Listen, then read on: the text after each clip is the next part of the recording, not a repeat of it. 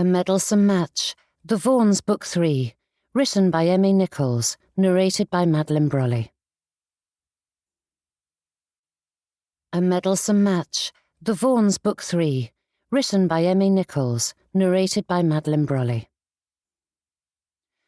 Prologue, Spring 1838, Danthorpe, Yorkshire. Brothers were a terrible bother. Familial bonds were well and good, but far too often they encouraged said relations to pester and meddle, needling their loved one until they won the day. This was doubly true of the older generations, be they parents, grandparents, or elder siblings. Those doomed to be the youngest of the line were at the mercy of those machinations. "Do not be a coward," hissed Lloyd, his expression full of the sort of exasperation that only an older brother could manage, as though his 5 extra years on this planet had granted him unending wisdom and insight. "Simply ask her. There is no harm in it," added Lloyd, nudging his sibling down the path. But there was nothing simple about it. Standing there on the church grounds, Walter Reed considered his predicament. St. Agatha's rose behind him, solid and unwavering, its weathered walls softened by the ivy and moss clinging to the mortar, and a gentle breeze stirred the ancient yews that stood sentinel along the low stone wall. Parishioners spilled out into the fresh morning air, all thoughts of hymns and sermons forgotten the moment their Sabbath obligation was met. Like the spring blossoms in the gardens, the ladies were a rainbow of colours clustered together, whilst their husbands glanced at their pocket watches, eager to be on their way. Children darted between skirts and coat-tails, their laughter ringing out as they undid all efforts to present them as polished, well-mannered members of the parish. Yet all the milling figures faded from view when Walter's eyes fell upon Miss Weathersby. It was as though the clouds had parted just for her, a shaft of sunlight spilling from the heavens to envelop her in gold. Her silken tresses were swept up in one of those curly confections that many attempted, but none managed with such effortless grace. And though Walter was certain there was some elegant name for the blue of her gown, all he knew was that it perfectly complemented her dark hair and warm eyes. "You are being ridiculous, Walter," added their elder sister as she came to stand beside her brothers. "You shan't win her favour if you never speak to her." And that support only encouraged Lloyd to redouble his efforts, but like so many who felt at ease in a crowd, Walter's siblings couldn't comprehend that what was easy for them was a Herculean effort to him. "Go," she said, nudging him toward Miss Weathersby. And Walter allowed it. Once the momentum was gathered, he was better able to place one foot in front of the other, though his heart felt liable to pound through his ribs. His eyes fixed upon his destination, revelling in every turn of her head as she glanced between her friends, a laugh lighting her expression. Which was when he realised Miss Weathersby was not alone. 3 other ladies walked with her, linked arm in arm as they strolled toward the churchyard gate, sauntering along on their merry way. An audience was the last thing he wanted, or second to last, as Miss Weathersby rejecting him featured higher on the list of dread. Slowing his steps, Walter followed as the ladies continued. With so many others spilling out onto the lane, he hid amongst the crowd, biding his time. The fork in the road was just ahead, marking the parting of ways, and his hands grew all the clammier whilst his mouth dried out, his tongue feeling like sandpaper as it fused to the roof. This was ridiculous.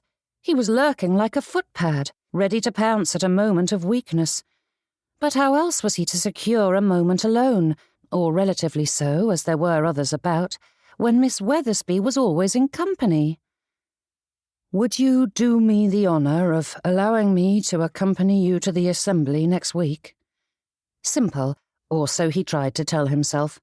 But as he rehearsed the question in his mind, Walter's pulse quickened until there was hardly a pause between one beat and the next. Was this what they meant when they spoke of episodes? Such things were common enough in older gentlemen, but Walter hadn't heard of a hearty man with only 20 years to his credit who had died from a failing heart. But he supposed there could be a first. Miss Weathersby continued on her way, striding down the path that would take her to her family's home, and the time for hesitation was gone. This wasn't his first attempt to secure her attention, and she rarely remained alone for long. Do not hesitate. Walter didn't run, but he appeared behind her far quicker than anticipated, and he blurted, "Miss Weathersby." The lady gave a start and turned to face him with a puzzled frown. "Yes, Mr. Reed?" May..." Walter's tongue refused to work. He mentally repeated the practiced invitation once more, but all he managed to say was, "Excellent weather we are having." The lady stared at him for a long moment, her lips twisting into an incredulous smirk. "Yes, Mr. Reed." "May I—" Walter cleared his throat and covertly wiped his hands on his trousers. "Accompany you?" Cocking her head to the side, she stared at him. "If you wish," he added. "I live just ahead," she said with a laugh, pointing down the road. "I do not require your escort." Was it his escort or any escort she did not require? Though it hadn't been his intended offer, her rejection stung, and he was at a loss to ascertain whether it was a matter of logistics or a lack of desire. But he supposed that mattered little, as it was still a refusal. "Good heavens, I am making a muck of this. May I please accompany you to the assembly next week?" How difficult is that to say? "The assembly?" he asked. Miss Weathersby wrinkled her nose, her brow furrowing as she tried to decipher his meaning, and heaven help him, Walter couldn't offer any clarification. But then her expression eased into a smile as the pieces seemed to slip into place. "Yes, I am attending the assembly next week," she said with a nod. "Mr. Galloway asked to accompany me. Are you attending?" Walter fought not to fidget as his mind, that slow and senseless organ, struggled to change tack. But as preparing his words hadn't been of any use, he simply opened his mouth, hoping something would emerge. "Would you join me for a picnic tomorrow?" Walter's brows rose at that complete sentence, and Miss Weathersby's expression mirrored it as the pair stood there silently for several long moments. "With you?" she asked. Walter didn't know how he managed it, but he nodded. A jolt of a laugh burst from her lips, and she shook her head as she continued down the road with a dismissive wave. "There is a book I've been meaning to read, and it sounds far more diverting." Rooted to the spot, the air was forced from his lungs as though she had landed a physical blow to his stomach. What was the worst that could happen? A simple question, and Walter had thought a rejection was the answer. Miss Weathersby strolled away, a chuckle on her lips as though crushing his heart beneath her heel had been exceptionally amusing, and her words rang in his ears, sharp and mocking. Walter's hands curled into fists at his sides, not in anger, but in a desperate attempt to hold himself together as a deep, hollow ache settled into his chest. What had he been thinking? Chapter 1. 10 years later. "And how do you know the happy couple?" An innocuous question, quite expected, really, when one was seated in a church amidst a host of guests awaiting a wedding. Though small in number, there were plenty in attendance who were not acquainted with one another, especially when one considered that the gathering was not limited to those residing in this village alone. Yet Miss Sadie Vaughn paused to consider the seemingly simple question. Chatting with a stranger was rarely something she wished to pursue, let alone at such a time, but the thought of being so blatantly rude was infinitely more difficult to bear. "The groom is a friend of mine." The older lady at her side made no overt comment about that, though a twitch to her brow testified to the oddity of the answer. "Known him since childhood, then?" "As I live in Thornsby, and he is some years younger, our paths never crossed until 2 years ago," she replied, refraining from expanding that it had been precisely 20 months since fate had thrown them together. Thankfully, Sadie didn't know the number down to the day, which spared her dignity a little.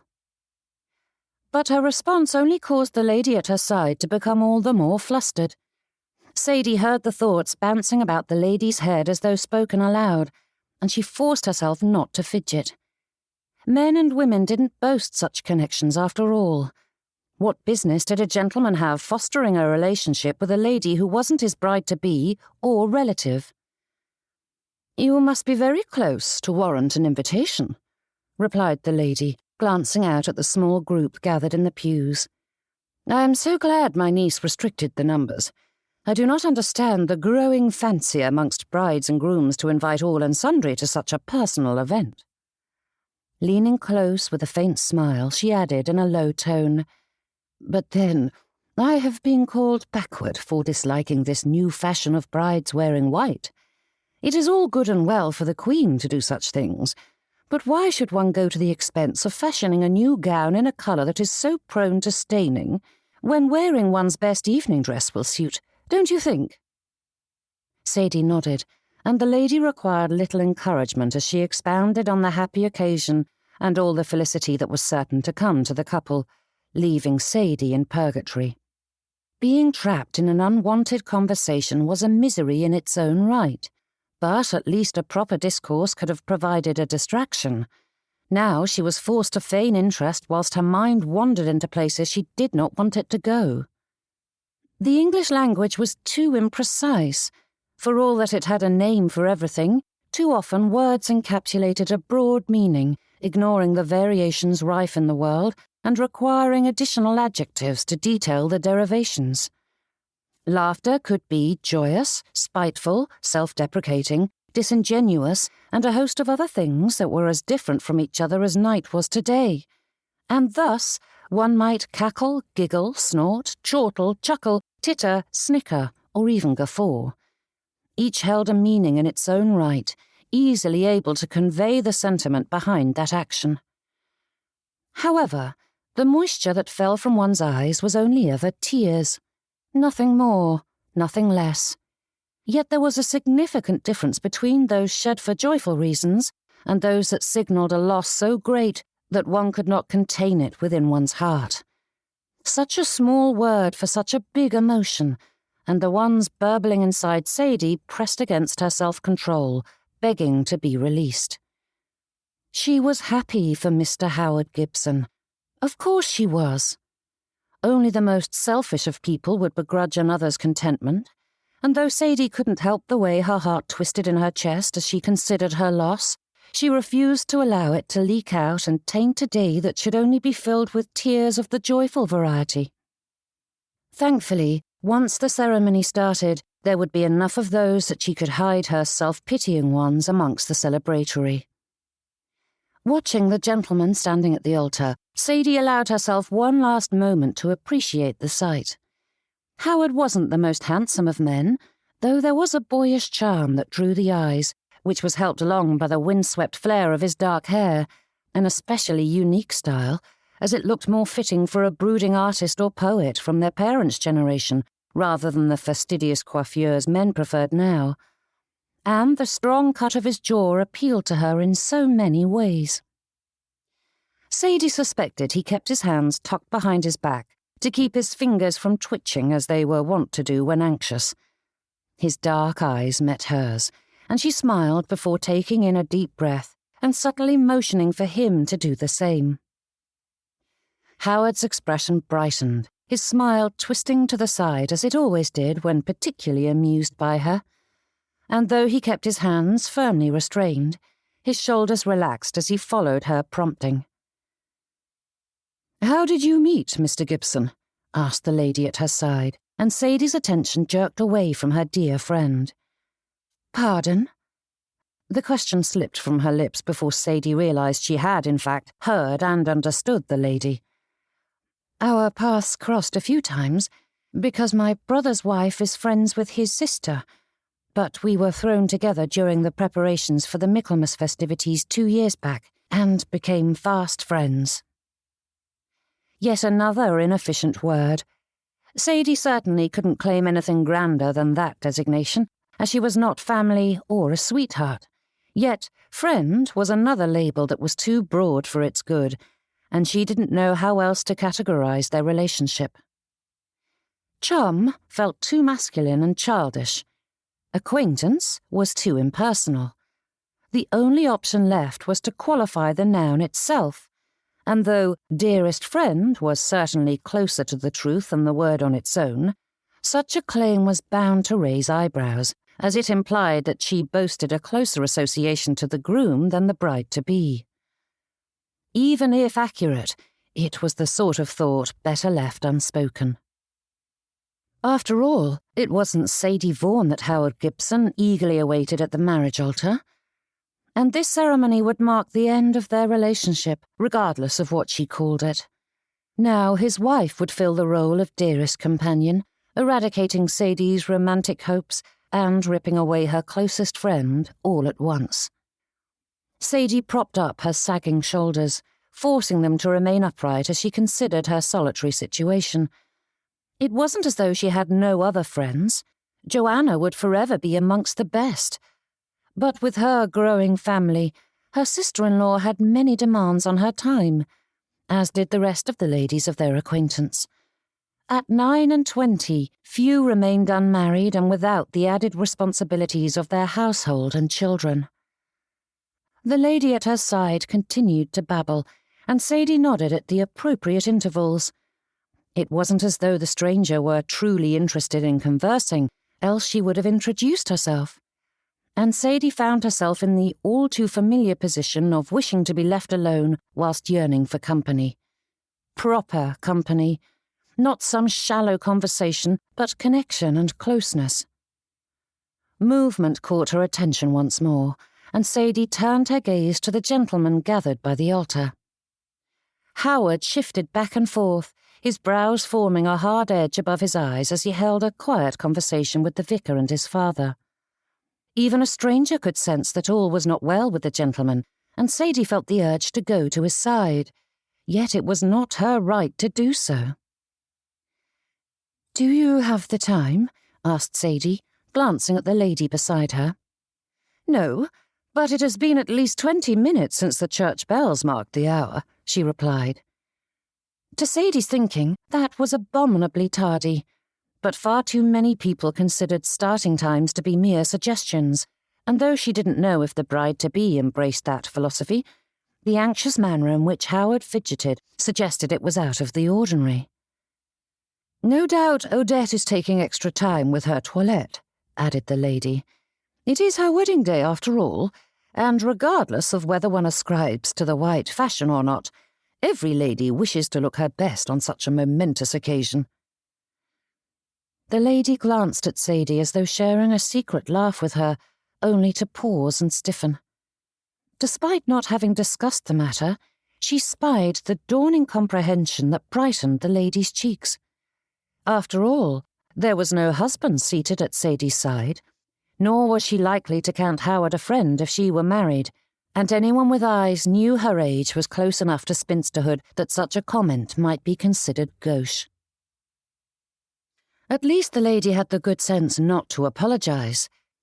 It was a simple mistake, and being unmarried wasn't a capital offence, though the way people fluttered and flapped about to correct their error certainly made it seem like the gravest of insults. "You live in Thornsby?" asked the lady, fairly stumbling over her tongue in her haste to erase her faux pas. The church door opened, saving Sadie from having to answer as the audience straightened and cast their eyes to the entry, only to find a lone figure striding down the nave with hurried steps. The servant handed the groom a letter without a word of explanation, and Howard's mother and sister rose from their seats to join him at the front as he read it. Mrs. Gibson snatched it from her son's hand, her brows rising as she reread the lines, and Sadie stiffened, perching on the edge of the pew. The older lady turned in place and began speaking to her son, and though their words weren't loud enough to be overheard, the strain of their tone carried through the tension in their muscles and the sharp pull of their features as the note was then handed to the vicar. Howard stormed the length of the transept and into the vestry, slamming the door shut behind him, and only the greatest amount of self-control kept Sadie from following. Her eyes riveted on the wood as it crept open again enough to see him pacing inside. The sound of furious whispers drew her attention back to the altar to find Howard's mother speaking to the vicar before shoving the note at her husband and hurrying after her son. The people at the altar teemed like ants whose hill had been kicked, but the vicar hushed them and turned to the audience, whilst Mrs. Gibson swept into the vestry after her son and closed the door behind her. Once more, the latch didn't catch, and the door inched open enough for Sadie to spy her friend marching to and fro. "It appears we must postpone the service," said Mr. Greensgate, shifting in place as he clutched his scriptures to his chest. Murmurs rose amongst the crowd, but the vicar raised a hand to quiet them. "The bride is indisposed and shan't be joining us today." "Don't be silly, Howard," cried Mrs. Gibson. That one declaration silenced the audience better than any effort on Mr. Greensgate's part. Sadie felt every eye turn to the vestry, their gazes fixed on that slight gap in the wood, and with everyone so silent, the voices within carried quite nicely through the cavernous nave. "This is a blessing in disguise," said Mrs. Gibson. Chapter 2. "A blessing, Mother?" demanded Howard. "She abandoned me at the altar in front of our friends and family, and you think that ought to be celebrated?" Mrs. Gibson's tone softened. "Not that part, of course. It breaks my heart to see you suffering because of her callousness. Ending a courtship at this late stage is painful enough, and one ought to have the decency to do so in person. However, I never understood why you set your heart on that silly young lady." The guest at Sadie's side stiffened, a sharp huff escaping her lips on her niece's behalf, though with the evidence of Miss Murray's flightiness on full display, Sadie didn't think the lady had the right to be offended. But all thought fled her mind when Mrs. Gibson continued. "Why would you choose such a vapid creature when you have a vastly superior one within reach? Not this again, Mother," he groaned. "I would like to thank you all for coming," said Mr. Greensgate, raising his voice to carry to the furthest reaches, though not a single person paid him any mind as they stared at the crack in the vestry door. "She is sweet and intelligent and your dearest friend. What more can a man want in a wife?" demanded Mrs. Gibson.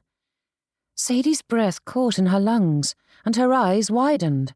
She tried to shutter her expression, but hearing Mrs. Gibson expound on the virtues of his dearest friend sent jolts of shock and pleasure skittering across Sadie's skin, which grew as Howard's sister and father glanced at her from their place beside the vicar. "I want love, Mother," said Howard, his scowl evident in every hard syllable. "No, you want a pretty poppet to parade about on your arm, someone who will inspire envy in every man you meet," she retorted. "Miss Vaughn's features may not be remarkable, but she is a wonderful lady with so many fine qualities that only a fool would overlook her in favour of a frivolous bit of fluff, and I didn't give life to a fool, Howard Gibson." Sadie couldn't breathe. The fire burning in her face ate away all the oxygen in the air, leaving it impossible to fill her lungs as Mrs. Gibson rambled at length about the lady she believed her son ought to wed. And despite all the praise of Sadie's good sense and kindness, it was Mrs. Gibson's other words that rang through the church like the bells above.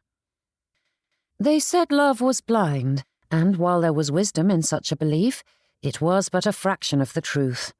Yes, one ought to be blind to the foibles of life, those instances in which one's behaviour couldn't be categorised as good or bad, but simply a difference in opinion. But ignoring another's inherent flaws wasn't loving. Dora Gibson adored her son as much as any mother could, but where so many of her ilk ignored their offspring's blatant faults whilst claiming that to be the deepest sort of love, Dora couldn't ascribe to such a belief. Firstly, true love was seeing another in all their broken glory and loving all the same.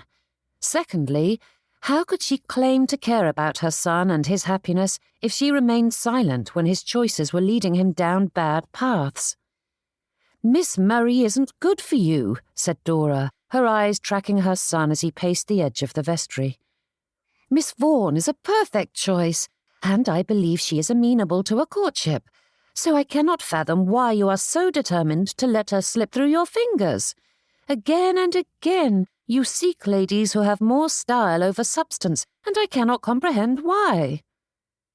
Howard turned to argue, but Dora knew the words before they emerged from his lips, and the frustration of this old debate pushed her to interrupt.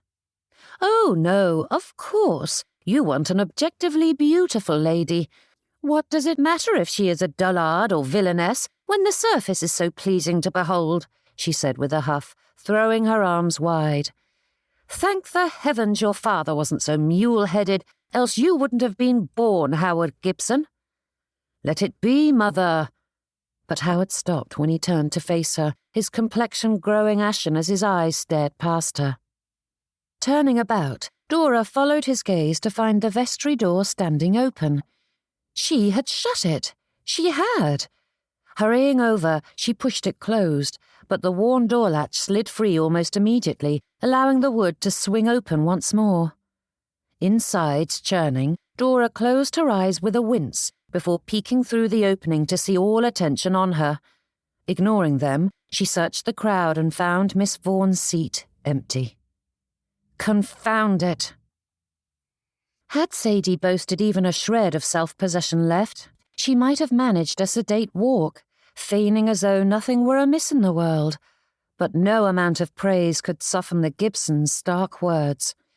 Howard's disgust dug into her heart like a knife, driven deeper by his mother's assurances that being a good, sensible sort of girl made up for Sadie's utter lack of outward enticements.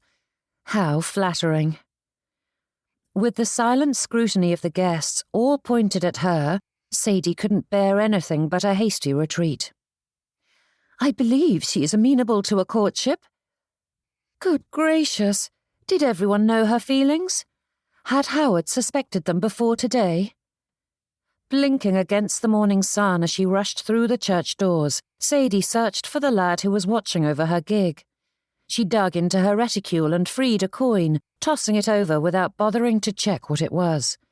The boy snatched it from the air with a beaming grin, as well he should, as the flash of silver revealed she'd likely given him a sixpence, which was a generous sum, even if Sadie had been absent the whole day. But it mattered not a whit. Pulling the reins into her hands, she swept up into the gig and gave Glory a nudge that set the mare trotting down the lane before any of them knew what was what. The movement set her down on the bench hard, knocking some sense back into her and forcing Sadie to breathe deeply and calm herself before she caused an accident. Glory was well trained enough to manage most of the work herself, but a crazed driver was a menace to everyone. But when the frenzy faded and her pulse slowed, a sodden sorrow flooded her heart, and before she knew what she was about, her silly eyes filled with tears, making it impossible to see. Trying to keep the reins steady, Sadie cleared her vision with a swipe of her wrist, but more replaced them. There was no way to categorize the type that slid down her cheeks, for embarrassment and sorrow blended into an agonizing mess that pulsed through her, making it difficult to breathe. Mrs. Gibson had all but declared Sadie's undying love for Howard, and he hadn't shown the slightest interest in his unappealing friend, no matter how sensible a choice she was. And that knowledge groaned within her. Such anguish was terrible enough to bear in the privacy of one's own heart, but the wagging tongues would scatter this about. Within 1 day, the whole of Danthorpe would know. Within 2, Thornsby would be abuzz. And with such tittle-tattle to feast upon, her humiliation would feed the horde for weeks to come. There was no hiding from it. She winced, her eyes sliding closed for the barest of moments, and when they opened again, her arms jerked at the sight of a gentleman in the road before her. He leapt backward, sending his hat flying, and she cursed herself as she tugged at the reins, jerking Glory to a stop before she ran the poor fellow down, and then doubly cursed herself when she recognized her would-be victim. "Mr. Reed, I do apologise," she said in a rush, tying off the reins. Though the desperate need to set things to rights pushed her to leap from the gig to fetch his hat, Sadie forced herself to keep her wits about her. Climbing down carefully, without breaking her neck, she babbled her excuses and remorse as she bent down to snatch up the hat.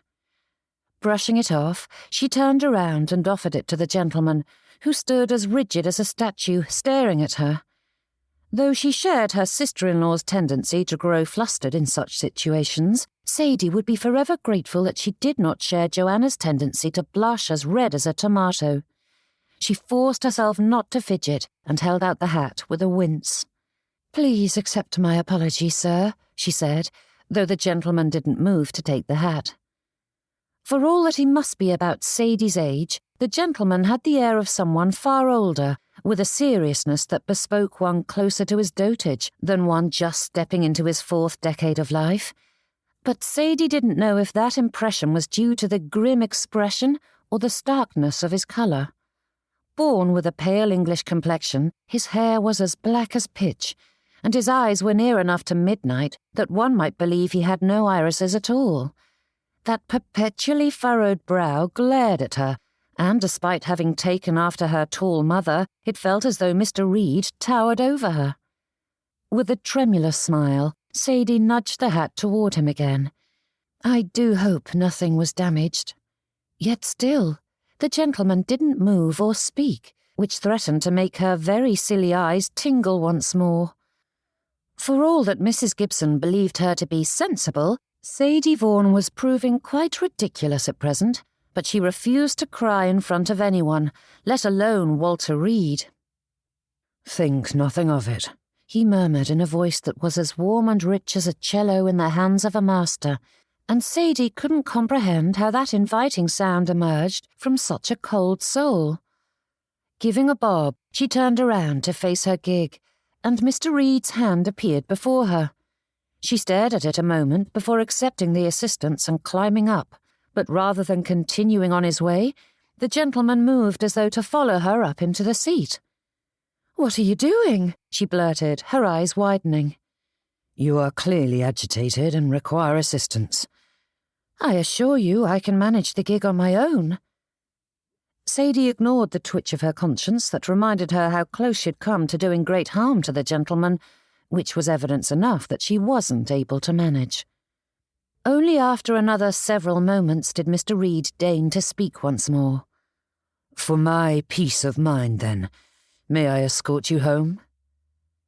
As she glanced down the way she was supposed to go, Sadie's rattled thoughts struggled for purchase, trying to grasp both what she wished to do and Mr. Reed's request. The sentiments from the church wove their way into that tumult, making themselves known as pain pulsed through her. Her eyes burned, warning her that her control was quickly slipping from her grasp, and the thought of anyone being party to such a display only added to her mortification, which, in turn, made her eyes burn all the more. "That is kind of you, Mr. Reed, but I assure you I will manage." "Nonsense," he said, but Sadie snatched the reins and shook her head. "I am returning home, and I do not want to leave you stranded in Thornsby." Mr. Reed's brow hardened further. "I can walk back, Miss Vaughn, but you are clearly in need of assistance." "Don't be ridiculous, sir. That is kind of you to offer, but it is unnecessary," she said, and before he could step up, she flicked the reins and set Glory moving down the road once more. The world quickly blurred as her feelings took control, spilling down her cheeks as she made her way home. Chapter 3. One ought not to underestimate the power of delusion and the ability to lie to oneself. Granted, when one was prone to such things, one was unlikely to recognize the issue, yet Sadie had thought herself aware enough to avoid such troubles. The world had changed 2 years ago. Perhaps not the entire world, but Edward's marriage had ushered in a new era for his sister. Mrs. Joanna Vaughn possessed no more talent for socializing than Sadie, but like the strands of a rope, they were stronger together, and with her sister-in-law at her side, Sadie had discovered a new strength within herself. With Joanna feeling poorly, Howard licking his wounds, and Mamma in London with Papa, Sadie had been forced to choose between foregoing the event and attending on her own. She might have enticed Edward to join her, but with their father's practice keeping him occupied, her brother no longer had the time to save his sister from her own nerves, and asking Gregory to attend was a fool's errand. 2 years ago, the thought of venturing into society without a companion on hand would have set Sadie in a dither. To risk being shunted to the side, abandoned in a quiet corner, alone, the horror! The Sadie of now, poor deluded woman that she was, ignored good sense and the disastrous event just 3 days past, and welcomed the opportunity to attend an afternoon tea on her own. Perhaps Sadie wasn't delusional as much as hopelessly optimistic, forever thinking this time she would easily slide into conversation with someone. Clutching the teacup and saucer in her hand, Sadie feigned interest in the Sempers artwork and wished she were in Thornsby. Having spent so much of the past 2 years socialising amongst Danthorpe with Howard at her side, she hadn't given the invitation a second thought when it arrived last week, despite knowing he wouldn't attend as he ought to be on his wedding trip. Yet another fit of optimism. Why did she believe she still had a place amongst this set when her sole connection was gone? Despite the village being near enough to Thornsby for social circles to overlap, Sadie had done little flitting between them before her friendship with Howard, and she'd been a fool to think it would continue without him. Conversations filled the air, and though Sadie didn't turn her attention from the painting, she felt the ladies shifting between groups and milling about, though that awareness faded as her eyes truly focused on the image before her. The artist had masterfully captured the field of heather. The oft-times bleak moors were alight with streaks of purple, and the sunlight filtering through the patchwork of clouds lent the world a golden glow. Leaning closer, Sadie looked for the signature in the corner. "Miss Vaughn, why are you standing here all alone?" asked Mrs. Stapleton as she drew up beside her. With a teasing smile, she added, "I promise we do not bite." The warmth in her tone helped to ease some of the strain in Sadie's muscles, and drawing in a deep breath, she decided a bit of self-deprecation might just be the thing. "I fear that without my friends or family at my side, I am a coward of the highest order. I am forever afraid of intruding," she replied with a faint wince. Mrs. Yates drew up beside her friend, taking Mrs. Stapleton by the arm. "I know precisely what you mean. It is so much easier when one isn't expected to venture out alone." "And how are your parents? They have been absent for so long. Should we be afraid of losing them to London?" Mrs. Stapleton gave a light laugh before hurrying to add, "Not that we aren't pleased to have your brother seeing to our needs. He is a delight." Mrs. Yates nodded. "Such a good sort." Sadie echoed the movement as she dusted off the usual excuses for her parents' absence. Despite it feeling a tad dishonest, they had family aplenty in London to give the ruse veracity, as did the fact that her father's medical needs were his private business and needn't be spread about, just as these ladies wouldn't care for their physicians to gossip about their illnesses. A flutter in her stomach had Sadie fighting back a frown. No doubt everything was fine, and there was no need for concern. Even if Mamma's last letter hadn't been very comforting, and had arrived over a sennight ago, would the doctors heal his eyesight? "And how are you faring?" Mrs. Yates leaned closer, her brow twisting together as she lowered her voice as though the others weren't keenly aware of what she was asking. Sadie's muscles tensed, and she drew in a sharp breath as her thoughts whirled. If the young lady's intentions had been of the poisonous variety, Sadie's comprehensive education in managing shrewish companions would have made it easy to fabricate some meaningless response and brush aside further prodding. But kindness, well-meaning intrusions were so much more difficult to navigate. Mrs. Yates meant to support and uplift, yet Sadie didn't know her well enough to answer truthfully, to say nothing of the fact that this was neither the time nor place for such weighty discussions. "Oh, yes," said Mrs. Stapleton, her curls bobbing as she nodded.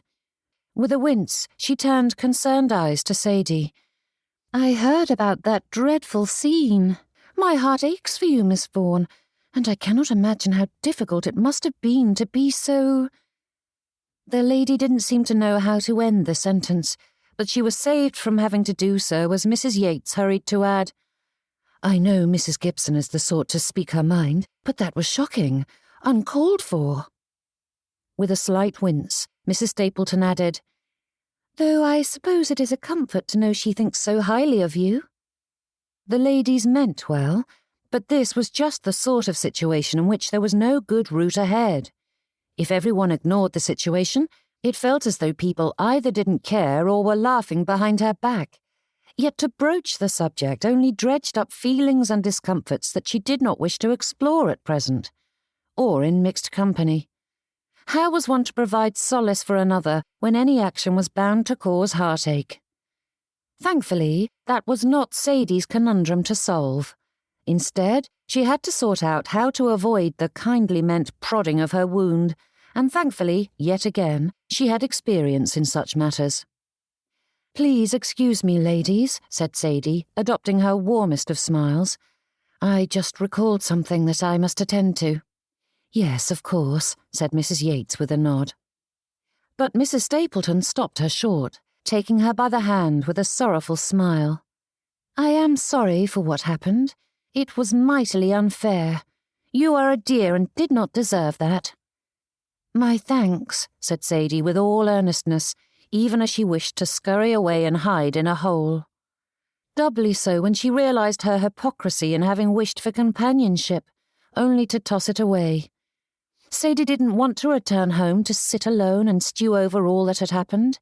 She craved distraction and connection, yet the usual avenues were closed to her, and those that remained held no appeal. Just a moment to gather herself, and she could try once more to find a conversation that didn't involve discussing any recent gossip surrounding herself and a certain gentleman. Setting her teacup on a side table, Sadie strode away, moving with enough purpose to make it clear she was heading to a specific destination, even if she didn't know what it was. The Sempers' parlour was a long room formed from 3 smaller ones sandwiched together, though the division between each was hardly noticeable when the doorways were nearly as wide as the room itself.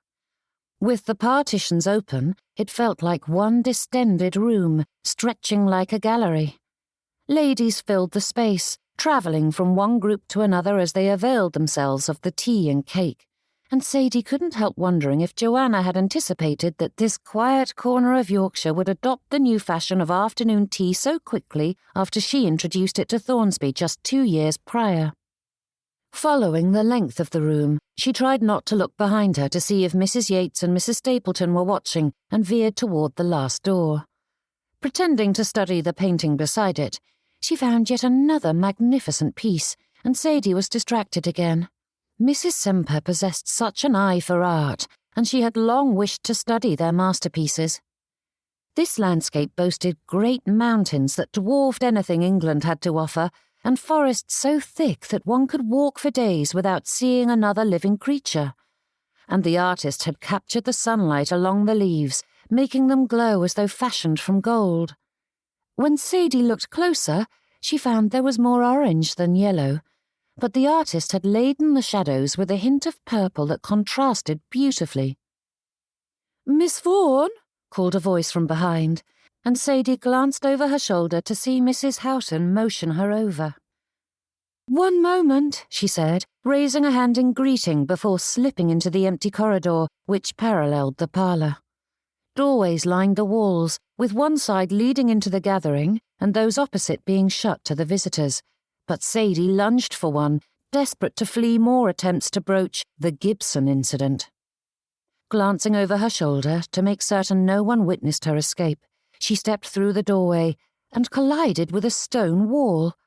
Jerking back, Sadie stared at the doorway, which opened into nothing, and though she knew it would do no good, she brushed a hand against the impediment as though that might erase it.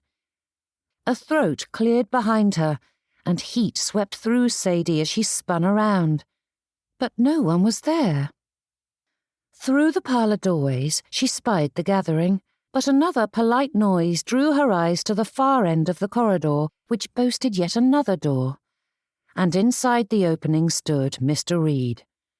Hands tucked behind him, the gentleman stared at her, and she stared right back, while standing before a false doorway. Sadie held back a groan.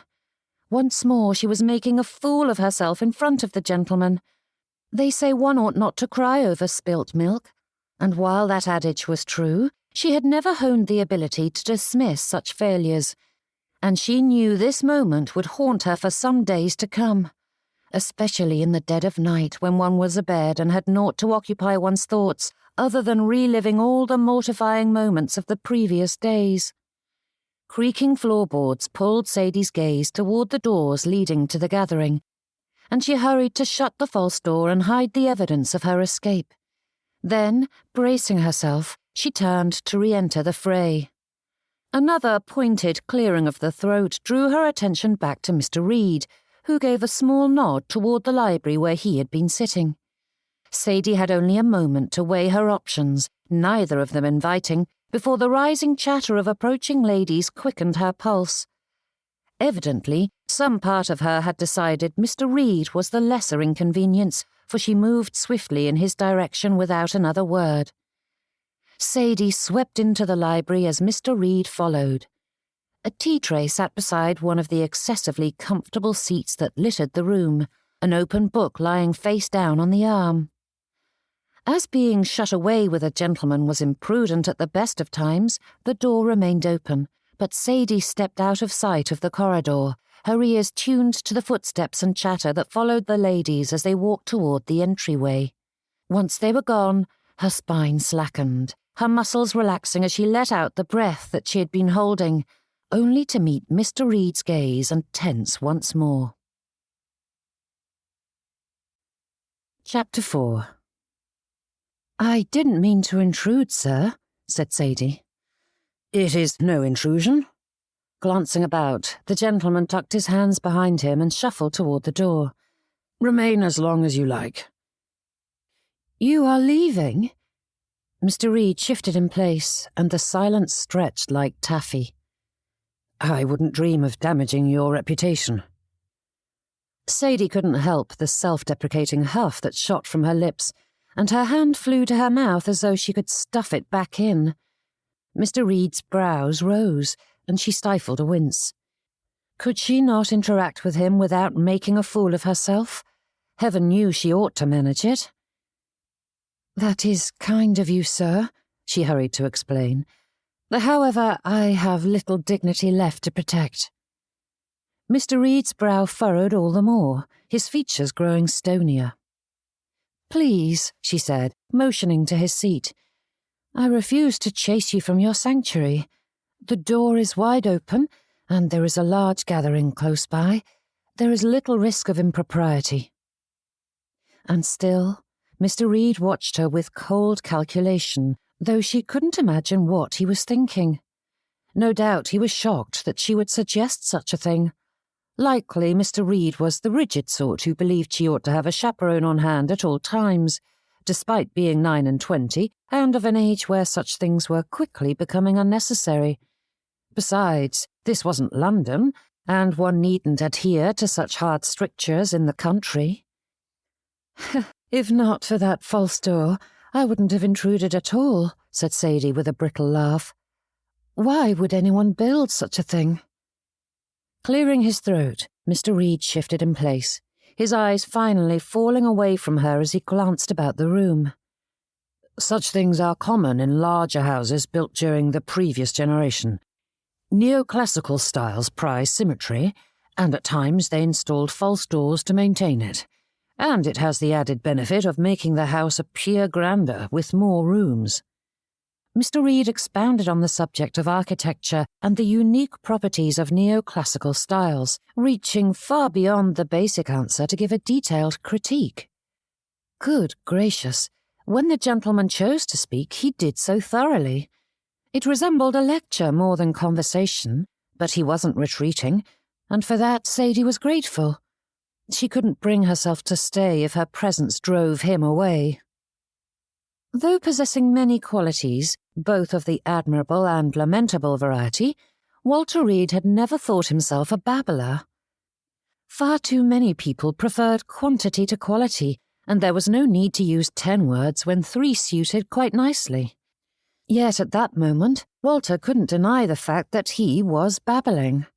Quite thoroughly. Confound it, man! After having bungled the opportunity to drive Miss Vaughn home just 3 days prior, Walter hadn't believed his luck would provide him with a second attempt, yet here he was, making a proper mess of things. Again. Forcing his mouth shut, he tried not to gape as she turned her attention to the shelves around them, which were filled to the brim with a selection of books that would make any reader salivate. Leather tomes on every subject and genre lined the walls around them, and her eyes drifted down the neat row, whilst Walter struggled to breathe properly. "Say something. Don't allow another opportunity to pass." "What are you doing in the Semper's library?" asked Miss Vaughn, her eyes quickly swinging to his with a raise of her brows as though only just realizing the strangeness of their position. "I am their son's tutor, and Mr. Semper gave me free use of it." "There, that wasn't so difficult, was it?" Miss Vaughn nodded. "Ah, yes, I had forgotten that. It is a beautiful selection." As she turned her gaze back to the books, a smile tickled the edge of her lips, and Walter couldn't look away. Though many deemed her looks middling, he couldn't fathom why. Miss Vaughn rarely grinned with abandon or displayed grand expressions, but her feelings shone in her eyes. Despite their narrow shape, narrower still when she was particularly amused, there was such life in those brown depths, and when she smiled, crinkles formed at her eyes and lips like graceful quotation marks, framing the unspoken delight in her heart.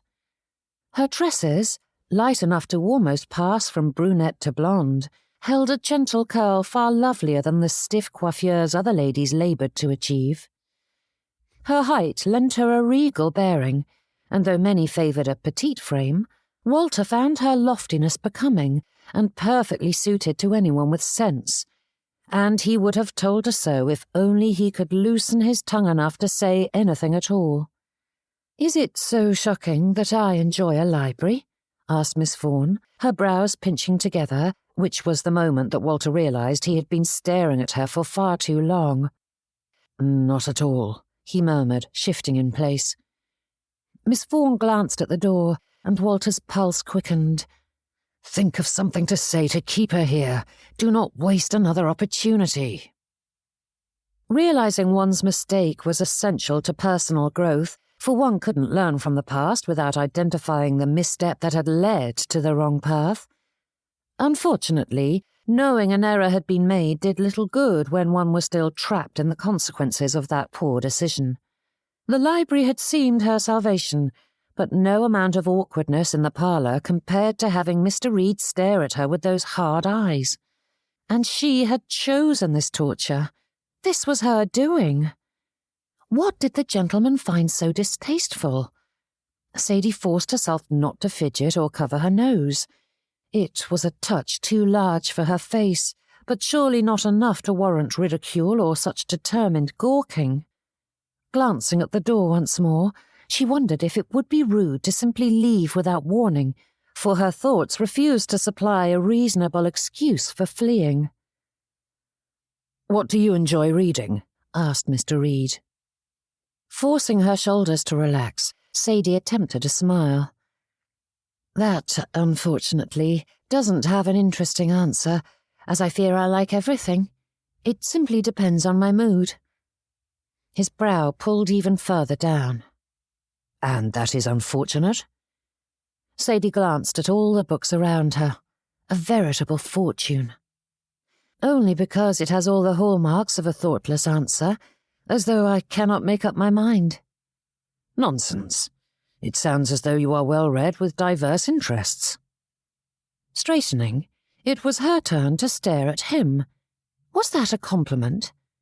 His tone was so stern it was impossible to say, though the words had all the appearance of praise. Sadie nodded at his abandoned book.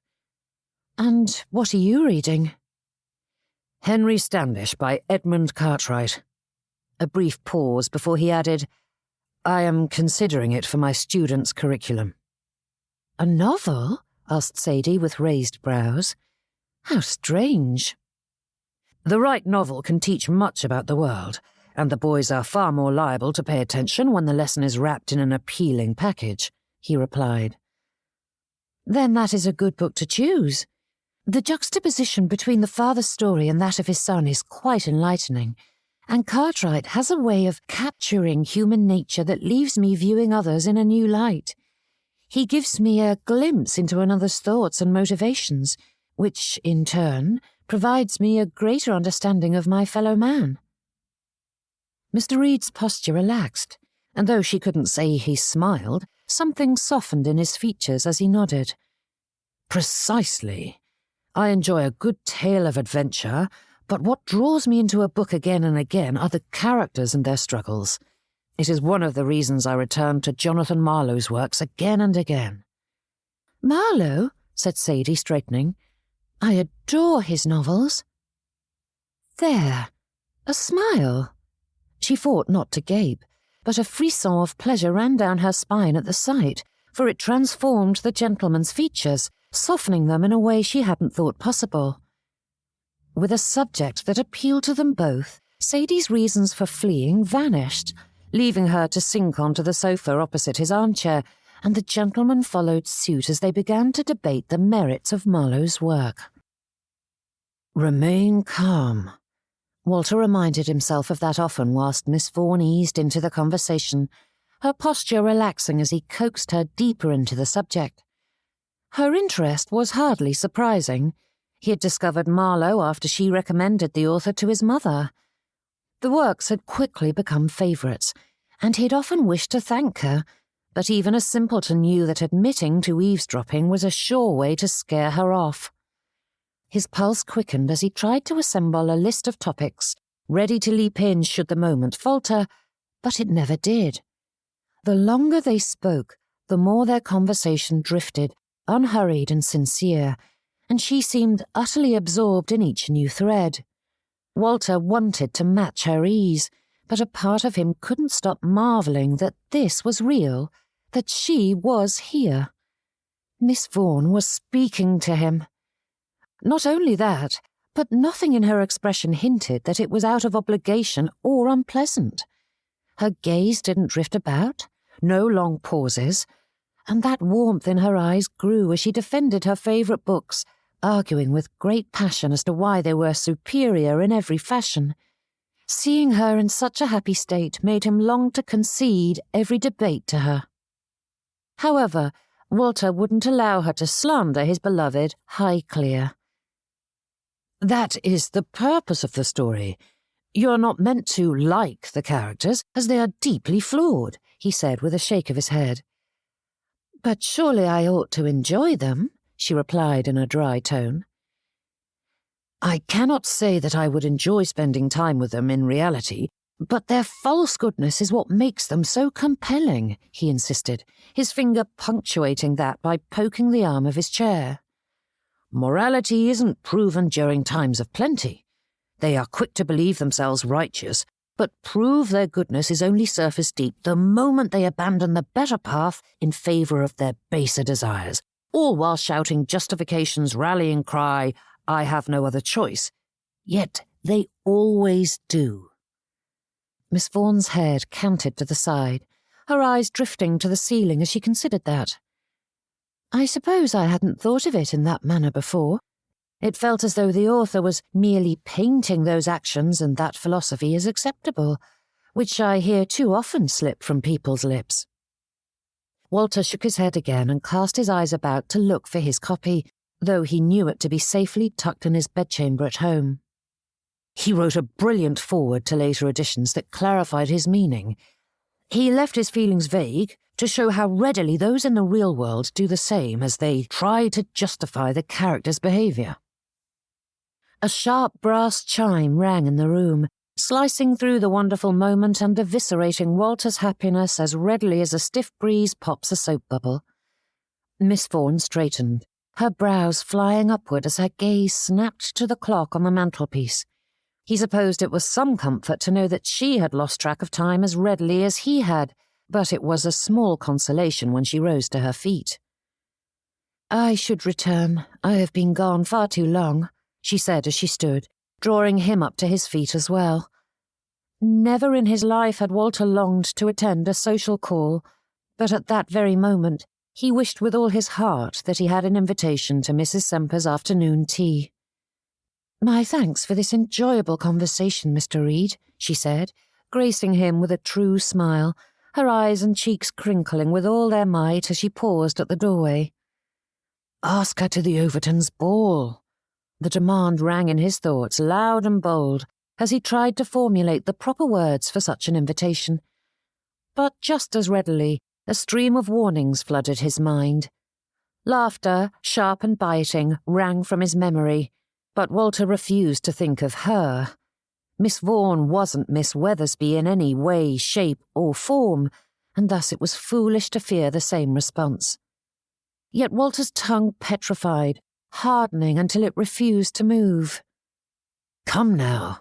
Gibson was a fool for letting Miss Vaughn slip through his fingers. Are you going to follow suit?" Walter opened his mouth, but the lady waved a farewell and disappeared through the doorway before he could stop her. "You fool!" he hissed at himself. "Pardon?" Miss Vaughn peeked back through, and Walter's blood ran cold. "Did you say something, Mr. Reed?" Fixed in place, Walter stared at her, his mind doing its best to mimic a startled deer, standing in the roadway as a carriage barreled toward it. Miss Vaughn's brows drew together, the light in her eyes dimming as she stood there, silently waiting. Nothing, he managed. Miss Vaughn looked at him askance. "Oh, yes, well, once more, thank you for allowing me to invade your sanctuary." "Any time, Miss Vaughn," he whispered, his heart pounding against his ribs as he realized that she hadn't called him sir in quite some time. An improvement indeed. Her lips pulled into a crooked smirk. "I will keep that in mind the next time I attempt to walk through a false door." Walter tucked his hands behind him. "If I am being completely honest, Miss Vaughn, I learned about the reason behind them after walking straight into one during my first visit to Montmore Hall." Miss Vaughn chuckled at that. "Thank you for keeping me company. I thoroughly enjoyed our conversation." "Have I convinced you to give Highclere its due?" Where that teasing question came from, Walter didn't know, but he forced himself not to grin like a fool when the lady laughed. "Almost, Mr. Reed," she said, giving him another wave before disappearing. Letting out a heavy breath, Walter collapsed into his chair, his limbs hanging limply over its arms. "Would you attend the Overtons' ball with me? Is that so blasted difficult to say?" A silly question, for the answer was quite clear enough. Walter Reed was a coward. Chapter 5. It was said that a lady's countenance must remain as serene as a pond on a still morning, no matter the storm swirling beneath its surface. Long before a hostess mastered the nuances of seating arrangements and menus, she first learned to never betray her nerves. If the cook burned the lamb, if the flower arrangements wilted, or if a guest snubbed her, not even a hint of distress was to reach her eyes. Her composure set the tone for the entire evening, and the merest flicker of unease could ripple through the gathering, casting a pall over her well-laid plans. Indeed, the true mark of a hostess was the ability to smile warmly, whilst her heart raced and her mind spun in 100 directions. A dropped teacup or an unexpected arrival at the door might jolt her inwardly, but outwardly she was implacable. Of course, if one couldn't master that skill, money proved quite useful in overcoming any deficiencies, and marrying into one of the premier families in the area had granted Mrs. Dora Gibson much grace over the years. With her husband's vast coffers, local society was quite willing to tolerate Dora's eccentricities. It wasn't that she couldn't bottle up her emotions like some eau de parfum from Paris. She wasn't a child, and self-mastery was something every adult ought to practice. But Dora cared little for the absurd hypocrisy that plagued society. Those who worshipped at the altar of decorum also gallivanted about parlours, playing games that would shock in any other setting. A lady's reputation would be ruined if she were caught kissing a gentleman who wasn't her intended. Yet when it was a penalty accrued during a bit of revelry, it was considered good fun. So, why must someone feign indifference when one cared greatly? And Dora cared greatly about her plans for Miss Vaughn. Stepping into the corridor, she glanced at the clock standing along the wall and frowned. It wasn't like the young lady to be late, but then it wasn't like her to not respond to an invitation. Granted, Dora's note hadn't indicated that one was required, yet Miss Vaughn was the thoughtful sort to confirm or reject the offer. Dora turned on her heel and marched back into the parlour, planting herself before the window. Of course, it didn't face the front drive, but the far prettier grounds, an undulating expanse of green framed by towering trees. On any other day, the view might have soothed her, especially with the dappled sky casting a vivid contrast of sunlight and shadow, each made more brilliant because of the other. But today, her nerves were strung too taut to be calmed. "Are you expecting someone?" asked Howard from the writing desk as his pen scratched along the paper. "To whom are you writing?" she asked in return. "William," he said in a distracted tone that said only part of his attention was on the conversation. "But why are you stalking about?" Dora rested her hand on the windowsill. "I invited Miss Vaughn for tea." A sharp huff and the clatter of a pen drew her around to face her son. "Why would you do that?" asked Howard with a scowl. Brows raised, Dora crossed her arms. "She is your friend, and we embarrassed her. She deserves an apology." With a scoff, Howard turned back to his letter. "Miss Vaughn isn't one to hold grudges. We were distressed, and she will not hold our words against us, so there is no need to add to our discomfort by dredging up that business again." "I did not raise you to hide from your responsibilities," said Dora with a frown. "We embarrassed her, and whether or not she is angry, she deserves an apology." But her words faltered at the sound of conversation. As the servants wouldn't be having a cause, Dora knew it must be the young lady herself, an assumption confirmed when the footman entered the parlour. "Miss Vaughn to see you, madam," he said with a bow, and Dora waved for him to fetch her. Turning to her son, she gave him a hard look. "Be kind to her, Howard." Setting down his pen once more, he stared back at her. "Why wouldn't I be? I may not wish to trot out this embarrassing interlude again, but that does not mean I will be beastly. She is a friend, after all." Dora brushed off her skirts and straightened when Miss Vaughn appeared. Thankfully, she had been divested of her things, meaning she might stay for a proper visit. However, the young lady's posture was stiff and her expression too hesitant for Dora's liking. "Oh, my dear," she said, sweeping forward to greet Miss Vaughn with a buss on the cheek. "Thank you for coming." "You sound surprised," said Miss Vaughn with raised brows. "Why wouldn't I come?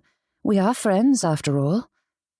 Turning to lead the young lady to the sofa, she gave her son a narrowed look, and he rose from the desk to join them. Howard moved to sit opposite, but Dora slipped into the seat before he could, forcing him onto the sofa beside Miss Vaughn. Perched on the edge, Dora leaned forward. "Perhaps I ought to be more circumspect, but I would rather arrive at the point of this invitation, besides wishing to see you, of course. I know I embarrassed you greatly the other day, and I am so very sorry for that. I do hope you know it wasn't my intention. Please forgive me." Miss Vaughn held herself stiffly, her hands clasped tightly in her lap, though she nodded and affected a smile. "Of course, Mrs. Gibson." For all that Dora had hoped to hear those very words, they came too quickly to be believed. Yet despite preferring bluntness, she knew better than to press the issue if she wished Miss Vaughn to be at ease. Better to let things be and allow it to run its course. The lady was here, after all.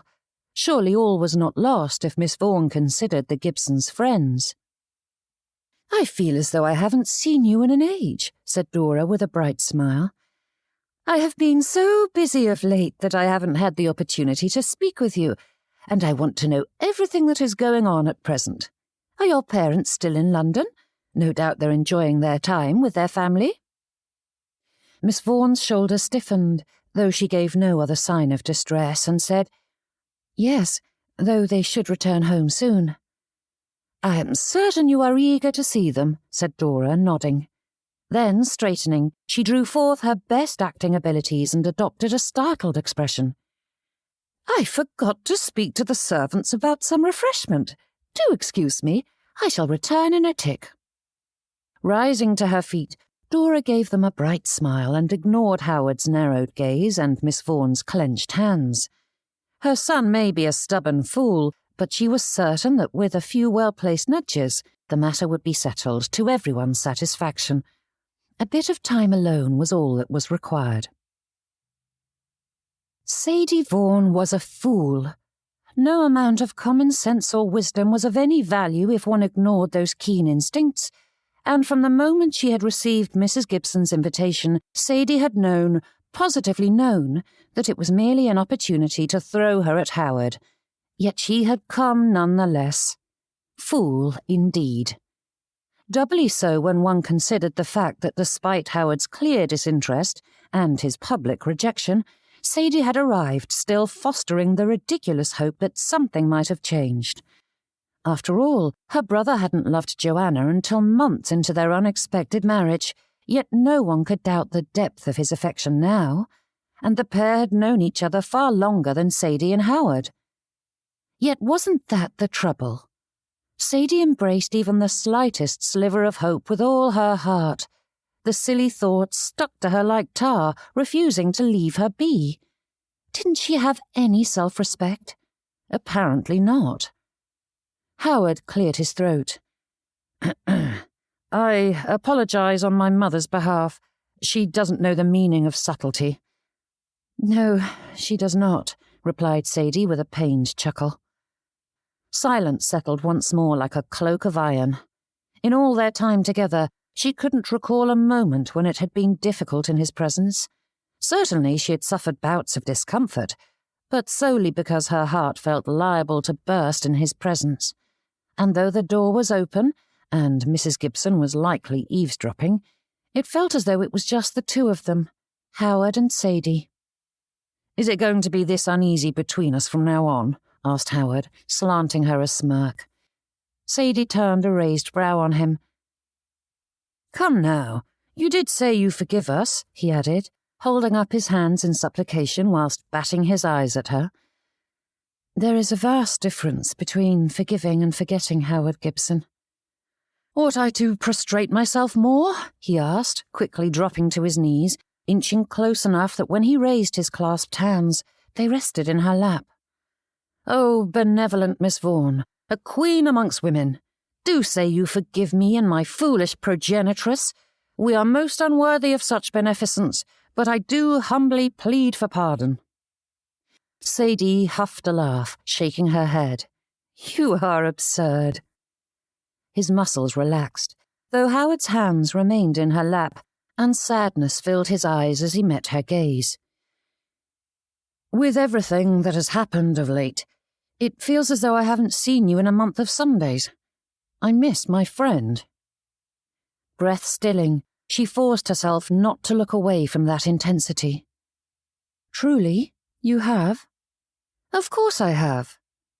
And the tightness in her chest eased. With a wink, he added, "Who else will listen to me complain for hours on end?" Sadie laughed. "Oh, is that so?" Howard's expression sobered, his gaze holding hers for a long moment before he nodded. "It has been a difficult few days." Patting the cushion beside her, she urged him to return to the sofa, and he rose from his crouch with a sigh that seeped from his very bones. Sadie twisted in place, turning to face him better, and propped herself up with an elbow on the back of the sofa as he stripped off his frock coat and cast it aside before sinking low in his seat, his feet stretched out before him and crossed at the ankles. Sadie let the silence linger as he stared at the ceiling, his hands clasped on his stomach, and she considered what to say, hoping she had the proper words to offer her friend. "Odette eloped," he whispered, his brows twisting together. Chapter 6. With a start, Sadie stared at him. She did? With whom? Turning a painful gaze to her, Howard huffed. In her letter, she said she had thought she was happy enough to marry me, but when it came time, she couldn't bear it. Ran off to Scotland with her true love instead. Howard's eyes turned upward again, boring into the plaster above them, and he huffed. And isn't that the salt in the wound?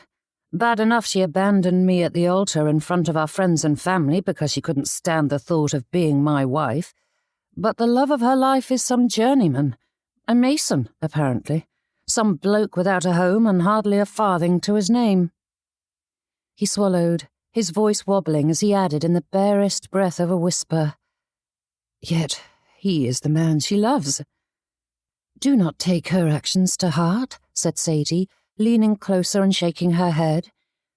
"That she allowed your engagement to progress to that moment, all while knowing herself to be in love with another, speaks poorly of her, not you. She ought not to have accepted your proposal if she was so conflicted, and certainly she ought not to have rejected you in such a public fashion. How selfish of her!" Reaching over, Howard snatched her free hand in his, entwining their fingers with a faint smile. "Do you truly believe that?" "Certainly," she said with a sharp nod. "At the very least, she ought to have spoken to you directly, rather than leaving a note. And even if she did so because she was afraid her family would discover her plans, she could have written to you privately before the ceremony was set to begin, and not have it delivered in front of the entire wedding party."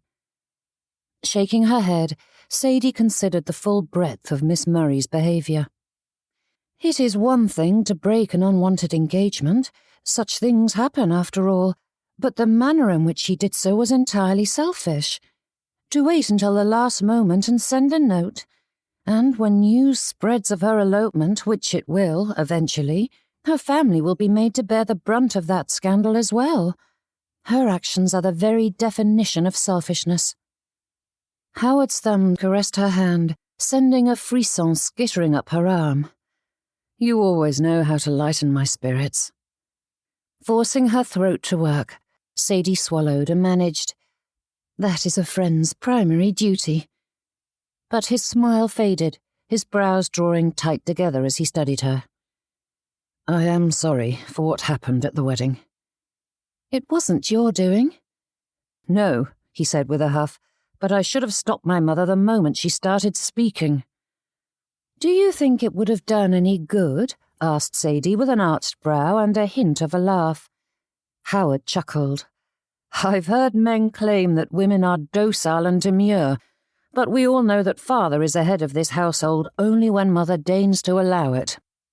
Smiling at that, Sadie fixed her gaze on their joined hands, wishing he understood the significance of that small gesture.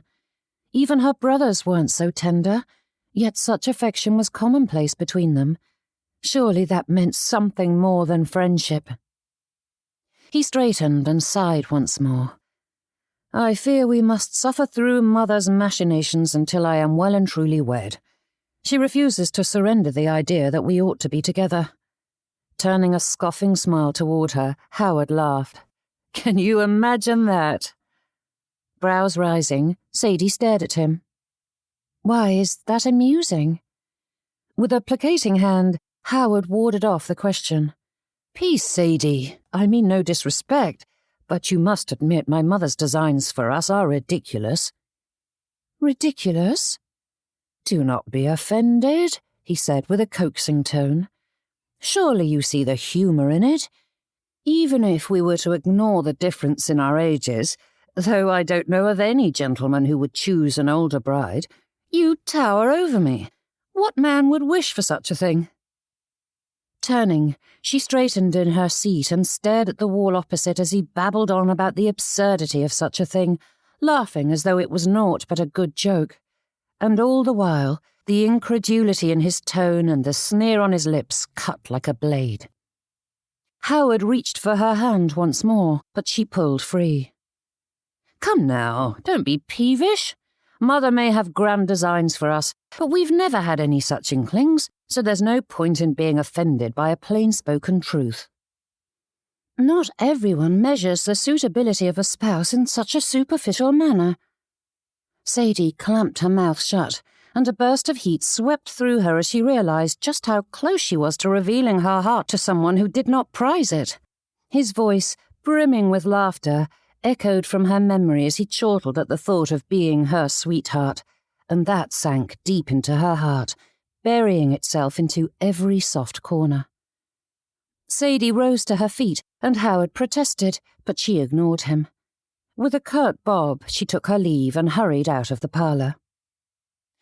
"Miss Vaughn," called Mrs. Gibson, which only spurred Sadie to move faster as she snatched up her things from the footman and fled the house. "What did you say to her?" demanded Dora as she swept into the parlour to find her son splayed across the sofa. "And where is your frock-coat, young man? Do you regularly sit about in your shirt-sleeves in front of Miss Vaughn?" But Howard waved away the horror of that question. "She is a chum, so what does it matter?"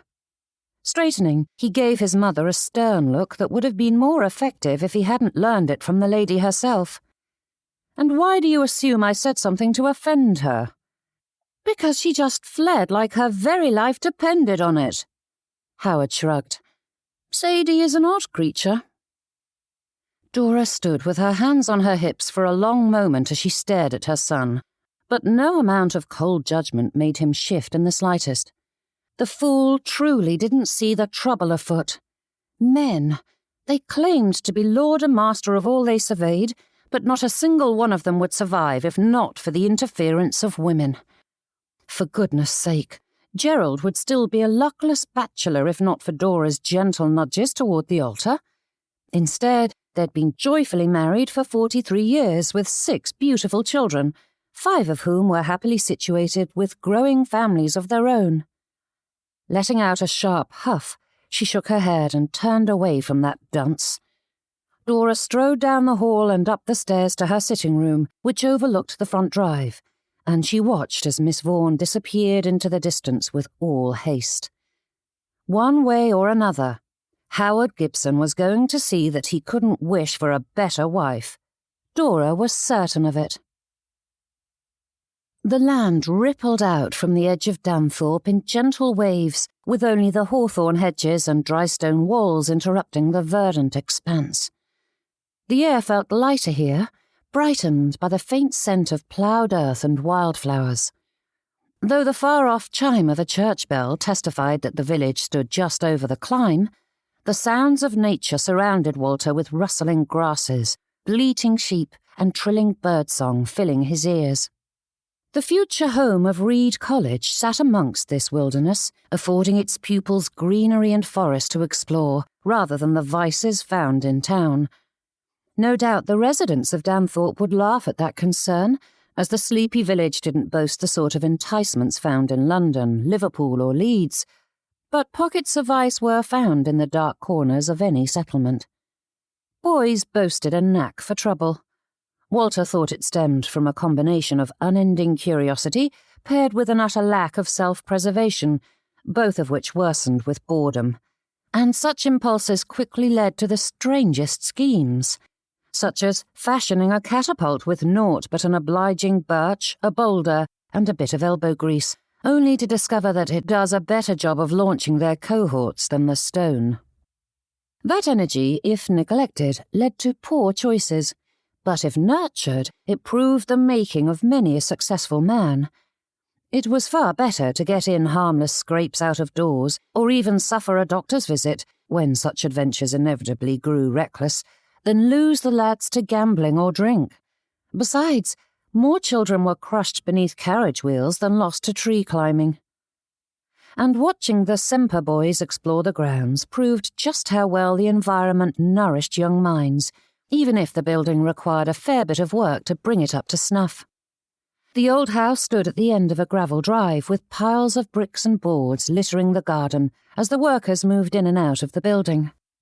The restoration work had necessitated clearing the ivy that had clung to the lower edges of the greystone facade, but Walter's imagination conjured the greenery that would return when construction was finished.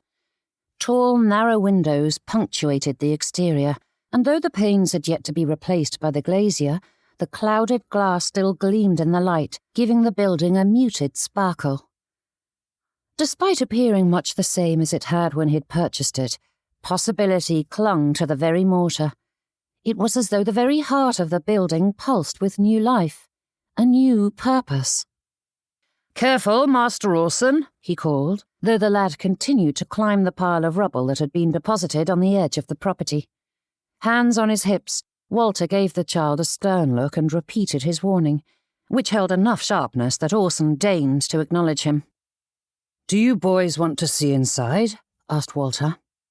Humphrey charged for the door, and his tutor called to him, drawing him up short. Going to the steps, Walter faced the boy and waited as all three lined up together. "Remember," he began. "Do not touch unless we are told we can," said Roland. Walter nodded, and the eldest puffed out his chest as his tutor asked, "And why is that?" Humphrey glanced at his elder brother and added, "Because we could get hurt." The youngest groaned as though such a thing were of no importance and ought not to be remarked upon. "And?" prompted Walter. "And we shan't be allowed back," said Orson, his lip twisting the consonants ever so slightly, and his shoulders fell as though that were the worst punishment a 7-year-old could bear. "These men are professionals and are here to do a job, and they will not thank you if you impede or ruin their work." Walter held up a finger and added, "However, I have no doubt that they would enjoy demonstrating their trade if you ask nicely. But if they say no—" He waited as they recited in unison, "Then we shan't bother them." "Good job, lads," he said, nodding to the front door. "Now, have at it." And with that, the three rushed the stairs and swarmed the house. As much as Walter longed to call out more warnings, anyone who worked with children knew there was a limit to how much one could expect, and it was better to pick one's battles. Ears attuned to their every move, Walter followed them into the building. Chapter 7. Light surrounded him. That was what had attracted Walter to the building in the first place, and the cost, of course. Despite being indoors, it felt as bright as if he were standing outside, something he planned on encouraging with a new coat of white plaster. The staircase wasn't what one might consider grand, though the workmanship was such that Walter had done everything in his power to maintain the original, and as Humphrey was already attempting to slide down the banister, he knew it would be a popular feature amongst many of the future residents as well. "Careful there, Master Humphrey," warned Walter, and the boy lowered the leg he was about to swing over the top. Making his way into the parlour, he found Roland in conference with the mason, who was showing him the various tools with which he worked, whilst Orson climbed into the fireplace, pointing his face up the chimney to hear his voice echo off the brickwork. As there was no harm in that, Walter left the lad to it and turned his attention to the work that had been done. Leaning close to the wall, he examined the bare patch that the plasterer hadn't yet covered and ran a finger along the dry mortar, which crumbled beneath his touch. Walter drew up to the section that had been plastered over, and he wondered how much more of the mixture suffered from too much lime and needed to be redone. But a quick knock against the finished section of wall gave him a different trouble to consider. Clearly, the plaster hadn't been properly affixed to the stone. Walter felt the mason's attention on him as he inspected the work, though Glenn's lecture didn't slow as he showed Roland how he sealed the cracks, doing so with far more care than he had employed elsewhere. Scouring the room, Walter spied several more examples of poor craftsmanship, though he couldn't say if they were due to ignorance or laziness. He considered the completed work and that which needed to be done. One couldn't expect perfection, and it could easily cause more trouble if he were to stir up a fuss about a few mistakes, yet there were far more than a few, and to leave them would guarantee a costlier repair later. With Roland and Orson safely occupied, Walter wandered from the parlour and searched for Mr. Dix, but the foreman was nowhere to be seen. Confound it! Walter had hired the fellow to keep an eye on the restoration because he didn't have the means to do so whilst keeping up with his work for the Sempers, yet Mr. Dix was rarely about.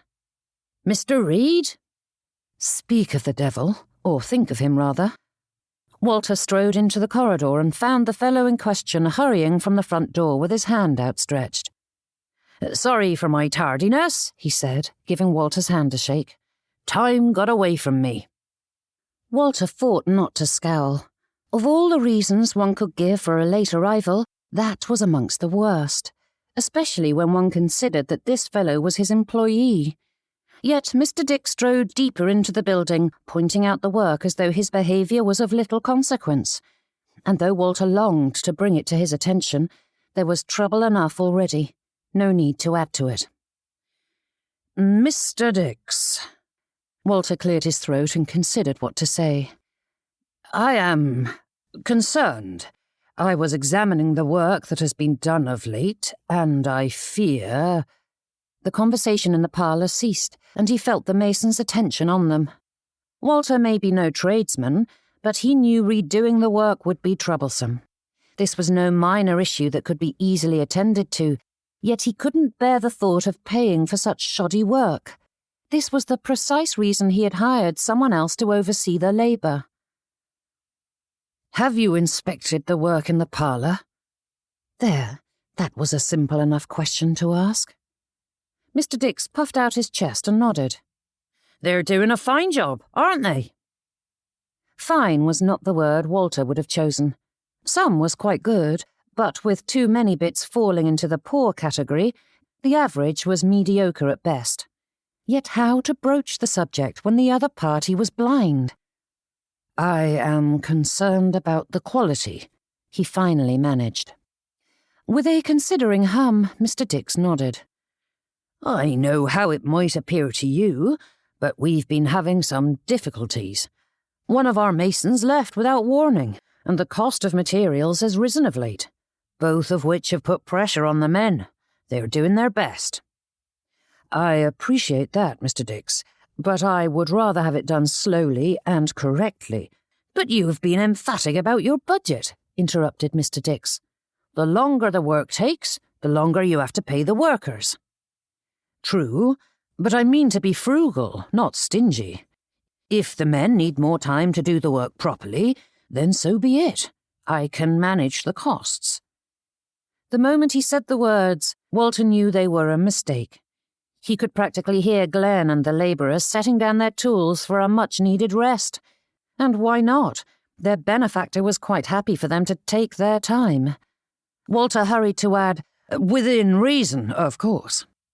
"You are overthinking things, Mr. Reed," replied Mr. Dix with a jovial smile and a hearty pat on the shoulder.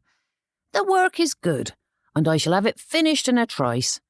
But—" Coming around to Walter's side, Mr. Dix nudged him toward the door. "Do not fret, sir. You have enough to manage without shouldering my position as well." And although he was the master and Mr. Dix was the employee, Walter found himself herded to the front door and out onto the steps before he knew what was what. Thankfully, the boys were still too preoccupied with their discoveries to notice how thoroughly their tutor had been schooled and sent on his way. Shoulders falling, Walter considered what to do. There was wisdom in knowing a job couldn't be completed perfectly every time, and nitpicking their efforts wasn't helpful or realistic. Yet these were not minor flaws and ought to be addressed. But what good would it do to broach the subject again? Mr. Dix had already weighed and measured Walter and decided to ignore him at every turn, and though replacing him as foreman was the clear choice, the thought of venturing back into the world of references and interviews was exhausting enough to make him reconsider. "We've me alone," screamed Orson, and Walter shook off those thoughts to see to his other responsibilities. Hurrying around the side of the house, he found the youngest Semper red-faced and shouting at Roland, whilst Humphrey egged the pair on. "What is the meaning of this?" barked Walter, drawing the two older boys to a halt as they turned wide eyes to their tutor, though Orson was beyond reasoning and lunged at his elder brother. Ripping at his clothes, the lad managed to drag his brother to the ground, though Roland was nearly double his age and size and quickly got the upper hand once more. Wading into the thick of it, Walter grabbed the boys by the collars and yanked them apart. "Stop it this very minute!" Humphrey started to say something, but Walter gave him a hard look. "I do not want to hear a word from you, young man. We will deal with your part in this later." Walter turned his attention back to the culprits and narrowed his eyes on them. "What do you have to say for yourselves?" "It isn't my fault," cried Roland. "He attacked me for no reason." Orson tried to speak, but his little body shook with too many emotions to contain, and they garbled his words into a heaving, tear-filled mess. Thankfully, or not so thankfully, depending on one's viewpoint, Walter recognized the source of the pain. "Breathe," he coaxed before turning his gaze to Roland. "Take Master Humphrey to the carriage, and you can be certain we will discuss your behaviour as well." The eldest boy looked mutinous, but the stern look from Walter had him rethinking his course of action. Nodding to Humphrey, Roland led the boy down the path whilst the youngest remained where he was, sniffing and wiping at his face with his cuffs. "I hate him," said Orson between shuddering breaths. "For now," said Walter with a sympathetic smile as he crouched before the boy. "Siblings can be vexing, and my older brother and sisters took great delight in tormenting me as a lad, but I count them as dear friends now." Though the child didn't say a word in response, he let out a groaning growl that made his body vibrate, and Walter longed for more assurances to give. Orson's chest heaved, quickening as though he was working himself up once more, and he scowled. "I am not a baby." "No, you are not," said Walter, immediately grasping what had been said between the pair. "And Master Roland is wrong for mocking your lisp, just as it is wrong for you to call him a mutton-headed dolt. You know he struggles with his learning, just as you struggle to speak clearly, and it's not kind of either of you to scratch at the other's wound." "I only called him that because he called me a baby."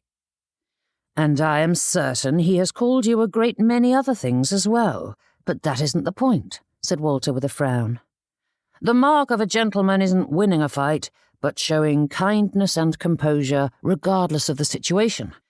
When the two of you go at it like that, you are only proving you are both babies, unable to stand up for yourself except with cruel words and swinging fists." A thought struck Walter with the same fury as the lad had struck his brother. How could he lecture a child about the proper way to stand his ground when Walter, a grown man, was unable to do so? A gentleman may not resort to fisticuffs to prove a point, but surely he didn't flee from every conflict, surrendering the battle at the first provocation. One could be kindly firm, yet Walter was doing a fine impression of a blancmange. Orson's breath shuddered again, his expression falling and drawing Walter back to the present as he studied the little fellow. "Do you wish to be a gentleman?" asked Walter, knowing full well what the answer would be before Orson nodded. "Then you must act like one, and that begins with treating everyone, including your brother, with respect, even when they make you angry." "I'm not angry. I'm very angry," muttered Orson. Walter nodded. "Even then." "And he was mean." Raising his hand to forestall the fury building once more in that little heart, Walter sighed and nodded. "He was. But the true test of strength is doing the right thing when it is hard. It's easy to be kind when others are kind to us, but if we keep our temper in check and treat everyone respectfully, then—" Orson straightened, pulling his shoulders back. "Then we are true gentlemen." Walter gave him a sharp nod. "Too right. And we want to be gentlemen, don't we?" "Yes." With a puffed-out chest, Orson turned around and strode down the front path, and Walter took a brief moment to scrub his face before straightening and following after the boy, only to find that his elder brothers hadn't gotten far. Sitting atop a pile of bricks and debris beside the front gate, Roland and Humphrey were shifting things about to make themselves a fort, rather than doing as their tutor had bidden. Orson moved to join in, but Walter called out to them, which was met by much grumbling and gnashing of teeth. With another firm command, the trio begrudgingly obliged. Roland hopped down and landed next to Orson, and the latter straightened, his little chest swelling as he nodded at his elder brother. "My apologies, Roland." That was answered with an extended hand, which was shaken with all the gravity of two gentlemen settling a debt of honour. Orson turned and shouted to Humphrey, which set the other running, and the pair scurried down the front path. But when Roland moved to join them, Walter stopped him with a hand on his shoulder. The lad turned and looked up at his tutor with wary eyes, but Walter had already spoken so much on this topic that there were no new words to share. Besides, Roland required far less of a tongue-lashing to get the point across. Holding the lad's gaze, Walter simply said, "You are 13 years old, and you know better. I am disappointed in you." Though he tried to hide it, Roland's eyes widened a fraction before they fell away from his tutor as his cheeks pinkened. The lad didn't say a word in response, but Walter didn't expect it. Experience had taught him that Roland was one to consider the reproof on his own and would speak when he was ready to do so. Nodding down the path, Walter led the young man after his brothers, and though the others called for him to join, Roland stuffed his hands in his pockets as he marched along, his gaze fixed on the ground. In truth, Walter felt like adopting that stance as he considered all that had happened during this visit. But the first lesson one learned when working with boys was to not show weakness. One needn't be perfect or flawless at all times, but lessons such as this were hard to instill, and it was best done from a position of strength and steadfastness. Yet Walter felt as steady as a sandbar in a rising tide. Chapter 8. Leading his feral pack to the phaeton, they climbed aboard with the two younger boys choosing the groom seat behind, whilst Roland settled in beside his tutor. With a flick, Walter set the horses toward Danthorpe, and his hands moved of their own accord, guiding the carriage along with little thought whilst his mind wandered. His school, his future, his livelihood. Thoughts of Mr. Dix and the labourers followed him along as the four of them made their way to Montmore Hall. Why did so many people find it easy to open their mouths, to express their opinions and dissatisfaction without hesitation?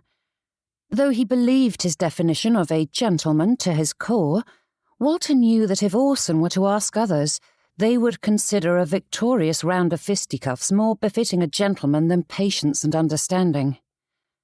Such a one didn't defer to others. He didn't consider his words. A gentleman simply spoke without trepidation, certain in his standing and opinion. Yet Walter struggled to express himself as much as Orson did, and he didn't have the excuse of a lisp. "I apologise, Mr. Reed," whispered Roland, jerking him from his thoughts. When Walter glanced at the lad, he found a furrowed brow and a determined set to the boy's jaw. "I will be better, I promise." "I know you will. You have a good heart," said Walter with a nod, freeing one of his hands to place that arm around the lad's shoulders. "I'm certain you are going to do a great many things in this world if you set your mind to it." Roland's gaze brightened, a faint smile forming at the corners of his lips. But before Walter could say anything more, a figure appeared at the crossroad ahead, erasing all other thoughts from his mind. With her head lowered and her attention fixed on her path ahead, Miss Vaughn passed before them and took the other fork, her footsteps coming quick as she moved determinedly down the road. Blast! Why couldn't she be pointed in their direction? Their paths would cross, and they could share a quick word, offer her a ride. Though from the direction she was headed, it was likely she was returning home, and the journey to and from Thornsby would take far too long. But did that matter if he was granted uninterrupted time with her? The answer was a resounding no. However, their paths weren't crossing, and chasing her down would make him look like a madman. It was too bold, and Walter's palms moistened at the thought of making his feelings so obvious. Like a spectre rising from the grave, Miss Weathersby's laughter rang from his memory, and his jaw locked tight. Arriving at the crossroads, Walter paused and cast his eyes down that lane. Even from this distance, with her back to him, he recognized the tension vibrating within her, the stiffness of her posture punctuated by the sharpness of her steps. Miss Vaughn was distressed, and, heaven help him, Walter Reed couldn't bear to see it and do nothing. "Miss Vaughn," called a voice from the distance, and Sadie moved quicker. Her heart poured out in prayer, hoping beyond hope that Mrs. Gibson hadn't forced Howard to chase after her. Just the thought of seeing his wretched face right now was enough to make her footsteps quicken until she was fairly jogging down the road. But when a phaeton pulled up beside her, the figure that leapt down from the seat wasn't Howard Gibson, but Mr. Walter Reed. "Good heavens," she said, jerking to a stop. The gentleman shifted in place, his brow lowering. "I didn't mean to startle you. I saw you on the road, and I thought you might require assistance." Rubbing at her forehead, Sadie held back a groan and mumbled, "Why must you always find me at my worst?" "Pardon?" asked Mr. Reed, and she straightened. "Forgive me, sir. I am out of sorts. Again." "You have impeccable timing of late," she said with a strained huff of laughter. "But at least this interlude didn't involve me nearly running you over." "What has happened?" he asked, his eyes as hard as ever as they studied her.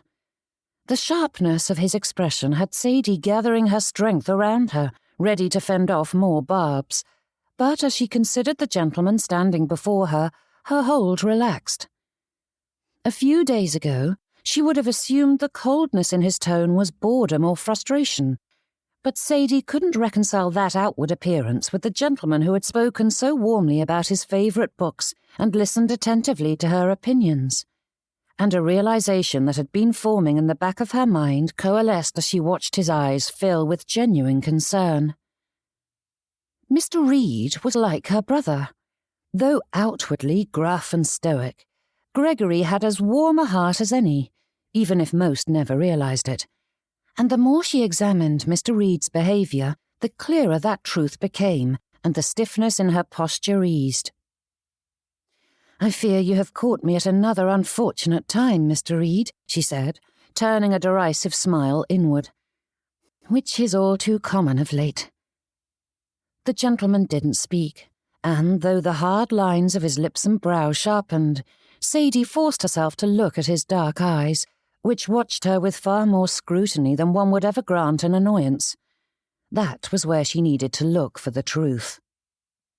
"Are you walking home?" he asked, the warm tones of his voice adding to the concern in his gaze. "Please allow me to escort you." Sadie held up her hands. "You are too kind, Mr. Reed. I appreciate the consideration, I do, but I am returning to Thornsby, and I couldn't possibly ask you to go so far out of your way." Something in his expression tightened. His gaze darted away from her, and a thrumming tension gathered within him that had her responding in kind, and the pair stood there for a long moment, with her unable to look away as his eyes avoided her, his hands fidgeting with the cuffs of his jacket. It was nerves, wasn't it? The thought seemed odd, yet Sadie couldn't deny the evidence of her eyes as she studied him, and thankfully, Mr. Reed avoided looking at her directly, leaving her free to do so. Leaning in closer, he lowered his voice and added, "Might I entreat you to do me the honour? It would do my pupils good to be allowed the opportunity to escort a lady." Which was the moment Sadie realised they weren't alone. Glancing at the phaeton, She spied a pair of eyes staring at her, though there were 2 additional sets in the groom's seat that were far too occupied with annoying one another to notice anything else. "Miss Vaughn, may I please introduce Master Roland Semper, Master Humphrey Semper, and Master Orson Semper," said Mr. Reed, motioning to the 3 lads. The eldest rose to his feet, which set the phaeton shaking, but the others gave no more than a quick bob of the head before returning to their game of Pester My Brother, and Mr. Reed's gaze turned to Sadie, his eyes pleading with her to accept as he offered up his hand. "I suppose I cannot refuse, if it is for your pupil's benefit," she said with a faint smile as she placed her hand in his. Mr. Reed's gaze brightened as though she was doing him a grand favour, and he led her to the carriage as he called to his pupils, "Please assist the lady." The gentleman had hardly placed the period on his statement before Master Roland was moving, leaping from his seat to come around to Sadie's side of the carriage. Orson followed suit, but Humphrey remained where he was, his brows twisting together as he glanced between Sadie and Mr. Reed. "But she can do it herself," said the boy. "I've seen her manage before. She even drives her own gig." Brows raised, Mr. Reed held Sadie's gaze for a long moment, and she swore she spied a chuckle bubbling in those depths. Between that sight and Master Humphrey's declaration, it took all her self-control not to laugh. Raising a hand to forestall the other boys, Mr. Reed drew close to his stubborn pupil. "You are correct, Master Humphrey. Miss Vaughn is very capable and does not require assistance." A little compliment, yet it simmered in Sadie's heart, for she swore she heard appreciation in his tone. "However," he continued, "we do not assist ladies because we are strong and they are weak, or we think them incapable of managing without us. It is about mutual respect and kindness. We demonstrate it by offering, and they do so by accepting." Sadie straightened, considering that wisdom. She had never heard it described in such a manner before, yet she couldn't deny Mr. Reed's words were true. Good manners weren't a performance, manipulation, or condescension, but an outward demonstration of the care one ought to grant to everyone. Though Humphrey still appeared displeased about being foisted from his seat, the lad complied, and the 3 stood at the ready beside Sadie. Mr. Reed gave instructions, but the trio were a force unto themselves, with each listening to varying degrees of success. Little hands tugged and pushed Sadie upward, cramming her into the seat like an unruly piece of baggage, whilst their tutor scolded and apologized in turn. The boys were unruly, as all were at that age, but they were good-hearted and doing their best to perform the task, and Sadie couldn't help finding it amusing.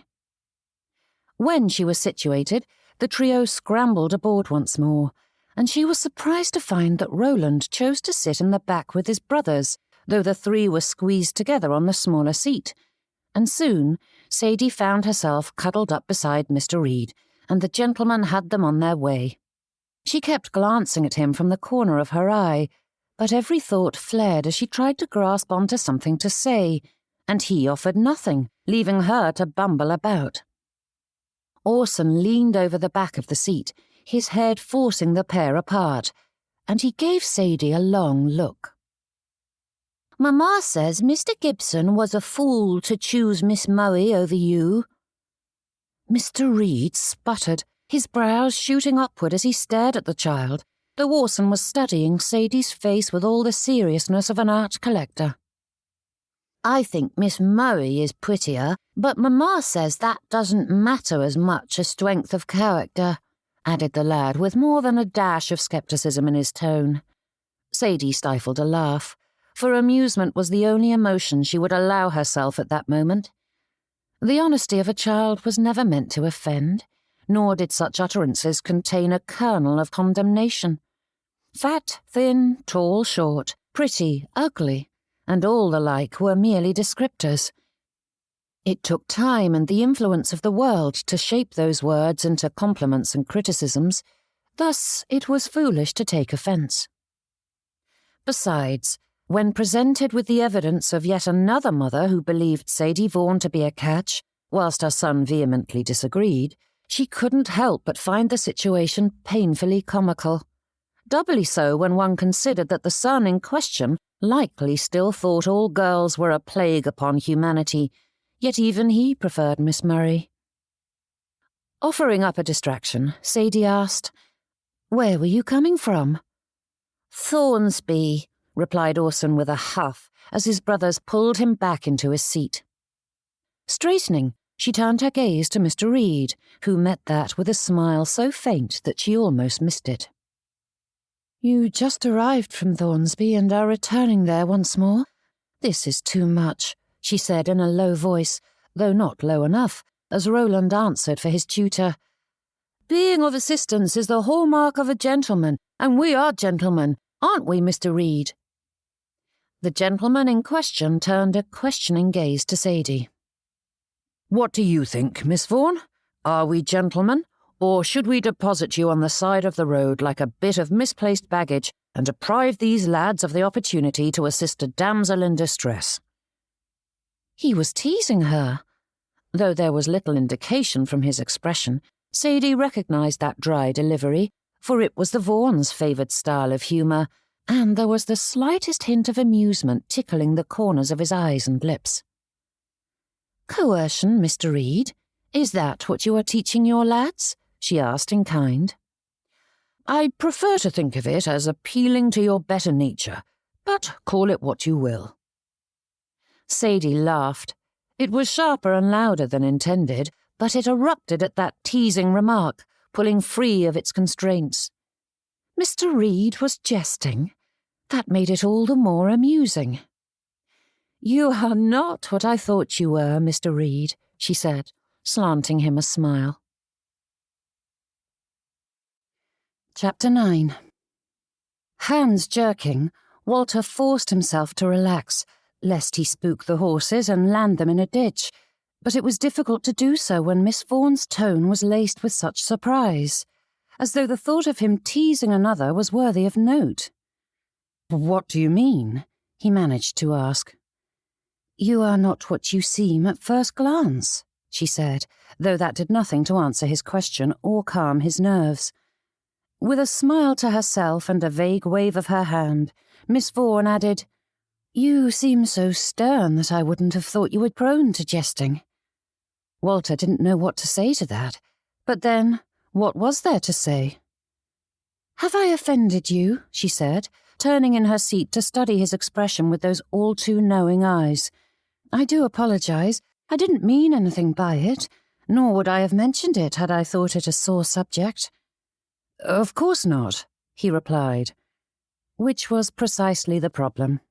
Although men like Mr. Dix treated Walter like a weakling, Miss Vaughn thought him hard and unyielding, enough so that confessing it aloud hadn't given her a moment's pause. "Oh, now I've done it," she muttered to herself, her brow furrowing. "Here you are, being so very kind." Yet again she spoke as though that were a monumental occurrence for him. "And I insult you. Please forgive me," she said, turning on the bench enough to face him, or at least as much as the small space allowed. Miss Vaughan's expression pinched, her eyes pleading, and she looked ready to throw herself from the fight in impenitence, which only increased his misery. "Peace, Miss Vaughn.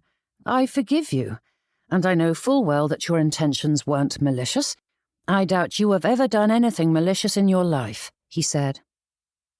Though she settled back into her seat again, the lady did not relax as she had before, and Walter cursed himself.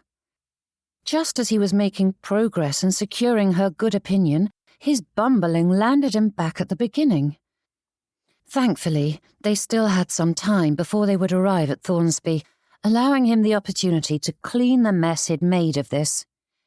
Besides, was it any wonder that she thought him stern and joyless?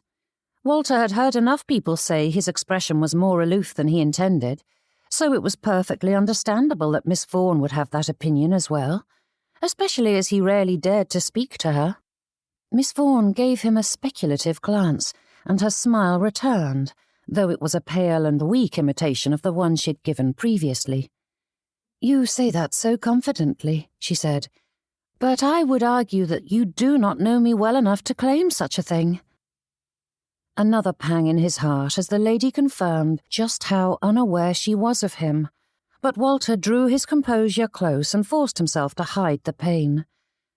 But how much of this misunderstanding was self-inflicted? If he remained silent around her all the day long, Miss Vaughn was bound to make assumptions. Walter's tongue felt like it had swollen too large for his mouth, but he drew in a deep breath and allowed the barest hint of truth out into the wide world. "We may not be the dearest of friends, Miss Vaughn, but that doesn't mean I was unaware of you. Everything I have seen and heard has always spoken highly of you." Pausing, he considered his words as he carefully inched forward. "And it isn't as though we are strangers. We once spent a week locked in a room together." "You make it sound so shocking, Mr. Reed," she said with a laugh, and Walter forced his face not to redden. He hadn't meant it that way, though it was easy enough to interpret his statement in an unsavoury light. Miss Vaughn cast a look over her shoulder at the 3 pairs of ears that were mostly ignoring the conversation, though one could never tell with children. It was always in the moments of least attention that each word imprinted itself in their memory, allowing them to recall those statements with perfect clarity at the most inappropriate moments. "My mother fell ill, and her father was unavailable, so Miss Vaughn volunteered to nurse her," he explained, glancing back at the boys, though they paid him no heed. No doubt they would recall the scandalous part and forget the innocent and acceptable explanation. "Let it be," she said, settling into her seat with a chuckle. "Even if the boys spread it about, it will all be explained away easily enough. Though I hadn't realised my time in your home left such an impression. I spent most of it at your mother's bedside, and you were watching everything I did so intently that I feared you thought I was poisoning her." Again, Miss Vaughn spoke so lightly, as though it were a lark, whilst the confession stabbed at Walter. No wonder she was oblivious to him if she thought he had disliked her from the very first. How had she twisted his attentiveness into disapproval? The memory of her tender ministration sent a wave of warmth sweeping through him. Mother had been so very ill, and he certainly hadn't a tenth of Miss Vaughn's talent for nursing. But it was more than merely the administration of the medicines and the watchful vigil. The lady had seen to Mother's every need, distracting her from the pains as her body healed itself, setting all their worries at ease with a few words and a gentle smile. "It made quite the impression," he said. "Not only were you as knowledgeable as your father—" "I cannot claim to have a fraction of his learning and skill," she interjected. "Nonetheless, you went about your work with great calmness and confidence. But more than that, you were unendingly kind to my mother," he said. "I doubt I could have found a better nurse in all of England." Miss Vaughn sent a questioning glance in his direction, and Walter couldn't decide if he'd been too forward or too kind. Either answer was disheartening, but he supposed the latter had a slight advantage, as it was merely a byproduct of her supposing him a curmudgeon, something he could rectify with time. The former was a death knell for this attempted wooing. "Do you care for nursing?" he asked. Miss Vaughn fell silent, though it was filled with pensiveness rather than coldness. "Yes, and no." "That is an evasive answer that only serves to pique my interest," he replied. With a teasing lift of her brows, as though tantalizing him was precisely her intention, she said, "I am a mysterious woman, Mr. Reed." And just like that, Walter forgot to breathe. Her eyes held his, and his hands tightened around the reins. Thankfully, that caused the horses to bob their heads, which pulled his attention back to the work at hand. Clearing his throat, he said, "So you both enjoy and dislike being a nurse?" Miss Vaughn turned her gaze to the road. "My family is mad for medicine, but I am not as enamoured with it. However, I like being helpful, and when Edward was at school, Papa needed the extra hands. Mamma and Gregory prefer the apothecary business, and I had the skills and time, so I was happy to oblige. Now that my brother is home, they rarely need me." "And you miss it?" he said. "I like helping, and with so many capable people in my family, it's not often that anyone asks for my assistance." She gave a considering hum as her brows rose. "Though I suppose that with Papa retiring soon, Edward may have need of me in the future, assuming he doesn't take on an apprentice, that is." Silence followed that declaration, and Walter wished he knew what to say. Words of support and comfort sprang to mind, but not one of them was useful. But before he could do anything, Miss Vaughn twisted about to look at the trio behind them. "And what were you doing in Thornsby this afternoon?" "Visiting Captain Gladden and learning about the British triumph over Napoleon," answered Roland, as the others were far too busy picking at one another to pay heed. Miss Vaughan's expression brightened. "Oh, he does have the best stories, doesn't he?" "And I asked him to restrict himself to his true tales," added Walter in a low voice that only carried to her ears, and Miss Vaughn turned that shining smile upon him. "The captain does have a way with words," she said with a chuckle, and it was as though the heavens themselves opened their gates, spilling out the most golden light. "He has enough genuine stories to fill a book, but cannot seem to keep from drifting into fictional realms." "I suppose that is bound to happen when one's audience varies little from day to day. Eventually, people want new ones." Though he was very aware of the lady at his side and how close she was, her perfume was something floral, though Walter couldn't say which blossom had produced it. Both his and her manners grew more relaxed as they drove along, granting him a modicum of relief. Had anyone else been party to the conversation, besides the 3 unruly passengers in the back, it would have made little impression. The topics were unremarkable, and their opinions on the subjects were far from revolutionary. However, the very fact that they were conversing freely was something of a miracle. With little prompting, Miss Vaughn shared stories about her family, speaking of each of them with such affection that it was easy to imagine her happy childhood. Walter found himself responding with greater ease, and the words came out more readily, no longer requiring careful deliberation before each reply. With each passing moment, a quiet comfort grew between them, not built on wit or liveliness of spirit, though there were dashes of both, but on the simple pleasure of 2 hearts connecting over the little moments and shared interests. Miss Vaughan's voice carried a lilt of amusement as she recounted some childhood mischief, and Walter caught himself smiling before he even realized it. Her laughter, light and unguarded, smoothed away the last remnants of his unease. This, the effortless give and take, was more than he had dared to hope for. It wasn't until he heard himself speaking of his own family that Walter realized how much the conversation had shifted. The words tumbled out with surprising ease, drawn forth by Miss Vaughan's quiet attentiveness. Had he meant to say so much? Likely not, yet he didn't regret a single word. The hedgerows thinned, giving way to neat stone cottages and the distant spire of St. Clair's. Thornsby lay ahead, the familiar jumble of rooftops and shop fronts coming into view, and the sight of it startled him.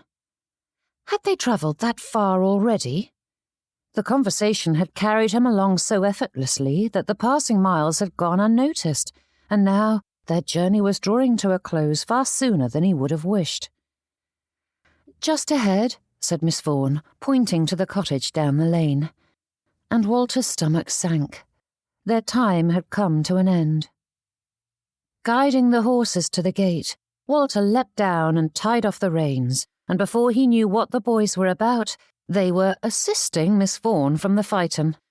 The lady's eyes widened when little hands began shoving her about to get her down the narrow step, and Walter surged forward to stop them. "Gentlemen, watch," he chided before positioning himself beside the phaeton, allowing her to rise to her feet and turn about under her own steam. Holding up his hand, he waited for her to take it. "In other carriages, Ladies alight face forward, he explained. However, the phaeton is much taller, and the step is very small and can be difficult to find, so it is wiser to descend backward as Miss Vaughn is doing. Allow her to set the pace, as she is more likely to take a tumble coming down than going up, and do not allow yourself to grow distracted until her feet are safely on the ground once more.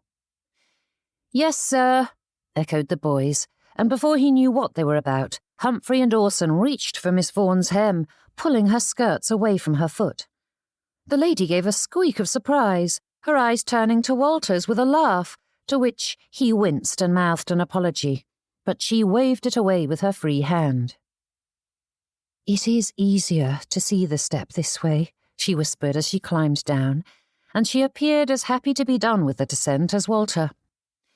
Though he liked to think he would catch her if she tumbled, it was better not to risk it, especially as a lady was less likely to welcome a suitor who dumped her onto the ground in a heap of cotton and petticoats.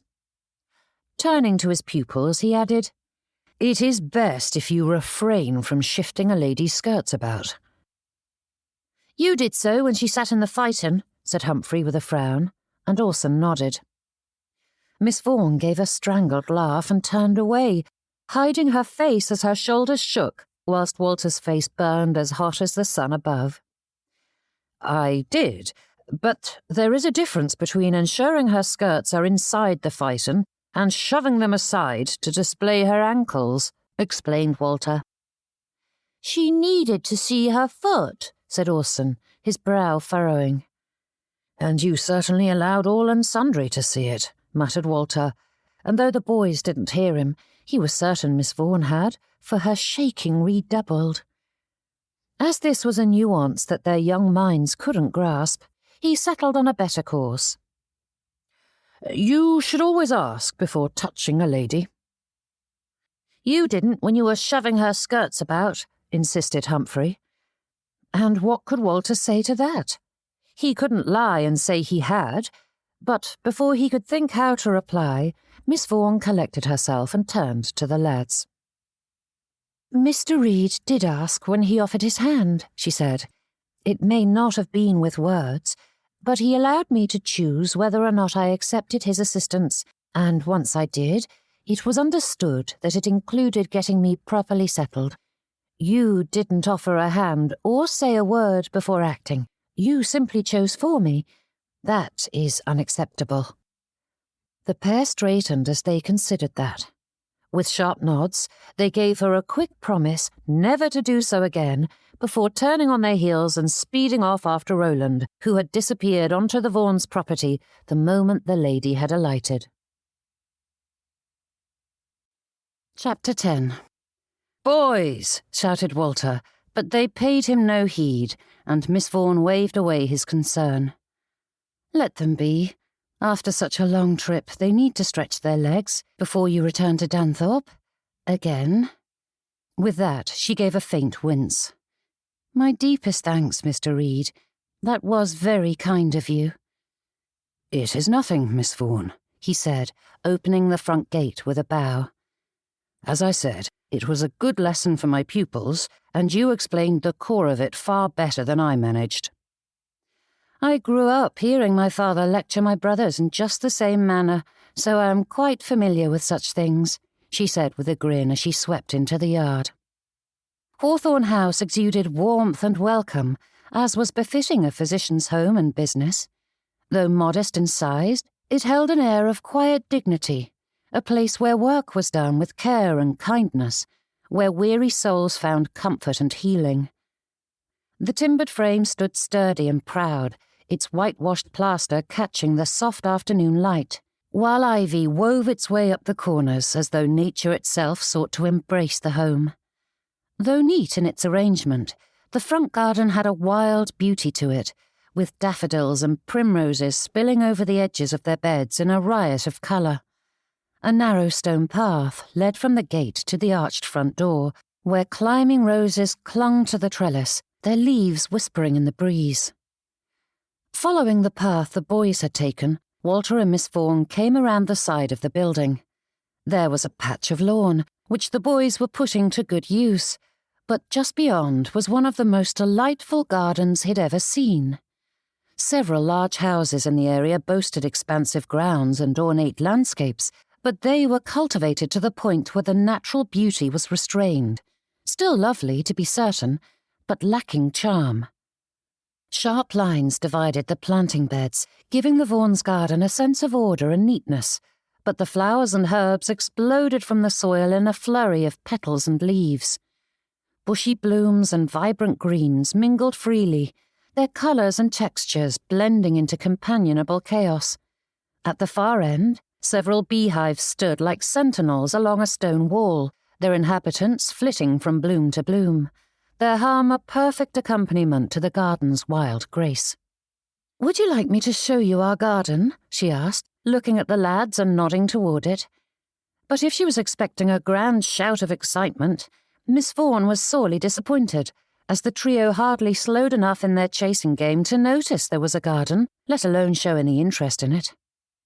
She turned her gaze to Walter. He felt like twitching as she looked at him with clear anticipation, and he didn't miss a beat before saying, "I would be honoured."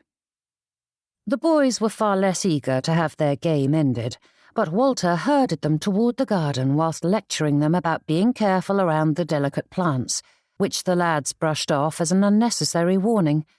They would never cause trouble in any way, shape, or form. They were perfect angels at all times. Drawing in a deep breath, the lady nodded as they strode further into the area. Her hands drifted over the plants, her fingers catching the spindly flowers as they passed, and when she glanced at Walter, her eyes watched him with far too much care. It was the expression of one awaiting comment, and Walter suspected he knew the reason. "Are you the one responsible for this incredible garden?" asked Walter. "Mother designed the initial layout, but I took over as its caretaker some years ago," she said, smiling out at her plants. Motioning to the far side, she added, "That section is for the kitchen, but the rest are the herbs and plants we need to make medicines." Turning to the boys, Miss Vaughn crouched down beside a bushy plant. "Do you know what this is?" Sensing that she was trying to teach them something, the boys slouched, their expressions growing vacant as they shook their heads. "You must be very careful around this, for it is quite deadly if used incorrectly," she said in a chilling voice, which piqued her pupils' curiosity. Leading them through the gardens, she gave a discourse on those poisonous plants, and the boys hung on her every word, plying her with questions as she described each one and its uses. And though Walter often lectured the boys about paying attention to their lessons, he couldn't heed his own warning as he found himself focusing on her rather than her teachings. The whole of her expression shone with inner light as Miss Vaughn guided the children through a makeshift lesson. "And which is your favourite?" blurted Walter. Miss Vaughn straightened, her hands on her hips as she considered the question. "That depends.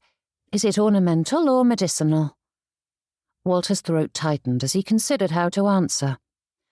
"Ornamental. If you were to cut flowers for a vase to keep in your home, which would you choose?" Nose wrinkling, the lady shook her head. "I do not care for cut flowers, as they are beautiful for only a day or two. Before you know what they're about, they're covered in mould and making a mess of things. However, I keep potted orchids in my bedchamber, so I suppose that would be my answer." Miss Vaughn paused, considering that before amending. "And I do have a small magnolia bush that a friend brought from America. When it is in bloom, the heavenly fragrance fills the entire house, and the blossoms are so pristine and beautiful." The lady's gaze drifted heavenward, and she stiffened as her eyes took in where the sun sat in the sky. "Good heavens, what is the time?" Though his hand moved instinctively toward his pocket, Walter forced it to remain still for just a moment longer. He knew the hour must be late, and he didn't wish to have that confirmed. But, gentleman that he was, he couldn't deny her query, not that it would do any good, as they had the evidence of their own eyes in the sky above. Walter tugged his pocket watch free and glanced at the face. "It is nearly 5. Miss Vaughn gaped. "You must be on your way, or you will miss dinner." At that, the boys voiced their opinions on the matter, declaring with varying degrees of urgency that they would perish if they did not eat that very moment. Never mind that they had finished off the afternoon picnic during their first return trip to Danthorpe shortly before crossing paths with Miss Vaughn. Orson tugged at Walter's frock-coat, dragging him toward the phaeton, but with care, the gentleman was able to extricate himself enough to give Miss Vaughn a bow. "Thank you for allowing us to rescue you," he said. "You deserved the greater thanks for making my day far better," she said with a smile. "You've lifted my spirits considerably." "It was our honour," he said, barely stumbling over the pronoun to include the boys. Nudging them, Walter urged them to follow suit, and they took their bows and mumbled other things that bore a semblance of a mannerly farewell before they turned on their heels and sped toward the phaeton. As loath as he was to follow, Walter forced himself to do so, and then exerted even more self-control to keep from beaming like a fool when Miss Vaughn remained at his side as he walked them to the front gate. "Don't be a coward." That refrain nipped at his heels as he arrived at his destination. Slowly freeing the reins from where he'd tied them off, Walter considered what he ought to say. He certainly knew what he wished to ask, but even with all that had happened of late, his blood chilled at the thought of speaking his mind so freely. Yes, Miss Vaughn had enjoyed his company, but would she allow him to escort her to the Overtons' ball, or even wish to stand up with him? That second question sent a shudder down Walter's spine. Dancing guaranteed a swift end to his wooing. What lady wished for a suitor who trod on her toes? If his sisters were any indication, that skill was of great importance. Pearl may not have placed as high a value on it, but he recalled Joyce casting aside more than a few beaux because of their 2 left feet, and both ladies had spent much time discussing the expertise of each of their partners. If he escorted Miss Vaughn to the Overtons' ball, then he would be expected to stand up with her, and likely break her toes in his effort to do so. He couldn't imagine any scenario in which causing a sweetheart physical pain was considered a boon to a courtship. The 3 boys had already taken their seats in the phaeton, though Humphrey hung so far over the back that Miss Vaughn warned him to sit up straight. "Are you—" Walter cleared his throat and rubbed his hands on his trousers, though his gloves were doing a fine job of mopping up the sweat gathering there. Echoes of the past rose in his ears, opening the wounds that never seemed to heal. Was he truly attempting to ask such a thing, despite all good sense and logic? Pulse quickening, Walter fidgeted and tried to clear his throat. "Were you planning?" Miss Vaughn turned to face him, her head canted to the side as her brows pulled together, and Walter's thoughts filled with what to say, though none of it was of any use. And the longer they stood there, the more flustered he grew. His cravat had come to life and was now doing its best to strangle him, but if he fainted dead away, at least that might gain her sympathy. And she stood there, watching him. "Are you attending the Overtons' ball?" That was something. Not what he wanted, but it was better than nothing, if only just. Miss Vaughn's smile appeared once more. "I am. Though I am not always comfortable in crowds, I cannot help being eager for such gatherings. And of course, there is the dancing." That set his pulse racing. Doubly so when she tacked on, "Are you attending?" Walter longed for something witty to say. This was just the sort of moment in which a gentleman ought to make a retort that set his lady love laughing, or hinted at his feelings in a manner that had her blushing. Something. Yet all he could think to say was, "Yes." Miss Weathersby felt like a spectre at his elbow, reminding him of how ridiculous he looked as he stammered and stumbled over his words. What sort of lady thought such a man was appealing, and would wish for him to be her beau? The laughter rang in his memory, and it felt as though the past draped over the present, blending the two until he could hardly tell the difference. Swallowing past the lump in his throat, Walter struggled to speak. "Perhaps I will see you there." "I certainly hope so, Mr. Reed. This afternoon has been delightful, and I am sorry that I misjudged you and promise not to do so in the future," she said with a hint of a laugh before extending her hand. Walter stared at the offering.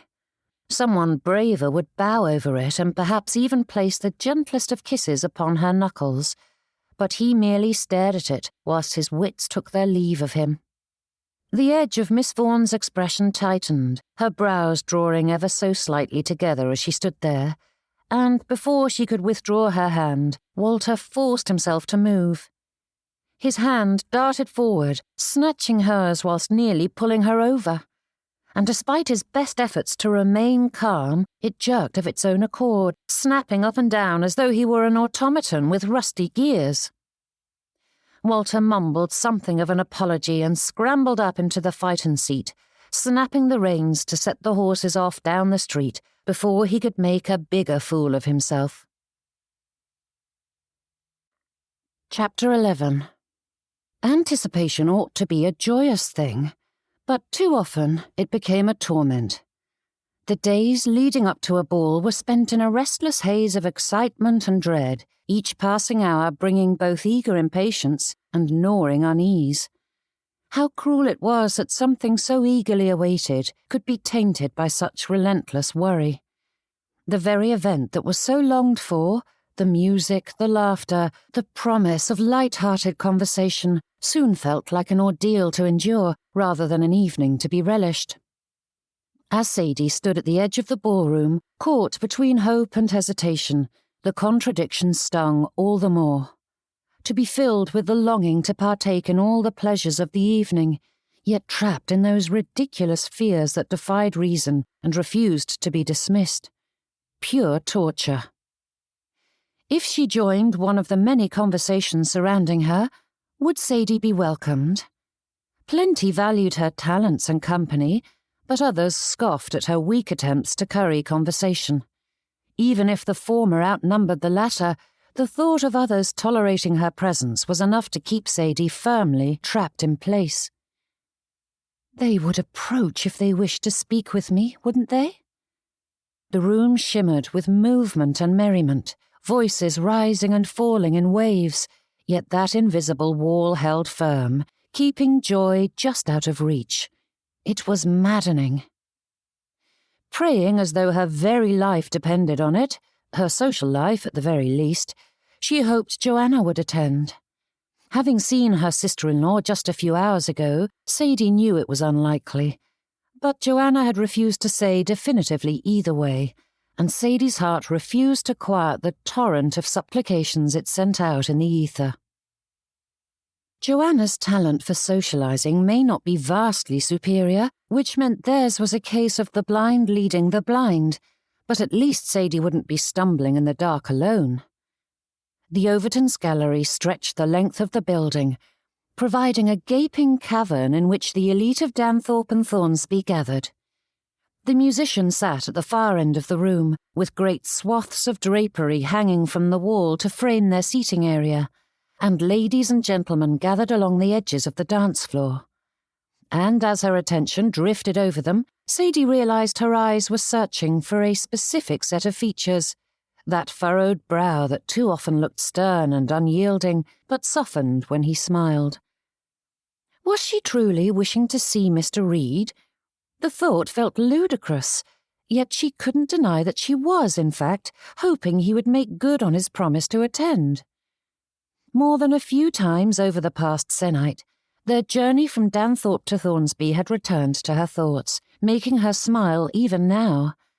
For all that the gentleman was quite capable of making any conversation awkward with his piercing dark eyes and hard brow, once he relaxed into it, Mr. Reed became someone altogether new and altogether interesting. Though few in number, the words he shared were thoughtful and compelling. His opinions and insights were intriguing and spoke highly of his character, displaying a surprising propensity for optimism and sentimentality. Sadie didn't have the fortitude to admit it, but she had spent their time apart hunting the novels he had suggested and devouring as many as she could secure. Just as she could never reveal how often the rich timbre of his voice entered her thoughts. "Miss Vaughn!" called someone from the crowd, and a fluttering fan caught Sadie's attention. Mrs. Franklin raised it like a flag, waving it about as she called, "My dear!" Despite her previous hopes of a companion, Sadie had the strongest urge to pretend she hadn't heard. Mrs. Franklin was one of those well-meaning busybodies who did more to embarrass the objects of their attention than assist, however unknowingly. But Sadie had no desire to bruise her feelings, and when she arrived at the older lady's side, she was greeted with a buss. "Where are your parents?" asked the lady, snapping open her fan to unleash a gale across her face. "I thought they meant to attend." Sadie nodded.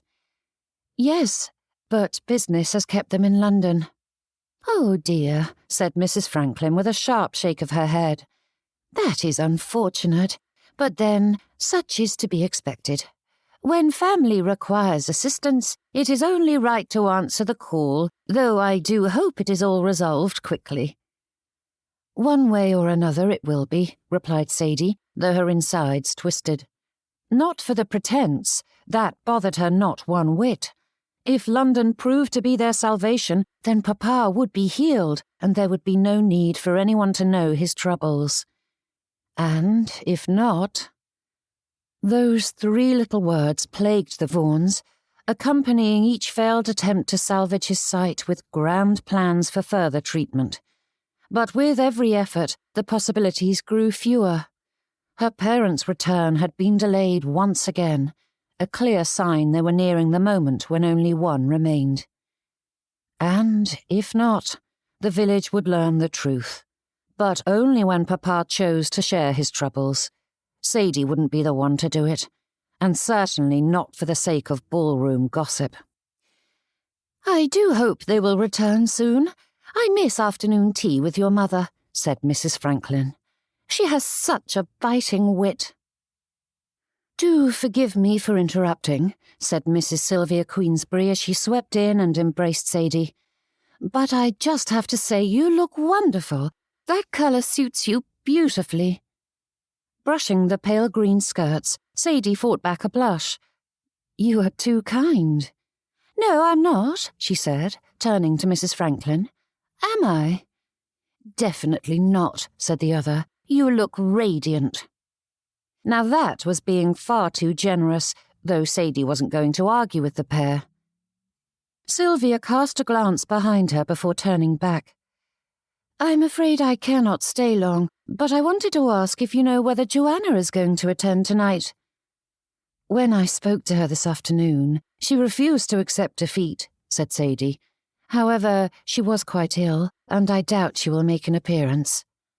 Mrs. Franklin's brows rose at that. "I do hope it is nothing serious." "Nothing that won't clear up in a few months," said Sadie with a significant tone, and when the lady didn't catch the meaning, she added, "Joanna is expecting, and if her experience with Caroline is any indication, she is going to be homebound often until the ordeal." Sylvia groaned in sympathy. "The poor dear. I remember visiting her after Caroline, and she is one of the only mothers I have ever met who is more lively after the birth and views the pains as a minor inconvenience, though it is little wonder with how much she suffers in the months leading up to it." "I will tell her you are looking for her if she arrives," said Sadie. "Please do," she said, turning to leave, but she paused and turned back with a knowing glint in her eye. "And I do believe my brother and the rest of my family will arrive before long." Sadie stiffened, both from the insinuation in the lady's tone and the surprise at the news. "I hadn't expected your brother to make a public appearance so soon." "Mother thinks it will be good for him, and I agree."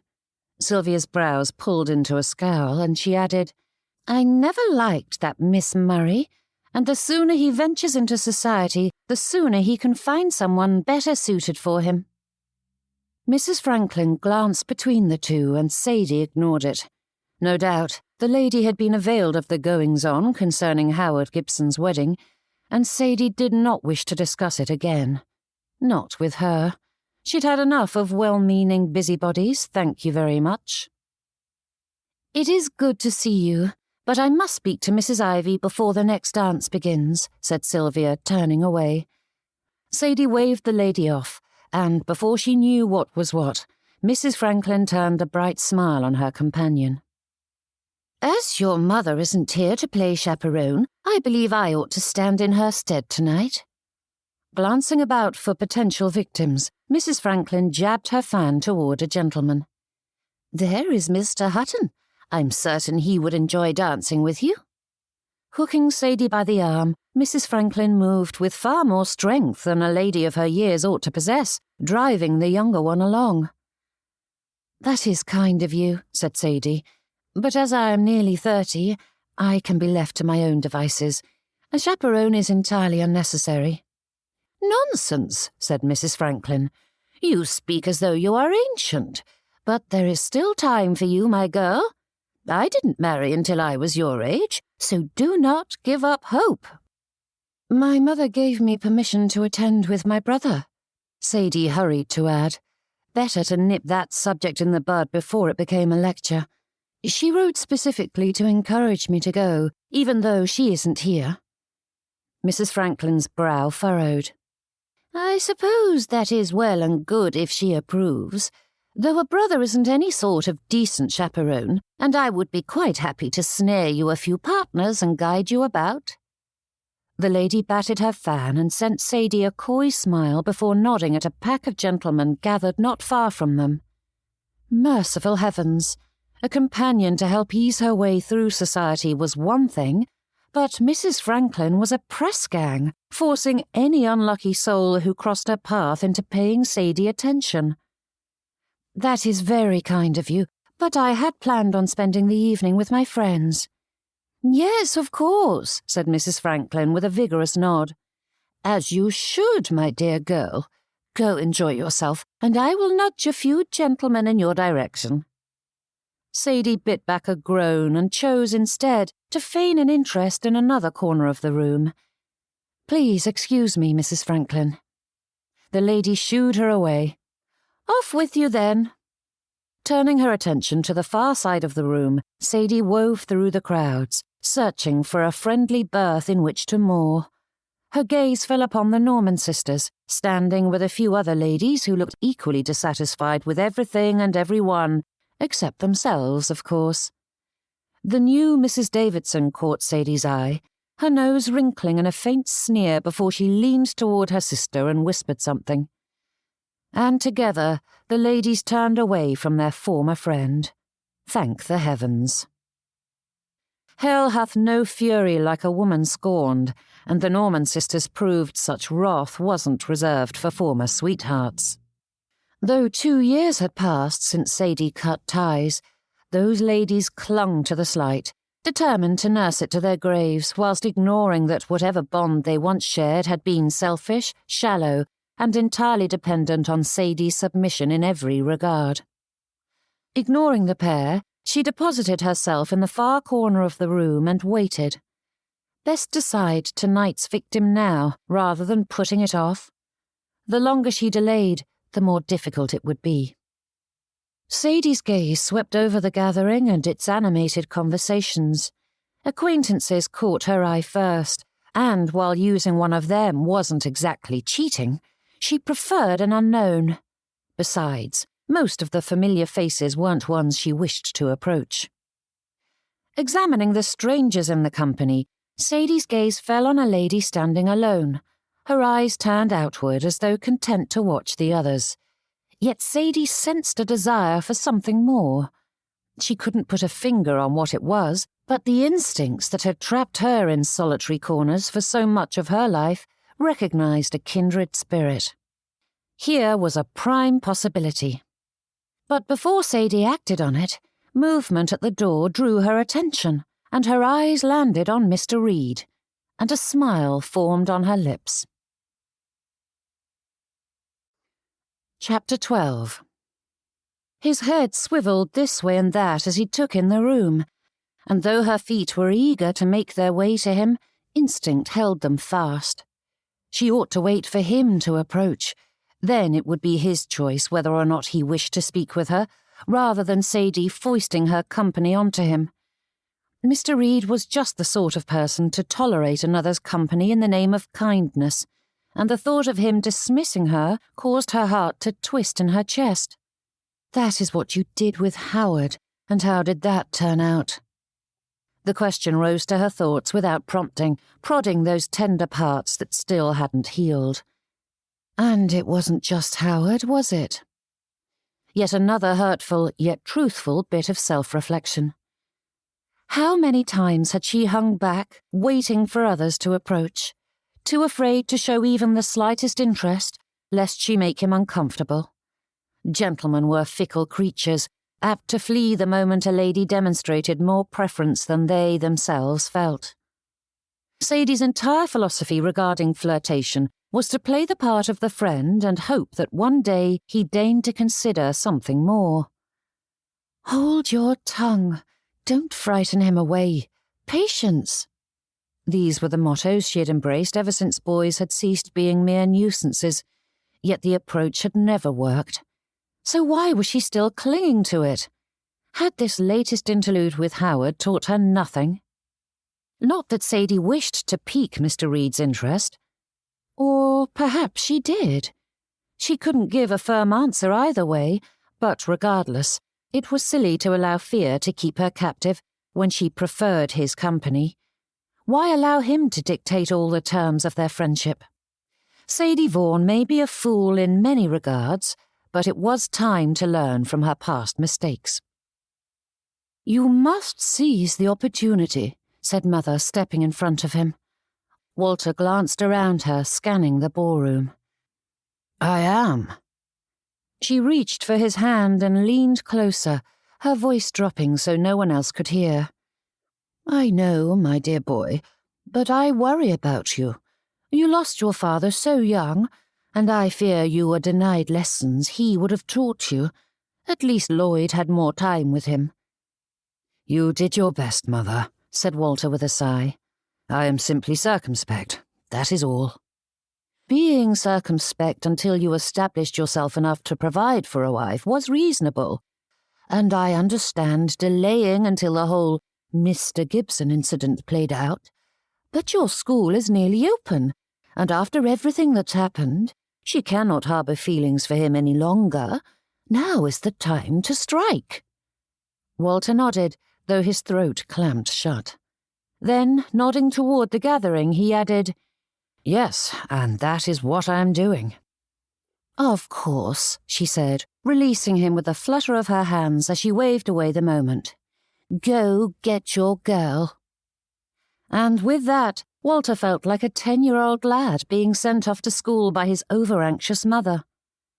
Stepping farther into the room, he glanced about, though his eyes didn't take in any of the decorations or people.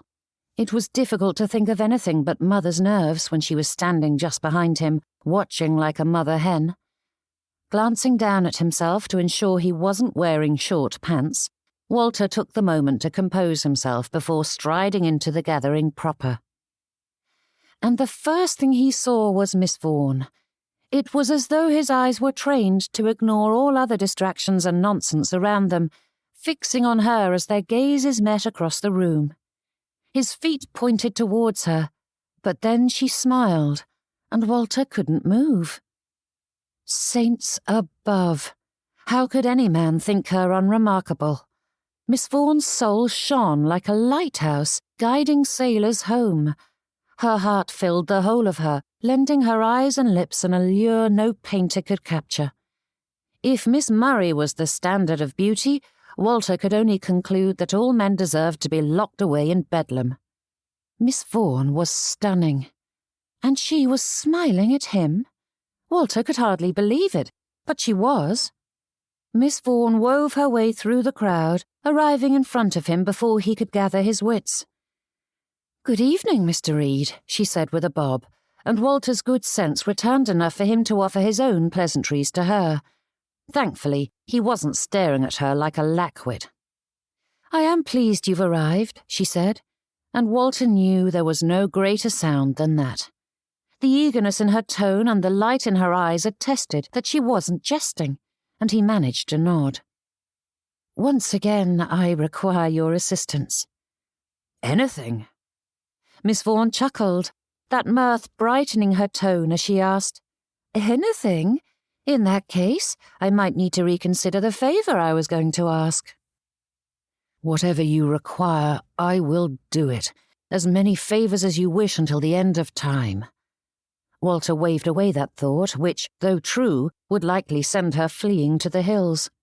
Try as he might, he couldn't think of anything witty to say in response, though he knew now was the proper time for something debonair. "Anything," he repeated. "It could be something terrible," she said with a challenging raise of her brows. Though she jested, Walter considered that seriously before shaking his head. "I offer my help without caveat. You would never ask me to do something that would require one." The teasing left her features, and she considered him in earnest. "You say that so confidently." Walter didn't know how to respond, so he remained silent, and Miss Vaughn watched him for a long moment, the excitement in her expression fading into speculation. Though his fears began bubbling to the surface, Walter studied her as thoroughly as she studied him, and he swore there was a hint of appreciation in her gaze, which made him want to fidget all the more. Years of crossing her path without her giving him a second thought, and now Miss Vaughn seemed all too aware of his words, broken and convoluted as they were. She gave a hum of approval, and that smile returned, twisting the corners of her lips as she admitted, "You are correct. It is nothing awful or unscrupulous. I was simply hoping you would accompany me to speak with someone, as it is always easier to approach another when one has a companion on hand." Innocent the task may be, but that didn't stop Walter's throat from tightening. Approaching strangers was something he avoided as much as possible. Yet this was in the service of Miss Vaughn, and as long as she was there, any conversation was bound to be engaging. "As you wish. To whom are we speaking?" Turning, the lady motioned toward a solitary figure in the far corner.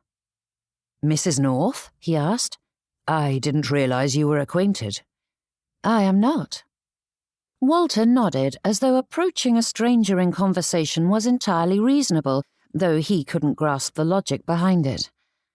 "And you need to speak with her?" "Yes." But she paused and reconsidered that. "And no, it doesn't have to be her specifically, but I thought she might suit my purposes." With raised brows, he prodded Miss Vaughn to explain. Giving him a slight wince in return, she said, "I made it a goal to approach someone in conversation at least once whenever I go out for the evening, preferably someone with whom I'm not acquainted, and I found that it is better if I do it promptly rather than drawing out this torture for the entire evening." "Doesn't approaching me fulfill that requirement?" Miss Vaughn wrinkled her nose. "The point of this exercise is to force me to reach beyond myself and grow more comfortable speaking with others. Approaching a friend hardly meets that requirement." Yet another moment when a witty retort would have been welcome, but her words rang in Walter's ears, and it took every ounce of self-control not to stammer like a fool. Sweetheart or beau was more appealing, but friend felt monumental, especially considering that she had thought him an unfeeling grump a short time ago. "Then we are friends?" he asked. Drawing in a sharp breath, Miss Vaughn winced. "Do not tease me, Mr. Reed. I know it is silly that I have to force myself to do something so simple as approach another." Walter held up a staying hand. "Not at all. I think it is quite remarkable. It isn't the size of the goal that dictates its worthiness, but the determination with which you pursue it." He cleared his throat, his gaze falling away from the lady who had far more courage than he. "I think that it is admirable that you recognize a flaw you wish to rectify and have taken steps to do so. It is impressive." When his eyes rose again, Miss Vaughn looked at him with a quirked brow as though uncertain whether or not to believe his words, so he forced himself to hold her gaze and let that certainty shine through. Then, offering her his arm, he said, "And if having me at your side will make it easier, I would be honoured to accompany you." Miss Vaughn let out a heavy breath, and though her tone had been teasing and light just moments ago, there was a heaviness to that sound that revealed the frayed nerves beneath her sweet smile. "My thanks, Mr. Reed," she said, sliding her arm through his. "It is my pleasure, Miss Vaughn." And though Walter preferred to sequester her away from the rest of the gathering and keep her all to himself, his steps were light as they crossed the ballroom. Dora Gibson was never happier than when she was surrounded by people. Not that she was one of those poor creatures who were unable to enjoy their own company, but spending hours in engaging conversation invigorated her far more than solitude ever could. And when those festivities included music, she felt doubly blessed. Despite having no discernible talent in that arena, Dora adored songs, be they instrumental or lyrical, for dancing or pleasure. Though her sons had never shown any interest, her daughters had all taken lessons, and even their childish attempts to master the instruments had made Dora's heart lighten. Lochland Manor was far too quiet without those oft-times misplaced and stumbling notes ringing through the corridors. But then, perhaps that was the reason behind her affection for social gatherings. When one could not produce something oneself, one must revel in it wherever it was found, and the Overtons' ball promised to have music in abundance. The gallery was decorated with lavish arrangements and swaths of drapery, which proudly displayed the hostess's good taste and the host's wealth for all to see. Despite the entire floor of the house being dedicated to cards, refreshments, and dancing, the majority of the gathering was stuffed into this single room, and with a veritable army of musicians, their songs rang out louder than the conversation, laughter, and the dancers' stomping feet. Yet a dark cloud gathered around Dora Gibson as she watched the pair from across the room. The ladies surrounding her carried the conversation along, and she offered the odd comment to hide the fact that she wasn't paying any attention to them whatsoever, not with the sight unfolding before her. Mr. Reed and Miss Vaughn? Despite having known the gentleman and his family for some time, though she couldn't claim a close acquaintance, Dora couldn't believe her eyes. Everything she knew of the fellow had led her, and most of the village, to assume he would end his days as a bachelor. Yet here he was, chatting with an eligible young lady. Dora's eligible young lady. Or her son's, rather. Regardless, there were plans in the works for Miss Vaughn, none of which included Mr. Walter Reed. For goodness sake, the fellow was too dour for her. Even as a child he'd been withdrawn and morose, and Miss Vaughn deserved someone lively and sociable. Someone who could be, and was currently, her dearest friend. Even if matters were tense between her and Howard, it was only a brief phase and would be gotten over soon enough. Howard was going to choose Miss Vaughn in the end. Of course he would. She was such a wonderful young lady, and they cared for one another. Mr. Reed couldn't derail that. Yet what might have been dismissed as a polite conversation between the pair stretched out as the minutes ticked away, and with each they stood closer and spoke more animatedly. "Do excuse me, ladies," she said, nodding toward the others before hurrying away. Chapter 13. Weaving around the other guests, Dora didn't bother searching the dancers for her quarry and made her way to the other entertainments.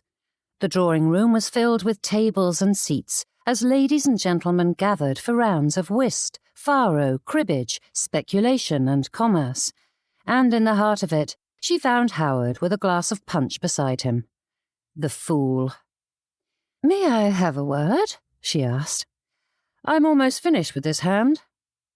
Dora tapped her fan against her skirts as she watched the cards being cast out, and though she was a grown woman with some 58 years to her credit, patience wasn't one of her talents. She cleared her throat, and Howard nodded whilst playing another card. The others at the table glanced at the pair with varying degrees of amusement, though Howard seemed oblivious to it all. "I hear Miss Murray has left the area," said Mr. Atkins, tossing out a card, which drew groans from the other players. "In quite a hurry, it seems." Straightening, Dora narrowed her eyes on the gentleman, though Howard merely took a drink from his glass with a scoff. "Makes one wonder about the reason behind such a hasty departure," added Mr. Atkins with a barely contained chuckle. "Especially when her life in Danthorpe was so comfortable." Dora's lip curled as she let out a considering hum. "And your comment makes one wonder if you are simply ill-mannered or were thrown from your horse one too many times as a child." Mrs. Burnham coughed, her hand flying to her chest as she choked on her drink, and out of her line of sight, Dora heard several chuckles from different corners of the room. Mr. Atkins' complexion reddened, and his eyes darted to Dora, but the flame died the moment he met her gaze. The lad was hot-tempered, to be certain, but he demonstrated a modicum of good sense and manners by returning his attention to the cards in his hand, studying them with great intensity. It took an age for the round to finish, and Dora snatched her son by the arm the moment it did, dragging him away from eavesdropping ears. "What are you doing here? You need to dance with Miss Vaughn," she said. With a furrowed brow, Howard huffed a laugh. "I don't know why it matters to you so very much, Mother, but I plan to. I always do." "You need to do so now," she said, nudging him toward the door. "Mr. Reed is getting too cosy with our Miss Vaughn." "Walter Reed?" asked Howard, his brows rising in speculation. "Good for him. He's a fine man and would suit her." Dora's breath fled her as she stared at her son. "You cannot be serious." "Completely," he replied with a shrug. Howard moved as though to return to his game, and Dora grabbed him by the elbow. "How can you be so apathetic?" she demanded. Frowning, Howard stared right back at her. "My intentions towards Miss Vaughn have been clear from the very first, so why would I kick up a fuss when she's caught the eye of a fine match?" And with that, he turned to leave, and Dora's mind flew through arguments, weighing each quickly before tossing them aside and landing on the one most likely to inspire action. "Do you wish to lose her as a friend, Howard? Even if she desires to maintain a relationship with you, which her husband is unlikely to support, she will be far too occupied with her new family to pay her old friend any mind." That stopped the boy in his tracks, and he peered over his shoulder at his mother. "Miss Vaughn has made her feelings clear and doesn't wish to continue our friendship." "Nonsense. That little disagreement can be gotten over easily enough if you make an effort," replied Dora, waving that objection away with a flick of her fan. But when Howard eyed the card table, she hurried to add, "Do you truly think Mr. Reed is in earnest? He's hardly shown an interest in any young lady. But you know our Miss Vaughn gives her heart away so easily, and will be crushed when he casts her aside." Howard's brows rose at that as he considered her words, and Dora nudged him toward the door once more. "Go, make amends, set your friendship to rights again, and protect our Miss Vaughn from those who will break her heart." Life often changed without warning, shifting the world on its axis. A small thing, a single decision or chance encounter, could alter the course of everything that followed, and afterward one was left to wonder how something so insignificant could transform so much. Everyone knew that such was the way of things, and the future wasn't set in stone. Yet still, such disruptions never failed to shock. Had anyone suggested 2 weeks ago that Sadie Vaughn would find Mr. Walter Reed's company enjoyable, she would have balked. Yet now, his companionship was turning the evening into something even better than she had hoped. Better even than if Joanna were here. It wasn't as though the gentleman had undergone some grand transformation. Just the opposite, in fact.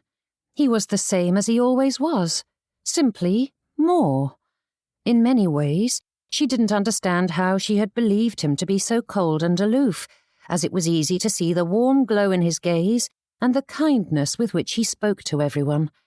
Yes, his expression was unyielding and his words were a bit curt at times, but the more she came to know him, the more Sadie recognized that it was due to discomfort and not dislike. And every time she thought he would leave for greener pastures, Mr. Reed remained at her side.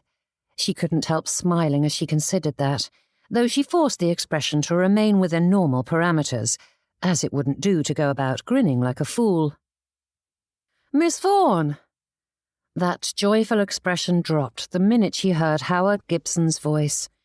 Turning, Sadie found the fellow standing behind her, and she fought against the frown that threatened to darken the evening.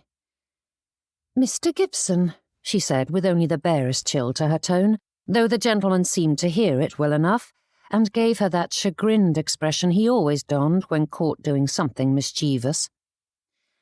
"Am I to assume you are still sore with me?" he asked in a light tone, as though a bit of teasing was all that was required for her to overlook the rudeness he had heaped upon her before. But then, such tactics had worked before.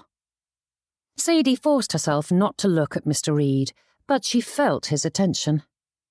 How could she shake Howard loose without looking like a cold-hearted shrew? Mr. Reed didn't know the extent of this blackguard's offences, and Sadie didn't wish to revisit them at present. It was painful enough to recall the humiliation the Gibsons heaped upon her at the church. There was no need to bring up that which happened in private as well.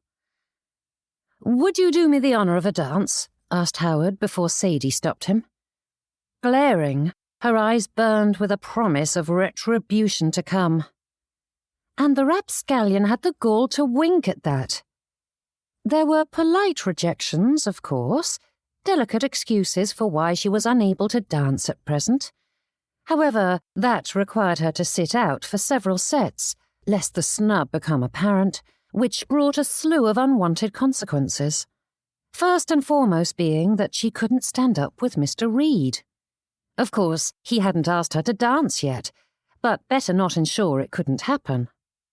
Sadie was left with only one option: accept Howard's offer.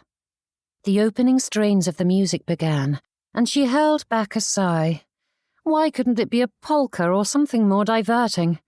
The old country tune was pleasant in its own way, but it guaranteed that this set would be tedious and long. Curse Howard.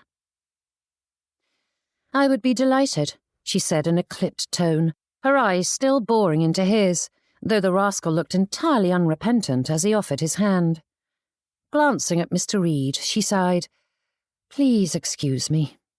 "Of course," he replied, giving her a slight bow, and Sadie wished she could tell him to wait in that exact spot so she could find him afterward. She only hoped he understood this separation wasn't her choice. Gracious, she was halfway to making a ninny of herself. That she liked Mr. Reed had been established, but there was no reason to rush headlong into anything further.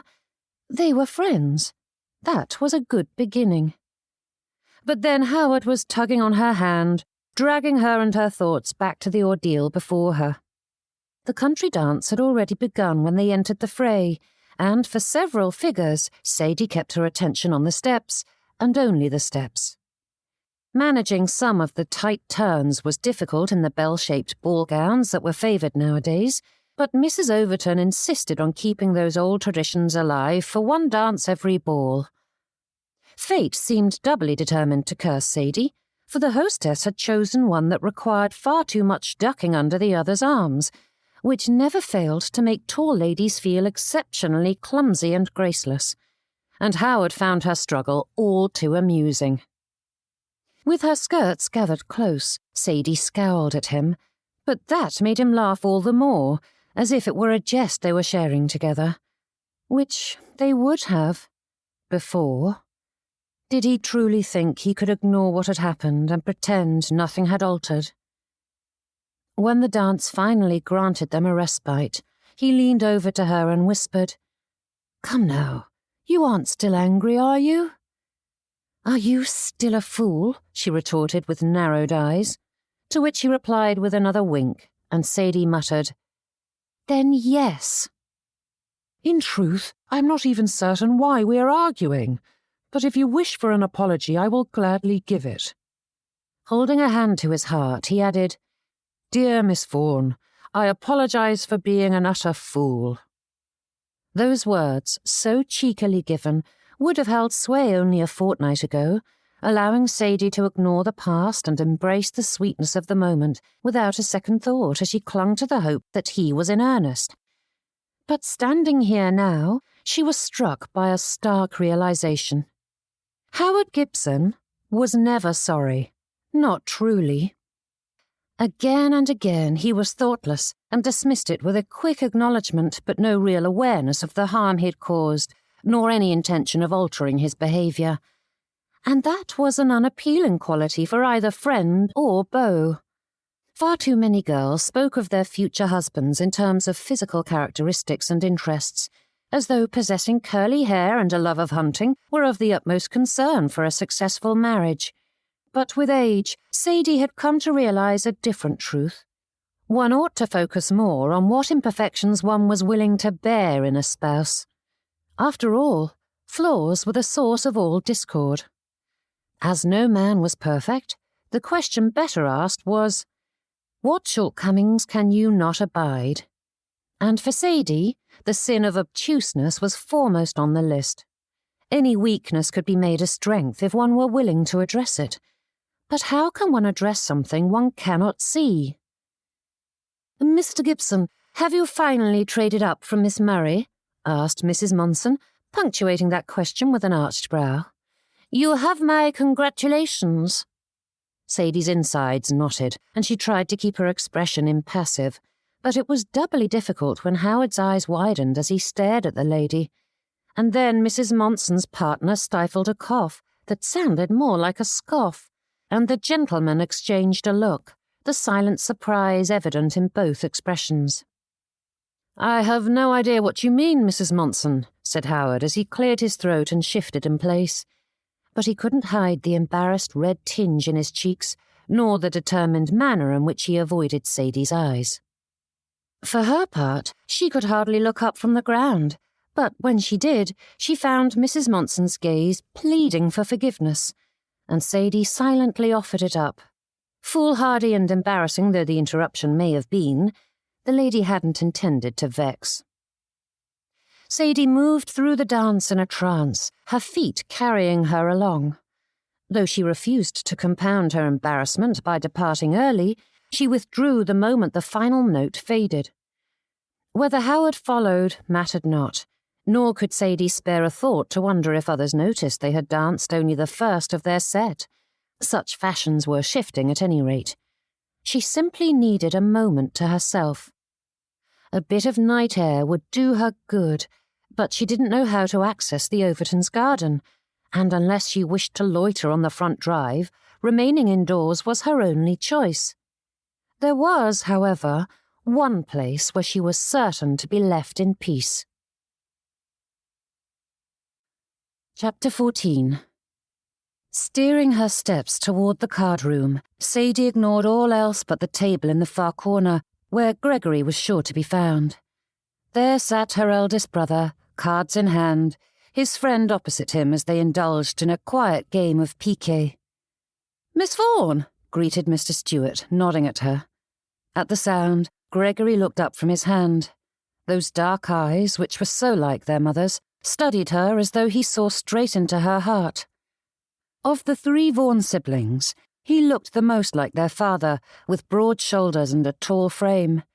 His hair was unfashionably short, cut close enough to the scalp that one could hardly tell the colour, nor the fact that it curled with abandon, which embarrassed Gregory to no end. "What is the matter?" he asked. "Nothing," she replied with a false smile. Gregory set down his hand with a frown, prompting her to add, "Nothing you need fret over. I simply desire to sit for a moment without people pestering me." Gregory studied her for a long moment before rising to his feet and fetching a chair, which he placed beside his. Motioning for her to sit, he returned to his without a word and picked up his cards once more. Though he continued to glance at her from the corner of his eye, he didn't press the issue, and Sadie longed to throw her arms around his shoulders. Bless him. Though she shared a tighter bond with Edward, their middle brother wasn't circumspect in his conversation, and she didn't wish to speak about her troubles at present. Gregory was a much better companion in such moments. Mr. Stewart leapt back into the conversation as if there had been no interruption, though it was more monologue than dialogue, with Gregory offering only the occasional response and letting the other ramble as he pleased. And Sadie found it soothing simply to sit beside her brother and listen to tales of the Stewart children, who were sure to grow into a rambunctious lot.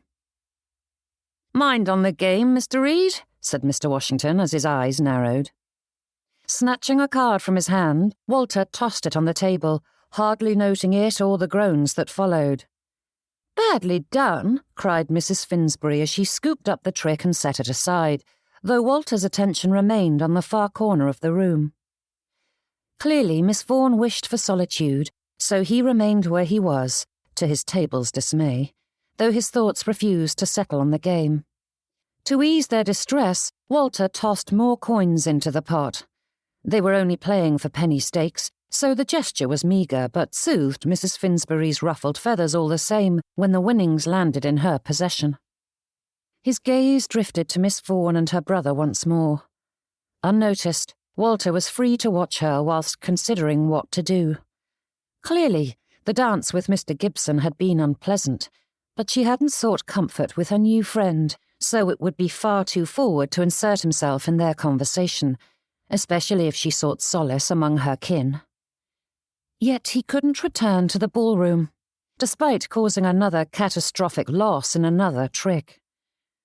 Remaining in his seat, which afforded him a good vantage without making it obvious he was trailing after her like a fool, Walter debated the merits of lingering here all night. But the thought of leaving her alone sat uneasy in his heart. In a gathering this large, she might easily slip away without a word of goodbye, and Walter was desperate to pass another hour at her side, or 2, or 3, or any amount she deigned to allow him.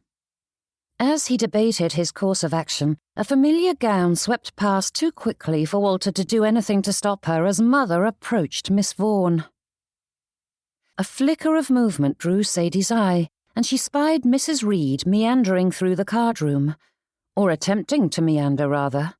Though her route gave a nod to circuitousness, adding an occasional deviation around a table, the path was too direct to ignore, as were the many furtive glances Mrs. Reed cast in her direction. Sadie drew in a sharp breath, which had Gregory looking up from his hand and levelling a hard look at the intruder, but Sadie patted his arm to reassure him and rose to her feet. "Miss Vaughn, how good to see you again," said Mrs. Reed, offering her hand in greeting. "It seems an age since our paths last crossed." Sadie didn't know what to say to that, or the vigorous manner in which the lady was shaking her hand. It was true that nurse and patient shared a bond, but even by the broadest of definitions, she wouldn't call the two of them friends, though Mrs. Reed was greeting her in a decidedly friendly manner. And a skitter down her spine warned her that she knew the motivation behind the overt display. "It is good to see you," Sadie finally managed as Mrs. Reed released her hand. "And you.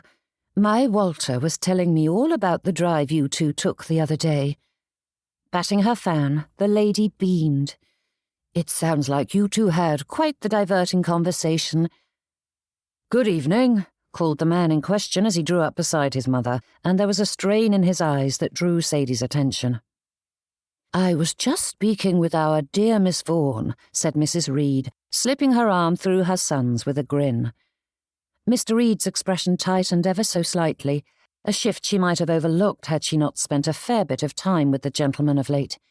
And despite being unable to interpret its meaning, Sadie felt an ill wind begin to blow. "Miss Vaughn really should be dancing, shouldn't she?" asked Mrs. Reed, glancing at her son, who cleared his throat. Turning her attention back to Sadie, she added, You are always so light on your feet. I am certain you two would make excellent partners." At that, Mr. Reed's jaw tightened, and a frisson of dread settled in Sadie's stomach. Surely it didn't mean what she feared. Yet how many times would history repeat itself before she admitted the pattern? She thought back to her conversations with Walter. His interest had seemed genuine, but then so had Howard's, and all the others before him. Always the mother's choice, never the son's. "Come now, Walter," said Mrs. Reed, nudging her son forward. "May I have the honour, Miss Vaughn?" he murmured, though when he held out his hand, the strain in his muscles made it clear he didn't wish her to accept. And for the second time that night, Sadie found herself conscripted into a dance. Glancing up from her hand, Dora Gibson watched the group gathered in the far corner of the card room. Around them, the other players were too absorbed in their games to take notice, but she observed with narrowed eyes as Mrs. Reed manoeuvred the pair onto the dance floor.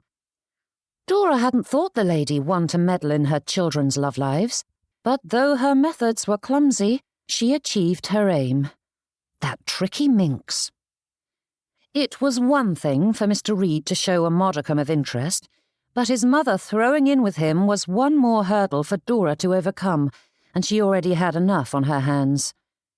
The trio left the card room, and Dora followed at a distance as they strode into the gallery. The pair joined the polka, leaving Mrs. Reed at the edge, watching with the beaming pride of a mother who had won the day. Though Mrs. Reed glanced at her from the corner of her eye as Dora came to stand beside her, the lady did not shift her attention from the dancers. Side by side, they watched the guests swirl across the floor as the music swelled. "It is good to see you, Mrs. Reed." "And you, Mrs. Gibson?" "You seem quite pleased with yourself," said Dora, clasping her hands before her as her fan swung from her wrist. "Nothing makes a mother happier than seeing her children happy." Dora nodded. "True enough. And I am certain you understand the lengths to which a mother will go to secure that happiness," Mrs. Reed added. "Doubly true." Turning, Dora faced her quarry head-on, meeting Mrs. Reed's gaze. All traces of timidity vanished, and the lady met that silent challenge with a lift of her chin, and though neither spoke, their eyes burned with the resolve of a mother fighting for her precious child. Giving her opponent a solemn nod, Dora strode away. Superior numbers and stronger ground alone did not determine the victor, and she would not surrender the field until the last of her soldiers had fallen. A polka? Of all the dances they could have shared, why did it have to be the polka? Having gone so far as to bribe the Overtons' housekeeper for the dance list, Walter had counted on standing up with Miss Vaughn during the next waltz. Simple, plodding, predictable, and, with luck, an excellent way to appear passably competent. Instead, he was faced with this hopping, twirling nightmare. Rather than a competent beau, Walter looked like a newborn colt, all wobbly legs and awkward steps. Steering, keeping time, avoiding her toes, and conversing were challenging enough during a waltz. With the rapid, ever-shifting steps of a polka, he felt perpetually behind, his limbs flailing in a desperate attempt to catch up. Miss Vaughn drew a sharp breath, and Walter winced. "Apologies," he said, shifting his feet farther from hers. "Who invented this ridiculous dance?" The lady nodded and murmured an acceptance, kind but strained, and Walter knew it was more courtesy than forgiveness. Though it was improper to gaze too freely at one's partner, Miss Vaughn avoided looking at him even in passing, and the conspicuous absence of any smile was a blow Walter could not ignore. He was making a muck of this. But he couldn't manage more apologies whilst guarding her toes, so he focused on surviving the dance with what little dignity he had left. Miss Vaughn winced again, and he bit back a cringe as he whispered another apology. "I do beg your pardon, Mr. Reed," she said, drawing him to a stop. "But I must speak with my brother concerning an urgent matter." "Of course," he said, bowing stiffly. Miss Vaughn offered a strained smile, but the tightness around her lips and eyes betrayed her discomfort, and the slight limp in her first step deepened Walter's humiliation. He stood frozen, watching as she fled the gallery, all the ground he had gained with her crumbling before his eyes.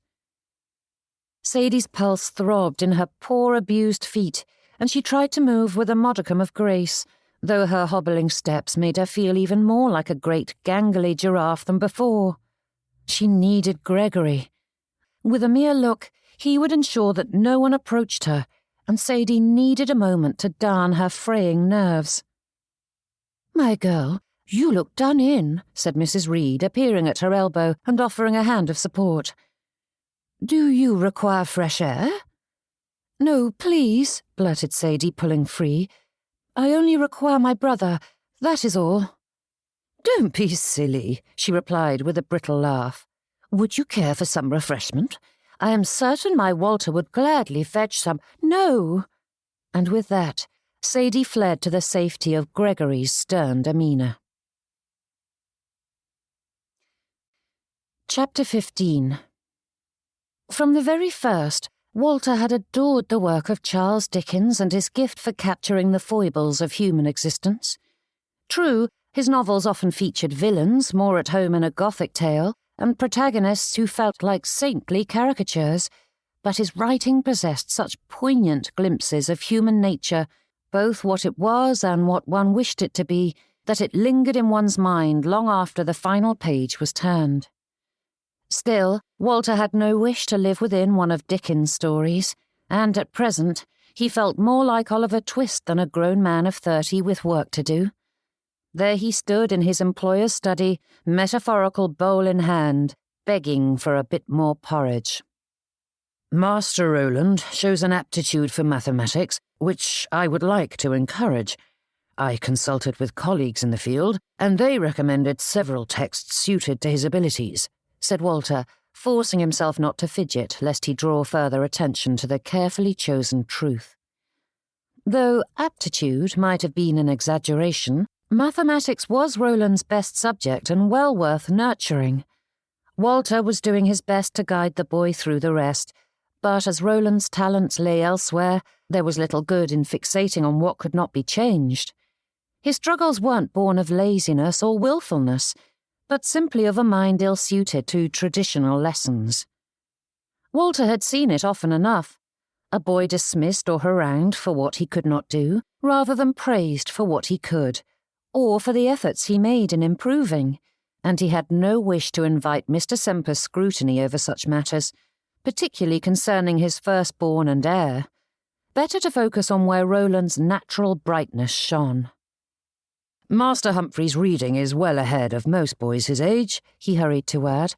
"I've compiled a rigorous list of books for him, and he seems eager to tackle them." "And Orson?" asked Mr. Semper, his tone making it clear he was only half listening, his pen scratching steadily across the paper on his desk. "I'm proud of the strides he's made," said Walter, carefully sorting his words. "He sits through his lessons and completes his schoolwork in a timely fashion. And simply getting the work done is the low standard we are setting for my son?" Mr. Semper asked, scratching out a line and rewriting it without lifting his gaze. "He is 7 years old, and this is his first attempt at formal education." "Neither of his brothers found the transition difficult," said Mr. Semper. Walter paused, biting back the observation that no two children were alike, and frankly, he doubted their tutor had been entirely honest in his reports. While some children adapted easily to school life, he suspected that had not been the case for the Semper boys. "Master Orson's exuberance will serve him well once we harness it," Walter said. "For now, it is difficult for him to sit as long as we require. That he has improved in that aspect and is completing his schoolwork consistently is worthy of praise." Mr. Semper gave a vacant hum in reply, the scratch of his pen filling the silence as Walter stood there, weighing what needed to be said next. In his experience, most parents preferred to claim the educational successes for themselves, thoroughly exaggerating them when speaking to friends and acquaintances, of course, whilst otherwise ignoring the troublesome bits, including the very people entrusted with moulding their children, save for the occasional report once or twice a quarter. As this was one such occasion, it was the best opportunity for Walter to raise the issue. Mr. Semper was of a mind to discuss his son's education, and there was no guarantee he would be again for weeks or even months. Yet Walter's hands grew clammy as he stood there, weighing his words. "Speak!" Mr. Semper raised a hand to dismiss him, and Walter saw the moment slipping from his grasp. "We need to discuss the schoolroom supplies, sir," he blurted. "Put what you require on the household accounts," replied Mr. Semper, his hand rising once more. "Yes, sir, and I would have. But there were some items I required sooner than the housekeeper could send for them, and when I went to Bowles' shop, he refused to place them on your account without written permission, and I was forced to pay for them with my own money." And for the first time since Walter had stepped into the study, Mr. Semper set down the pen and looked at him. "You know I will compensate you for any expenses you incur whilst educating my sons. How much was it?" £1.6. Mr. Semper huffed a laugh and picked up his pen once more. "That is a pittance. Have no fear. I will repay you when your salary comes due." That sounded so very reasonable, and Walter would have gladly left it at that, if this wasn't the third time he'd mentioned it to Mr. Semper. "Yes, I know it isn't much, sir, but with the work being done on my school, every shilling counts." Walter tried to speak lightly. "However—" "I understand you took my boys to the worksite," said Mr. Semper, glancing up from his work, though his hand continued to scribble away. Another distraction. Walter recognised it for what it was, yet he didn't know how to press the issue without giving offence. For all that the wealthy called such sums pittances, those tight-fisted misers were as likely to hand over their firstborn child as to pay what they owed. Walter was certain it would signal the end of days if a single one of them ever settled their accounts in full in a timely fashion. Ought he to press the issue and risk his relationship, not only with his employer but with anyone Mr. Semper might speak to about Walter Reed and his school? Losing the good opinions of potential patrons would cost more dearly than the loss of £1.6. "Humphrey was regaling me with tales of how plastering is done," said Mr. Semper, his expression growing grim. "I assure you that was not the purpose of our outing. It was merely a short stop on the way home, after our usual school hours," said Walter. "We were learning about the Napoleonic Wars from a first-hand account, and we spent the drive to and from Thornsby reviewing lessons." "Such as assisting damsels in distress?" Mr. Semper's brow arched, challenging Walter to contest the accusation lurking beneath the question. "Miss Vaughn was in need of assistance, and it proved a good opportunity to teach the boys—" "Peace, Mr. Reed," said his employer, setting his pen down with a chuckle. "As you said, lessons had concluded, and I do not begrudge you a little time to visit your school or assist a damsel in distress. From what the boys recounted, it was a necessary lesson in manners." Leaning back in his chair, Mr. Semper laced his fingers and rested them on his stomach. "And how goes the restoration work?" "Well enough. I have every hope that all will be finished in time for the Michaelmas term," he said, some of the tightness in his shoulders loosening. "I do hope you'll consider enrolling the boys when the time comes."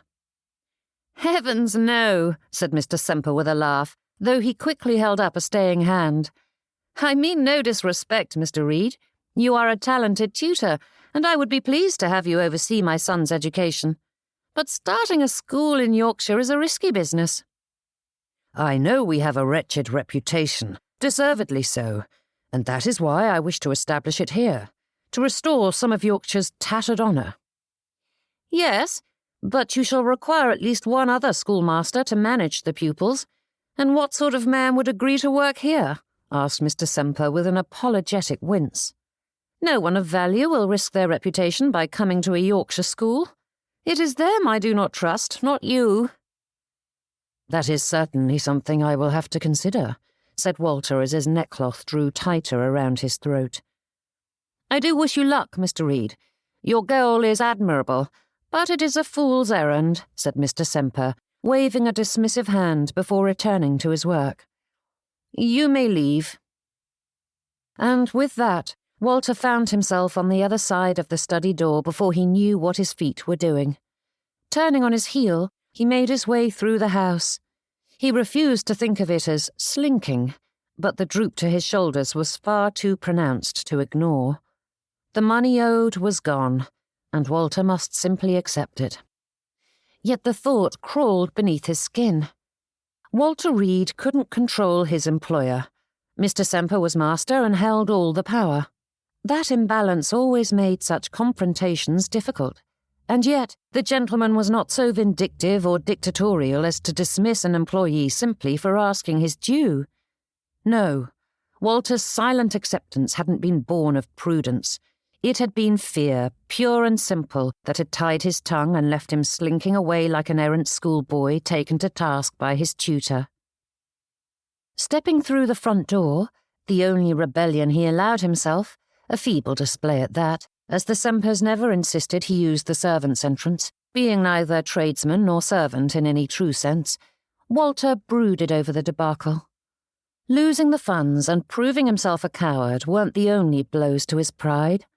How he wished he could refute Mr. Semper's claims, but in that instance it was truth and not his wobbly spine that had silenced him.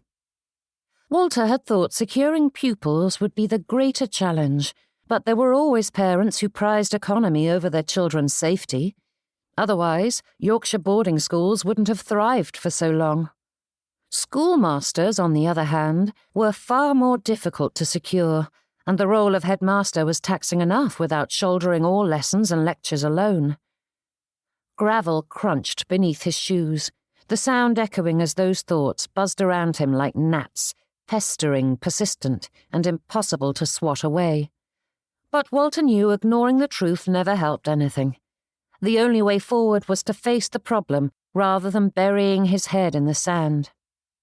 Huffing at himself, he rubbed his forehead as his feet carried him down the lane into Danthorpe proper. A fine thought, that. Bold ideas from a man who twisted himself into more knots than a contortionist at the first hint of conflict. His business with Mr. Dix and Mr. Semper remained unsettled, and now his chance with Miss Vaughn was withering before his very eyes, all because he excelled at tiptoeing around the truth. That blasted dance! He ought to have refused it outright. However well-meaning his mother's intentions, Walter had known standing up with Miss Vaughn would bring nothing but trouble, yet he had allowed that travesty to unfold, and now it had sealed his fate. There were grander tragedies than a failed courtship, but that was difficult to believe when the woman he admired might marry someone else, especially that popinjay Howard Gibson.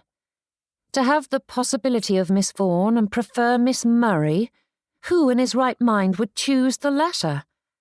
And though the fates saw fit to grant him a second chance, the fool clung stubbornly to his title as the village idiot. The sky was a patchwork of clouds, blazing with dozens of hues of white, grey, blue and gold. Sunlight spilled through the gaps, casting shifting patterns over the grass and the wildflowers that stretched their faces toward the warmth. Somewhere nearby, the faint wisp of wood smoke curled through the air, mingling with the richer scents of damp earth and the heady fragrance of summer blossoms.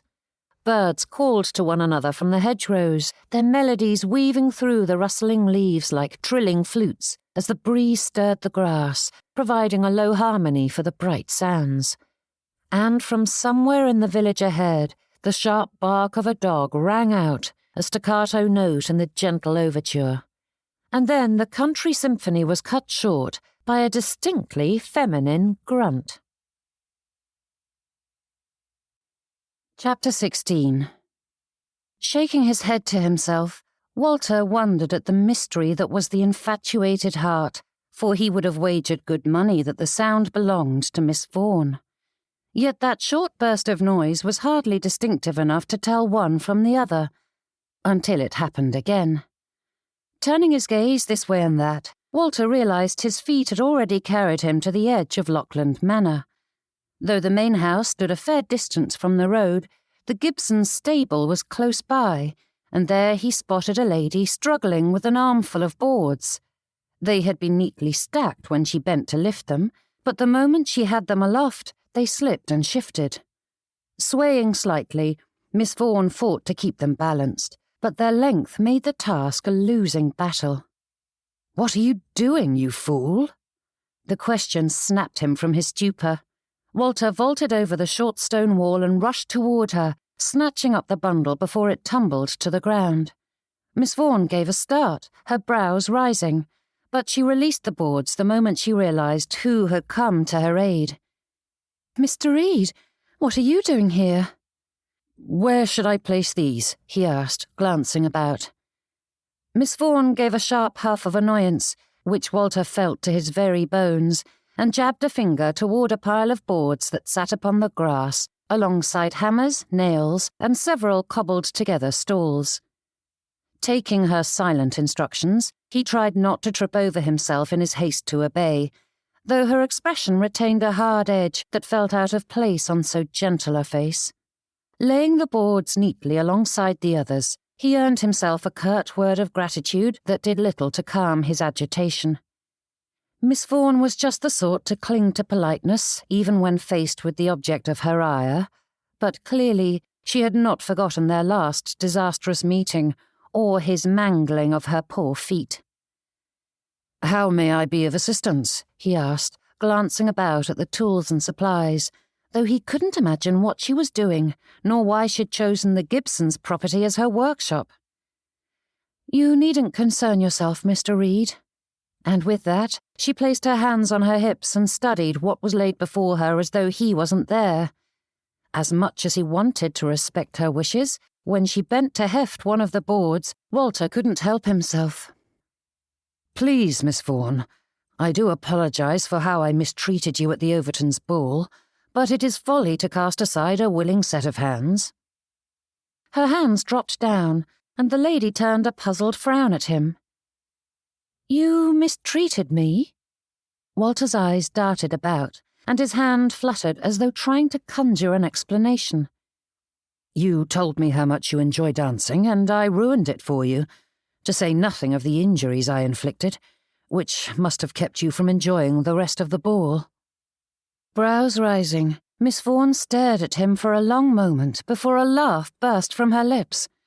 Her hands flew to her mouth, her eyes wide and pleading for him not to take offence as she tried to smother the reaction, though a frantic edge clung to her mirth and slipped free despite her efforts.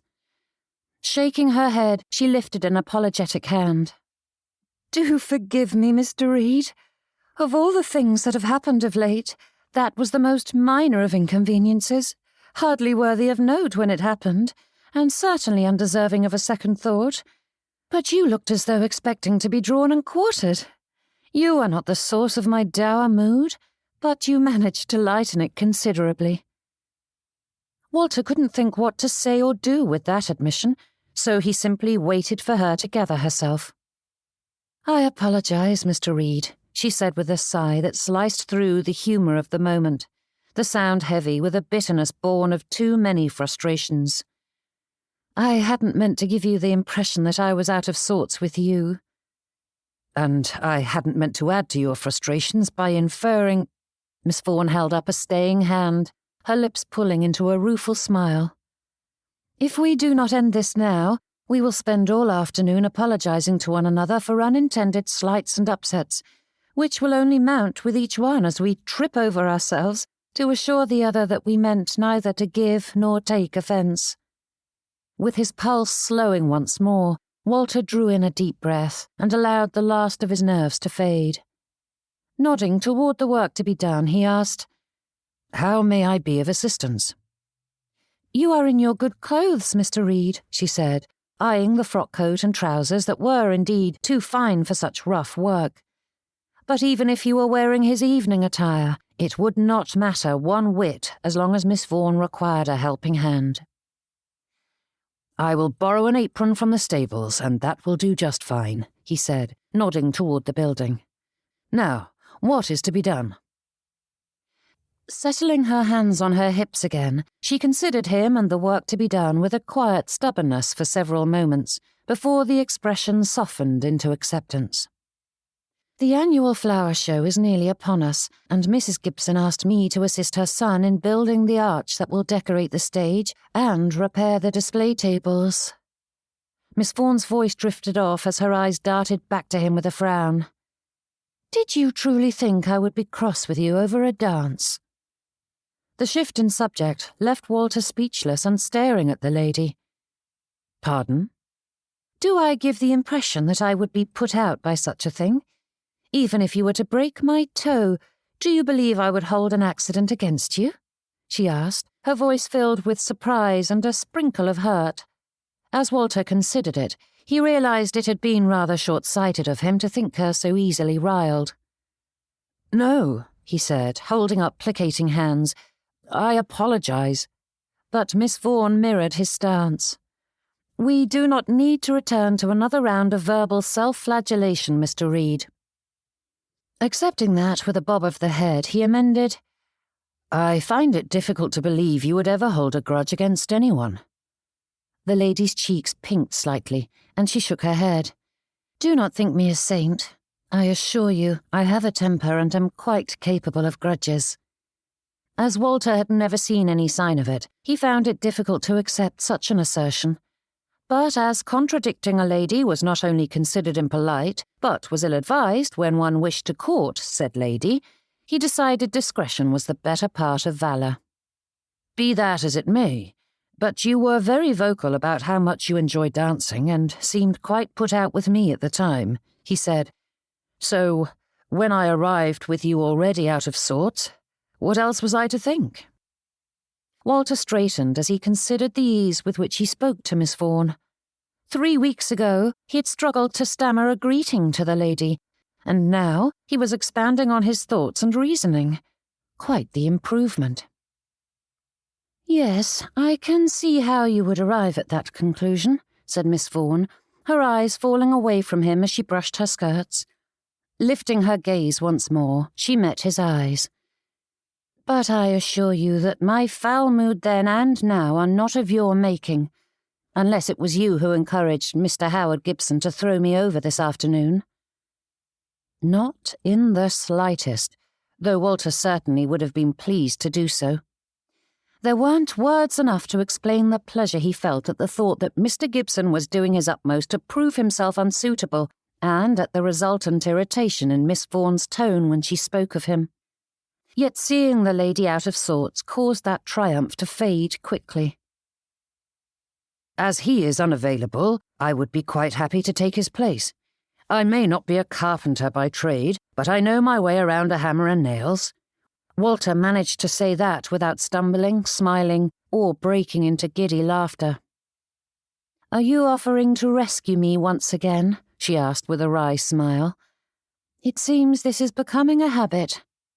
Walter's pulse raced at the warm expression on her face and the fact that it was turned on him. Him! Drawing on every ounce of his acting abilities, he offered a grin in return.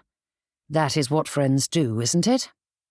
"They ought to," she murmured, and the amusement in her expression faded, her eyes turning to the work lying on the ground around them. "The flower show is in 2 weeks, and these need to be finished today. Why Mrs. Gibson assigned us, rather than handing the project to one of their manservants who know a thing or two about carpentry, I haven't the slightest notion." Walter had his own theory. "And I feel terrible pressing you into service, Mr. Reed, but one mustn't look a gift horse in the mouth." "You aren't pressing me into service. I volunteered." Miss Vaughan's shoulders fell, gratitude filling her gaze. "You did, didn't you? Well then, I suppose we ought to get to it." In quick order, Walter commandeered an apron from the nearby stables, cast off his frock coat, and, with a few simple instructions, he set to work on the archway whilst Miss Vaughan began painting the tables and stalls. Glancing up from her work, Miss Vaughan said, "You were being modest about your skills, Mr. Reed." "I spent a fair bit of time in my childhood shadowing our manservant, and learned about such things," he replied, levelling the board as he prepared to place another nail. When the lady sent him a questioning look, Walter added, "Being the youngest in my family by a good 5 years, I was more like an only child, as the others were either grown or off at school throughout much of my youth. Mother was occupied with managing the household and our finances, so I often found myself keeping company with the servants once my lessons were done, and they taught me a great many things." Leaning closer to her work, Miss Vaughn studied the nooks and crannies of the wood before dabbing at them with her brush. "If you don't mind my asking, how old were you when you lost your father?" 7. Miss Vaughn straightened, her brows twisting together. But before she could speak, he did. "Yes, I was young. I hardly remember him, though people often say we look quite alike. However, I cannot agree, as I have seen his portrait." "That must have been difficult," she said, returning to her work as Walter did the same. "Thanks to his actions, our family fared better than most. He provided handsomely for us." "There is more to a father than providing," said Miss Vaughn with a frown.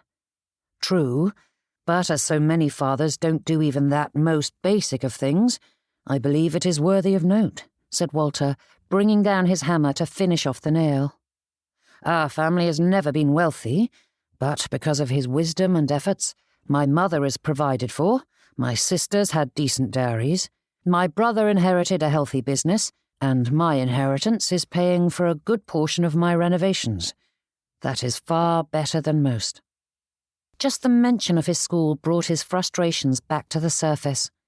Miss Vaughn had distracted him thoroughly, but now his mind was dragged back into that frenzy of questions, concerns, and conundrums. "What is the matter?" asked Miss Vaughn, straightening and studying him. "What do you mean?" He turned his attention to the boards as they slowly began to take the shape of the arch. "There was something in your expression when you were talking about your school. Usually you look—" Her words trailed off as she considered them. Shaking her head, she added, "You seemed upset just then, that is all." Did a lady wish to hear the troubles of a potential sweetheart? Surely friends shared those burdens, but when a gentleman sought to make a good impression, he ought to appear strong and unflappable, able to weather the bumps and bruises of life without falling to pieces. Yet the longer the silence stretched, the heavier it became. Walter couldn't put his finger on what had shifted between them, but he felt the distance growing with every passing moment. "There have been some difficulties with my school," he finally said. Chapter 17. Miss Vaughn's attention fixed on him, the paintbrush hanging limply in her fingers. "What has happened?" The question was quick and earnest, as though the answer mattered greatly to her, and Walter couldn't help but hope that in some small way it did, and wasn't merely sympathy, though heaven knew she was capable of a vast amount of it. With a nod to his task, the lady returned to hers. "May we work as we talk? As much as I wish to hear all about it, we have little time to finish. Besides, I find busy hands often help when speaking of troubles." Hefting another board, Walter fitted it to the frame. Thankfully, someone had measured and cut the pieces beforehand, sparing him a good deal of trouble as he worked to assemble the structure, though speaking about one matter while attending to another was no easy task. "What has happened?" asked Miss Vaughn as she continued to paint. "I fear the number of troubles far outweighs the triumphs of late," he said, pounding another nail into place before wiping his forehead with his arm. A shiver of discomfort ran down his spine, though it had more to do with the realization that he was standing before Miss Vaughn in his shirt-sleeves, which, he supposed, said much about how things had changed between them. He still stumbled over his words and occasionally struggled to form coherent sentences, but at present it was his dishabille that troubled him most. "Firstly, there are the renovations themselves," he began, detailing his frustrations with the work and the labourers he had hired. "At times, I think I should simply finish it myself, as the tasks aren't complex or ornate. However, not only is my time occupied with the Semper lads, but I would set tongues wagging if I took on the role of labourer. It is one thing to assist with the flower show, and quite another to rebuild a house." Miss Vaughn gave a considering hum as her paintbrush swept across the wood. "It does seem nonsensical that it is your gentlemanly duty to perform manual labour if I require assistance, yet to do so for your own benefit is crass and unseemly. This is for a frivolous flower show, and you are working to secure an income. Surely the latter is more honourable than the former." Pausing, she considered that. "But I suppose such hypocrisies are part of human nature. After all, we are labelled the more delicate sex, yet I have seen women struggle at the edge of death to bring children into the world with hardly a tear shed, while men are felled by the slightest sniffle." Walter chuckled at that, and though Miss Vaughn joined in for a moment, she ducked her face away with a wince. "I suppose I shouldn't mention such an indelicate subject," she added, and when his brows rose, she stifled another laugh. "That was an unintentional turn of phrase." "Whether intentional or not, you have nothing to apologise for," said Walter, hefting the next board. "What else?" she prodded. "You said troubles." And with that, Walter expounded on all the various issues plaguing him. The pair went about their work whilst Miss Vaughn asked the occasional clarifying question, but otherwise allowed him to simply unburden himself. With his quiet nature, Walter boasted few friends. His mother was always quick to listen, but she fretted as readily as he, and too often took more comfort than she gave. Even if he did look to his siblings for guidance, all but Pearl had settled in other places, leaving him nowhere to turn for a listening ear. Walter's internal voice of warning continued to sound from time to time, cautioning against being too free with his words, lest he lose Miss Vaughn's respect. But the more he spoke and the more she listened, the more words broke free. "Excuse my ignorance, Mr. Reed, but you've mentioned several times the troubles of starting a school in Yorkshire. But I do not understand why that is," said Miss Vaughn, her brows pinching together.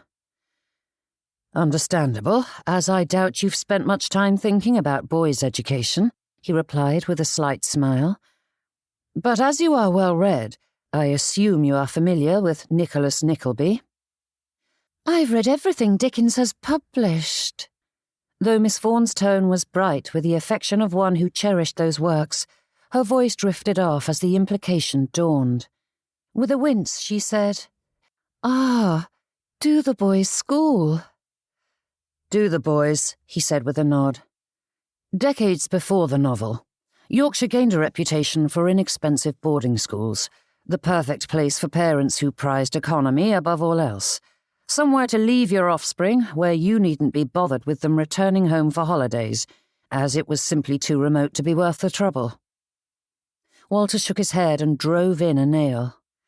"It was an open secret that such places were cesspools where children were more likely to be starved and beaten than taught.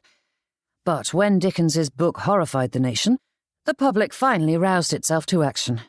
Countless schools in Yorkshire were forced to close their doors, and I, fool that I am, wish to open a new one." "But the novel was published some years ago. Surely the commotion has died down by now," she said. "Yet the reputation persists." He frowned at the board as he hammered another nail into place. "Never mind that such depravity was neither universal nor confined solely to Yorkshire. The public was indiscriminate, condemning the good alongside the bad, and never bothered to look beyond our borders. In the end, those same children who were abandoned to the likes of Mr. Squeers were simply carted off to other wretched institutions elsewhere, no happier or safer than before, whilst Yorkshire still bears the stain." "And you aim to change that?" "I do." The lady glanced up from her work, though her paintbrush continued its steady progress. "And I have every confidence that you will." Such a phrase was often tossed about, but Miss Vaughn's tone wasn't steeped in placation or dismissal. It rang with certainty as though it was an incontrovertible truth, and that struck Walter to his soul. His shoulders, which had felt heavy only moments before, lifted with ease, though he couldn't say whether or not his troubles had grown smaller or he had grown stronger. The very air around him shifted, filling his lungs with something invigorating, and each breath felt fuller, steadier. His pulse quickened, sending waves of heat rushing through him like heaving billows stoking a blacksmith's forge. Her faith, so plainly spoken, ignited a fire he hadn't known was there, and it made him feel capable of anything as long as she believed in him. But how can a coward run a school? And like that, all that goodness vanished, and the worries and fears dropped onto him like a sack of lead bricks. Struggling to keep a hold of the emotions roiling within him, he turned back to his work. I am doing my best, but for every trouble I address, a dozen come to take its place, he said. And even if I should surmount every last one of them, what good will it do? At the end of the day, I am still a weak-willed mouse who cannot call my labourers to task for their work or demand money that is owed me. What sort of headmaster would I make? All my hard work will be for naught when I ruin my school with my cowardice. For the first time, perhaps in his whole life, Walter said more than intended. The words slipped past his lips before he considered them, revealing far more than he ever wanted Miss Vaughn to know. Focusing on the boards, he tried to ignore the feeling of her eyes on his back, but when she called his name, he had no choice but to face her. It was like a moth to the flame. Miss Vaughn motioned him to a patch of lawn before easing herself down onto it. But we have work to be done, he said. And I will keep you after class to finish it, if need be, she replied with a cheeky grin. But this is too serious a subject to discuss whilst working, and your troubles are the more important of the two tasks. Walter did as told and sat cross-legged before her, though he found himself studying the grass.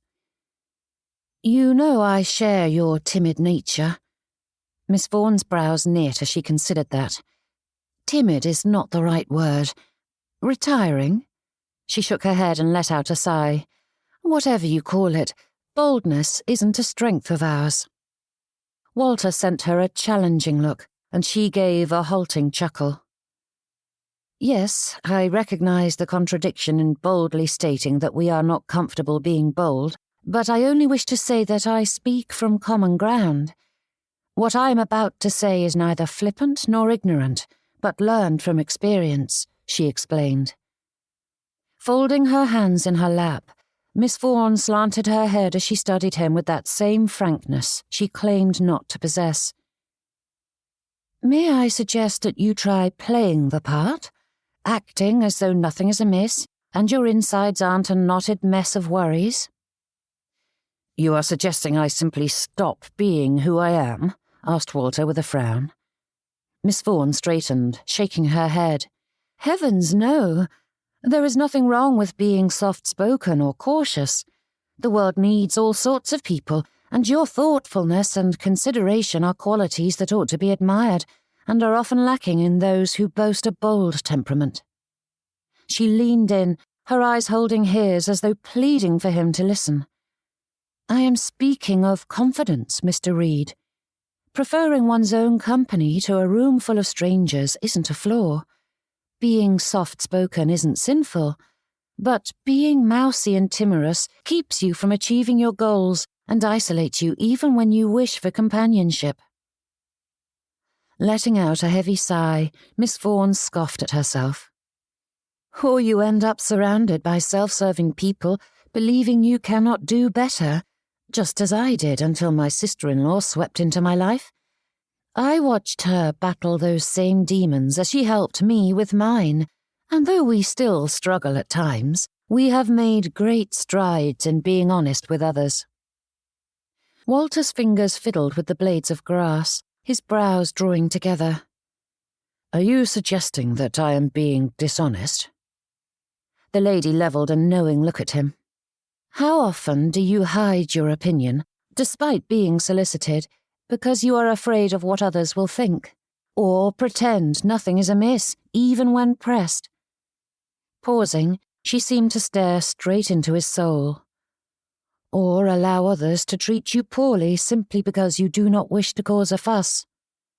It felt as though she had reached right into his mind and plucked the thoughts from his head, and though Walter couldn't think how to respond to that display of clairvoyance, the expression on his face must have done the job well enough, for she continued, "I have spent my life lying to others, forever hiding my true feelings and thoughts, believing that was the mark of a peacemaker, when I was a coward to my core.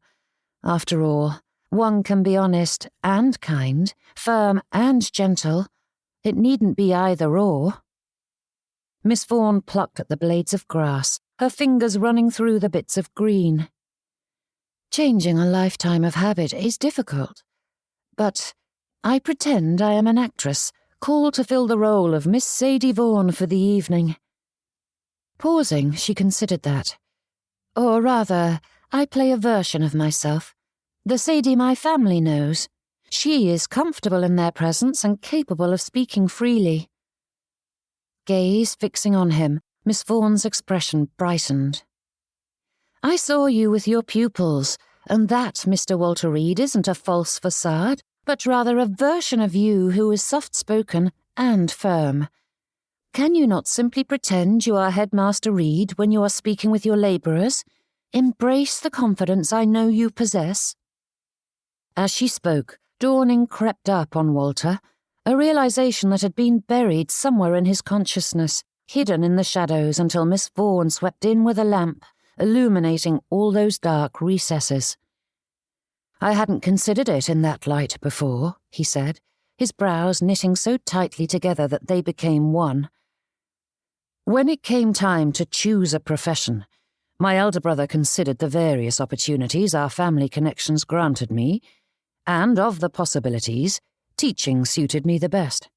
I enjoy the work, and standing before a schoolroom of young men isn't nearly as—" Pausing, he tried to find a word that didn't cast him in a poorer light, but there was no way around it. Miss Vaughn clearly knew what he was.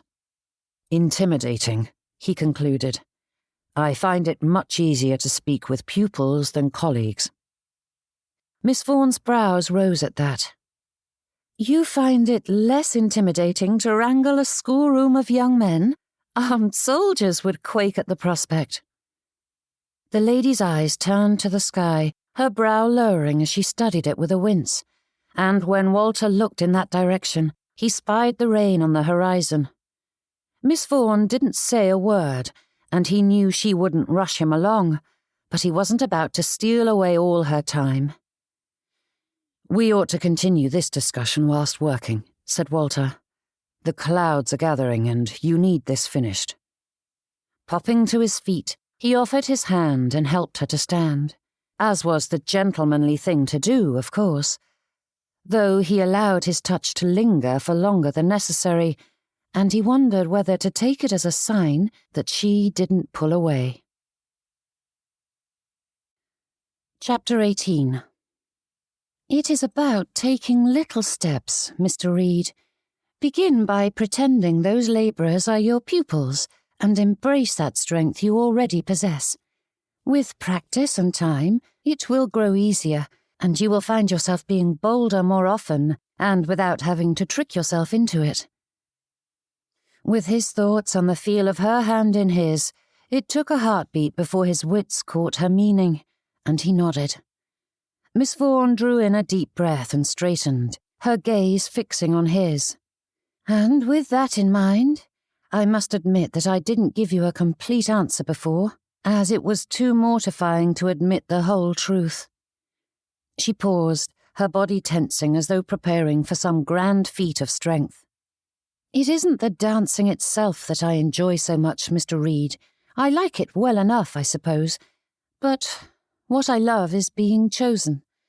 Standing up with a gentleman is quantifiable evidence that someone enjoys my company, that they prefer me." Wincing, The lady shook her head and turned to her work. "It is pitiable, I know, but it is true. And Mother's fobbing me off on their sons was the opposite of what I had hoped to experience at the Overtons' ball. That ruined the dancing, not your skills." With her eyes now on her work, Miss Vaughn couldn't see the wide-eyed manner in which Walter stared at her, which he couldn't say was a good or a bad thing. She thought his mother was forcing him to stand up with her. A slew of words choked his thoughts with all the many assurances he wished to give her, but not a single one of them would do so without making his feelings clear.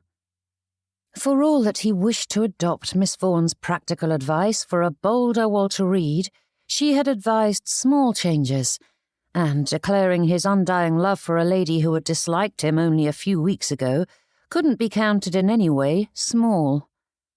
Mother was taking pity on me, not fobbing you off.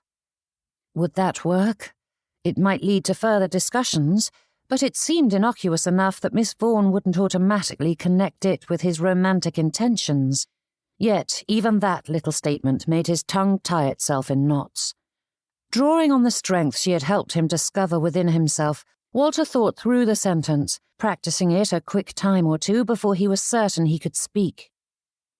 "I think you ought to be more creative in your search for schoolmasters," she said, causing Walter's mouth to snap shut. Miss Vaughn glanced at him from over her shoulder as she applied another coat of paint. "Pardon?" he asked, and when Miss Vaughn motioned for him to continue his work, he picked up his hammer once more, whilst the assurance he yearned to give lingered in the back of his mind. There never had been, nor could there ever be, any fobbing where she was concerned. "You might consider tutors who have just completed their education or are nearing retirement," she said, her paintbrush sweeping across the wood. "I've heard men in both groups bemoan the difficulty of finding employment. The former may lack the expertise you desire, but better to have staff of good character and strong work ethic, for experience is the only thing you can give him. As for the older schoolmasters, they may not remain long in your employ, but they would grant you time to build your school's reputation. Then the next search may be easier." "True," said Walter, his brow furrowing as he considered how to steer the conversation back. Yet the idea Miss Vaughn posed was an interesting one. "And," she began, brightening as she paused her work to face him, "what about speaking to employment agencies? I know that most revolve around servants, but surely there must be some in London that specialise in tutors." "I have, but the responses weren't encouraging." "Once, when I was visiting my aunt in London, her housekeeper was filling positions, and I heard the two of them discussing the process and their efforts with the servants' registry. My aunt doesn't require references." "Pardon?" Walter nearly dropped the board, but before he could let out more than that shocked utterance, Miss Vaughn hurried to answer. "Far too many employers are petty and withhold references on a whim, and simply having one isn't a guarantee of good work, as they are more a reflection of how well the servant bent to their master's will." "Which isn't necessarily a sign of skill or character," he concluded. "So why place such emphasis on them?" she asked. "If I were you, I would trust the opinions of those running the agency, as they are bound to have a better sense of the person whom they are recommending and have more to lose should they suggest someone of poor character." Walter considered that. "True. Besides," she added, "men trapped in such wretched circumstances are unlikely to quibble about whether the school is new or old, in Yorkshire or on the continent. They are as desperate to have a position as you are to fill it." Hands on hips, he studied the lady as she went about her work. "That is brilliant." Miss Vaughn continued her work, adding, "I am glad to be of service, Mr. Reed. As I said, I have every confidence that you will make this a success." Assurances rose to his mind once more. The words he had wanted to tell her now slipped back into place as the conversation lulled. Walter considered how to go about returning to the subject of fobbing, but he couldn't think of any easy way to manufacture a more natural approach to the topic. "Pretend she is one of your pupils," Though the advice was sound, it was impossible to maintain the pretense when everything about Miss Vaughn shattered the illusion. Even now, a flash of sunlight caught her hair, drawing out a golden hue that lightened the colour until it was nearly blonde, while a flush of pink coloured her pale cheek, both of which stirred feelings that were anything but professorial. "Be bold." For once, that inner voice prodded him forward, reminding him of the strength Miss Vaughn had demonstrated during her earlier confession. Surely he could meet that with one of his own. "Miss Vaughn," he began, drawing her gaze to him. "Hello there," called a voice in the distance, drawing their attention to Mrs. Gibson, who was waving in a manner both demure and frantic as she scampered down the drive, her handkerchief flapping wildly in the breeze. Lungs heaving, she fanned her flushed face as she arrived before them. "Good gracious, I ought not to run like that." Coming to the lady's side, Miss Vaughan's eyes widened. "Heavens, what is the matter?" "I glimpsed you from the parlour window and thought it best to come and see what was afoot," said Mrs. Gibson with a brittle smile. "We are working on the stalls and arch for the flower show, as we discussed," she replied with a furrowed brow. "Yes, of course. I was simply surprised to see Mr. Reed here instead of Howard. Where is that silly boy of mine? And why has this gentleman been conscripted into service?" asked Mrs. Gibson, flicking her handkerchief down the length of him, and Walter fought the urge to roll down his sleeves. With his tailcoat abandoned, such a show of modesty would do little good. "All I know is that your son wasn't here when we agreed to meet," replied Miss Vaughn in a dry tone. "However, Mr. Reed was passing by and kindly volunteered." "And happy to do so," added Walter. Mrs. Gibson glanced between them, her head shaking. "Oh, that simply won't do. This can wait until tomorrow, and I will make certain Howard is in attendance. In the meantime, there is no need for Mr. Reed to ruin his clothes. Thank you, my good sir, but you are excused." Though the lady's tone was kind, Mrs. Gibson's eyes narrowed on Walter the moment Miss Vaughn turned away, her gaze as sharp as razor blades, and just as ready to slice. "There is still work to be done, and you need it finished tomorrow," said Miss Vaughn, examining the work.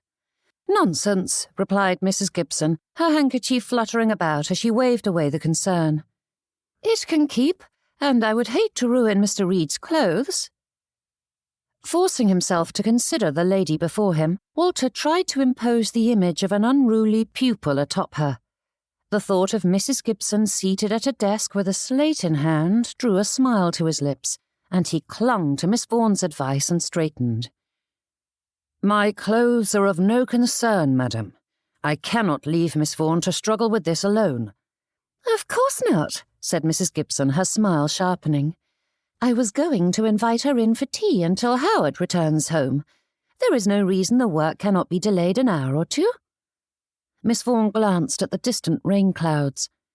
"The weather—" "If it turns, the rest can wait until tomorrow," insisted Mrs. Gibson as she herded the young lady toward the house.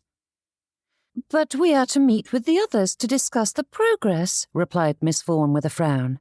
"You said it needed to be completed before—" Mrs. Gibson's brittle laugh cut the words short. "Oh, I don't know what I was on about. You've done so much already and have earned a rest." Like an expert battledore player, she volleyed any excuse like an errant shuttlecock, and Walter recognized that the game was lost. Mrs. Gibson was too wily an opponent. Or rather, he hoped it was prudence rather than cowardice that drove him to leave things alone. For now. Which was when an idea erupted into Walter's mind. One of those vague thoughts that had flitted about in the recesses without taking solid form. Until now. "Miss Vaughn, may I beg a favour?" he asked.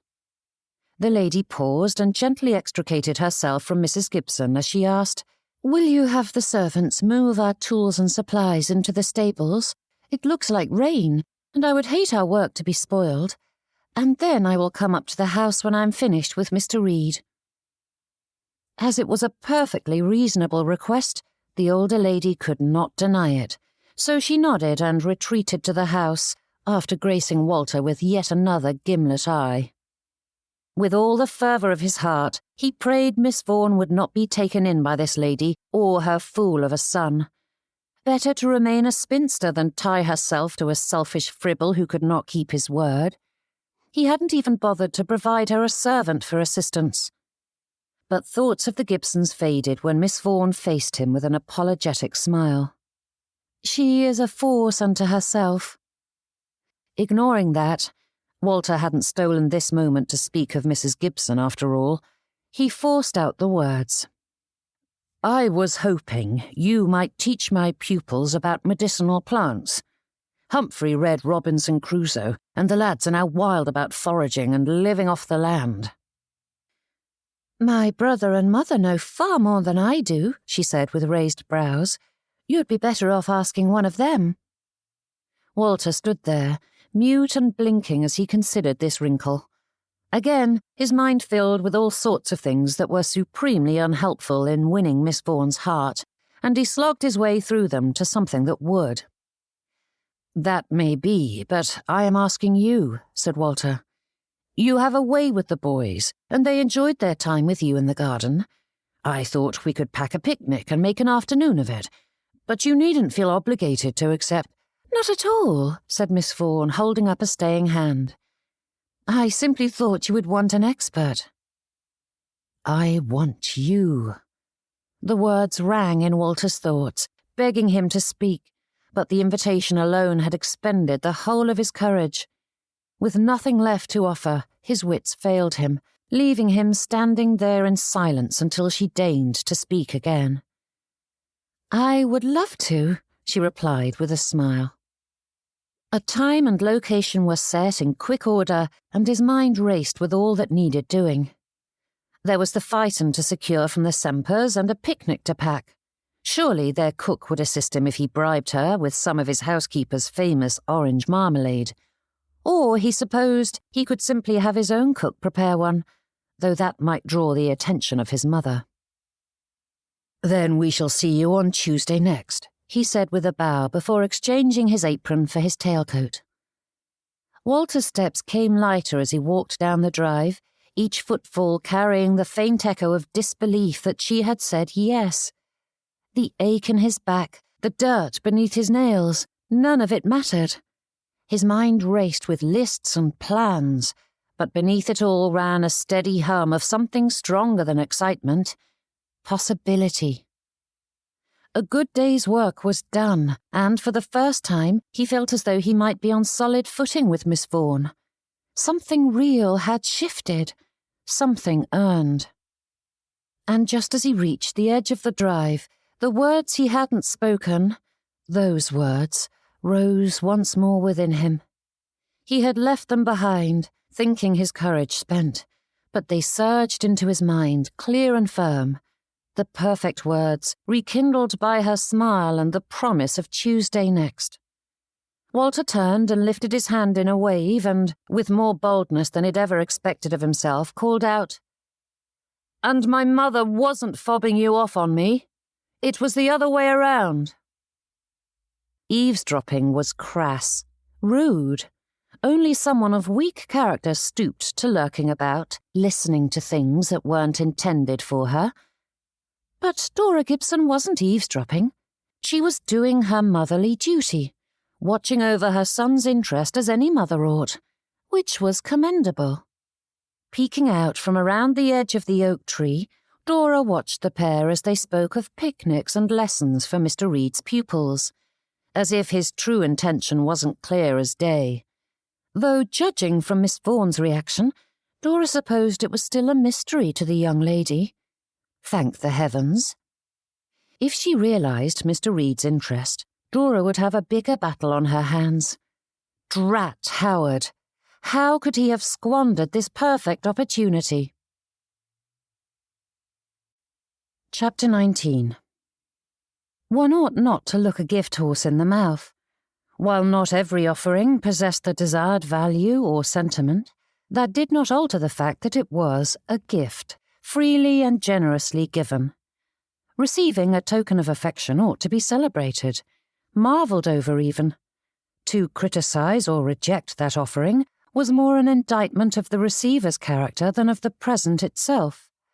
And having little experience with such things, Sadie had expected to feel eager, not confused.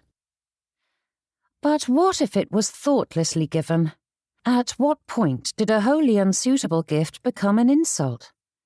Staring at the bouquet on her side table, which had been prepared and placed in a vase courtesy of the maid, Sadie didn't think herself entitled or ungrateful, yet she couldn't help wondering about her assessment of herself, and Mr. Reed. Women often claimed men did not listen, but Sadie thought the problem lay in how differently they communicated. Where the fairer sex preferred hints and gentle prodding, men weren't subtle creatures. Such ambiguity was lost on them, and if one desired action, directness was the better course. Yet Sadie hadn't thought their conversation about flowers subtle, and still he had chosen to send her a bouquet of peonies. Such a senseless gift was more befitting Howard, assuming he were inclined to send her anything. Considering the bouquet before her, unease skittered down Sadie's spine. Surely these weren't from the same man who had come to her rescue, adding hours of travel to his day simply to save her feet, and had so willingly rolled up his sleeves and set to work on her behalf, and listened intently to her advice as though she were the font of all wisdom. Sadie examined the note that accompanied the flowers, but there was hardly anything to it. Simply her name listed as addressee with his signature indicating the giver. Nothing shocking or revealing there, if not for the handwriting. Though Mr. Reed seemed the sort to have neat penmanship, there was a distinctly feminine slant to this note. Written by his mother, then. Mr. Reed had stated only yesterday that the interlude at the Overtons' ball hadn't been an example of his mother fobbing Sadie off on her son, a revelation that was thrilling in countless ways. But did it improve matters if it was reversed? Either way, it meant his mother was meddling and pressing the issue rather than her son. So which was worse? That Mr. Reed had sent her something entirely unsuitable, which proved that he either put little thought into it or had ignored what she had told him, or that his mother was the gift horse behind it. The first, she supposed.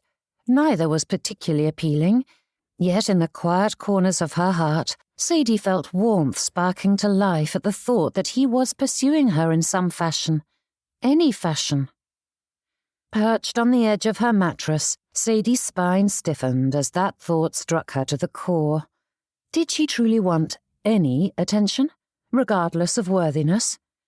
She reached for the bouquet, her fingers brushing against the buttery petals that would die all too soon, and frowned as that warmth sputtered and died. Any man? Anyone who deigned to settle for her? Any fellow willing to accept a wife who had little to recommend herself? Beyond a preternatural ability to win over his mother, that is. Yet, as she sat there, Sadie's thoughts turned to the future, seeing it stretch before her much as it had over the past few years. Her friends all married, their growing families demanding their time and attention, whilst Sadie remained under her father's roof. Her already small social circle would shrink until it was only her and her aging parents, and eventually they would be gone as well, and Sadie would be alone.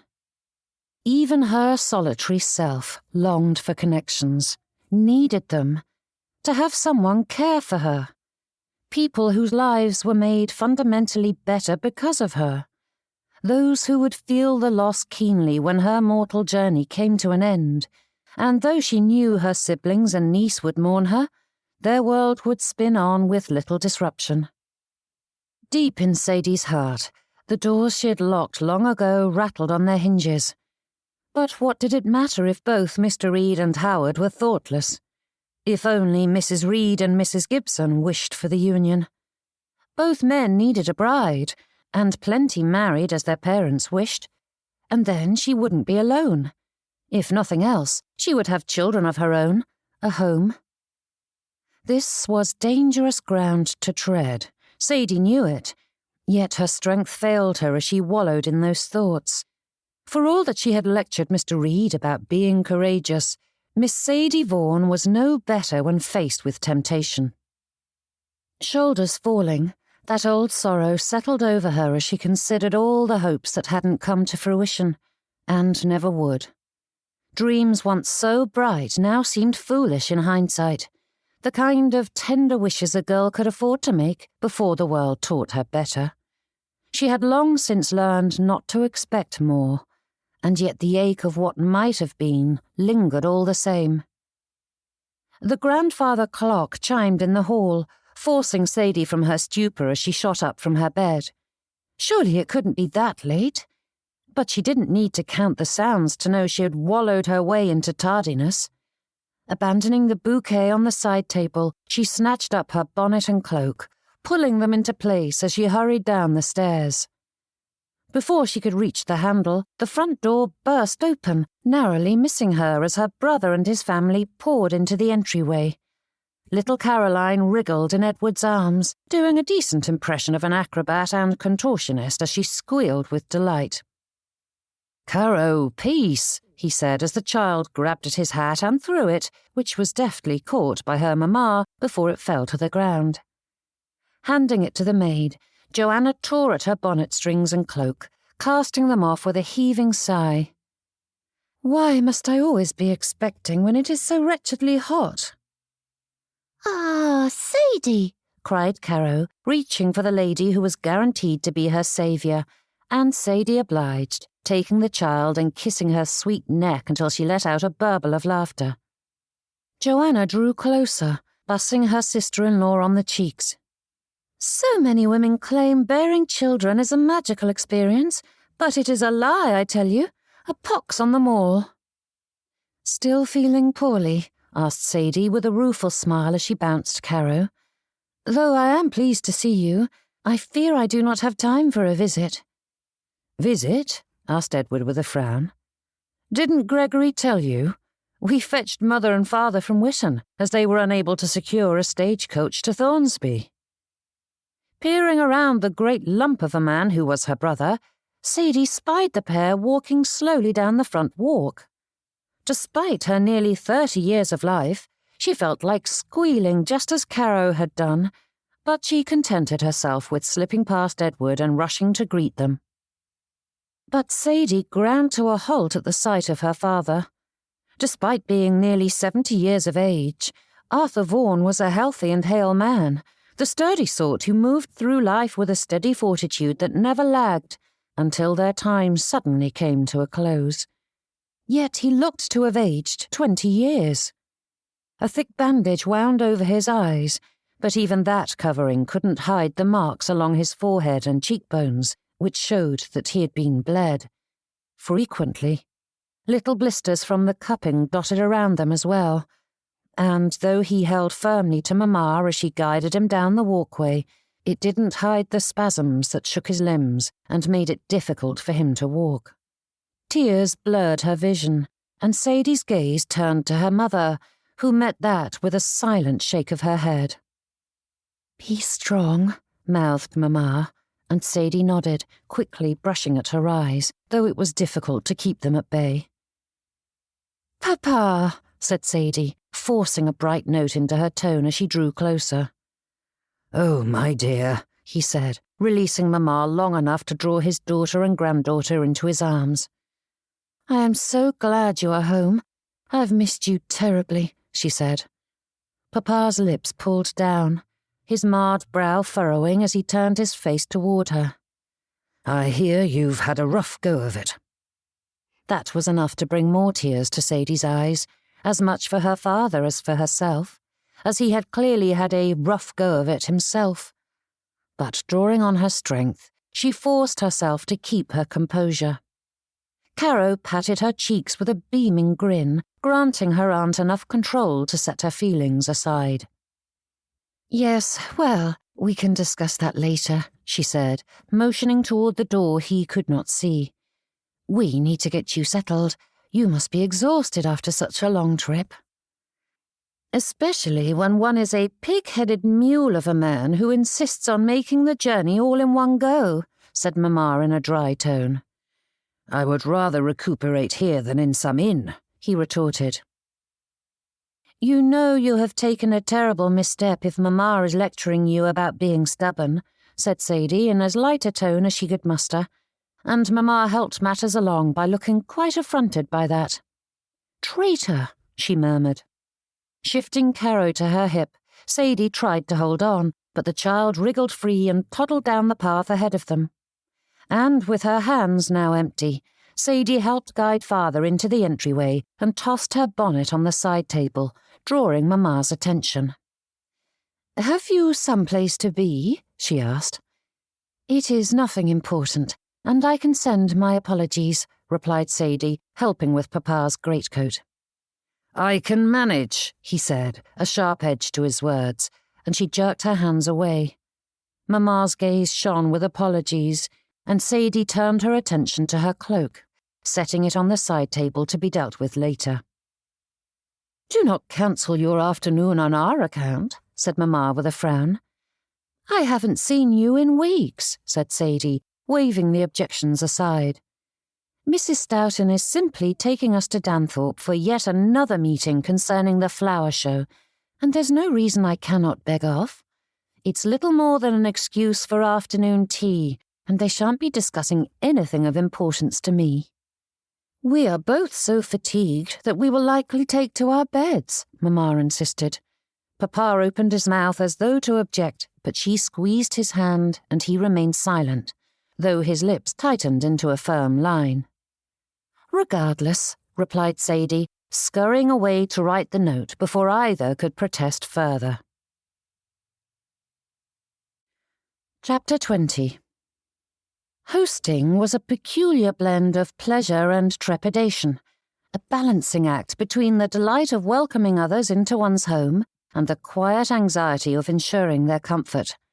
A successful hostess demonstrated warmth, grace, and attention to even the smallest detail, and though the cost could be dear in terms of strain and struggle, the rewards were equally fulfilling. Oddly enough, it was often far easier to be the hostess rather than the guest.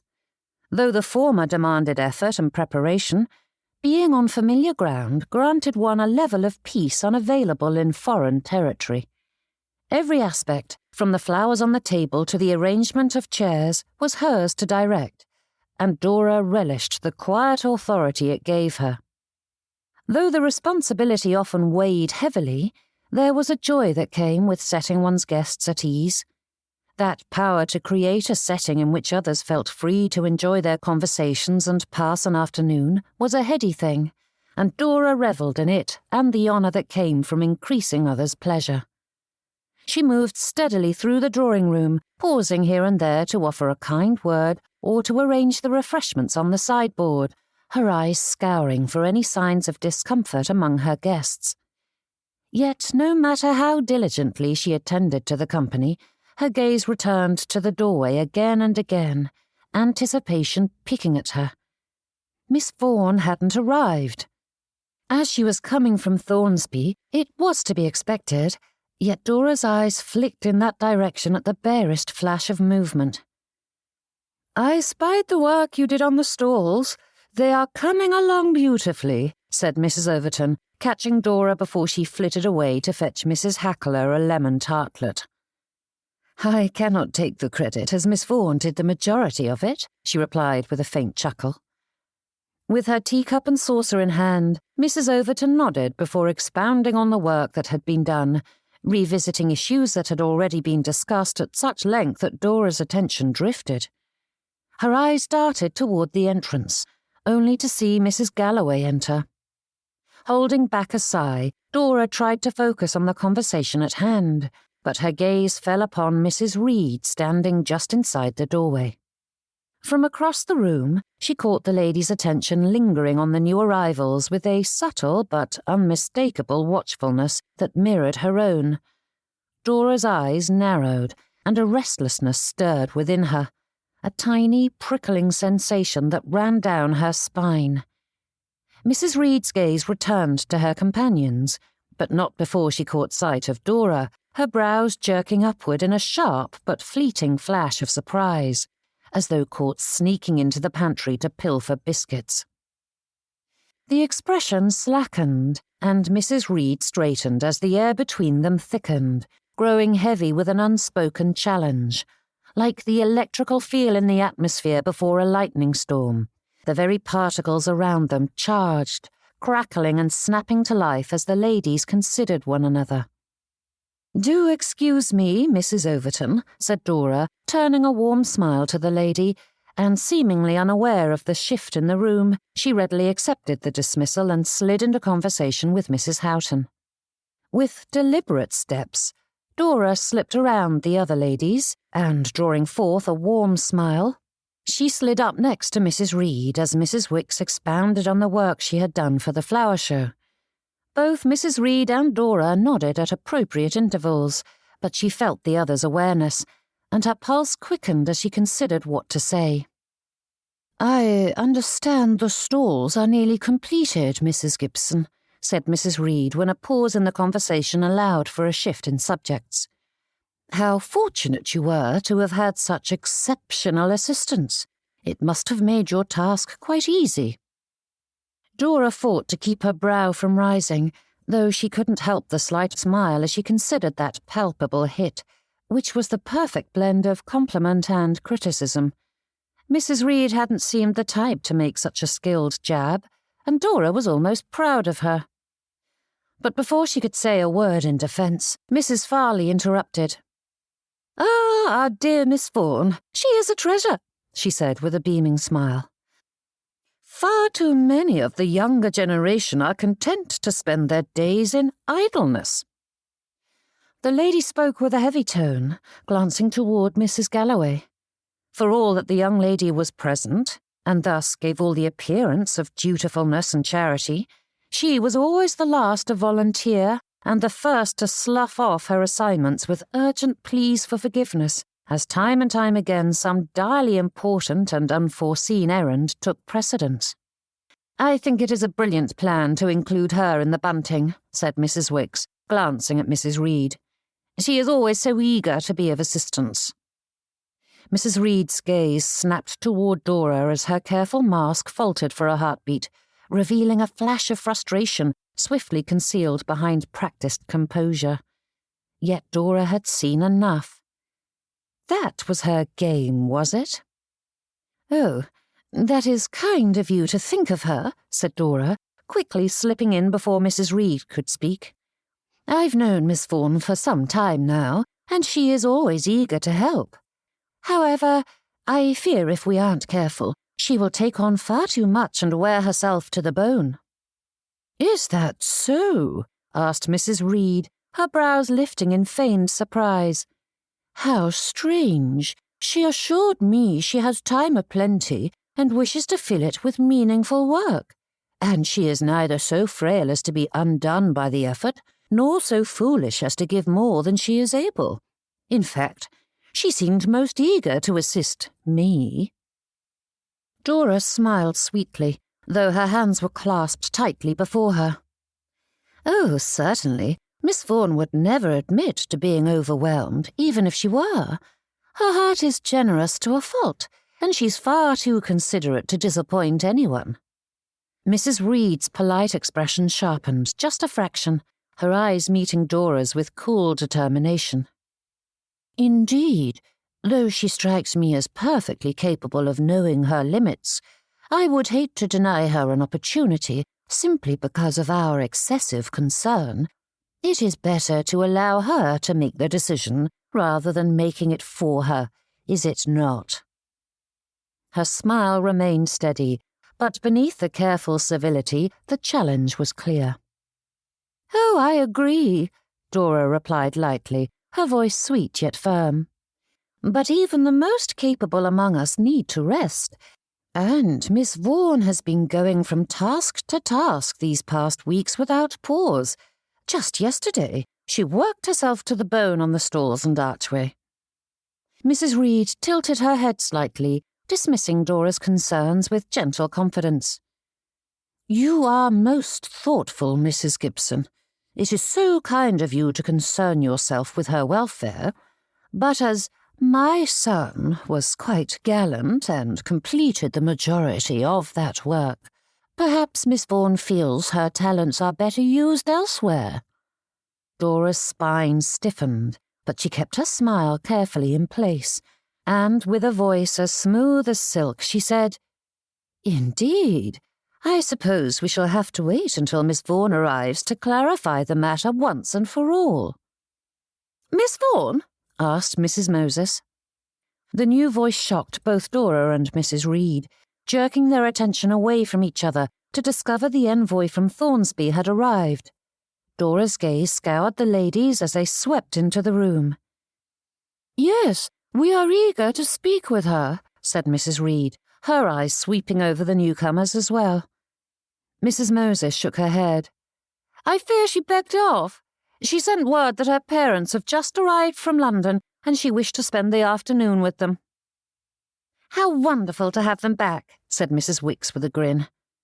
Dora struggled to keep her shoulders from sagging at the news, and her gaze drifted to Mrs. Reed just in time to catch a frown curling her lips and a furrow marring her brow. For one quiet, unexpected moment, their gazes met, and a shared frustration passed silently between them. Strange to find a flicker of kinship amidst mutual irritation, and Dora very nearly smiled. But the moment quickly passed, and both ladies tore their gazes away. It wouldn't do to sympathize with the enemy. "Yes, that is marvellous," said Mrs. Reed, her disappointment darkening her tone, though her expression remained as bright as ever. "I know she has missed them dearly, so it is no surprise that she would wish to remain home." "Yes," echoed Dora, though anything further she might say was swept away when Mrs. Elkington stepped to the front of the room. "I do apologize for our tardiness, ladies, but now that we have arrived, we shall call the meeting to order." Mrs. Elkington stood poised at the front of the drawing-room, the sofas and armchairs arranged carefully by Dora to ensure every lady could comfortably face their leader.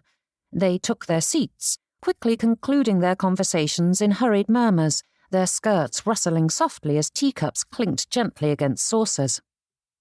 "Our deepest thanks to Mrs. Gibson for generously offering to host us this afternoon," said Mrs. Elkington, motioning toward Dora, who raised her hand to accept, graciously if she might say so, the applause that followed that pronouncement.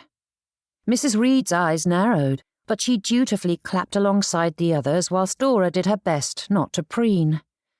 Offering her home hadn't been done in a spirit of self-aggrandizement, but life was full of happy coincidences if one wished to look, and receiving public praise in front of one's rival certainly brought a smile to Dora's lips.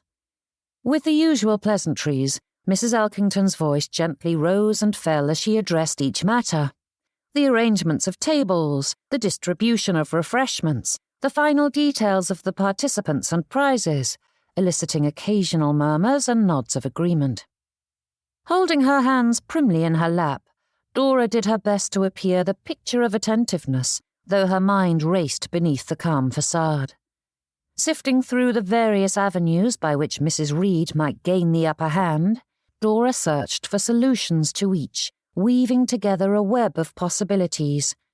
Her pulse quickened at the thought of Miss Vaughn slipping further into Mrs. Reed's grasp, each heartbeat marking another idea pursued and set aside as she determined to outmaneuver Mrs. Reed once and for all.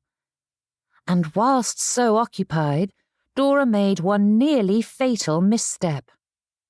Before she knew what the lady was about, Mrs. Reed raised a hand and said, "I have spoken with Miss Vaughn, and she expressed an interest in assisting me with the bunting." Dora's eyes shot to Mrs. Reed, whose hand remained raised with a smile on her lips, the whole of her expression appearing as sweet as honey, though when her eyes met Dora's, triumph shone in their depths. The gauntlet was thrown. The game was afoot. Chapter 21.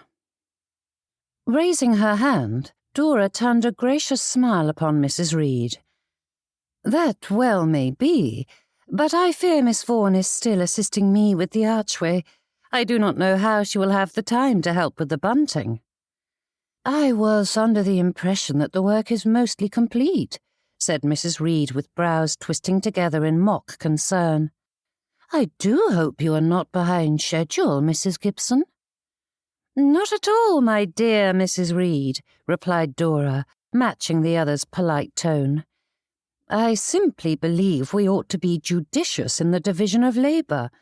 After all, gathering and sorting bunting, while important, does not require a refined hand. It would be a waste of Miss Vaughan's talent."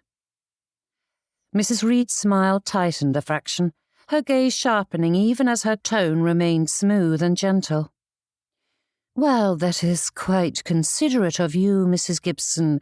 Miss Vaughn already agreed to assist me, and I would add that the bunting represents a collective effort from several villages. Not only does it require someone reliable and organised to ensure it is completed and gathered, but an artist's eye is necessary to hang it properly." Dora inclined her head slightly, her voice steady but firm.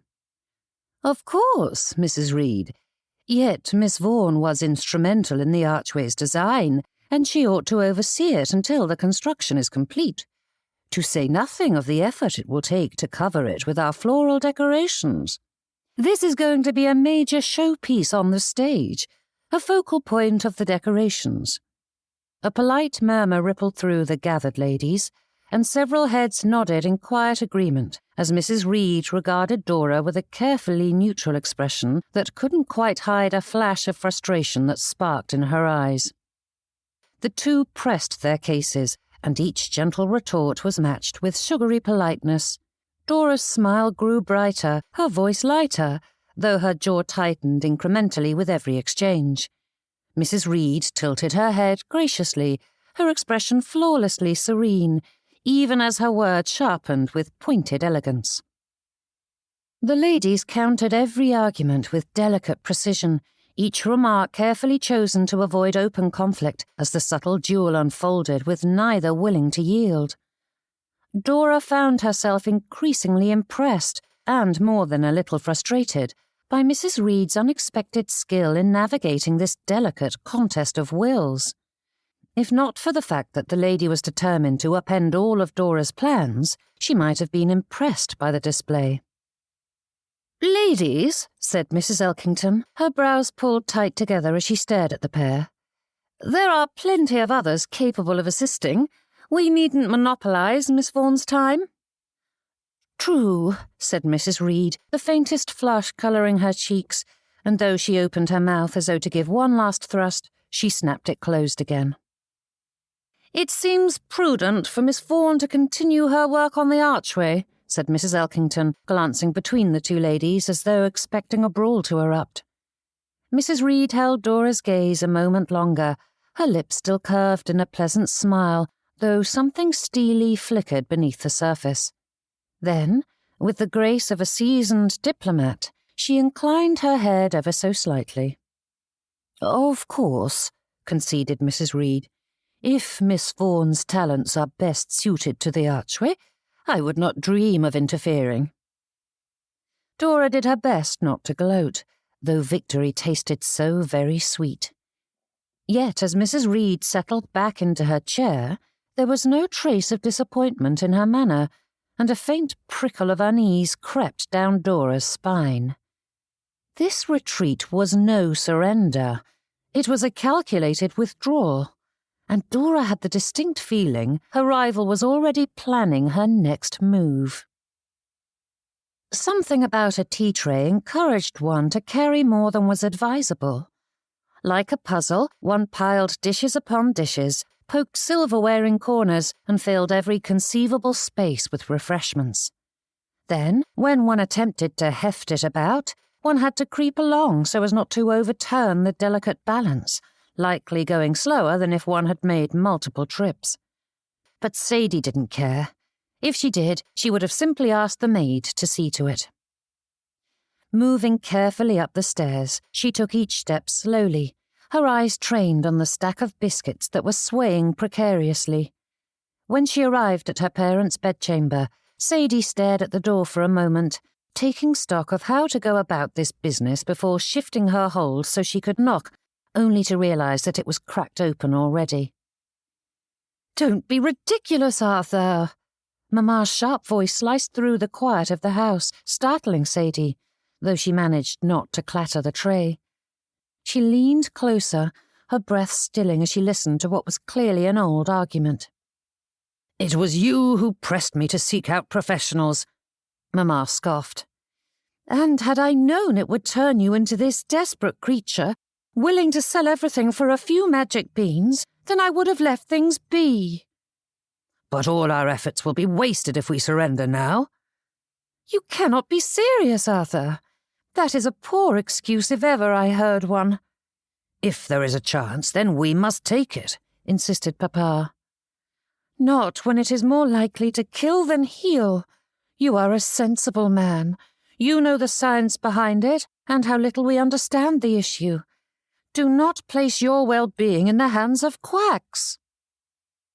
Sadie felt those words stab into her, slicing through all the delicate layers of her heart to bury themselves deep within her. Mamma was not one for hysterics, yet the sharpness in her tone made it sound as though she was just as close to breaking as her daughter. "Please, Arthur, we can manage without your sight. We cannot manage without you. I cannot bear to lose you." Drawing in a sharp breath, Sadie set the tray on the corridor floor. The voices inside paused as the dishes clanked against one another, and she seized the moment to escape, hurrying away from the discussion she was not meant to hear. Hands trembling, Sadie swept down the stairs.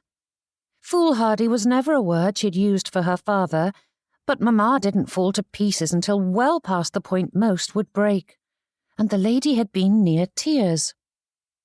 Sadie pressed a hand to her stomach as she perched at the foot of the stairs. That bewildering bouquet and the mystery that was Mr. Reed awaited her in her bedchamber, so there was no refuge to be found there. Edward had taken his leave, so the parlour stood empty, but Sadie needed conversation, a distraction rather, yet the thought of being in company had her blanching. With her own emotions surging through her, she couldn't bear adding another's into that torrent. Pointing her feet toward the kitchen, she filled a kettle and hung it over the fire. Thankfully, Mrs. Thomas was still seeing to her errands, and though Bonnie passed through the room with an armful of laundry, Sadie waved the maid's assistants off as she set about her business. There was no reason she couldn't fetch herself a cup of tea, and the simple movements helped to calm her as much as the blend of lavender, chamomile and mint, and a dash of rooibos. Taking it into the parlour, she sank into her favourite armchair, twisting her knees toward the fireplace as she did on winter nights. Though the glowing embers were absent, she imagined the world blanketed in snow and the stillness and calm that accompanied it. But Mamma's words pestered her. What had happened in London? What were his next plans? Mrs. Violet Vaughn wasn't one to worry unnecessarily or fall to pieces without serious provocation, and that thought alone caused Sadie's heart to sink. Curling in on herself, she sent out a silent prayer that Papa would see reason. A knock at the parlour door had her snapping upright and wiping at her cheeks, and when Bonnie poked her head inside, Sadie managed a semblance of a smile, though with a brittle edge to it. "You have a visitor, miss," said the maid. "I am not at home," said Sadie, shaking her head and turning her attention back to the empty fireplace. But when she didn't hear the door close again, she looked over to see Bonnie shifting from foot to foot. "I do apologise, miss, but he is very insistent. Said he wouldn't leave until you saw him." Closing her eyes, Sadie forced herself to ask the question she didn't want answered. "Who is it?" "Mr. Howard Gibson," replied Bonnie. "Send him away." "But, miss, he is very keen to see you." Digging into her apron pocket, she pulled out a coin with a furrowed brow as though confessing a great sin. "Paid me £1 to pester you until you agreed, but I don't want to pester you, miss. Please see him." As padding one's income with bribes was a time-honoured tradition, and Bonnie was hardly selling off family secrets, Sadie hadn't the slightest interest in flogging the maid for enjoying the benefit of the situation. Yet if she barred Howard from the house, it would be Bonnie who would bear the brunt of his bedevilment, and the girl was too kind-hearted to stand firm against the likes of Howard Gibson. Sadie couldn't bear the thought of placing her in the middle of this mess, all of which the gentleman knew and was using to his advantage. "Send him in," she said with a half-hearted wave. Bonnie bobbed and hurried away as Sadie awaited her fate. That was the trouble with properly laid traps. If they preyed on one's good nature, they were impossible to avoid. Rising to her feet, she turned to the door as it swung open again, and Howard swept in. Chapter 22. "Here you are," declared Howard without preamble, his lips pulled into that cocky grin that had once made Sadie swoon. "Why didn't you attend the meeting? I was hoping to chat after all that business was over, only to discover that you never even arrived. It is unconscionable, Sadie." "Do not speak to me so informally, Mr. Gibson," she said, clasping her hands before her. Huffing, Howard crossed his arms. "Are you pouting because I threw you over yesterday?" "Why are you even here?" she demanded. "I want an explanation for your absence." Sadie set her fists on her hips. "If you must know, my parents arrived from London, and I haven't seen them in weeks." "And what is a few more hours?" asked Howard with a frown before glancing about. "They are upstairs, resting from their travels, so there's no reason you couldn't attend." "I am in no mood to argue with you. In fact, I am not in the mood for you at all," she said, waving him to the door. But Howard slipped past her and settled onto the sofa. "I am not leaving until you speak with me, Miss Vaughn." His tone was both chastising and mocking, just the sort of impishness that had so often caused Sadie's heart to warm to him, regardless of any wrongdoing. But that unrepentant frown and supplication had no effect on her today. "I am speaking with you, Mr. Gibson. You simply do not wish to hear what I am saying. Let me be. I am in no mood for your antics." "Come now," he said with a scoff. "You cannot still be angry with me about that wedding nonsense. We have spoken at length about it already, and I have apologized for my mother's behaviour. I didn't take you for someone who holds a grudge." Sadie gaped at him. "You think I am in a dither because of the wedding?" Though he mumbled more excuses for his mother's behaviour and something about bruised pride, she didn't hear a word of it, for it was all the same. His rude behaviour at the Overtons' ball, his broken promise to assist her, his dismissiveness at this very moment. Sadie didn't know which to address first as they all wove together into a vibrant tapestry of his selfishness. Yet he believed her to be in a pique about the wedding. 2 years of friendship, and he knew nothing about her.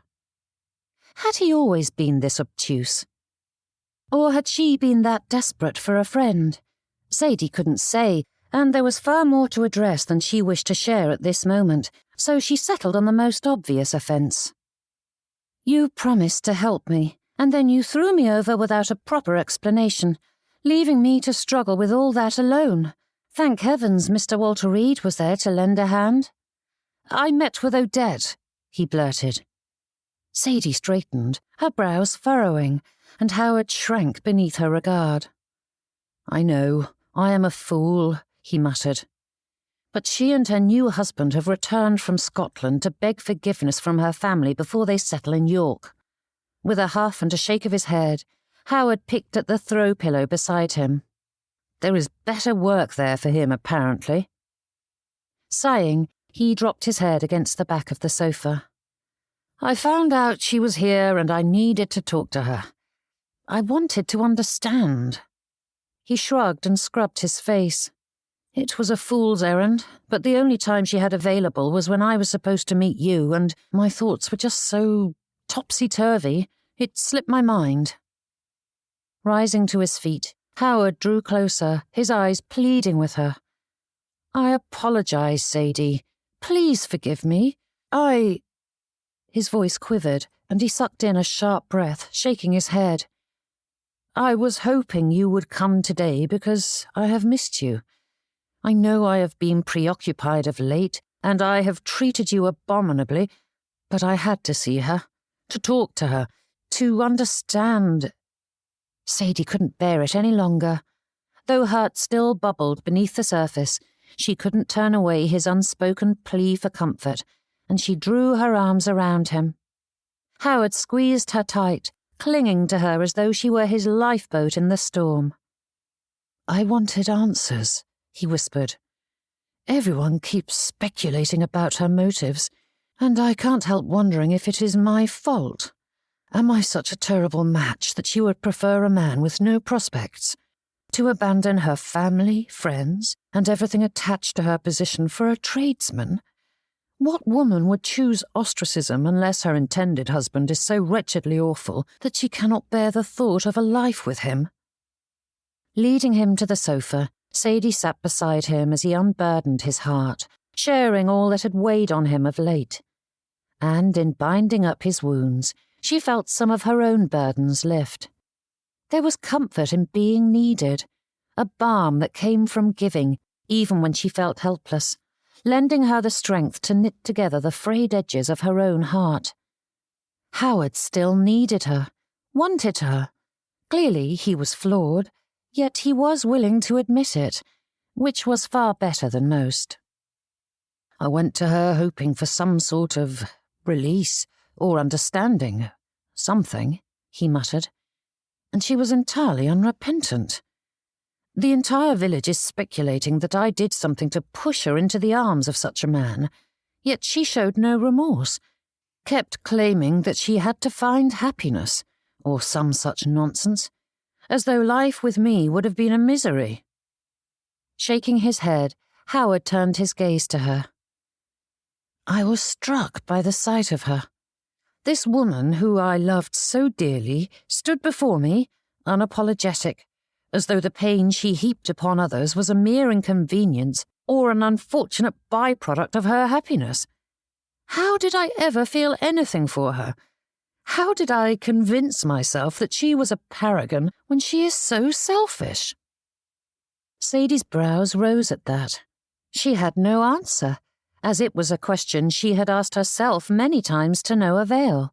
But seeing Howard come to that same conclusion made her spirits lighten. Doubling over, Howard scrubbed at his face once more. She suspected it was to hide the evidence of emotions he didn't want to be seen, and she simply held his free hand, allowing him his secrets. His breath shuddered the slightest bit, and Sadie drew her arm around his shoulders, holding him close as he leaned into her. Learn from this, Howard, she said. His head jerked up, and he gave her a watery smile, and in a poor approximation of her voice he said, Do not speak to me so informally, Miss Vaughn. The parlour door opened, and Mamma peered inside, her brow furrowed when her gaze landed on Sadie and Howard, sitting together on the sofa. Mr. Gibson, said Mamma, her tone as frosty as the moors in January. Mrs. Vaughn, he said, popping to his feet when she stepped into the room. I was glad to hear that you and your husband have returned. I do hope your time in London was enjoyable. Mamma met his gaze for a long, silent moment before motioning to the door. If you please, Mr. Gibson, it has been a long day, and we are not receiving callers at present. Straightening, Howard bowed. Of course, madam. I apologize for imposing. With a quick squeeze of Sadie's hand and a wink, he took his leave, and she found herself staring at the parlour door as it swung closed behind him. And when her attention shifted to her mother, she discovered the lady watching her with narrowed eyes. I see you are still friends with Mr. Gibson, said Mamma, moving to the seat the gentleman had just vacated. It isn't his fault that his mother is opinionated and outspoken, said Sadie, returning to her armchair. Reaching for the teapot, she found that it had cooled significantly, though the cosy had kept it warm enough. Thank the heavens she'd chosen a tisane, else the tea leaves would be steeped into a bitter mess. But Sadie liked a strong brew, as did Mamma, so she poured them each a cup. "How are you faring, sweetheart?" asked Mamma, her eyes so full of motherly concern that Sadie's control slipped. "That varies from day to day," she replied, ignoring the way her vision blurred. "It has been a strange month, but most in town have decided to treat me with pity rather than scorn, though I do not know if that is an improvement." "And you have mended things with Mr. Gibson?" The statement bore all the hallmarks of a question, though there was nothing to say. Mamma had seen the state of affairs with her own eyes, so Sadie said nothing. A sharp pain bloomed at her temple, and she pressed a finger to it before taking a sip of her tea. It wasn't as hot as she would have liked, but the warmth and fragrant steam were already working to soothe her harried mind. "His behaviour troubles me," said Mamma with a frown. "He treats you like a sweetheart when it suits, and an acquaintance when it doesn't. I do not know what I feel for him, nor what the future holds for us, but I know I do not want to talk about Howard Gibson," said Sadie, setting the cup aside. "How is Papa? What did they do to him? It's clear from the spasms they've been applying belladonna in massive quantities, to say nothing of the marks from all the bleeding and cupping." Mamma looked no more eager to discuss that subject than Sadie had been to speak of Howard. The lady's hands tightened around the teacup, and Sadie struggled to hold her tongue with her emotions so near the surface, and seeing her mother crack beneath the strain only stirred them further. "He is doing what he can to heal his sight," said Mamma, her eyes falling to the tisane. And though the lady's muscles were taut, her eyelids grew heavy. The drink was hardly potent, but when one was already worn to shreds, the warm liquid and the blend of ingredients did their job well. The lady was in no state to have this conversation, so Sadie rose to her feet and helped her up. "I need to see to our unpacking," said Mamma with a shake of her head. "Bonnie is busy with the laundry, but your daughter isn't," said Sadie, helping her to the door. "You are as worn as Papa and ought to be napping beside him. I can manage your things, and we can discuss this later." Mamma paused, lifting a hand to cup her daughter's cheek. "You are not an afterthought, Sadie Vaughn. Do not allow anyone to treat you as such. You deserve better than you believe, my dear girl." Sadie's throat tightened, tears once again threatening to make themselves known. At present, deserve didn't feel like a word that belonged to her. But when her mother drew her into an embrace, she accepted the affection freely, clinging to it with all her might and reveling in the knowledge that, if nothing else, she was loved by her family, and that was a great blessing indeed. Chapter 23. After days of uncertain clouds and fickle winds, the heavens had cleared, and the day dawned with unparalleled brilliance. Walter couldn't help but marvel at the simple good fortune of the crystalline blue sky, the golden sheen cast over the fields, and the breeze stirring just enough to cool without disturbing the picnic cloth. Such a simple thing, yet its perfection settled in his chest with a surprising weight and power. Grand miracles were well and good, but life would seem a dark and terrible thing if there were only the occasional blast of blinding light with long stretches of nothingness between. Better to have those little flickering flames that warmed and comforted along the way. Miss Vaughn squatted down, pointing out a patch of foliage as the boys gathered round her. "What is this?" "Meadowsweet?" asked Humphrey. "Correct," she said with a smile so broad and bright that it overshadowed the sun. He ought to pay attention to the lesson, as his pupils needed to continue it at home, but Walter's wits had completely abandoned him today, leaving him unable to do anything but stare at Miss Vaughn, especially when it was the only time in which he was able to do so without raising concern. He was simply being an attentive student. "I have spied 2 plants in this field that are used for treating wounds. Can you find them for me?" asked Miss Vaughn. Before the punctuation was placed at the end of her question, the boys bolted off in different directions, weaving through patches of deep grass and shrubbery to scour for the prize. Brushing off her hands, Miss Vaughn straightened as she watched the mayhem unfold. "Speak up if you locate them, and I would suggest searching closer to Warson," she called out, and the 2 older boys veered toward the younger, nearly trampling the lad in their determination. Miss Vaughn's hands flew to her mouth as she watched the near miss, her eyes darting to Walter in apology. "You have certainly stoked their interest," said Walter. Dropping her hands with a shake of her head, she said, "I found contests are very good at motivating children." The trio rushed back to her side, each holding up torn and crumpled specimens, and Miss Vaughn's eyes widened. "Unless we intend to use it," she prompted. Though Orson remained unrepentant, the elder 2 grimaced as all 3 echoed, "We do not pick it. There is no reason to destroy senselessly. We do not want to thin the local supply, not only for the animals and insects, but those who rely on foraging for their medicines," said Miss Vaughn, hands on her hips. Once the boys were suitably chastised, she studied their plunder.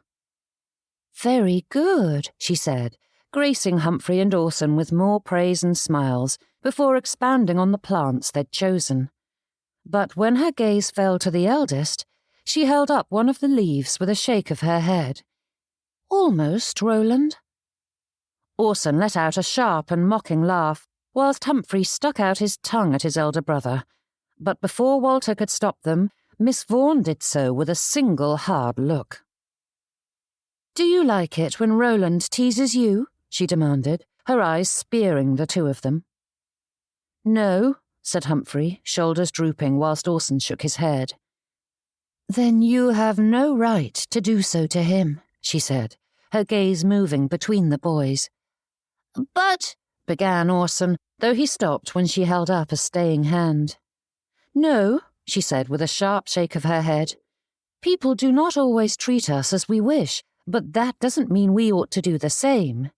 It is easy to be kind and forgiving to those we deem deserving, especially regarding family.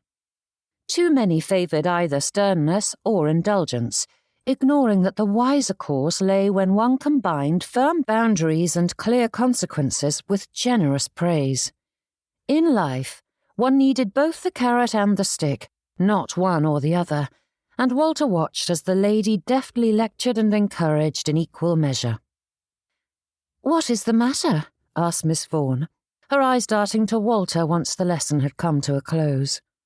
"Pardon?" he replied. "You are looking at me strangely, Mr. Reed." Unease skittered along his skin as he considered what his expression might have been, whilst his mind was drifting far afield, but Walter decided there was no reason not to disclose his thoughts. "I am merely admiring your skill with the children." Miss Vaughn sorted through the leaves the boys had presented, tucking them carefully into her apron pocket. "I have spent a fair bit of time assisting with our parish school. It was frightening at first, but I found my footing in time." "I wish I had your talent," he admitted. Her brows rose at that, her smile growing bemused. "You do, Mr. Reed, and then some. But it is kind of you to say."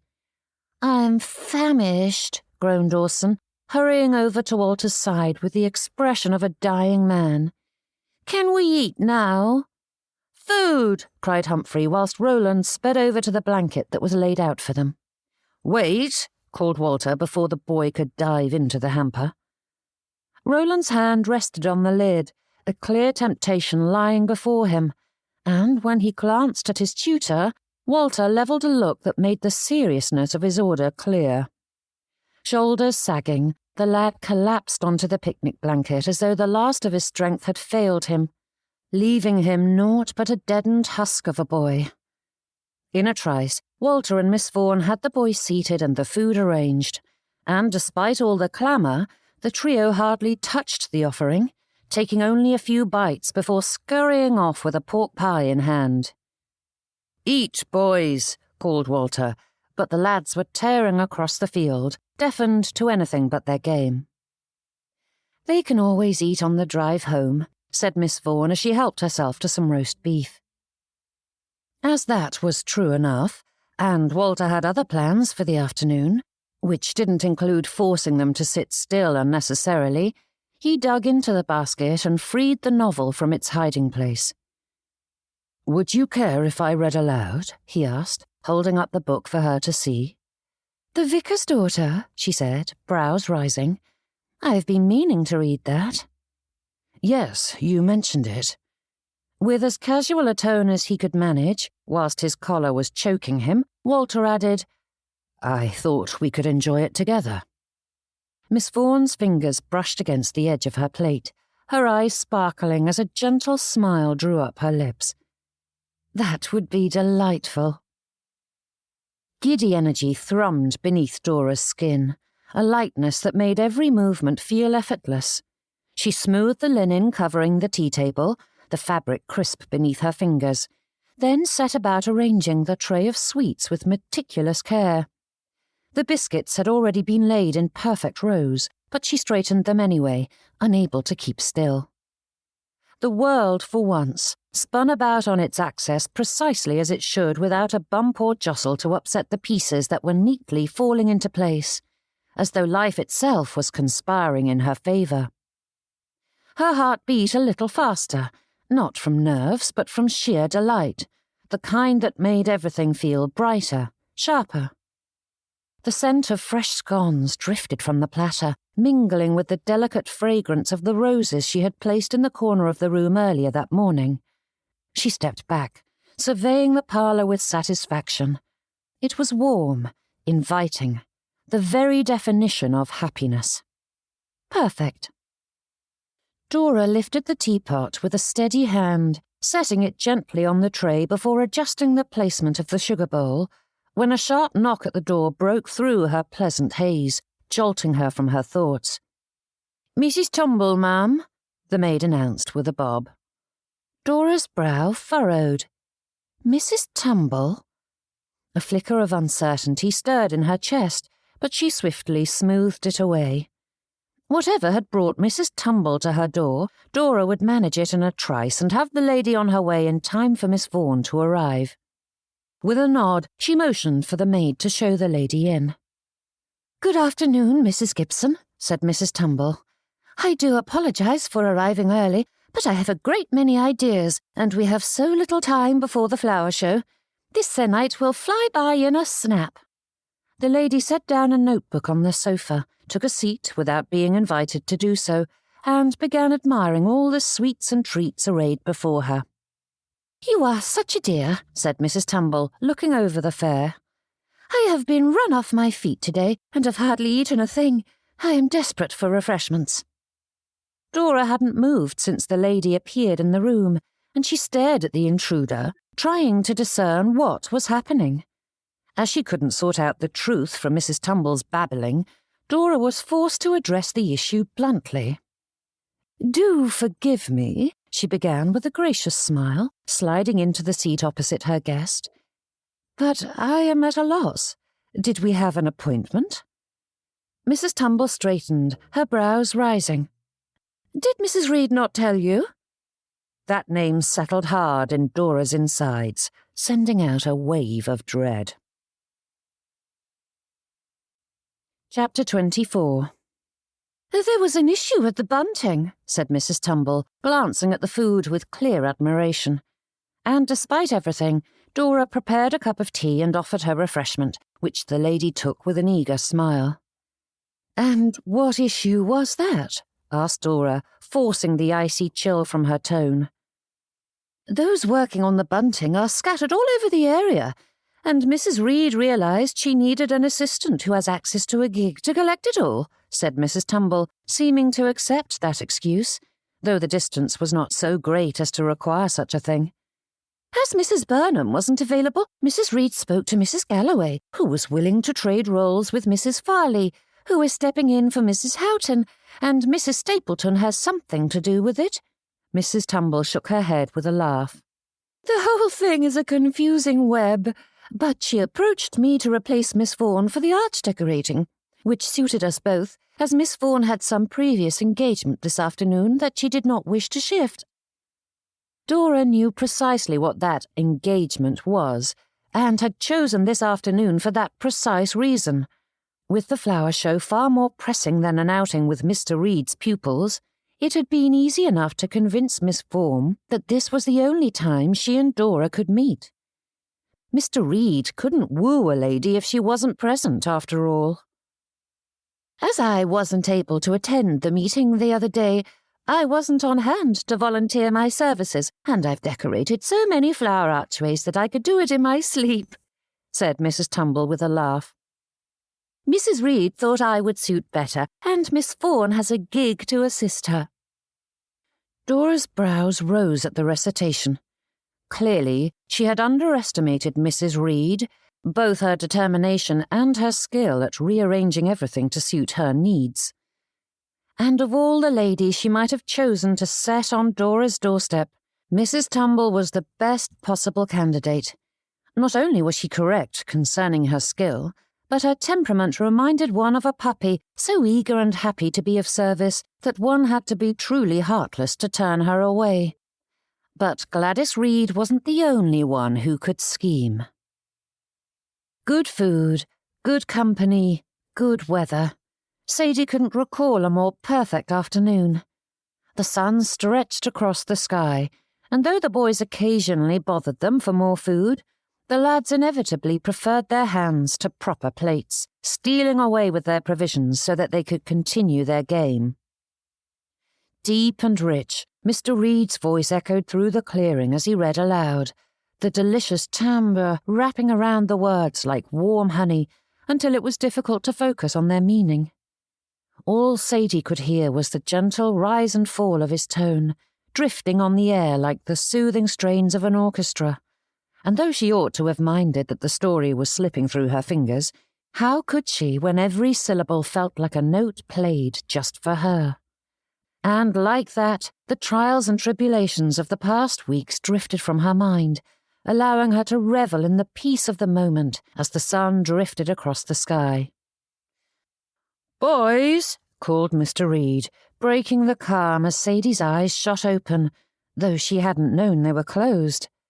Sitting up, she stretched to see that the lads had drifted quite far afield, though still within hearing distance, if they deigned to listen. Mr. Reed held the book in his hand as though wishing to return to it, but the stiffness in his spine made it clear he could not. "We ought to walk over and herd them back," offered Sadie. "I could do with a stroll." Mr. Reed set the novel aside and rose to his feet, offering his hand to her. A little thing. Something her father and brothers had done many a time for her, yet this gentleman was not her kin, and the offer didn't feel like a mere obligation he tossed about. His hand held hers carefully, and she swore his fingers lingered longer than was necessary. His eyes smiled at her as they strolled along, leaving Sadie wondering if she was simply making too much of the details. Was Mr. Reed showing a preference, or merely being polite? Did she wish it to be the former and not the latter? Shaking aside those thoughts, though they remained in the background to poke and prod her at inopportune times, Sadie turned her attention to the path ahead. With the uneven ground, she was grateful for Mr. Reed's steadying arm, and he was holding quite fast to her, standing as close as he could. Closer than was strictly necessary. Clearing her throat, Sadie asked, "How goes your school?" At the very moment Mr. Reed asked, "How is your family?" "Pardon?" she asked. "I heard a rumour that your father has fallen ill," he explained, glancing at her from the corner of his eye. "And you've been troubled since they arrived home. I have wanted to ask, though not in mixed company." Sadie's brows rose as her mind sorted through the past se'night, examining her behaviour for any sign that she had added to the gossip circulating about her family. Peace, Miss Vaughn, he said, glancing at her. I cannot say precisely what made me think you were distressed, so rest assured, your secrets are safe. But I couldn't let the moment pass without offering to help bear up your burdens, as you've done so for me. Drawing to a halt, Sadie considered his offer, and, bless the man, Mr. Reed simply faced her, awaiting her answer. Not long ago, that expression had seemed so stern and unfeeling, and though she understood why she had believed him to be, there were so many little signs that contradicted the cold facade he exuded. The darkness of his eyes remained unchanged, but within those black depths, concern shone brightly. The tight line of his lip was as sharp as ever, yet the slightest twist at the corner echoed that sentiment, granting it greater depth. Little signs so easily overlooked, yet the more Sadie knew him, the more she saw the tender heart beating beneath. "Do you promise not to tell a soul?" she asked, though she knew it was unnecessary. Mr. Reed was not one to gossip, certainly not about someone else's affairs, but with her father so determined to keep his troubles hidden, Sadie felt compelled to ask. At the very least, it underscored the gravity of the confession. Mr. Reed nodded, and a tightness in her chest eased. Sadie couldn't say how long it had been there, but it loosened when she finally spoke aloud the words she'd kept hidden for so long. "My father is going blind." 5 words, yet they had the power to draw forth a sheen of tears. Drawing in a sharp breath, Sadie took Mr. Reed's arm once more and pulled him along. It was better to move. "A disease has been stealing away his sight for years, and his trip to London was one of many efforts to halt the deterioration and heal." That final word fractured, and Sadie drew a shaky breath, trying to steady herself against the pressure swelling in her chest, tightening with each passing second as if her very body recoiled from the truth. She wanted to act, to do something, anything, but there were no more remedies, no reprieve. For all the Vaughn's education and experience, not even they could halt the amaurosis or the slow, inevitable dimming of the light. Her parents' argument replayed through her mind and spewed forth before Sadie knew what she was saying. So many hidden feelings and secret worries slipped past her defences, spilling into the light as tears slid down her cheeks. When her vision blurred, something soft pressed into her hand, and she blinked to find Mr. Reed's handkerchief, which she gratefully used to dab at her eyes. "I apologize," she gasped, her words coming out jagged and broken. "I didn't mean to fall to pieces." "No need to be embarrassed," said Mr. Reed. "He is your father, and you care deeply about his health and happiness. Of course this is distressing, and you have every right to show it, especially when he is being so cavalier." Sadie nodded, her lungs shuddering as she fought for breath. "I always knew it was serious, but hearing my mother so afraid, it was startling. She is so strong and fearless." Taking up his arm again, Sadie squeezed it as Mr. Reed guided them along. The gentleman didn't speak beyond the occasional word of support, but his silent strength was a balm for her bleeding heart, sealing up the weeping wounds that had been left to fester for far too long. And when her words ran dry, the two continued to meander across the field, slowly making their way toward their chosen destination. The boys were within sight, leaving the pair free to move at their own pace, and Mr. Reed seemed determined to draw it out as long as she required. "I wish there was something I could say or do," he began. "You are," said Sadie, turning a watery smile toward him. "Simply allowing me to speak is a great blessing. I haven't anyone else who is both interested in my troubles and discreet." Sadie's words drifted off as she considered that. Still gripped by denial, the family refused to release the fragile hope they clung to and speak of the matter openly, but this was precisely the sort of trouble a friend like Howard ought to shoulder. Yet he hadn't noticed her clear distress when he'd visited. Or if he hadn't bothered to ask. No, the entire conversation had revolved around his own heartache and sorrows, with not a thought spared for Sadie. He pushed his way into her world when it suited him, only to ignore her pleas to let her be. Pain sparked in Sadie's right eye, drawing forth a squeal as she released Mr. Reed's arm and slammed a hand over it. Chapter 25. "What is the matter?" demanded the gentleman, quickly coming around to face her, shock pulling at his features.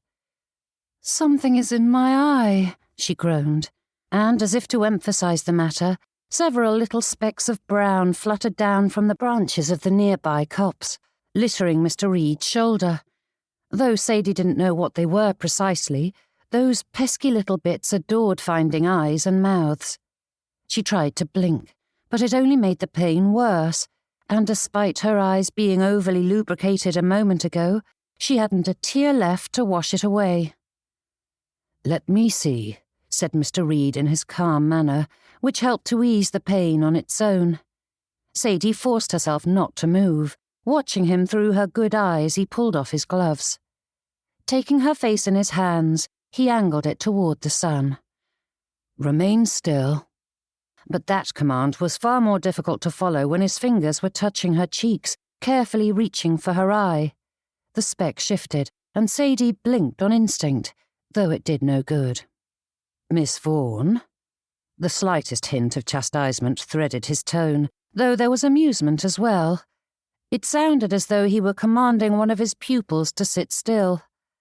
Gently, he opened her lid, and Sadie found herself staring directly into Mr. Reed's eyes, though his attention was fully on his work as his finger brushed the edge of her lashes. "Almost," he whispered, and though Sadie flinched at his poking, she fought to hold still.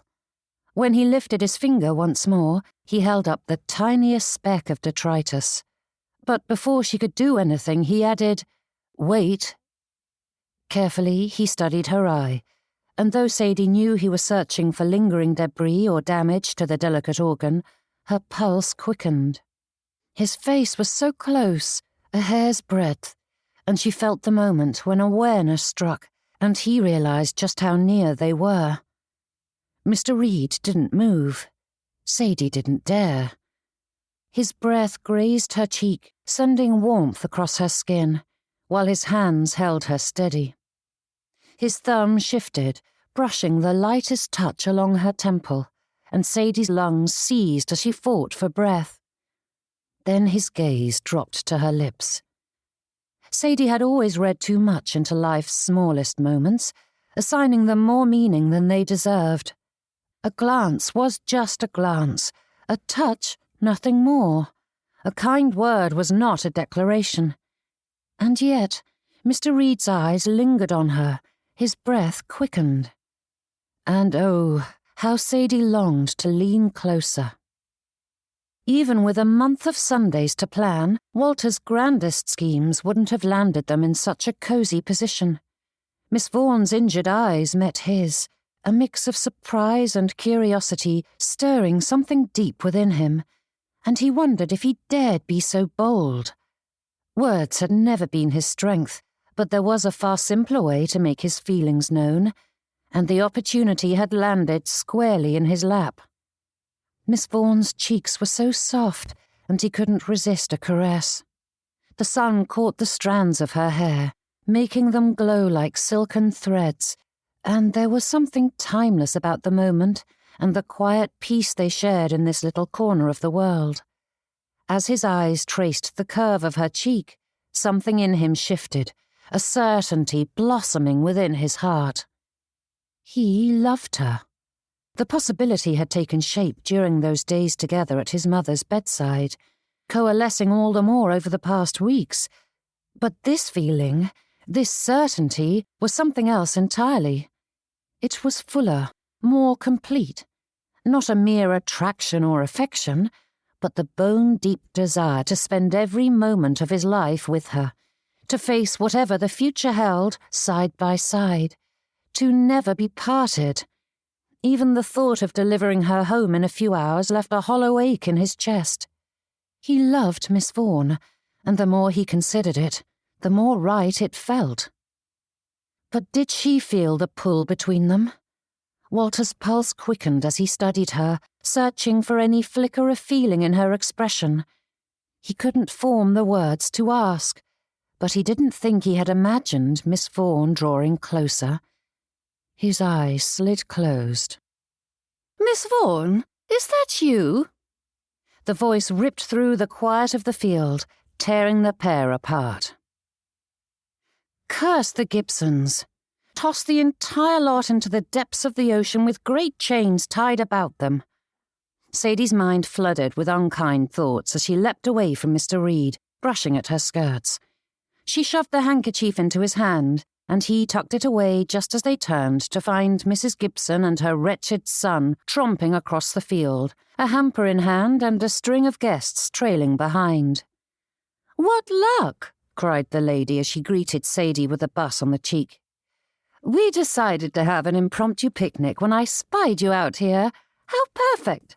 Surely you don't mind if we join you?" The lady spoke as though it was a given that they were welcome guests, and though Sadie didn't think herself a temperamental person, a spike of anger flared within her. "How surprising to see you here," said Sadie, holding back a frown. "I would have expected you to be at home with Mrs. Tumble, working on the arch. When we discussed our schedules, you were quite insistent that this afternoon was the only time you were available." Mrs. Gibson laughed brightly and waved it away. "I fear I mistook today for tomorrow, and Mrs. Tumble was quite happy to reschedule. Today is too fine a day to be indoors, don't you think?" Sadie's brows rose at that. Though she agreed with the question, the logic behind the excuse was sadly lacking.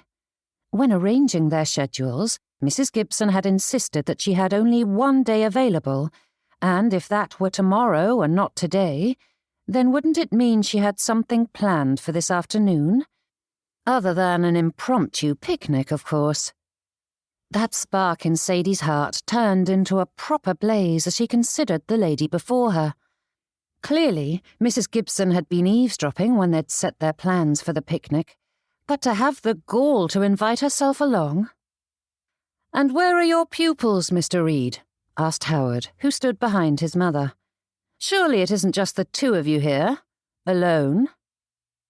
The gentleman's eyes bored into Sadie as though she had sprouted flowers from her head. He didn't go so far as to gape, but there was a surprise in his expression that she didn't wish to analyse, though heaven knew her mind would go to great lengths to sort it out when she ought to be sleeping tonight. "We were just fetching the boys," said Sadie, nodding toward the opposite end of the field, but before she could pull Mr. Reed in that direction, Mrs. Gibson called out to the lads. "We have cakes!"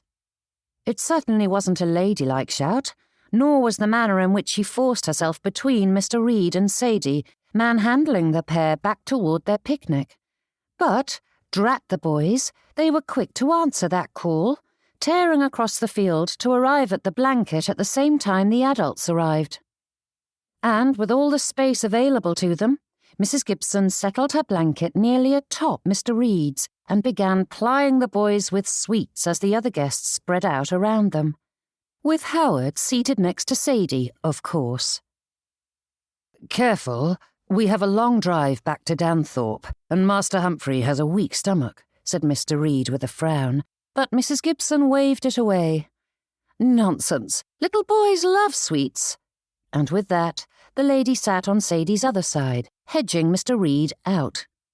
"That is Mr. Reed's seat," said Sadie. "And he is a dear for allowing me to have it," replied the lady, fanning herself with her handkerchief. "I am quite fatigued and need a rest." Sadie's gaze shot to Mr. Reed, who held up a staying hand and gave a slight shake of his head. No doubt he was prudent to advise against making a scene, as Mrs. Gibson would simply twist it about for her gain, but Sadie couldn't help the anger simmering within her. The gig jolted over the sun-hardened ruts of the country lane, its wheels kicking up small clouds of dust that swirled briefly before settling once more upon the parched earth. Beyond the stone walls that lined the road, fields of green and gold stretched into the far distance, and the air was thick with the scent of warm earth and crushed grass, laced with the occasional tang of manure. Somewhere overhead, a lark trilled, its song going unnoticed by ears too burdened with thought to listen. The brightness of the sun, the heat, the vastness of the countryside all blurred into nothing, a mere backdrop to the musings that carried Dora far beyond the narrow lane and the endless summer sky. Dora's thoughts spun with the same relentless rhythm as the wheels beneath them, carrying her ever closer to Danthorpe. No matter how she turned it over in her mind, she still couldn't believe what she had witnessed. The distance had left the details blurred, but there was no mistaking the intimacy of their posture. Mr. Reed and Miss Vaughn, arms entwined, standing far too close for mere conversation. Had Dora arrived a quarter of an hour later, all might have been lost. "Sadie admires him," muttered Howard as he guided the horse along. His eyes stared into the distance, though Dora doubted he was seeing the road ahead. "I warned you he was making quick work of it," said Dora with a sigh. "No, I mean she truly admires him." Howard's brows pinched together as he turned his head to send a pleading look at his mother, as though hoping she would disagree. "Had we not interrupted—" "You said you were happy for her to find a beau like Mr. Reed," said Dora with a narrowed look, though her heart gave a happy stutter at the disgruntled twist of her son's mouth. Straightening, Howard shook his head. "But she hardly knows the fellow. It isn't possible that she has given her heart to him so fast, and to allow him such a liberty. They were lucky the rest of our guests didn't spy them standing together like that." Settling her arm around her son, Dora leaned into him. "I told you, Howard, your young lady is a catch, and one day a gentleman would come to his senses and see what every woman in the area has known for years." But Dora didn't know how he intended to finish the sentence, and likely neither did Howard. His expression slackened as reality settled its heavy load upon his shoulders, and her eyes, familiar with every line of his face, caught the moment something shifted. Whether it was jealousy driving the change, or the pressure of having his back against the wall, Howard was finally seeing the light. "All hope is not lost," said Dora. "But you had best make up your mind now. Either cut ties or set yourself to the task, for Mr. Reed is not dragging his feet. You may hold the advantage of time and familiarity, but that lead is swiftly shrinking." Howard nudged the horse down the fork in the road, the silence thick with meaning as he turned over her words. "Do you truly believe you can find better than Miss Vaughn?" Dora asked, leaning into her son once more and holding him fast. "Is there anyone you value more? Any opinion you hold in higher esteem? Can you name anyone kinder or more forgiving than Miss Vaughn?" Though he didn't answer those questions, Dora allowed the silence to stretch out. They both knew the truth, and she prayed that Howard had finally come to accept it. Chapter 26. The clouds hung low and heavy, a dull expanse of grey that suited Sadie's mood perfectly. It was the sort of day that urged one indoors and whispered of warm parlours and quiet comforts. Yet, fool that she was, she had abandoned the blankets, pillows, and tea things in favour of the unknown. The Queensberry's home promised warmth and welcome, yet unease coiled in her chest as she stared at the stately brick facade. It was only tea, a friendly visit, but after everything that had passed, how could she pretend she didn't feel the weight of the name attached to this house? Mrs. Sylvia Queensberry was never anything but kind and welcoming. Though not Sadie's particular friend, the lady was close with Joanna, leaving them in the friendship equivalent of cousins. Still, the obvious connection to the Gibsons had not recommended Mrs. Queensberry of late, and Sadie ought to cut ties with the lot of them before she was dragged any further into Mrs. Gibson's machinations. A cool gust of wind stirred her skirts, carrying with it the damp scent of coming rain. Fitting. If she had any sense, she would make for home before the heavens opened and turned the journey into a miserable slog through the mud. However, though Hawthorne House was usually a bastion of joy and peace, such sentiments were sadly lacking at present. Neither Mamma nor Papa spoke of their travails in London or their future plans, yet a pall hung over the household, sapping the very brick and mortar of everything good Sadie associated with being home. And she had no other pressing engagements to distract her. Nothing but this invitation. A house filled to bursting with chattering ladies was not normally a refuge, but it was precisely what she needed at present. Sadie alighted from the gig, her hands holding fast to the reins as she considered the conundrum before her. Why was she so afraid? It was only afternoon tea, and yet she could not shake the nagging feeling that stepping inside would prove a serious mistake. "Miss Vaughn!"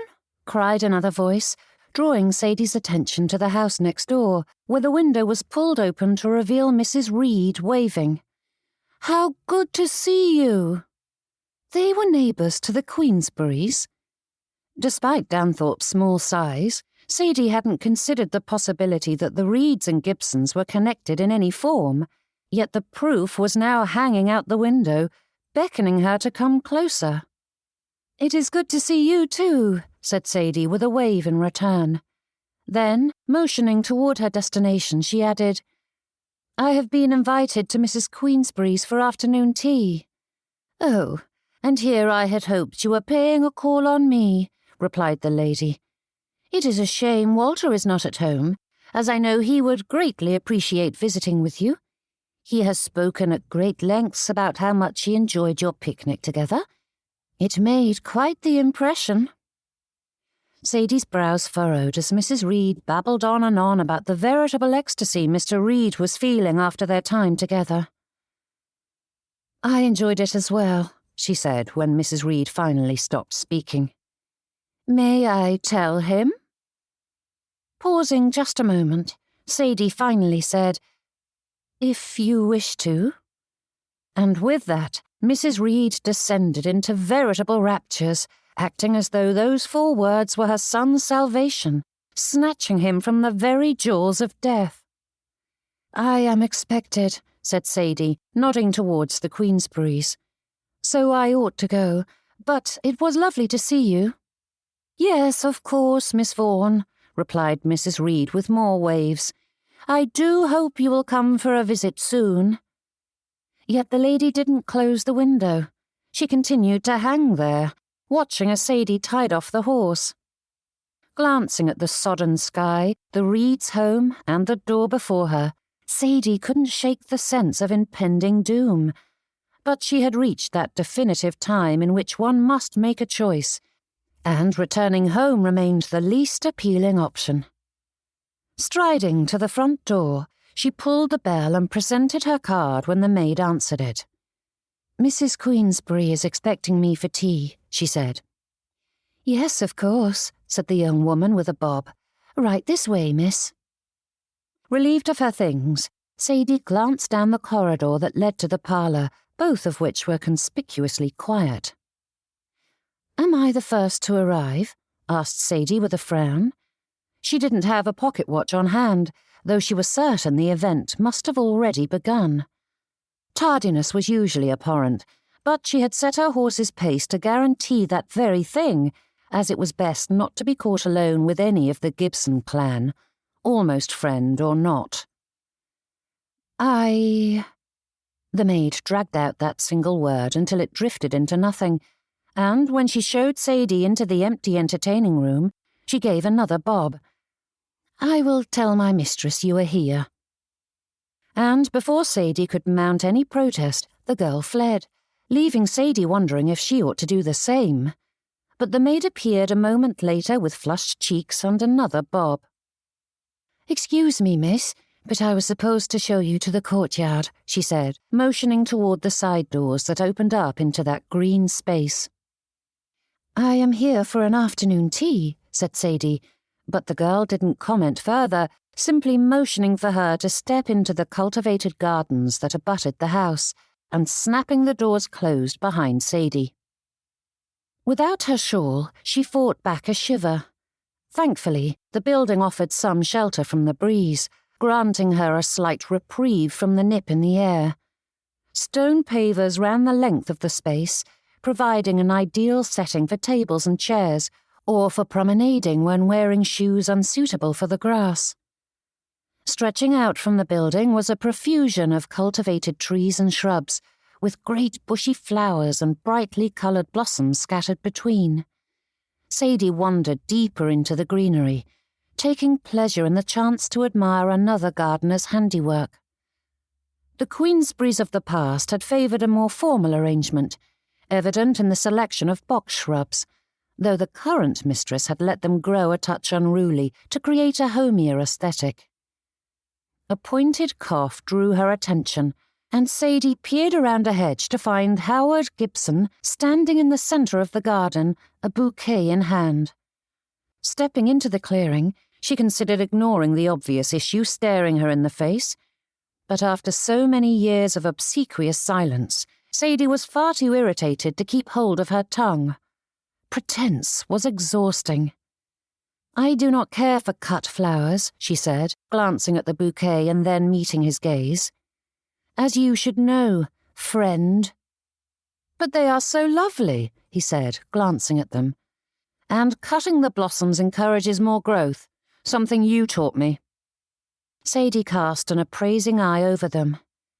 "Yes, but not until the blooms begin to turn, not while they're still budding, as they do for bouquets.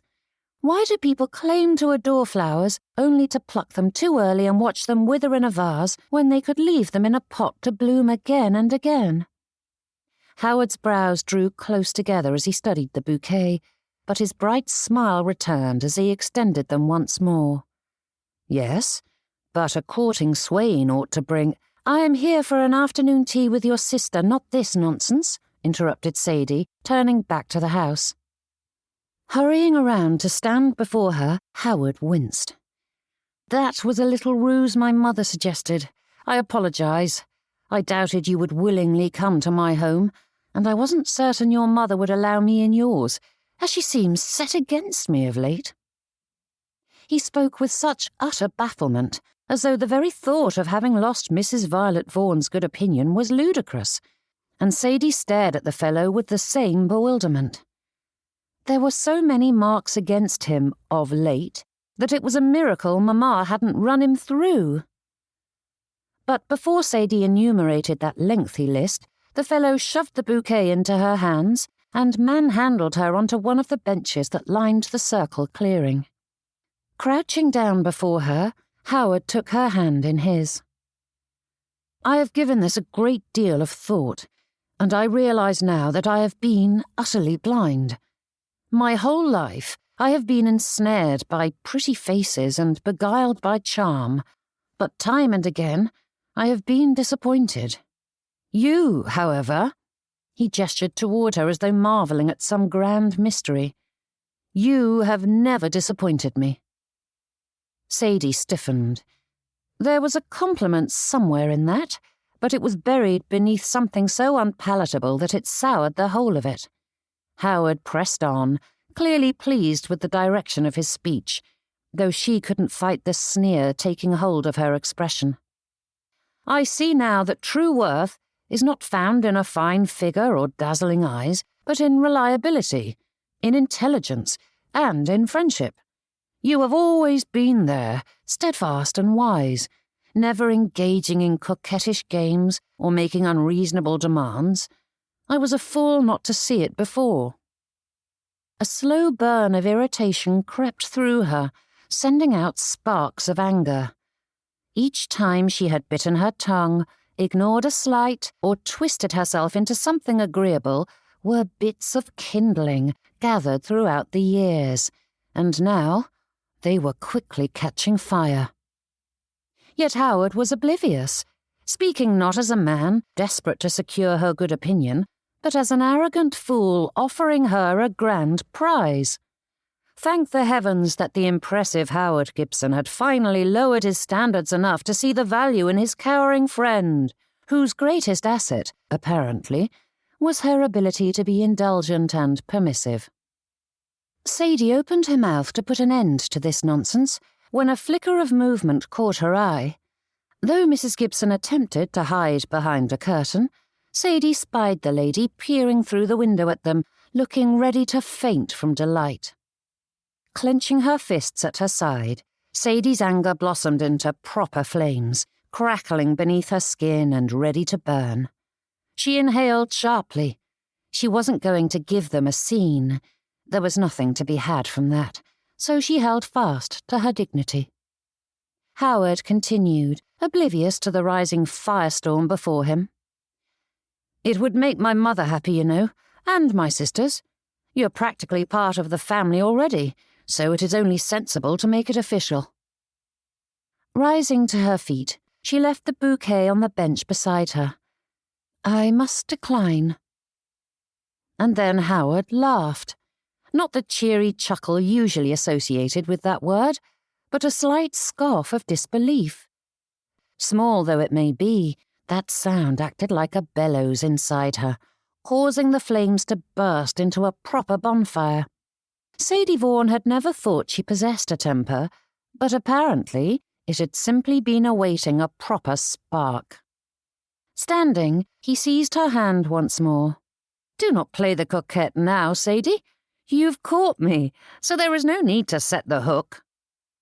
"There is no hook, sir. Whatever I may have felt once upon a time, everything I've seen of late proves we were never true friends, and I have no wish to alter that."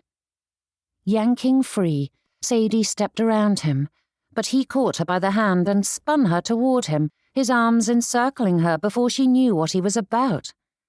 "Howard Gibson," she said, her voice like cut glass, "release me." "We both know this is precisely where you wish to be," he said in a low voice that he likely thought was sultry and inviting, but felt like tar running down her spine. Then Howard lunged forward, his lips seeking hers. Chapter 27. Jerking back, Sadie shoved at his chest with all her might.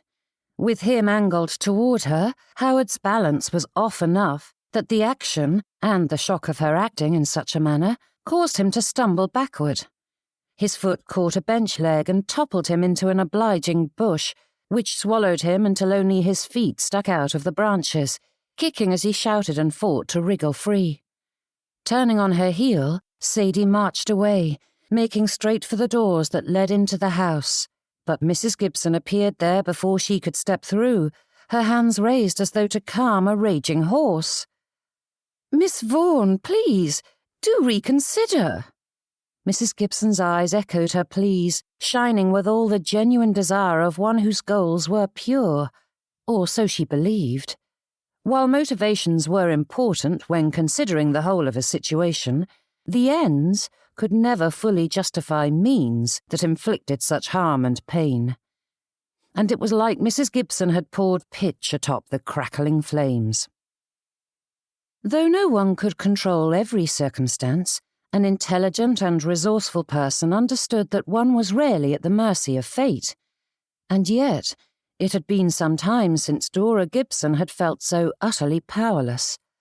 Like a supplicant at her mistress's feet, she prayed with all her soul that the young lady would listen, and if nothing else, allow her the opportunity to set things right.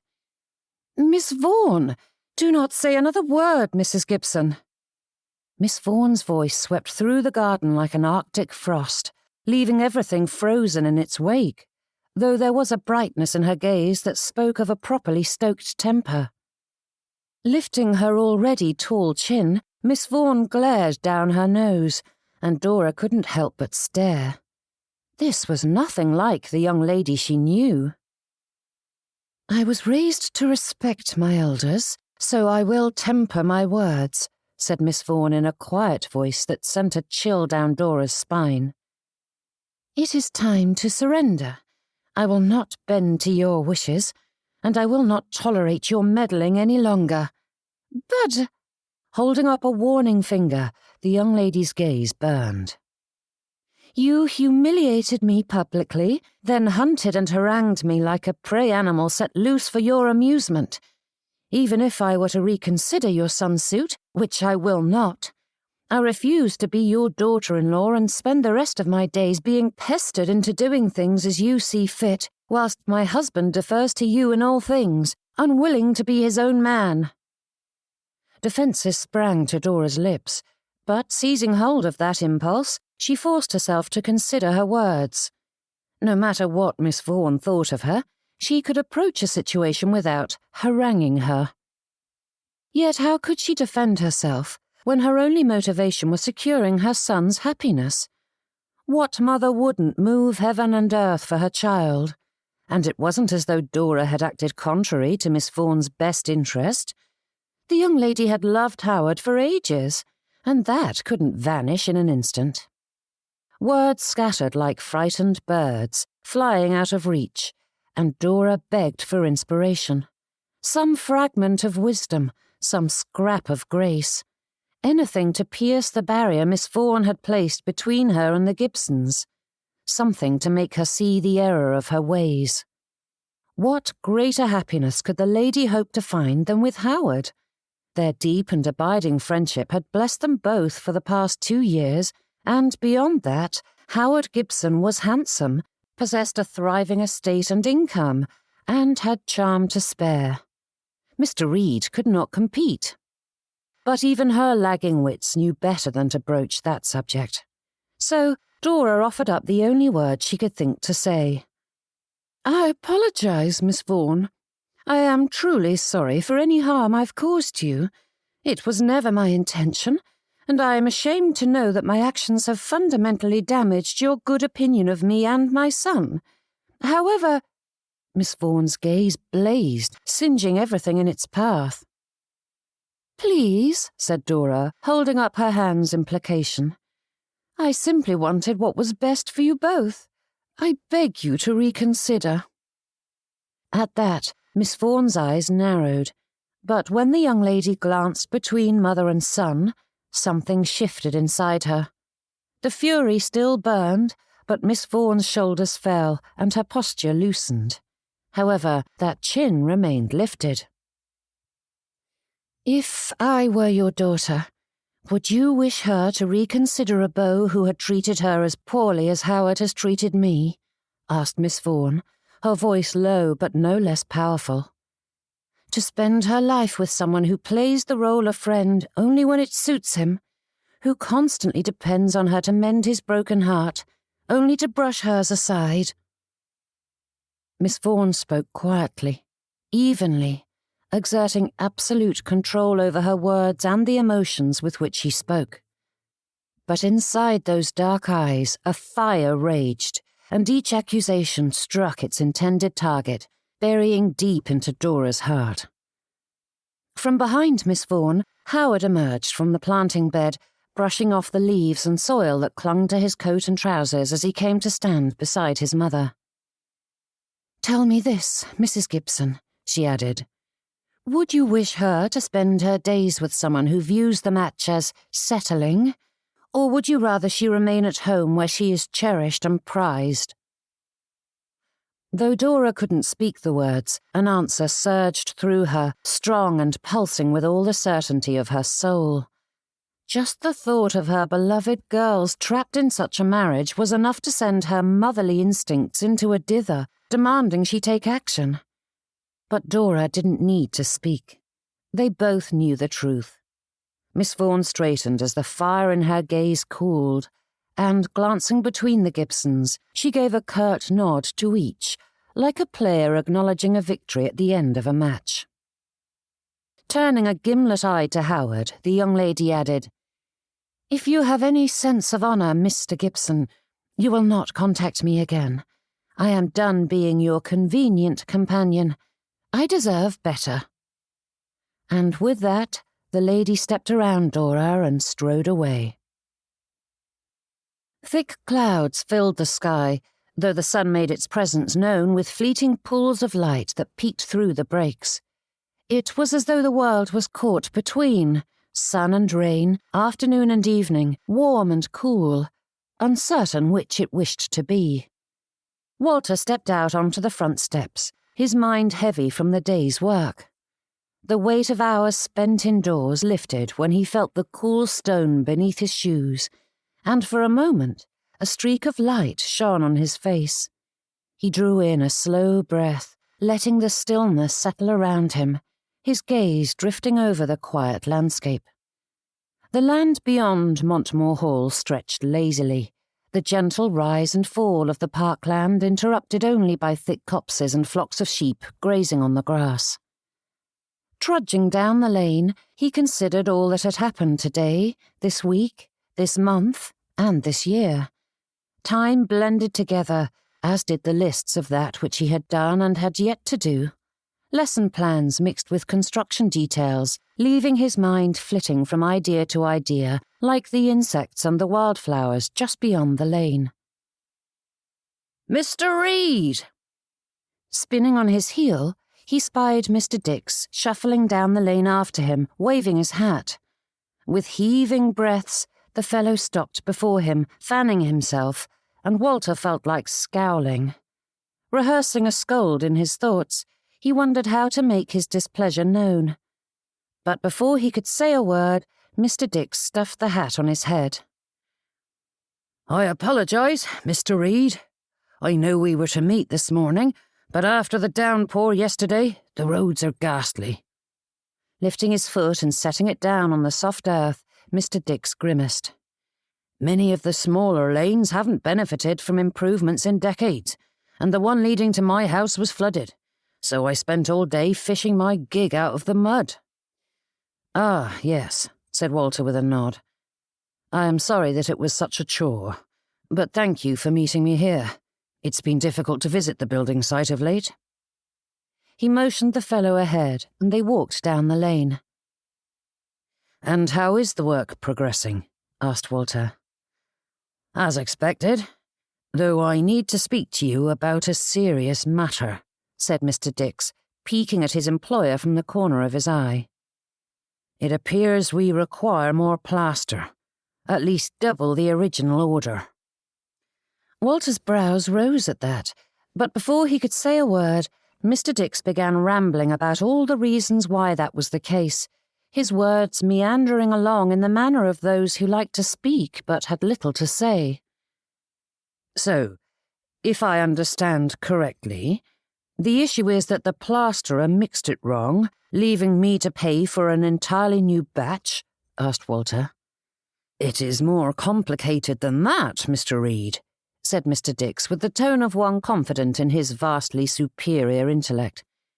Yet when the fellow went on to explain the situation, it was clear enough to Walter that his assessment had been accurate, no matter how many rambling descriptions Mr. Dix tossed at him. The fellow spoke as though dealing with an errant child, demanding to know something that was beyond his understanding. The whole situation was infuriating. Firstly, because Walter was not a dunce, and secondly, because he wouldn't even speak to Orson with such condescension. It was demeaning to them both. Thinking of his pupil brought Miss Vaughan's advice to mind. Though Walter had been attempting to embrace her philosophy of late, there had yet to be a serious need for it, and his pulse quickened. "Think of him as Roland. He is asking for more time to finish work he ought to have completed already, if the lad hadn't put it off. An all too common scenario in this world. Your labourer has caused a significant problem, yet I am to bear the brunt of both your mistakes." Walter ignored the weakness in his hands. It was as though the muscles had turned to jelly, quivering with the slightest breeze. "I know you are unused to such matters, but I assure you that such expenses are commonplace." And with that, Mr. Dix launched into another diatribe, clearly wishing to drown him in words until he couldn't argue again. The flutter in his chest sank to his stomach, and matters worsened when his traitorous mind filled with visions of his inevitable failure, thoroughly reminding him of how readily people brushed him aside. Turning his attention inward, Walter forced his thoughts back to his first days as a schoolmaster, when he was still finding his footing and questioning his every decision. There had been a moment, or rather, a lad. Master John Barrows. Should he live to be 100 years old, Walter would always remember that name. The sort of precocious pupil who caused hardened headmasters to turn prematurely grey. In Walter's experience, most tutors fell into one of two categories. The first being the spare the rod, spoil the child zealots, who believed respect was gained by force and that any familiarity led to full-scale revolts in the classroom. The second embraced the philosophy that friendship with one's pupils was paramount, even if it meant sacrificing their authority in the name of maintaining that relationship. Both believed their chosen method was the only manner in which to instill their lessons and properly shape their pupils' character. While the first philosophy encouraged the appearance of obedience, such behaviour was shallow at best, and any power gained was lost the moment the rod slipped from one's hand. The second garnered popularity and even affection, but without respect, lessons rarely made an impression, and the work was never finished. It was the age-old battle between stringency and permissiveness, with each side believing the answer lay in one or the other. But like so much of life, moderation was key, a lesson Walter had learned from John. Neither side had laid claim to the lad. Each punishment only encouraged greater feats of stubbornness, and those who attempted to cajole John into good behaviour were ignored or made to feel the fool. A lesson the beloved Mr. Slipton had learned when the lad seized control during a reenactment of the Battle of Hastings, which ended with a staunch Anglo-Saxon victory and the Duke of Normandy strung up like a scarecrow on the school's front yard. Yet Walter had sensed possibility in John, not an unmanageable dervish or lost cause, but a child yearning for boundaries and challenges, consequences and compliments, high expectations followed by great rewards. Though it had taken vast amounts of patience and experimentation, Walter had found his way to that balance of structure and support which allowed both schoolmaster and pupil to thrive. And with that success, it grew easy to stand before even the most troublesome of classes, taking on that challenge with the certainty that he would sort it out in the end. Surely, if Walter Reed could manage John Barrows, he could manage Mr. Dix. With a silent prayer, Walter held on to those lessons and Miss Vaughan's confidence in his ability, and rather than Roland, he imagined Master John Barrow standing before him, testing every boundary Walter ever set for him.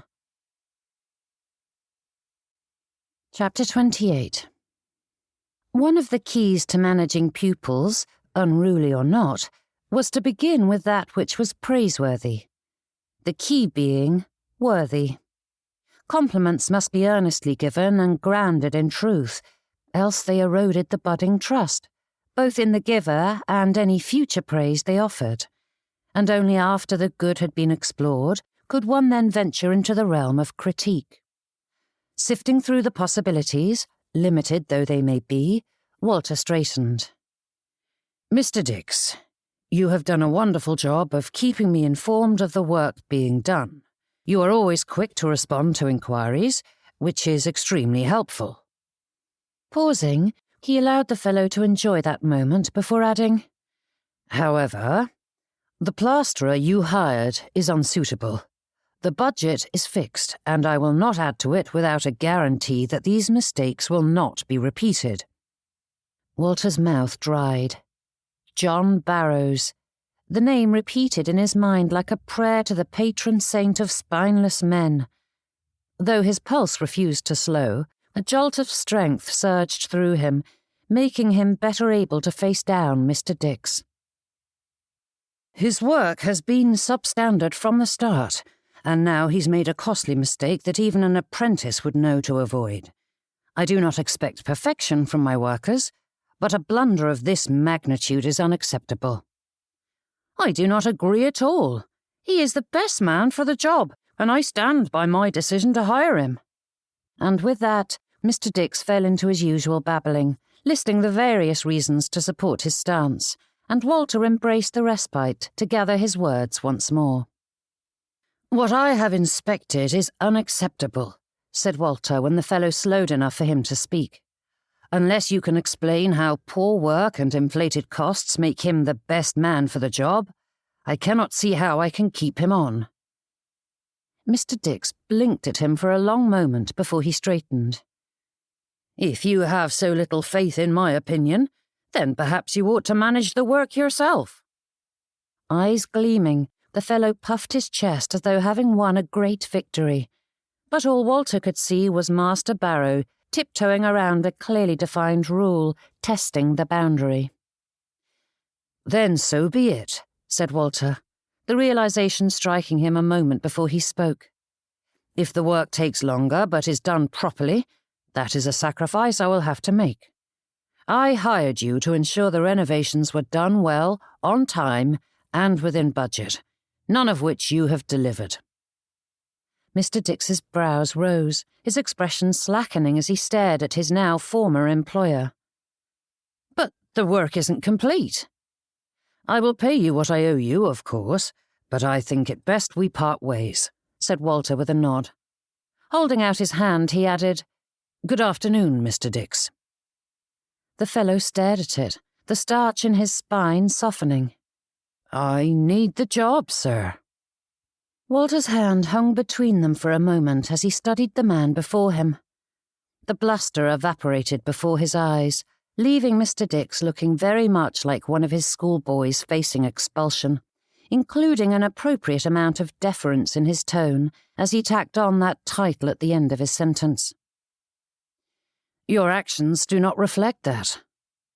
Walter fought to keep his brows from leaping up at that declaration, for though it had emerged from his lips, it was precisely the sort of thing he wouldn't have been able to say to an adult. Mr. Dix took his hat from his head, twisting the thing about in his hands. I know. I don't know what to say, other than that I am sorry for it." It would be so much easier to simply dismiss the fellow. Surely overseeing the work himself was the better course, rather than risking more of his time and money on Mr. Dix. At the very least, he ought to find someone more suited to be his partner in this. Yet Walter paused, studying the fellow as he stammered through his apology. "Please, sir, my family, we need the money," said Mr. Dix, his eyes no longer able to meet Walter's. "They say people mature, that adults are not the children they once were, as though age alone softened shortcomings and shaped character. But Walter knew that wasn't true. Some boys refused to learn, becoming men with the same flaws, only more ingrained and harder to remove. Yet watching Mr. Dix, Walter's instincts warned him against walking away. Years of working with lads during that time of greatest growth had given him a sense for these things. Even the best lads stumbled. Sometimes all they needed was the chance to set things right. And, more often than not, when they were trusted to rise, they did. However, a question niggled in the back of his mind, demanding an answer first. "Why are you so set on keeping the plasterer?" Mr. Dix flinched, and though he tried to hide it, lies clearly sprang to his thoughts.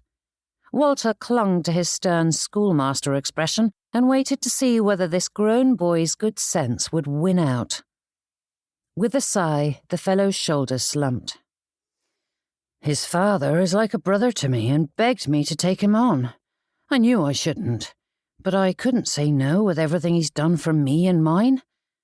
I did my best to keep the rest on task, but with Conrad lounging about and taking advantage—" The sentence drifted off with a sorrowful shake of his head. Do you think he will improve if given another opportunity? Asked Walter, watching the fellow carefully. No, he replied without a hint of hesitation. And the masonry work in the parlour? You know it is inferior, so why hasn't it been redone? Mr. Dix held up placating hands. The man responsible for that is gone, and by the time it was discovered, most of the plasterwork had already been done. Walter gave a low hum as he considered that. Are the others worth keeping on? Will they do the work well and in a timely fashion? Proving his instincts correct, he was pleased to see Mr. Dix give that proper consideration, shifting in place for several long moments before he nodded. I believe so, sir. With proper management, they'll do a fine job. Walter met that with a nod of his own. Then we shall keep the rest on, but I want the plasterer replaced as soon as possible. As the work will need to be removed and redone, I would like the masonry re-examined as well. I will pay for the additional plaster and labour needed to complete the work. Mr. Dix perked, his eyes shooting up, but Walter held up a warning finger. This is your one and only reprieve, Mr. Dix. I will not forgive a second time. Yes, sir, he stammered, setting his hat on his head. Thank you, sir. I promise I will do better. Walter extended his hand, and Mr. Dix shook it furiously, babbling thanks before hurrying away. Holding fast to his composure, he watched the fellow disappear down the road, but once out of sight, Walter let out a heaving sigh, as though all the air in him escaped at once.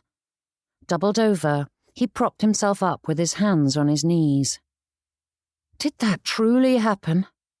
Straightening, he grinned like a fool as energy thrummed through him, urging him to whoop and skip about like a fool. Laughter welled up, unbidden and unchecked, as every part of him buzzed with relief and wonder, and the wild, ridiculous hope that perhaps, just perhaps, he was now lord and master over his own tongue. Hands on his hips, he turned his face to the dappled sky and closed his eyes, sending out a prayer of gratitude for that angel among women, Miss Sadie Vaughn, and the guidance she had given him. Turning to home, Walter's footsteps felt lighter. Though mud stuck to his shoes and made him slip as he forged ahead, the exhaustion of the day ebbed in the wake of this grand success. He revelled in this victory and the school that was to come, and the image of a mistress at the headmaster's side when he opened the door to their first students. As he entered the village, Walter gave a sharp nod to each person he passed, meeting their greetings with smiles, not caring that many of his neighbours answered it with puzzled frowns. He had initiated a difficult conversation, invited possible conflict, and not only stood his ground, but won the day. Such a small thing to celebrate. The voice echoed in his mind, causing his steps to falter, and for the briefest moments, Walter felt that accusation dig into his heart. What sort of man struggled with speaking? Yet no victory is small when one tackles a mighty hurdle. Those words came back to him, echoing throughout the years. All those many times Walter had encouraged his lads to do and to be better. What did it matter if a battle was easily won by another? All that mattered was that one entered the fray and came off conqueror, and a man couldn't help but walk a little taller after that. Straightening once more, Walter shrugged away those doubts and fears that dared to dim the joy of the moment and continued on his way. As he arrived at his front door and swept into his home, the oddest sentiment struck him. Walter felt like whistling. He couldn't say he'd ever felt the inclination before, but it was certainly tickling at him. "There you are," cried Mother, sweeping out of the parlour in a whirlwind of petticoats. "Why are you so tardy?" "My lessons kept me late, and then I was waylaid by Mr. Dix," he said, hanging his hat on the peg by the door. "Where am I supposed to be?" "With Miss Vaughn," said Mother with a huff, her hands thrown out as though he ought to have known the answer before she spoke. "Did we have an appointment?" He knew the answer to that question, for there was no amount of work that could make him forget such a crucial thing, but he couldn't help asking. Her family has a gig, so she offered to assist me with gathering the bunting for the flower show, and I thought it would be the perfect outing for you to do together. So I told her I was feeling poorly when she arrived, but you were to be home an hour ago, and she insisted on going on alone, said Mother in a rush, ending with a heaving sigh. Oh, that was poor news indeed. Despite the elation still coursing through him, Walter's shoulders slumped at having missed the opportunity to spend time in her company. That is disappointing, but I have no doubt she will manage the trip on her own. But Mother wrung her hands, her expression pinching.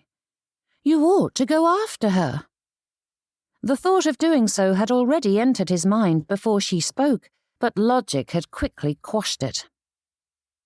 If she is driving about, there is little chance our paths will cross when I will be on foot. As Walter considered it, he added, and she will have to stop here to deliver the bunting before she returns to Thornsby. Perhaps we can entice her to stay for supper. The roads, cried Mother, her brows rising. I've heard they are in a terrible state. She might be stuck somewhere. Mr. Dick said there was only trouble in the usual places, he assured her.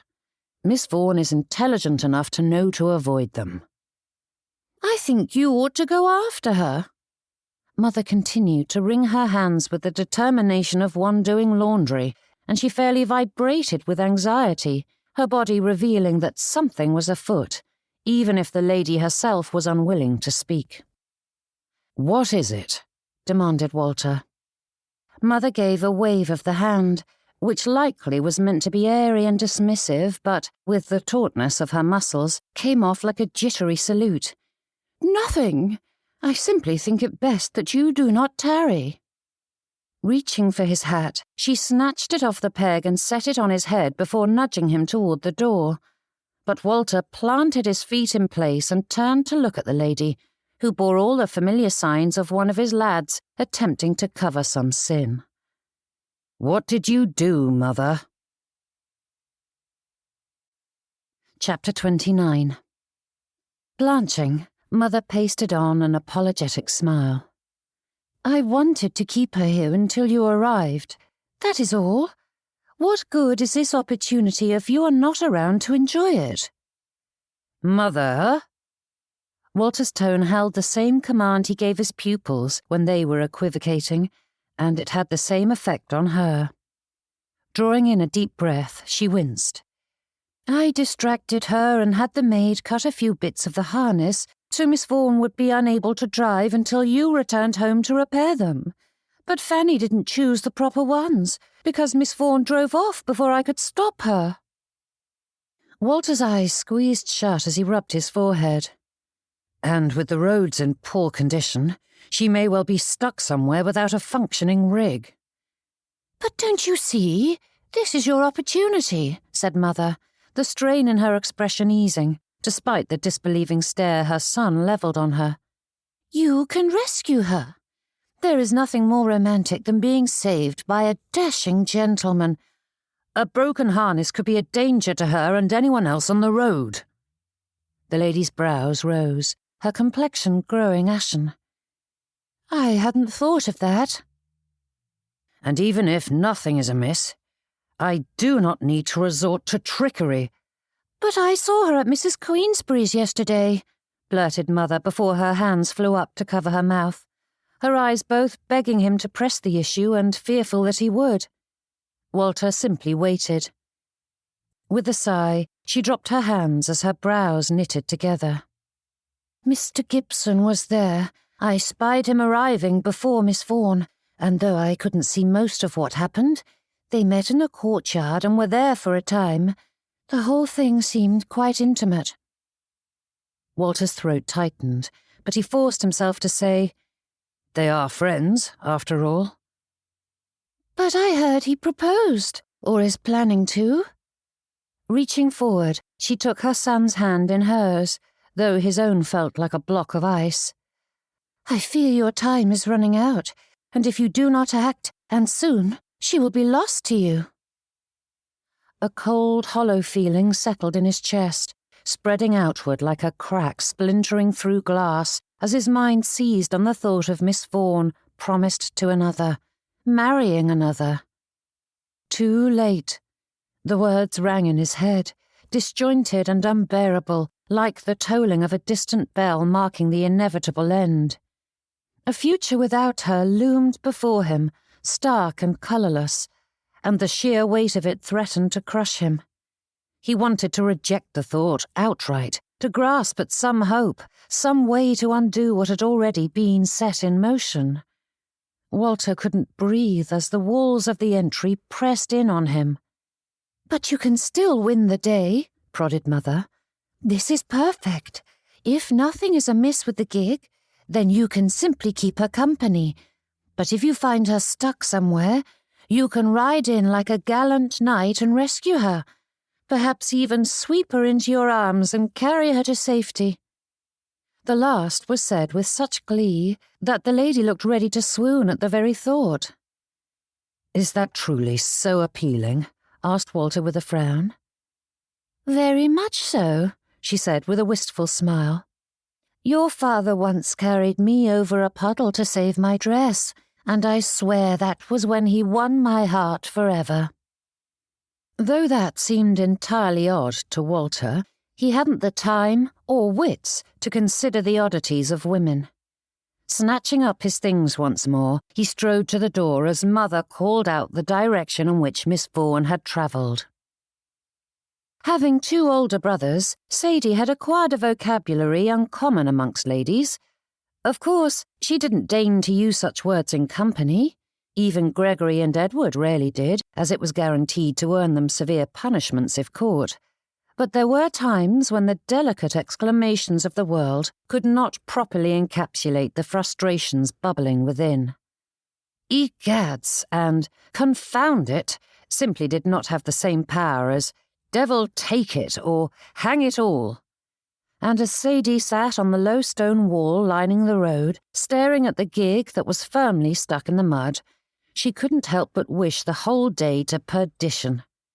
Her fingers drummed against the stone, each tap sharper than the last as she forced her breathing to steady, the air coming through her nose in sharp but measured lungfuls. A little jaunt around Danthorpe ought to have been rejuvenating, the perfect manner in which to shake off the frustrations of the past few weeks. Instead, she found the harness broken and useless, the gig stuck fast, and no way to rectify either problem. Glory stood beside her mistress, availing herself of the grass growing on the other side of the wall, her great head dipping down as she munched away on an afternoon treat. At least someone was enjoying the respite. Rubbing at her forehead, Sadie grimaced and glanced at her hand, only to notice then that smears of mud clung to her fingers, and now to her face. Brilliant! With a huff, she hopped from the wall and nudged Glory away from her feast with a tug of the bridle. There was no helping it. Never mind the heaviness in her limbs or the dull ache in her head, she would simply have to abandon the gig. Gregory could fetch it later. Her shoulders sagged, the fight draining from her muscles like air from a punctured bellows. "Miss Vaughn," called a voice as though it had been plucked from the heavens. Turning toward the sound, she spied Mr. Reed hurrying down the lane, his hand raised in greeting. "Faith, you are a sight for sore eyes," she said as he approached. "Just when I was thinking that fate was set against me, you appear like an angel from heaven." Mr. Reed slid to a halt before her, his cheeks red from the exertion. "Yes, quite." "Something snapped in my harness," she said, motioning toward the gig. "I kept it from overturning, but the wheels were stuck fast before I knew what I was about." But Mr. Reed looked at her rather than the vehicle, studying her as though able to see through the layers of cotton and examine the damage hidden beneath. Sadie's pulse quickened, and her muscles tensed at the reminder of that terrifying moment when Glory had fought the straps, nearly toppling them all. Her family had treated far too many such accidents before, and they rarely fed well. "I am uninjured," she said. "It was frightening, but no damage was done."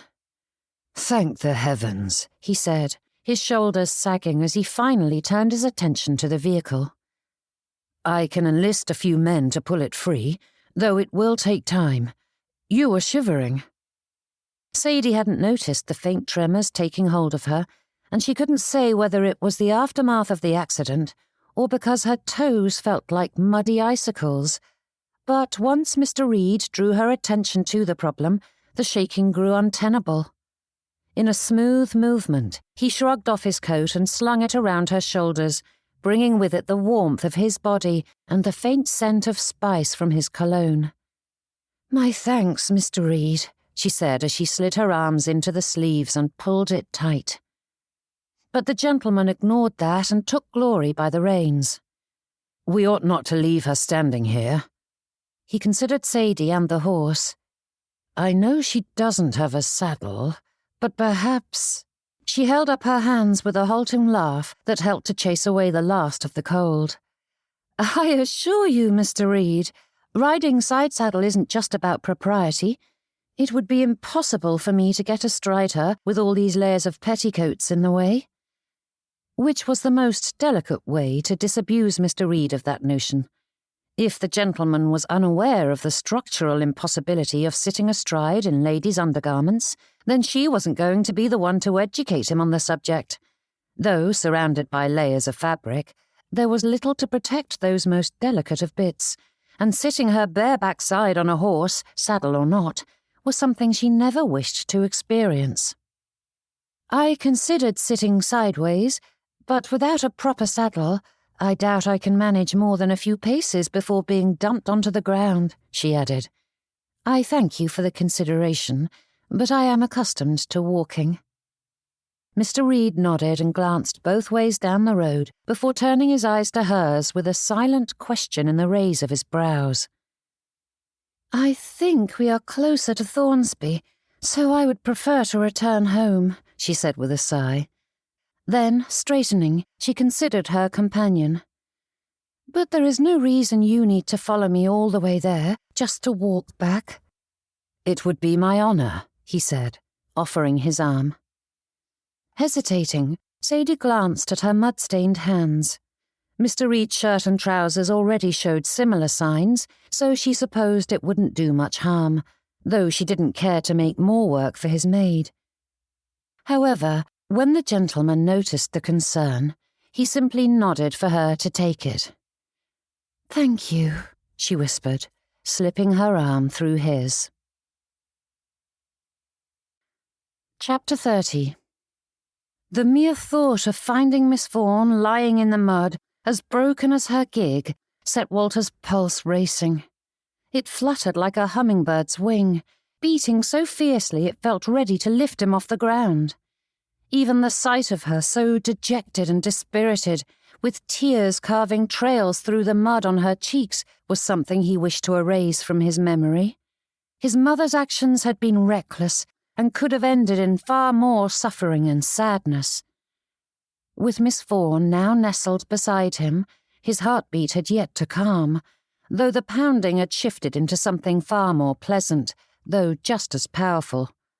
Walter couldn't approve of his mother's rash behaviour, but with Miss Vaughn safe, unharmed, and holding his arm, he couldn't help savouring the outcome all the same. Glory slowly followed after them as they stepped away from the gig and made their way down the road. And it seemed fate was smiling down on him once more, for just ahead was a sizable puddle. Miss Vaughn didn't slow as they approached it, but Walter freed his arm and bowed. "Allow me," he said, reaching to grab her up. "What are you doing?" she demanded with raised brows, hopping out of reach. Walter nodded at the veritable lake. "Being of assistance." Holding up a hand to ward him off, she shook her head. "No, thank you. I am quite capable of managing a puddle."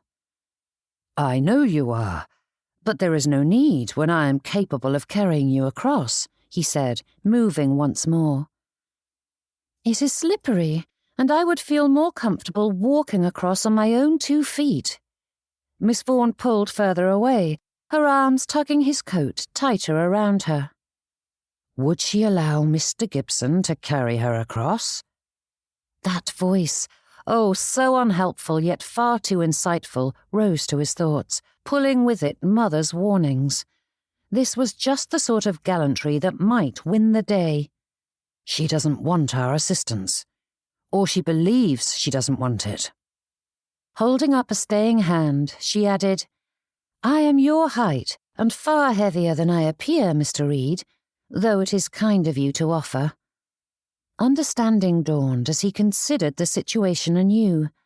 Miss Vaughn simply thought him incapable, and though he may not be as much of a sportsman as Howard Gibson, that did not mean Walter Reed was some feeble creature unable to lift a lady. On the other hand, it may simply be a reflection of her own poor opinion of herself. Walter had heard enough complaints from his sisters and mother to know many women fretted over their figures. Casting his mind to his pupils, Walter contemplated what he would do with a student in a situation where fear or modesty kept them from doing what was best. The answer was easy enough. Taking the bull by the metaphorical horns was often best. It is nothing, he said, swinging his arms under her legs and sweeping her up. You are as light as a dried leaf. Miss Vaughn squeaked, her brows shooting upward as she went rigid in his hold. And though Walter had seen others do this very thing with their lady fair, he had never considered the logistics of carrying it out. Her skirts were voluminous, being an entire armful themselves, and the mud caking the bottom made the weighty petticoats heavier than usual, though that was only a morsel of weight compared to the body in his arms. How did others make it seem so easy? Walter didn't think himself weaker than the average gentleman, yet every muscle strained to keep the lady aloft as he took the first step. His right ankle wobbled, his shoe struggling to find purchase. His pulse stuttered as he fought to keep upright, and he let out a heaving sigh as he found his balance once more. Mr. Reed, put me down, she hissed, though she remained blessedly still as he moved into the quagmire. Just a moment, he said, though it was more of a guttural groan than comprehensible words. Another step, and his foot caught on something, which he belatedly realized was the edge of Miss Vaughn's skirts, having slid loose of his hold to drag along the ground, and the tug of the hem ripped her from his arms. Walter lunged to grab her up again, but she was propelled into the water, and the mud, combined with the shift in his balance, slid his feet out from under him, bringing Walter down atop her with a mighty splash. Water engulfed her. The puddle hadn't been more than shin deep, and Sadie was able to keep her head above it until that lumbering lummox of a man landed atop her. Elbows and knees jabbed at her, and limbs flailed as the two fought to free themselves of the tangle. Every time she thought she had her bearings, her knee or hand slid out from under her, bringing her back into the water for another soaking.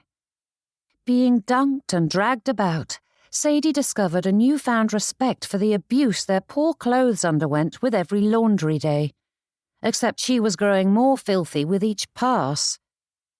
Finally, the hulking weight lifted, allowing Sadie to turn over and get her hands and knees beneath her. Holding there for a moment, she tried to catch her breath, but hands yanked at her, pulling her off balance and nearly sending her face first into the water again. I apologize, Miss Vaughn. I hadn't intended.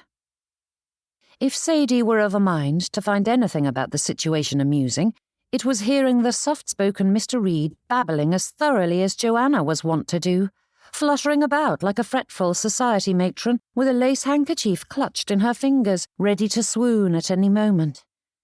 But this wasn't amusing. Not in the slightest. This was discomforting, infuriating, humiliating, and so many other ings that Sadie didn't know which one to address first. I know it was foolish, but Mother thought... All other feelings fled as one rose to the forefront, burning hot and fiercely as Sadie pulled herself upright and wiped at her face. Just hearing the word "mother" from Mr. Reed's lips was enough to galvanize every bit of her fury until she was a solid piece of iron. Yet another gentleman keen to please his mother by any means necessary, desperate to make those conniving ladies happy, no matter the cost to anyone else, most especially Sadie, who wasn't worthy of being a friend, companion, or sweetheart in her own right. No, she was merely the mother's choice. They ought to write it on her forehead so that everyone knew her value. After all, what woman couldn't secure a beau, or even a man willing to spare her a dance? If the only ones interested in pursuing her were the ones whose mothers pressed the issue, wasn't that a measurable and definitive manner of establishing worth? How could one argue with half the population? Sadie had spent a lifetime seeking gentlemen's approval, forever hoping that one amongst their ranks would see past the silly surface details that were as fleeting as the bouquets they bestowed upon their lady loves. Yet all it had secured her was torment, pity, and now a soaking in a puddle. Mr. Reed lunged forward, brushing at the mud dripping from her sleeves and skirts. "Do not touch me," she growled, slapping his hands away. "You have done enough, Mr. Reed." "I didn't intend—" "No, of course you did not. Few ever intend to be callous and rude. But that doesn't alter the fact that you ignored my wishes and did as you pleased."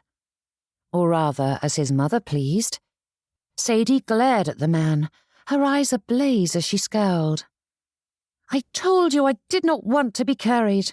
I was clear and emphatic, and you waved my objections away like I was an errant child refusing to eat her vegetables." "No!" she shouted, her hands clenched at her sides. "I do not wish to hear your excuses. They do not matter in the slightest, because there is nothing you can say that will erase what you did. I am not a toy to be tossed about and used at your discretion, Mr. Reed." A heavy weight settled in Walter's chest, solid and immovable, as though the very air in his lungs had turned to stone. His throat tightened, dry and aching, but no words would come. Not that there were any to suffice. What could he say? He had no defence to mount. He had dismissed her, ignored her judgment as if it held no weight, and now the truth of his failure stood stark before him. Heat prickled at the back of his neck, creeping upward, a slow and relentless burn that did nothing to chase away the cold twisting in his gut as her voice rang through the afternoon air, cutting away at him. But it was the bitter knowledge that he deserved her condemnation that sliced deep. This was no mere misstep, and his motives hadn't been selfless. "Leave me be!" she shouted, and those words were like the slamming of a door, closing him off forever. Turning on her heel, Miss Vaughn waded through the puddle, her legs heaving as she fought against the layers of petticoats that were thick with muddy water. The stone in his lungs grew heavier, spreading outward until it settled into the very hollow of his bones, the weight of his mistake anchoring him in place. Miss Vaughn was slipping away, and there was nothing he could do to stop it. The thought lodged deep, an unbearable certainty that tightened around his ribs and sent a sharp, lancing pain through him. His coat lay abandoned in the puddle as she stormed away, but even from where he stood, Walter saw her shiver. Snatching it up, he wrung out the worst of the water and chased after her. "Leave me be," she repeated. "The coat won't help much, but—" "I do not need anything from you or that hapless fool Howard Gibson," she said, not bothering to slow or look at him. "I am done with this nonsense." Walter's brows rose at that as he struggled to keep pace, whilst his feet slipped about in the mud. "I do not understand." "I am not a half-wit, Mr. Reed," she said with a scowl. "I knew from the start that your mother wanted this match more than you, and I refuse to be part of this tug-of-war between her and Mrs. Gibson any longer." "I promise that isn't—" "Do not insult my intelligence," she said, pausing to face him, her hands on her hips. "You never looked at me until the Overtons' ball, when your mother did everything in her power to toss me in your path." Walter gaped at that, but though he longed to refute those claims, his attention was stolen away by the chattering of her teeth. "Please, Miss Vaughn, even wet, my coat will do some good." "Listen to me," she said, her voice rising once more. "I do not want it. I don't want anything from you." Holding up his hands in surrender, Walter recognized the temper that was properly stoked and knew she was in no state to hear explanations. Head held high, Miss Vaughn spun around and continued on her way, leaving Walter to watch her as she disappeared into the distance. What had he done? Chapter 31. There was no reasoning with stubbornness. It stood like a stone wall, unyielding and immovable. No force of persuasion could shift it. No appeal to sense could soften its edges. It clung to its own certainty with an iron-fisted grip, and the most maddening sort was not loud or blustering, but quiet and resolute, setting its jaw whilst refusing to acknowledge even the possibility that an error had been made. Sadie Vaughn had never considered herself stubborn, quite the opposite, in fact, as was evidenced by her long history of relationships that were more akin to indentured servitude. Such friends did not prize free thinking or strong wills, preferring immediate surrender to their every whim. And Sadie had always obliged, although her clinging to such useless connections boasted a morsel of obstinacy.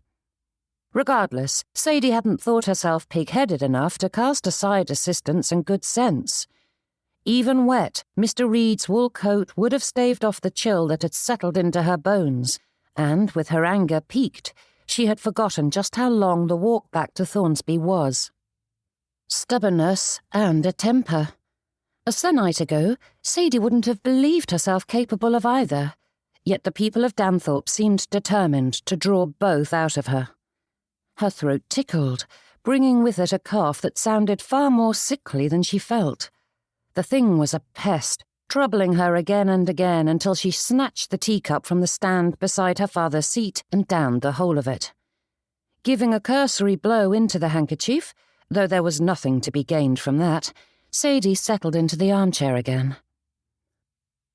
Father reached over and rested his hand against her forehead for several long moments before nodding to himself and turning back to the fire, its coals glowing orange and red. There was no chill in the air to warrant the extra heat, but with two Vaughns recovering, Mamma was taking no chances, though it would serve Sadie right if she fell properly ill. Taking hold of the teapot, she poured herself another cup. The dredges were still warm enough to heat the porcelain, and she held it close, savouring the scent of mint and lemon. And she was not thinking about Mr. Walter Reed.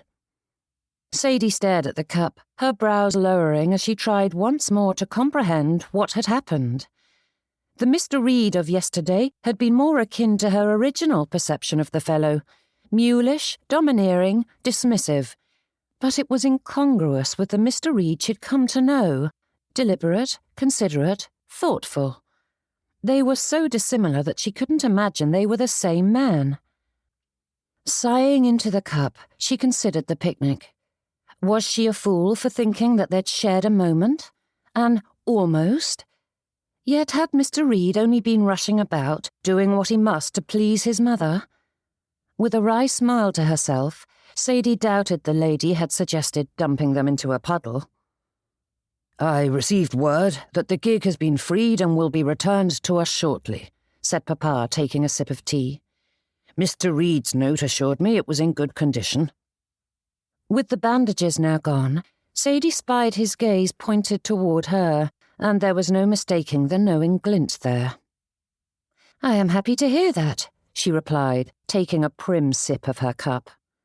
Silence followed, and though she felt Papa's attention on her, her mind drifted far from the parlour.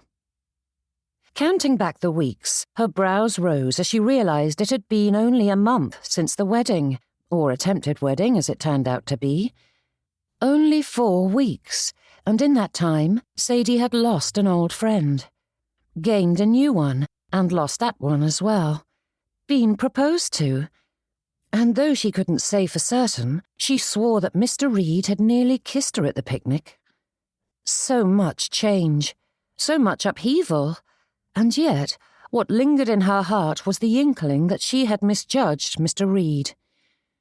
A deep, twisting ache settled in her chest, heavy and unfamiliar, as if something vital had come undone inside her.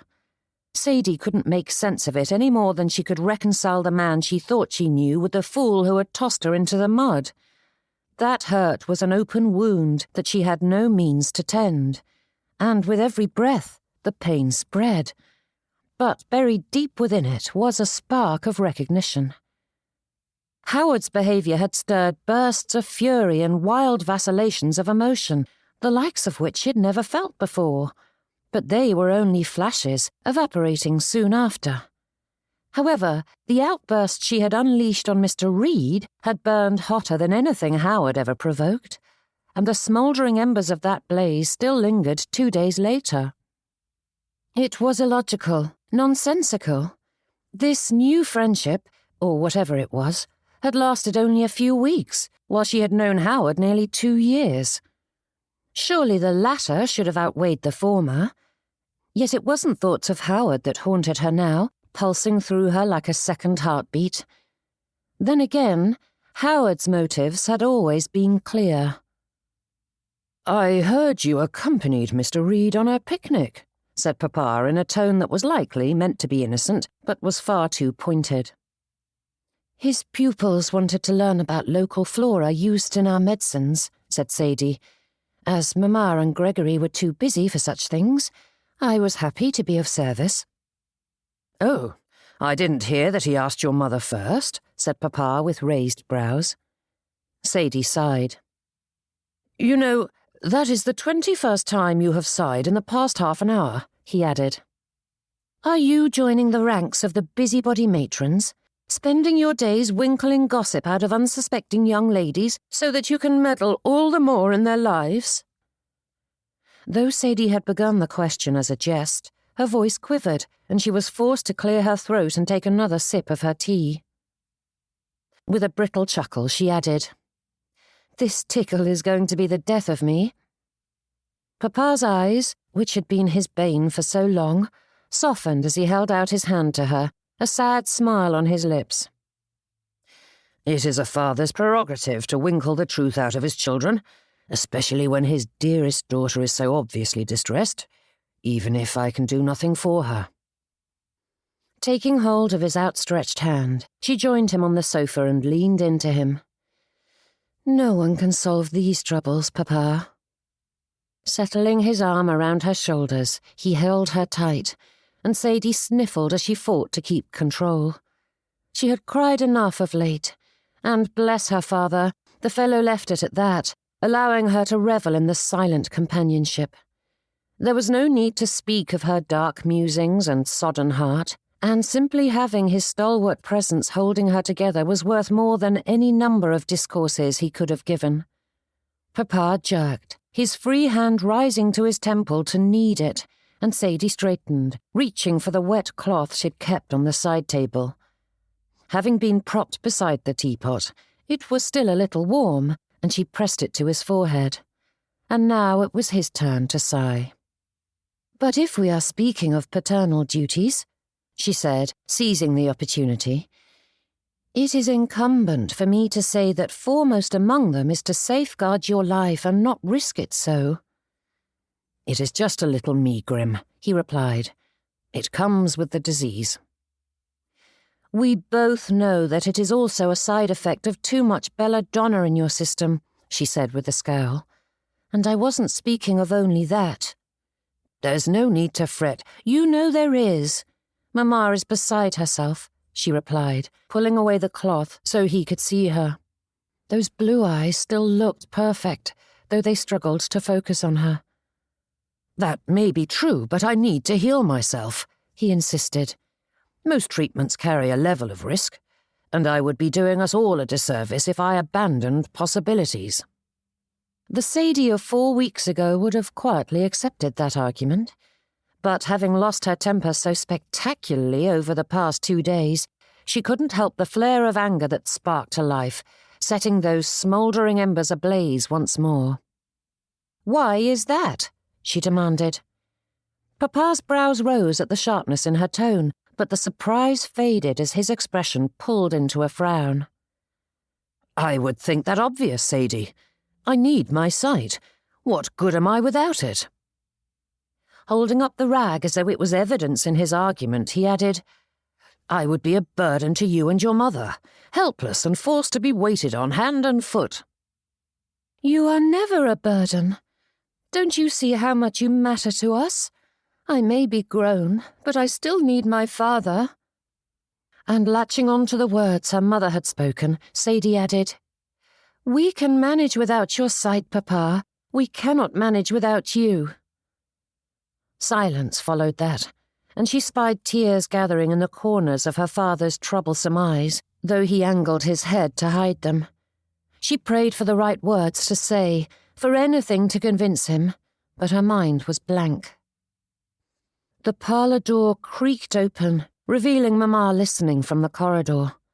Slipping through, she came to her husband and crouched before him, taking his hand in hers. "In sickness and in health, Arthur. That was our vow." Papa huffed, his head falling as he murmured, "Would you have made it, knowing—" "Don't you dare finish that question, Arthur Vaughan," she said in the same stern voice Sadie had employed moments ago. "I knew when I married you that it would come to this in time, my love. Whether it is today or 20 years from now, we all become dependent on others. And even if this had happened before our marriage, I would still have made each and every single one of those vows, because my life is infinitely better with you in it." Her lips trembled, and her brows twisted together as she struggled to speak. "Please, Arthur, if nothing else, I cannot bear to see you torture yourself again and again with useless treatments. To see you in such agony with no hope of reward is excruciating. I cannot do it any longer." Mamma clung to him, and Sadie took his other hand in hers, resting her head on his shoulder. Too many words and feelings plagued her to speak, and she showed her silent support in the only manner available. Papa's hold on them tightened, and his breath shuddered as they sat in silence for several long moments. "I am afraid," he whispered. "I know, so am I," said Mamma. "But I am more afraid of losing you." "Then I suppose I shall have to do what I must to remain with you as long as I can," he said with the faintest of smiles.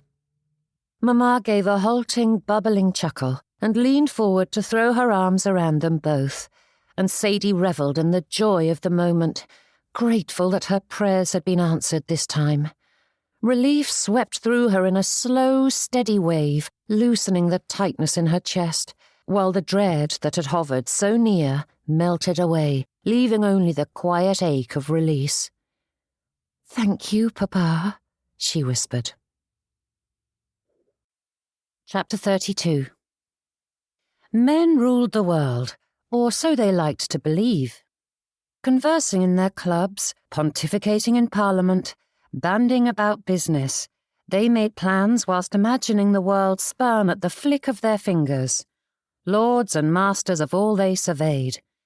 But behind every polished speech, grand decision, and lauded achievement was someone ensuring it all unfolded according to plan, someone remembering the details, anticipating problems before they arrived, cleaning up the messes no one else noticed. They may praise the Wellingtons of the world, but everyone knew a general was nothing without a strong aide-de-camp. After all, even the most carefully crafted strategies couldn't come to fruition on their own, and Dora Gibson had long accepted that it fell to women like her to keep it all from unravelling. With the annual flower show nearly upon them, Dora's schedule was full of the tasks that needed seeing to.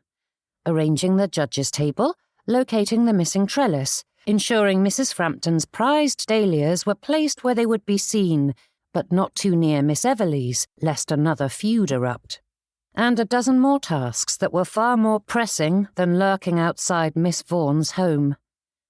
Yet there Dora stood, her feet unwilling to carry her forward or turn her away. A strange, fluttering tension coiled in her stomach, light yet persistent, as though her very bones were restless. Her fingers felt oddly weightless, her breath too shallow. Her body clearly knew something was amiss, though she struggled to identify the sensation plaguing her. It wasn't fear, nor anything so dramatic, but an unfamiliar tightness in her chest and an unsettled awareness she couldn't shake. Dora had never seen the sense in fretting over what could not be changed, nor in dreading what had yet to come. The past was done, the future unwritten. So what good was there to be had in borrowing trouble? And yet, here it was, needling beneath her skin, insubstantial yet impossible to ignore. It wasn't as though she had done something so very wicked that she needed to twist herself into knots. Intentions were important, and Dora's had been nothing but good. Yet even as she thought that, the old adage flitted into her thoughts, reminding her that even those could lead to hellish outcomes. And her life had certainly proved that of late. Never before had she hoped to be turned away, but when she handed over her calling card to the maid, Dora prayed the Vaughns were not at home. But this needed to be done, and when she was ushered through the front door, she found herself trapped in a state of relief and disappointment. Yet more strange sensations. When the parlour door opened, she found Miss Vaughan seated on the sofa, her parents positioned on either side. The young lady looked worn, and it was clear that her excuses for abandoning her work on the flower show were not feigned. Miss Vaughan ought to be properly resting, lest her illness grow into something far worse, though Dora knew better than to lecture the girl at this juncture. "I wasn't certain you would allow me in," said Dora with a strange chuckle as she took the seat opposite them. Miss Vaughan gave no response to that, but her mother's eyes narrowed with all the silent strength the lady possessed, which was vast indeed, and though Dr. Vaughan's expression was not as sharp as his wife's, the gentleman met that pathetic attempt at humour with cold dismissal. Dora refused to wilt. Regardless of the reason for her visit, Mrs. Dora Gibson wasn't one to bow beneath such scrutiny, or flee when there was work to be done. "I owe you an apology, Miss Vaughan," said Dora, meeting the young lady's gaze before turning to her parents. "And you as well." Clearing her throat, Dora ignored the flash of confusion that crossed the trio's expressions and focused on what needed to be said. "I am brusque and far too quick to speak without thinking. However, this visit has been on my mind for days, and I assure you that what I have to say is the product of careful consideration."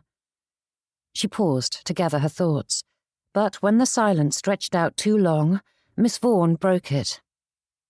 "Why are you here, Mrs. Gibson? I do not wish to be rude, but I refuse to be dragged into whatever schemes you are hatching." "I promise there are no schemes. I am here to prostrate myself." Another strange chuckle emerged as Dora added, "Metaphorically, of course. I doubt my joints would allow me to do so literally at my age." But the others made no move to smile, nor did their expressions soften at that. Shifting in her seat, Dora dove into the heart of the matter. "Mothers are odd creatures. Despite knowing our children better than they know themselves, we often see them as the sum of their potential, rather than who they truly are. And it pains me to admit that I have been guilty of that blindness for far too long, Miss Vaughan. You do deserve better than Howard." Mrs. Vaughan's brows rose at that, though Dr. Vaughan continued to watch her carefully, suspicion tugging at his brow. But the young lady in question gave no sign of her feelings, which added to the itchy discomfort scratching at Dora's skin. "It is the very reason why I have fought so hard to make the match," she continued. You encourage Howard to be better, and I fear my determination to do right by my child came at your expense. I apologize for meddling in your life, embarrassing you at the wedding, and being so unbearably thick that you, sweet, endlessly patient Sadie Vaughn, were forced to give me a tongue-lashing I shan't soon forget." Rising to her feet with a sharp nod, Dora added, "I do not expect your forgiveness, nor do I plan to heal the breach between you and my son. Your words did not fall on deaf ears, and I promise not to meddle again, Miss Vaughn." With that, she turned away and strode toward the door. "That is all?" asked Miss Vaughn, stopping Dora in her tracks. "Or are you simply feigning a surrender so you can retreat and mount a stronger offence later?" Dora's brows rose as she faced the young lady once more. "That does sound like something I would do, but I assure you I have no grand designs. Whether or not you believe it, I truly thought I was securing your happiness. I wish you only the best." "Which you no longer believe is your son?" demanded Miss Vaughn, the surprise in her eyes shining bright for all to see. "Though I tried to ignore it, Howard has a selfish streak that makes it impossible for him to love you as he ought. You deserve better." Holding back a sigh, Dora examined the weight that had taken up residence in her heart since her son's miserable proposal. So many troubles of late had sprung from her refusing to see that truth for what it was, all those glorious good intentions that had led to misery. But as she studied Miss Vaughn, Dora saw something in her eyes that gave her pause. She couldn't say what it was precisely, but Dora felt something buried beneath the surface that had naught to do with this fracture between their families. And, considering what had happened of late, she suspected she knew the source. "However, I saw you and Mr. Reed together, and it is clear he values you," said Dora. "A far better match, if I may say so." Miss Vaughan's brow arched. "Is that your attempt to not meddle?" Though the words were spoken lightly, something sorrowful lingered beneath them, and Dora realized that her guess had been correct. Mr. Reed and Miss Vaughn had quarrelled. "I only want the best for you, my dear girl," said Dora, her gaze lingering on all three as she pleaded for them to believe her. "And I do not want you to stumble into regret because you are judging Mr. Reed by the Gibson standard." Dr. Vaughan cleared his throat, his expression tightening as he narrowed his eyes, and Dora held up her hands in surrender. "Not another peep from me on that score." Then, giving the trio a curtsy, Dora swept from the room without another word. Though some part of her had hoped for a grand display of acceptance and forgiveness, she held her head a little higher as she made her way out of Hawthorne House. Dora had done what she came to do, and there was something undeniably satisfying in the act itself. A wrong, however unintended, had been addressed. Her steps were lighter as she strode to her gig, the tension in her shoulders easing with every pace. The air felt a little fresher, the weight on her chest a little less oppressive, and Dora allowed herself a small, satisfied smile as she climbed into her seat. The view from the window was a familiar one. A small garden, neat and well kept, though the muted afternoon light cast it in a duller shade. The roses were awash with blossoms, releasing their heavenly scent into the warm air as the campanula swayed with the shifting breeze, looking like church bells jingling with each bob. A lone bee hovered lazily over the foxgloves, its quiet hum breaking the silence. It was a peaceful prospect and entirely lost on Walter as his eyes kept turning to the bit of roof that peeked over the hedges, dividing his family's property from the Queensberrys. He set his jaw and looked away. Worrying about the Gibsons and his rival's actions had caused nothing but troubles, and Walter was done giving that fool any consideration. Besides, the weight in his pocket reminded him of more important things. 2 days. Walter had allowed himself that time to secure the book, and now that it was in his possession, Nothing was keeping him from driving straight to Thornsby and throwing himself on Miss Vaughan's mercy, except his cowardice. The edges of the book poked at his ribs, providing a physical prod to get on with his business. Waiting any longer would be foolhardy. Yet the memory of her fury burned in his mind. Forcing his company on her would only repeat the terrible behaviour that had earned her ire in the first place. Yet to throw aside the possibility of love and happiness, as great as his mistake had been, and Walter readily admitted it had been great indeed, the past few weeks had only proven how perfectly suited Miss Vaughan was for him, and Walter didn't think it was cocky to say that she was coming to feel the same. Laughter echoed from his memory, and Walter swiped it away. This wasn't a time for thoughts of Miss Weathersby. "Do not fret, my boy," said Mother from her writing desk. Walter turned around to face her with brows raised. Lifting her pen in a faint salute, she grinned and nodded at the paper. "I am certain this will do the trick," she said as she scribbled away. "What is it?" Walter's brows furrowed as his stomach sank, though he didn't know why it did. "You just need a few kind words and a token. Then all will be right as rain," she said with a decisive nod. Oh, yes, his insides were warning him of something dire, though Walter couldn't decide what it was, even as he looked over her shoulder to see the letter addressed to Miss Vaughan. "What are you doing?" he asked. "Ladies adore a love token," said Mother. "With the roses in bloom, we can send her a bouquet that will erase every last bit of irritation over that little mistake." "It wasn't a little mistake," mumbled Walter, his brow furrowing as he tried to comprehend this strange turn of events. "And Miss Vaughan doesn't care for cut flowers." "Nonsense. The last bouquet did wonders." He stiffened. "What bouquet?" Setting down her pen, Mother winced and turned pleading eyes on him.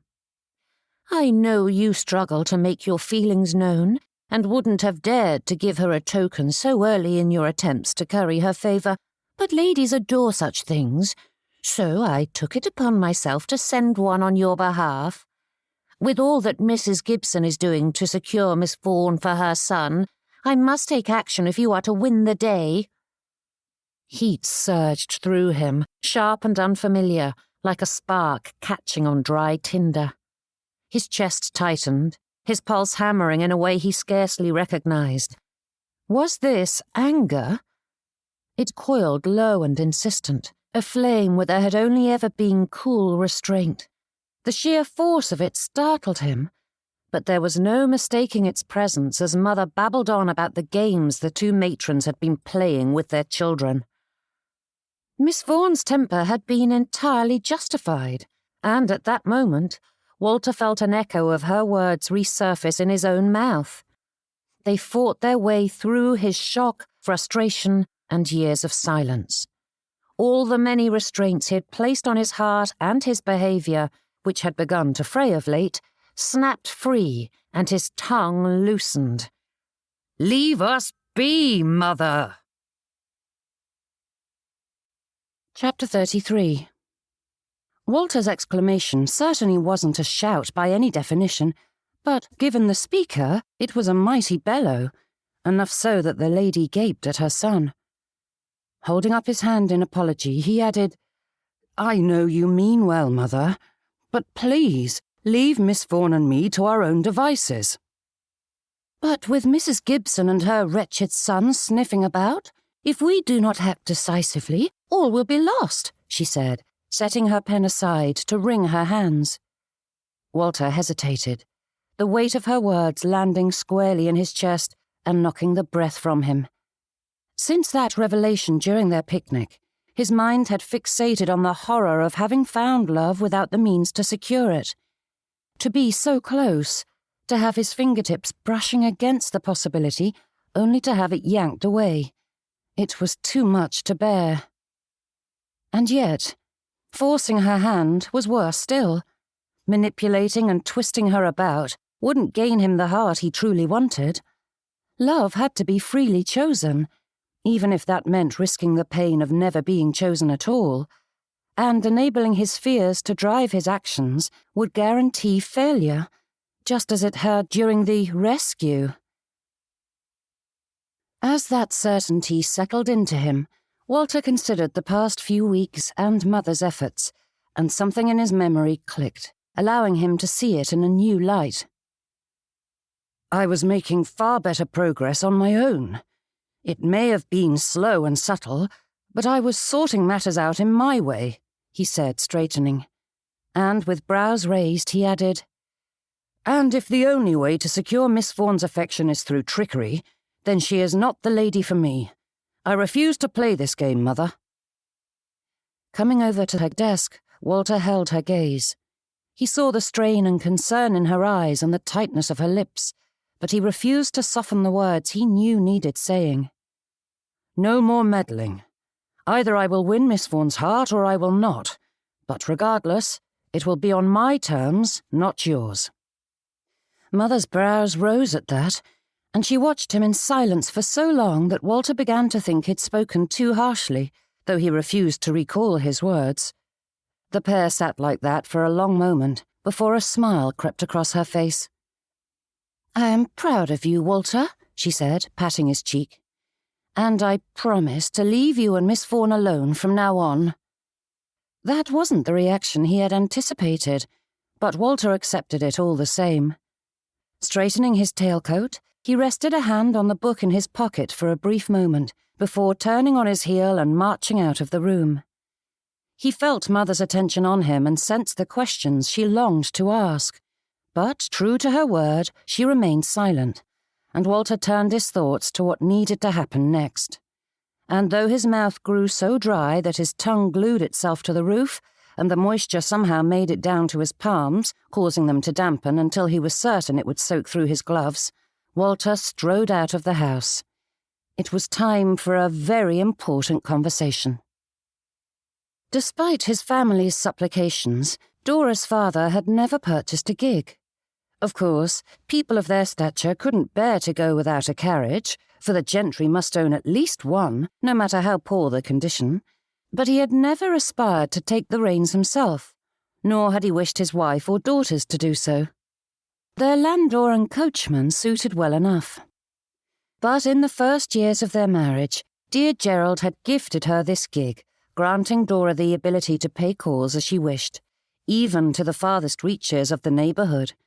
There was such freedom in being able to drive oneself about, and though it had been several decades since first taking up the ribbons, her spirits always soared whilst trundling down the lanes. Doubly so at this very moment, when her conversation with Miss Vaughan had lightened her conscience enough that she could fly to Danthorpe and back. Dora even caught herself singing a jaunty country tune as they bumped along. A good day indeed. A lone figure strode toward her, marching down the empty road, his gaze fixed on the ground ahead as his feet ate up the distance. There was such a strong set to his jaw and a determined glint to his gaze that Dora hardly recognized Mr. Reed until she was nearly atop him. No meddling. That was the promise she had given to Miss Vaughan and herself. But surely a few pleasantries weren't meddling. That was neighbourly, expected in fact. Otherwise, she risked being labelled rude or mistaken for a bad sport now that her son had quit the field. Yes, Dora Gibson needed to speak to Mr. Reed, for her family's honour and the good of the neighbourhood. Pulling Dormouse to a halt, she stopped the gig, and the gentleman absent-mindedly tipped his hat in greeting as he passed, hardly aware that there was an obstacle in his way. "And where are you off to, Mr. Reed?" she asked, twisting in her seat to look at him. "I do hope it is Thornsby." The gentleman paused and turned on his heel to face her. "And if it is?" A smile tugged at the corner of her lips. "Then I would demand, on your honour as a gentleman, that you promise to treat a certain lady as well as she deserves. She's a good girl and ought to be cherished." Mr. Reed's expression remained impassive, though the barest flash of confusion tickled his brow before he straightened and met her gaze. "I know she is, and I have every intention of doing so." Dora Gibson considered the gentleman before her and the distance he had to go, giving it only the briefest deliberation before she held out her hand, and, like the good lad he was, he took it and helped her down without question. "Do not keep her waiting," she said, nodding toward the carriage and placing the reins in his hand. "Leave the gig with my daughter when you return home, and I will send a servant to fetch it tomorrow." Mr. Reed stared at the strips of leather, his brows twisting as his eyes met hers with silent questions. "My home isn't far, and you'd best hurry to your Miss Vaughn if you wish to make amends," she said, waving away his objections before he could voice them. "Now, go to it." Patting his cheek, which only added to his visible confusion, Dora Gibson turned away and forced her feet down the lane toward her final destination of the day. Admitting fault was never an easy thing. Pride clung stubbornly to one's mistakes, dressing them up in justifications and softening the edges of blame until they became comfortable to bear. It was far simpler to convince oneself that circumstances were at fault and misunderstanding played a greater role than misjudgment. To acknowledge error was to strip away all defences and stand bare before one's failings. A mighty feat indeed. Yet, like so many of the most difficult things in life, it brought forth even greater rewards, and whatever toll the effort exacted, the resultant joy was tenfold. Admitting fault did not undo the past, nor did it always mend the damage done, but it allowed for the first step towards something better. Dora arrived at Woodbridge Cottage, but despite the good she'd done today, she found it far more difficult to cross this threshold than Hawthorne House. But then, it was easier to admit fault with Miss Vaughn, as the damage done to that poor girl was far greater and she was far more innocent. A flutter of curtain testified that she had been seen, and that helped ease Dora's feet forward. The only thing worse than approaching the house would be turning tail and running. An earnest apology was far more respectable than a cowardly retreat, and Dora Gibson was no coward. When she reached the front door, she was promptly ushered into the parlour where Mrs. Reed sat waiting, and Dora took comfort in the fact that the woman looked more wary than victorious. As there was no point in preambles, Dora stepped forward. "I apologise for my behaviour of late. It was wrong of me to meddle with your son, and I assure you my actions had nothing to do with my opinion of him or your family. My only motive was to secure my son's future, and I hope you will accept my deepest apologies for any harm I caused." Dora wasn't proud of how carefully she had crafted her speech, but neither was she ashamed of it. There were times for spontaneity and sincerity in their raw form, but this wasn't one of them, and she had weighed her words and tone with care. A dash of bluntness helped to unsettle Mrs. Reed long enough for Dora to get the apology out, and focusing on the motherly motives was bound to arouse the other's sympathy as it mirrored her own. Perhaps it said something about her character that she approached this conversation with such calculation, but the intentions were good and her motives were pure, and this needed saying. Of course, it wouldn't hurt to add a bit of sweetness, and it helped that it was steeped in truth. "I admire your son, and I readily admit that he is a better match for Miss Vaughn than my Howard." Drawing in a deep breath, Dora released it in a long sigh. "It is clear my son is unworthy of her, and I can only hope that one day he will be as wise as yours." Mrs. Reed's expression was unreadable, and the silence stretched between them. But Dora had come prepared for that. She had no intention of squirming beneath the weight of it. Instead, she lifted her chin ever so slightly and pressed on. "And I must say," she added, folding her hands neatly before her, "your manoeuvre with Mrs. Tumble was nothing short of masterful. I did not anticipate it in the least, and that, I believe, is the mark of true skill." She tilted her head in reluctant admiration. "You are a formidable strategist, Mrs. Reed." The other woman's lips twitched, though whether in amusement or satisfaction, Dora could not be certain. Well, one does what one must, mused Mrs. Reed, voice as smooth as ever. Then, with the faintest arch of her brow, she added, I never had this much trouble with my other children. Dora let out a soft huff of laughter. I could say the same. That at last drew a genuine chuckle from Mrs. Reed, a soft, knowing sound that seemed to dissolve the last remnants of strain between them.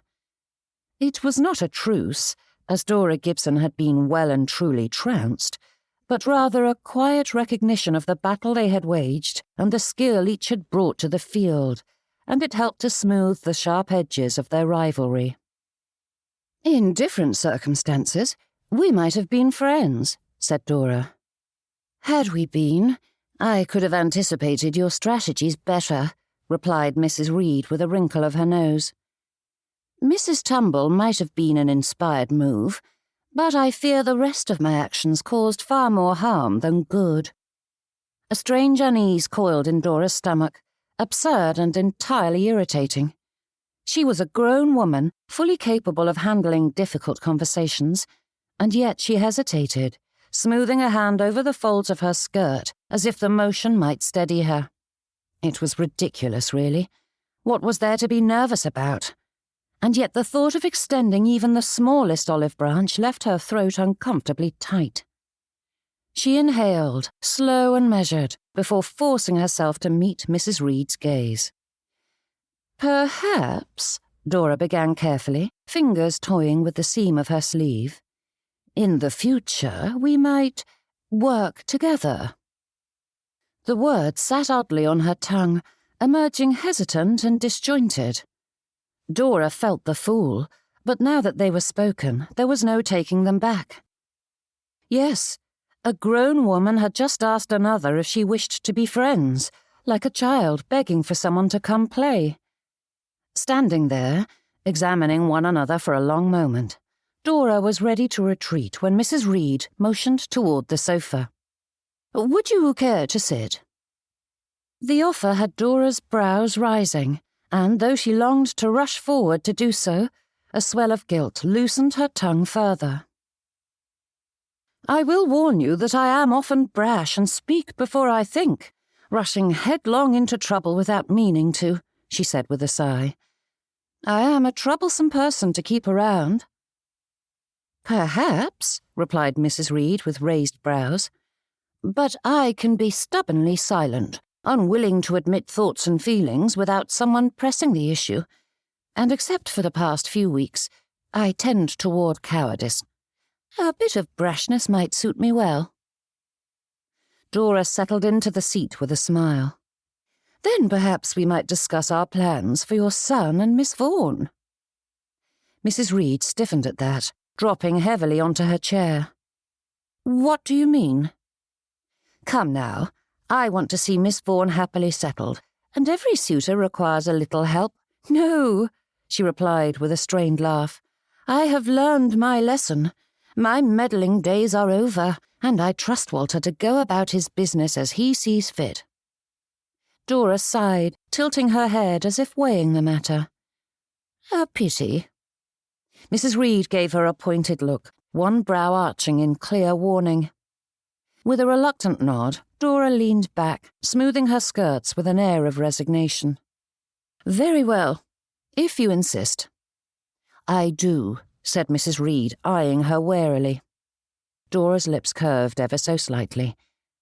Then I shall leave it in your son's capable hands. For now. Chapter 34.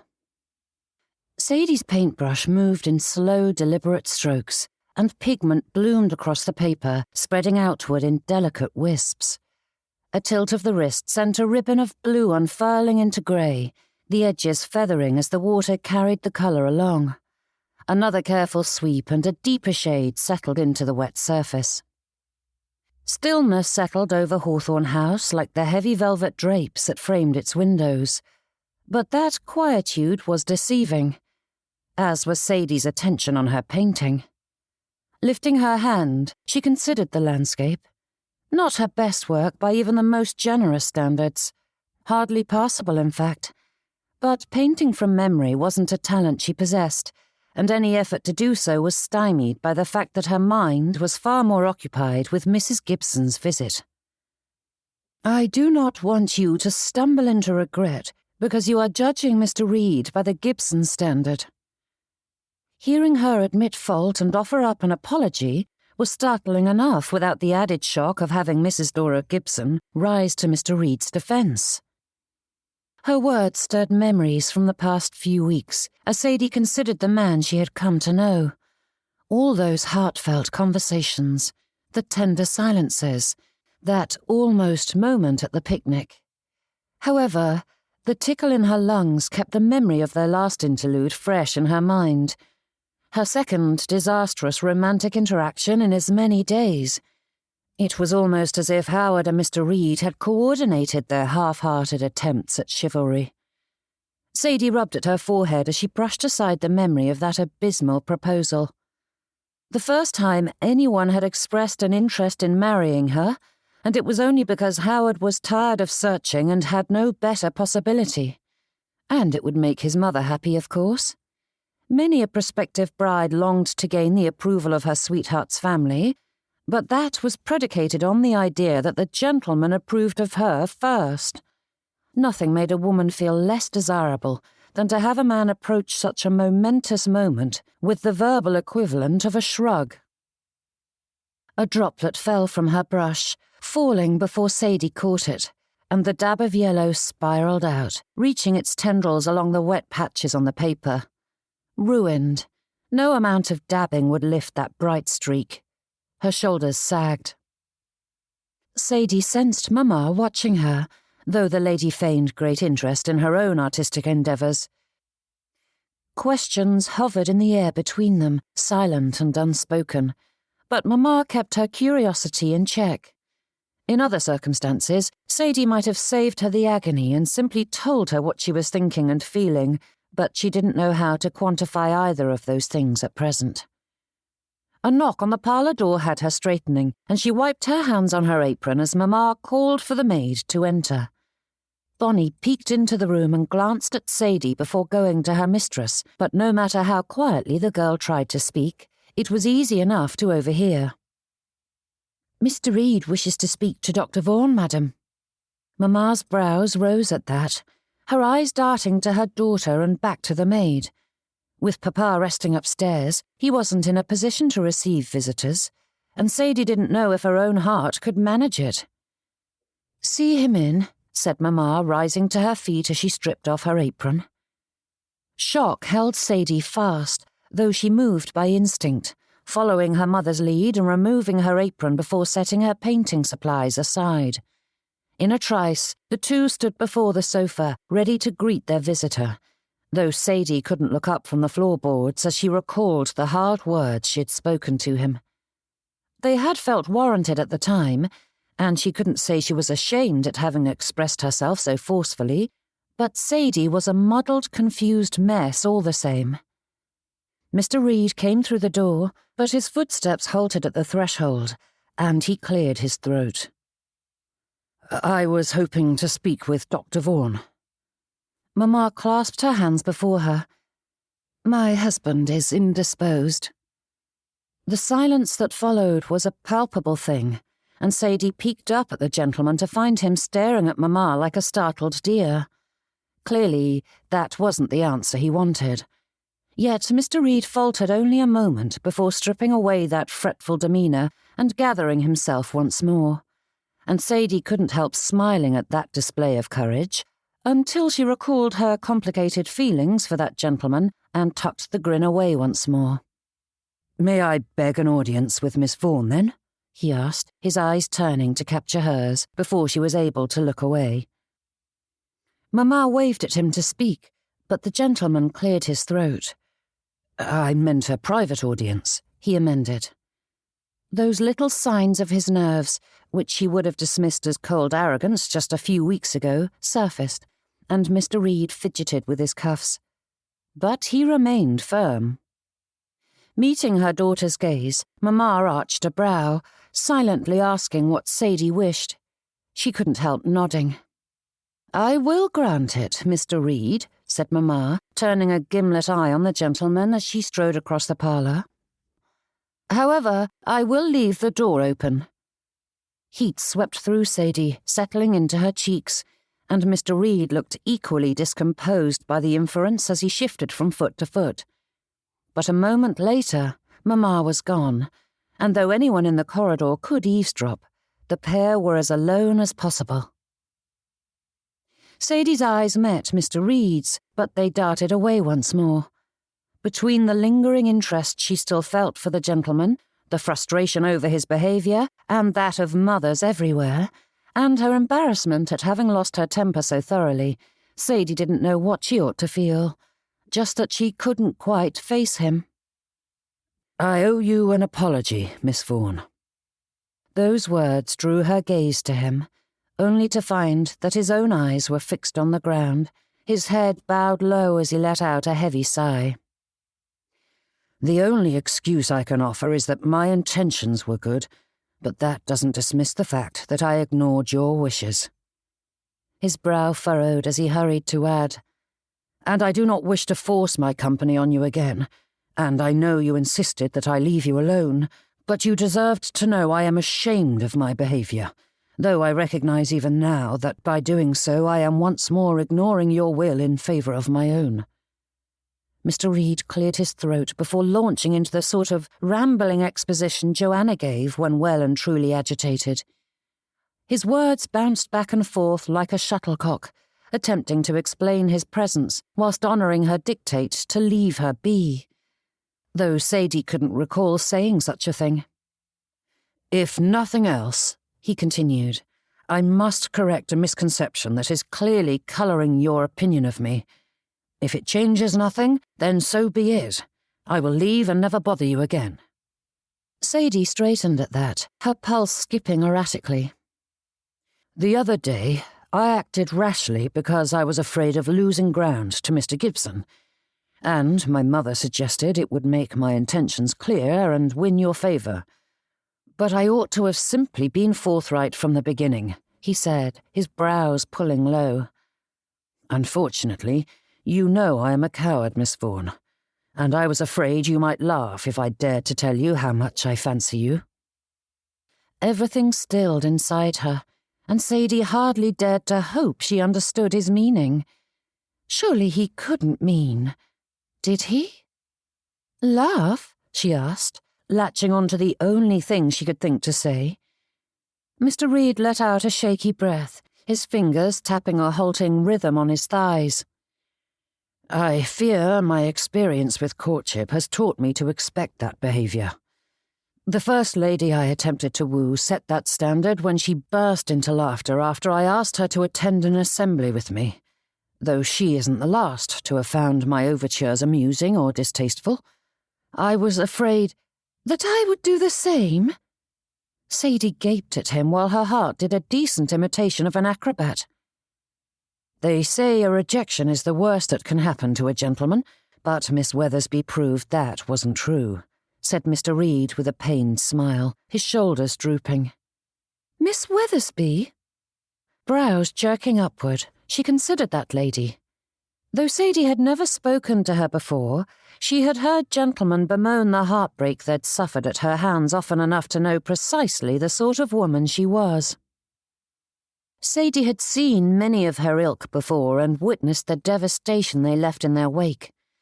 They possessed a magnetism that enticed men who, despite knowing the women's reputation, eagerly lined up to have their hearts trampled. The power they held was a mystery, an inexplicable, infuriating, and altogether absurd mystery. "Why would you give your heart to someone who treats others with such disdain?" she asked with a huff.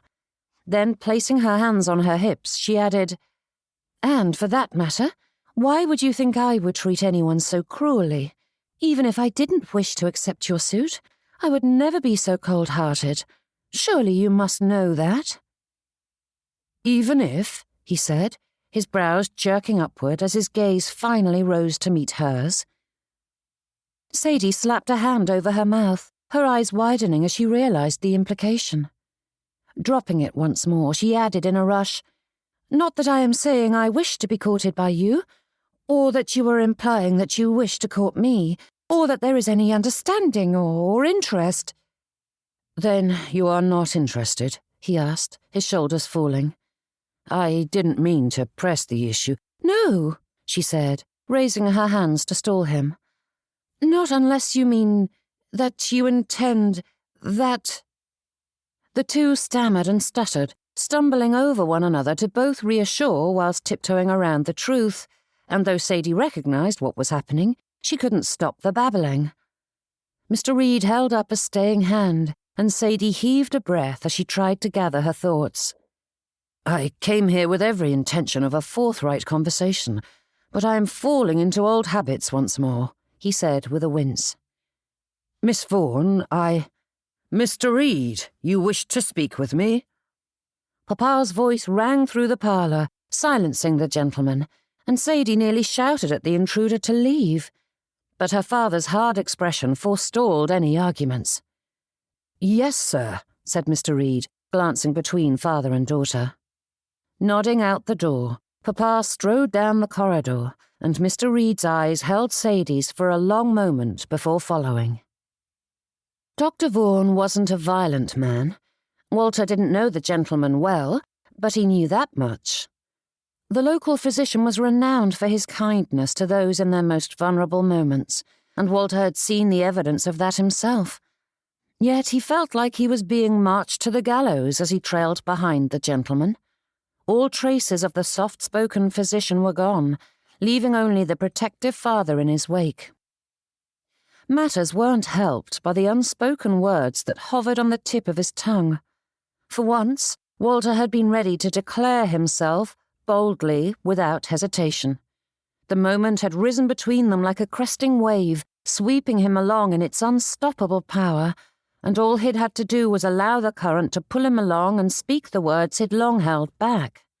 And then Dr. Vaughan had interrupted, allowing the weight of everything unsaid to drag Walter beneath the surf. The gentleman led the way through the hall without a word, and though Walter hesitated at the threshold, Miss Vaughn swept past him, planting herself inside. Her father gave her a pointed look, but she refused to leave. Drawing on her example, Walter stepped in and shut the door before coming to stand before the desk.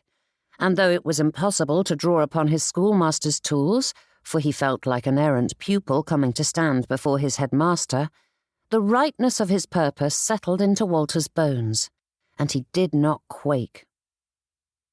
"You wished to speak to me?" asked Dr. Vaughan, settling heavily into his seat without offering his guest one. Walter drew in a deep breath and recited the words he'd rehearsed during the drive to Thornsby. "I am here to ask permission to court your daughter." Chapter 35. Dr. Vaughan regarded Walter with a measured gaze, his expression unreadable, his scrutiny unhurried. The silence stretched, each passing second only deepening the weight of the physician's assessment, examining him like a specimen under a glass. "After how you've behaved, why would I permit you anywhere near my daughter?" demanded Dr. Vaughan. Though the gentleman tried to hide it, even Walter's untrained eyes saw the signs of Dr. Vaughan's strained health. His eyes were bloodshot and bleary, and his shoulders sagged as though fighting to keep upright. But that didn't diminish the gentleman's presence. It filled the room, adding weight to his condemnation, though it couldn't pain Walter more than his own conscience. "I know I'm not worthy of her, but there isn't a man alive who is. Her sweetness of temper, kindness, intelligence, and beauty all place her firmly out of my reach."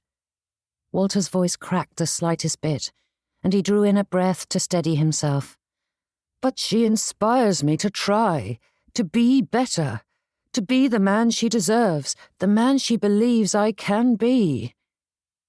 "Do you welcome his overtures?" asked Dr. Vaughan, turning his gaze to his daughter, who stared back at both gentlemen in silence, her brows slowly drawing together. Walter felt the weight of that hesitation press deep into his chest, squeezing his heart and crushing his ribs. Sweat gathered on his palms, and his pulse quickened as he considered what to say or do, which was difficult for his timid tongue in the best of circumstances, let alone when his affection was pressing him to greater heights of lunacy. He had to convince her. He had to. Drawing in a deep breath, he forced his thoughts to clear. Such fear would only make matters worse. "She needn't decide anything at present. He paused and released a heavy sigh, his shoulders sagging. "I am a timid man, and I have done my best to protect my heart, preferring to muck about in hints and vagueness because I was too afraid to risk my feelings. And I am sorry to say my cowardice has caused her great pain." Lifting his chin, Walter forced himself to look both Miss Vaughn and her father in the eyes. "I am not here to secure any promises, but to make my intentions clear so there is no question or doubt. I am quite willing to wait as long as it takes for her to decide what she wishes. I simply cannot allow myself to wallow in weakness any longer." Caught somewhere between the urge to laugh at having managed all that and the impulse to shake apart at the seams, Walter found, to his utter surprise, a quiet thread of peace weaving through him. It wasn't the ease of a man certain of success, but the steadiness that came from having done all he could. Whatever came next, he had spoken honestly and held nothing back. That alone brought a sense of rightness, small but solid, that even the doctor's stony glare could not crumble.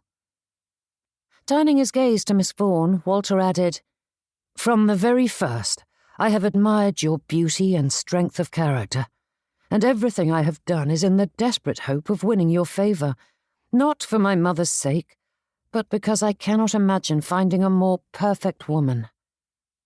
Miss Vaughn pressed a hand to her middle as though struggling for breath, as her eyes widened, and that flicker of hesitation dug deep into his soul, sending shudders of pain through him. That she could be so startled by his words, as though the very idea were inconceivable, sent an ache creeping up his throat. His pulse drummed against his collar as he fought the urge to reach for her hand, to anchor himself and her to the truth until she had no reason to ever doubt her worth. Walter held her gaze, hoping to convey the whole of his heart through it. And as the moment stretched out, something shifted within her.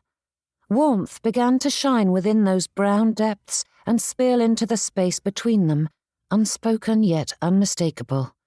Joy and something more, something strong and fierce, glistened there.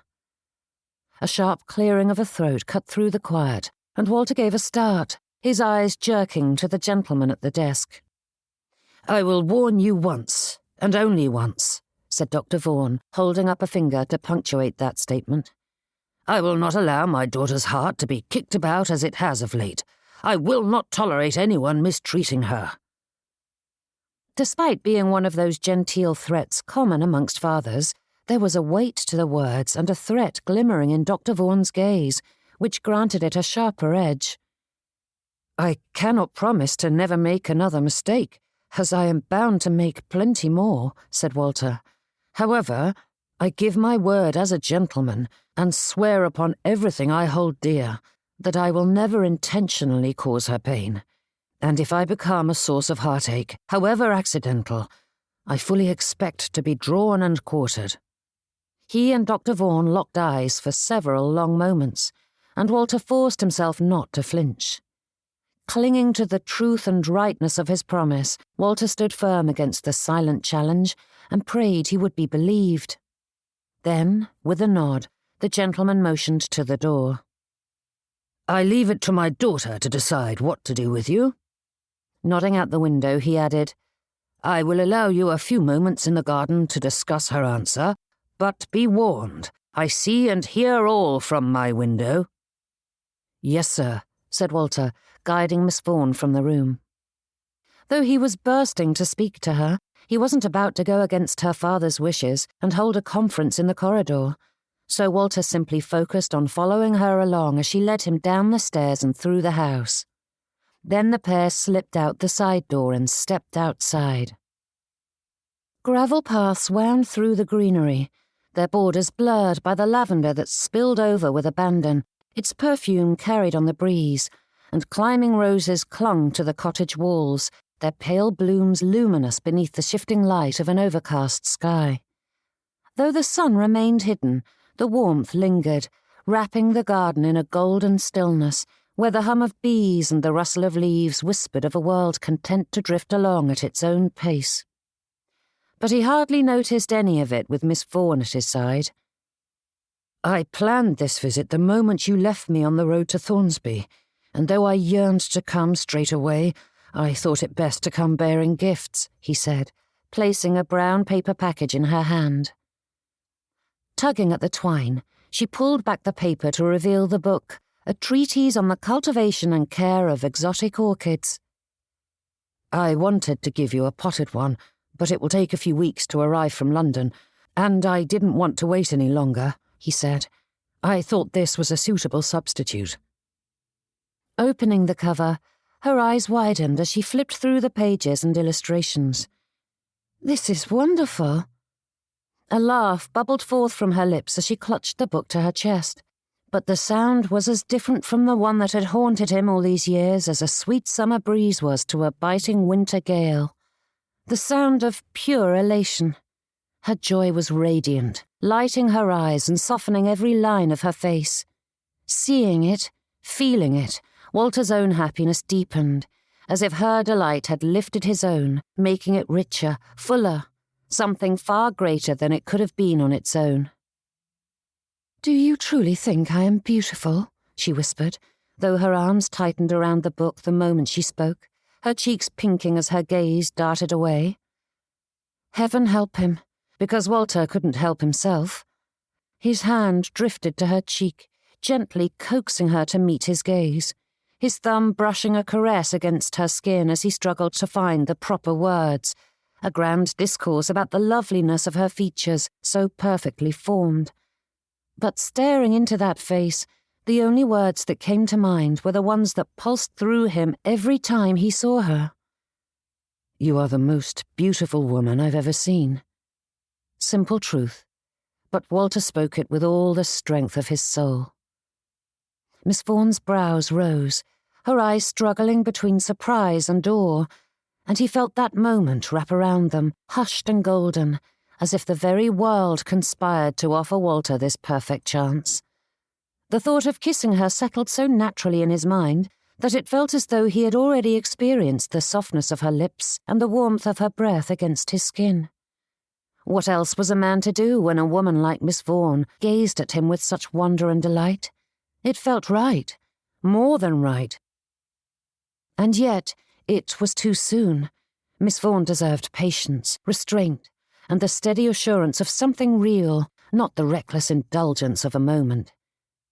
But she was so close, so lovely, and the thought of waiting was unbearable. The very brightness of her soul drew him closer. "Miss Vaughn, would you do me the honour of accompanying me to the flower show?" he asked. Sadie's heart pounded in her chest, each beat louder than the last, and she tried to steady her breath, but it came in quick, shallow gasps as Mr. Reed's question echoed in the garden. A flutter of anticipation twisted in her stomach, and her thoughts tumbled over each other. The question was hardly surprising, as he had made his intentions quite clear, yet there was no hedging, no hesitation.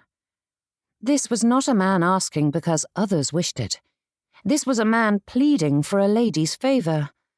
A man who thought her beautiful. Like so many other qualities of late, Sadie hadn't thought herself vain. One's worth was not determined by outward appearances, but strength of character. Yet of all the compliments Mr. Reed had given, it was that word that lingered in her thoughts. Beautiful. Hearing it spoken with such force was like a balm to her bruised heart, erasing so many times when she had been deemed lacking, unappealing, plain. Sadie Vaughn was no longer the mother's choice. She was Mr. Reed's choice. Yet though her heart tried to carry her away in the giddiness of that realization, she forced herself to be sensible. Mr. Reed's explanations for his behaviour were sound, but they had shown a different side to him, and Sadie couldn't say whether it was a tolerable flaw or a line not to be crossed. Yes, he wished to court her, but was he the sort of man she wished to pay her court? Had he asked 2 days ago, Sadie wouldn't have hesitated, yet the thought of rejecting him cut her to the quick. But then, wasn't that the purpose of courtship, to test the possibility? Mr. Reed wasn't asking for the world, simply the opportunity to prove himself. "I would love to, Mr. Reed." A few short words, yet a knot uncurled in her chest as the gentleman's expression brightened, as though she had granted him the greatest of favours. Slowly, his hand rose to her cheek again, his fingers grazing her skin as he brushed away a stray curl, his eyes following the movement as though studying every inch of her. Those eyes seemed to take in the whole of her, and though it was the slightest bit unnerving, Sadie found she couldn't breathe for entirely pleasant reasons. Was he going to kiss her?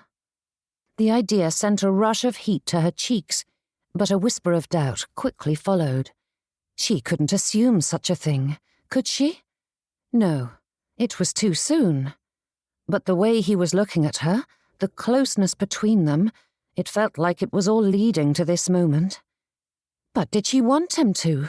Her pulse quickened as she considered that. A throat cleared behind her, blasting through the quiet garden, and the pair both jerked apart as shock strained their expressions. Glancing behind her, Sadie spied Papa and Mamma sitting in their office with the windows wide open. Though she knew he couldn't see them clearly at that distance, his eyes narrowed on her beau. And Mr. Reed promptly cleared his throat and tugged at his cravat.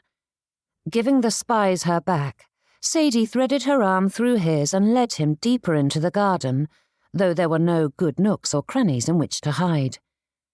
Just as she let out a disappointed sigh, Mr. Reed took her free hand in his and lifted it to his lips. The touch was light, yet it carried with it a promise, and a soft thrill shot through her as the warmth of his kiss imprinted itself on her skin. For a heartbeat, the world seemed to narrow down to that singular, delicate connection between them, and a spark of something stirred within her. They walked side by side, the soft rustle of leaves and the distant hum of bees following them along. The path, once winding and uncertain, now seemed clear and inviting, framed by blooms that nodded gently in the breeze as though ushering them along. Sadie's heart fluttered in time with her steps as the weight of all that had passed melted away in the warmth of this perfect now. Epilogue, 2 months later. One could not ask for a more perfect summer day. The air was warm but not stifling, and a gentle breeze rustled through the trees that lined the property, carrying with it the sweet, earthy scent of life. The sky was a wash of palest blue, with the barest wisps of clouds that hovered in the heavens like the delicate strokes of a paintbrush, and the sun poured its light across the landscape, gilding every leaf and stone with a quiet brilliance that made the whole world seem newly born. Of course, the garden surrounding Sadie was. Though it would take a few years of proper growth for the beds to fill out as they ought, the fledgling flowers and transplanted shrubs had already taken root, allowing one to see the possibility that lay all around her. A blend of useful and ornamental, this patch of ground would be a bastion of learning and leisure, the perfect accent to the school it surrounded. The once decrepit building stood proud and gleaming, transformed into a place rife with possibilities, a veritable symbol of rebirth with promises of new beginnings and a solid foundation for the future. It was as though everything about the place, its structure, its surroundings, and the air itself, had settled into a peaceful harmony, awaiting this next chapter to unfold. Sadie couldn't remember a better summer. The season had begun with tears, but blossomed into a joy that filled her, body and soul. And raising a hand to shield her eyes from the sun, she watched the source of that contentment as he moved about the site. Walking alongside Mr. Dix, Walter examined the last of the work whilst the remaining labourers packed their tools and took their leave. and Sadie's eyes tracked him as the pair set about their inspection. Though she recognised a few signs of nerves, Walter directed the visit with far more ease than he would have managed a short time ago, and Sadie wondered if he recognised the mighty transformation that had taken place within the school's master as well. After a final shake of hands, Walter strode across the lawn to where Sadie stood, tucking his hands behind him as he was wont to do when deep in thought. "That looked like it went well," she said as he snatched up the picnic hamper beside her. Once he was upright, Sadie slipped her arm through his and took that all-too-familiar stance at his side. "Well enough, I suppose," he mumbled. But when Sadie levelled a censorious look on him, Walter smiled. "It is growing easier." Sadie tightened her hold on him, both hands wrapping around his forearm. "I am proud of you." At that, Walter straightened. Just a subtle shift in his posture, as though her words had sparked something in him, reinforcing the silent strength he naturally possessed as his confidence surged. The transformation was so slight, yet so significant, that it took her by surprise, and a warmth spread through Sadie's chest at the sight, both for his own sake and her role in it. Her heart fluttered, a sudden, unexpected joy blooming there as she realised just how deeply he valued her good opinion. "Mr. Chawton is quite eager to settle into his quarters," said Walter with a grin as he stopped to look back at the building that housed his dreams. "I doubt he will remain long, as he likely ought to retire soon, but I am happy to have the assistance of a schoolmaster with such experience, and I think the boys will benefit from his grandfatherly ways." Walter focused on her, his eyes sweeping over her features as he reached for the errant curl that refused to remain where she had pinned it, twisting it around his finger. A smile twitched at the corner of his lips as he caressed it, his knuckles brushing her cheek. "Thank you," he said. "For what?" "For encouraging me," he replied with a tender smile. "Supporting me, making me feel as though I am a far better man than I am, and helping me to become that version of myself. The building is complete, my staff hired, and our pupils are ready to begin the school term in just a few short weeks, and so much of that is due to your influence." His words washed over her, settling deep in her bones before she could brace herself. Her breath caught, her pulse stammering under the weight of his gratitude, genuine, heartfelt, and entirely unguarded. Walter was growing more and more free with his words as the weeks wore on, yet his earnestness still managed to surprise her at every turn. A warmth spread through her chest, overwhelming in its intensity, pressing up against her throat until speech became impossible. Every time he said that, Sadie didn't know how to respond. The shock and surprise of it held her tongue prisoner, but that was swiftly overtaken by joy. What did one say to such a thing? Any expression of gratitude felt too little for such a moment. But before Sadie knew what he was about, Walter lifted her hand to his lips and pressed a kiss there. Then, with a smile, he led the pair of them along once more, entirely unaware of the power he held over her. The world seemed brighter, each blade of grass underfoot, each leaf swaying lazily in the breeze, each dappled shadow that shifted as they passed. Stealing a glance as they walked, Walter's heart swelled at the way her hair caught the light, and how her gaze flitted across the landscape with quiet appreciation. The conversation slowed, leaving only the sound of their shared footsteps and the quiet birdsong in the distance. But that silent companionship felt more natural than he'd ever imagined it could. Everything felt easy, effortless. For once, he didn't have to fight the overwhelming joy that bloomed in his chest. There was no doubt, no hesitation, only the certainty that this was exactly where he was meant to be. A small copse stood at the edge of the school grounds, offering the perfect mix of sun and shade, and the ground was soft beneath their feet with wildflowers threading through the tall grass. The air was rich with the scent of sunlight and green, growing things, whilst the gentle hum of bees and birdsong completed the quiet harmony. It was a haven, a place where time slowed and the world beyond felt far, far away. "Did you send me a flower pot?" asked Sadie, breaking the quiet. Brows rising, Walter shook his head, which brought a smile to her lips. "Then Mrs. Gibson is getting wilier. I don't know how she managed it, but the note that accompanied her gift bore your handwriting. I would swear to it in a court of law."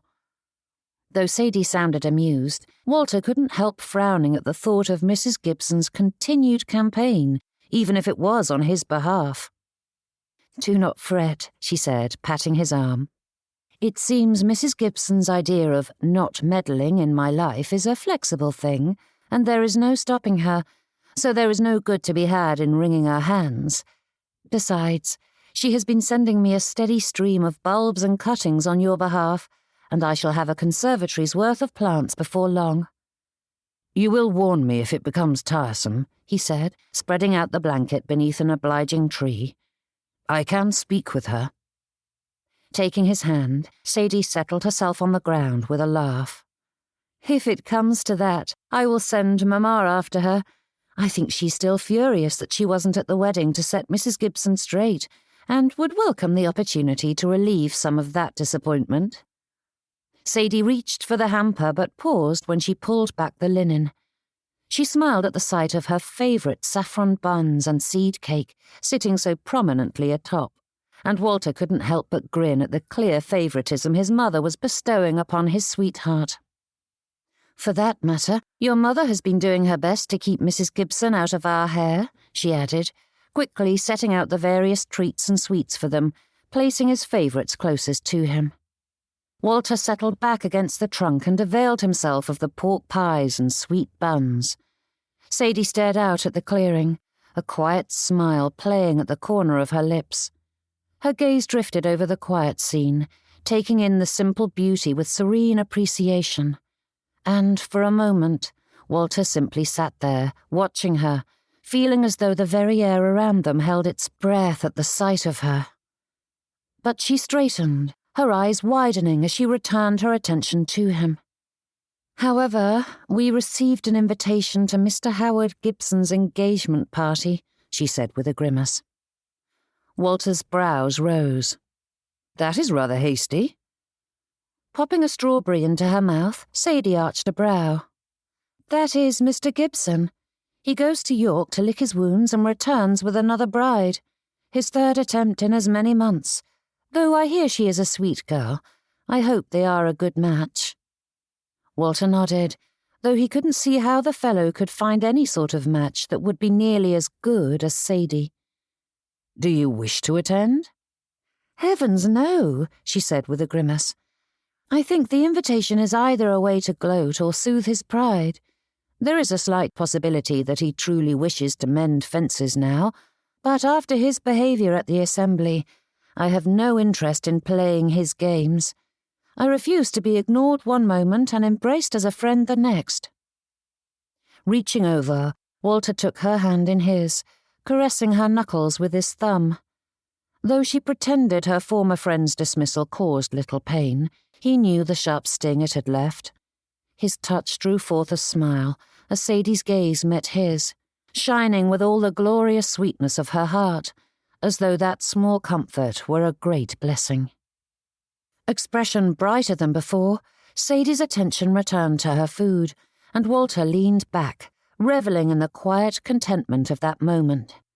Something so ordinary that it might have gone unnoticed by anyone else, but to him it was perfect. It was everything. To be able to uplift with naught but a touch was a heady power indeed.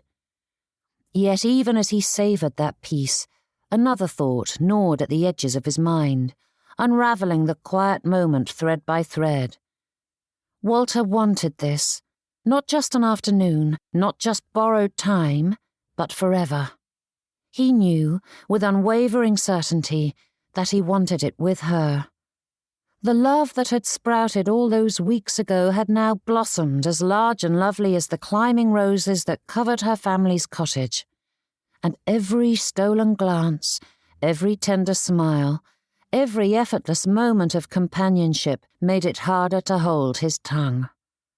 But it was too soon to ask, too soon to lay such a choice before her, and too soon to expect an answer.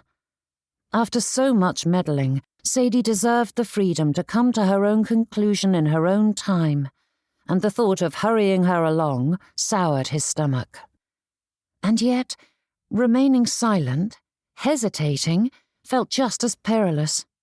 Walter had spent so much of his life waiting for the proper time, the perfect circumstances, yet never once had they appeared. Walter's pulse thundered in his ears, drowning out the distant hum of the countryside as he forced himself to breathe. He could not shrink from this, not when it mattered most. He had fought to be bolder, to be a man who met life head-on, one who did not hesitate, and his kind, beautiful, and brave Sadie had been the one to show him how. "Will you marry me?" he asked. A bite of strawberry lodged itself in her throat, and Sadie coughed, struggling for air as Walter hovered, desperate to help but uncertain what to do. He handed her a bottle of lemonade, and she took a drink, the liquid doing its best to clear her airway. When she could finally speak, Sadie turned wide eyes on Walter. "Pardon?" The question was unnecessary. She had heard him clearly enough, but as it was the only thing her muddled mind could think to say, it was what she asked. His hand remained clasped around hers, his thumb caressing her in a manner that only further confounded her thoughts. "Will you marry me, Sadie?" "That is what I thought you said," she whispered. "I know it is too soon, but sitting here, in this perfect moment, I cannot remain silent." Walter's gaze fell away as it had so often done at the beginning of their courtship, and Sadie longed to nudge his chin upward and make her face him. "You needn't answer this very moment," he continued. "Heaven knows I have no desire to rush you into a decision, but you must know that I love you, more than anything, and I wish to spend every day of my life like this, with you. I am done allowing indecision and doubt to control me. My time with you is too precious to waste." When his eyes did lift to meet hers, Sadie was struck by the clarity there, the certainty that burned within him. Hasty or not, he meant every word of it. "I want to spend my life with you, Sadie Vaughn," he whispered. Old fears flashed in her heart, warning that he wasn't serious or that there was some alternate explanation for this outburst. Surely he couldn't mean her. However, Sadie recognized those doubts for what they were and banished them without a second thought. If he could set aside his fears for her, she could do the same for him. And without those wicked little voices whispering their insidious lies, Sadie felt the truth of his declaration. Walter Reed loved her. And accepting that made her answer easy to give. "Yes." The single word slipped out, but not thoughtlessly. Time alone did not dictate one's ability to know another, and Sadie felt the truth of her answer in her bones. To give Walter any other response would gut her. She loved Walter Reed, loved his quiet calm, his thirst for knowledge, his determination to improve. Though far from perfect, he possessed a slew of strengths guaranteed to bless the life of his wife and children, and Sadie had already experienced his greatest flaw at its worst, and witnessed his efforts to overcome it. Should she spend the rest of her life searching, Sadie knew she would never find a better man than Walter Reed. "Yes?" he asked, his eyes widening. Sadie nodded, and before she knew what he was about, Walter swept her into his arms. There was no timidity or hesitation as he brought his lips to hers, sealing their promise as countless couples had done before them. The shift was so sudden that she found herself more concerned about the scattering food and plates than the fact that the man she loved was kissing her. But any such consideration quickly flared at the feel of his lips against hers. A rush of warmth surged through her, spreading out from the very centre of her chest as a sudden, intoxicating joy bloomed within her like the first spring flower pushing through the soil, bright, tender, and entirely new. The rightness of this moment settled into her, testifying that this was precisely where she was meant to be, and every inch of her hummed with happiness, as though basking in the warmth of a long-awaited summer after endless months of winter. Though he'd heard her answer as clear as day, Walter couldn't help questioning it. Sadie had accepted. How was it possible that this woman, this extraordinary, beautiful woman, wanted him? The very idea seemed impossible in the most wonderful way, yet she was in his arms, his lips exploring hers. His chest swelled with something so bright and pure, he had no words for it. Happiness, yes, but there was more. For a man so steeped in doubts and fears, certainty was a rare commodity, yet he felt it wrapping around his heart and soul. She was his, and he was hers, and they would walk through life together. He had no idea what the future held, but for the first time, he didn't fear it. With Sadie beside him, everything was exactly as it should be. Then he was simply holding his dear Sadie, her eyes gazing into his, shining with that beautiful mixture of surprise and joy. Lifting her hand, she caressed his cheek, and Walter pressed a kiss to her palm. "I suppose we will need a speedy wedding if we are to be settled before the school opens," she whispered. "We needn't rush things." But Sadie pressed her fingers to his lips. "You are marrying me to help manage the boys, after all." Walter's brows shot upward at that, but before worry could settle in, she tacked on a teasing grin. "We know what we desire. What need is there to wait?" she whispered.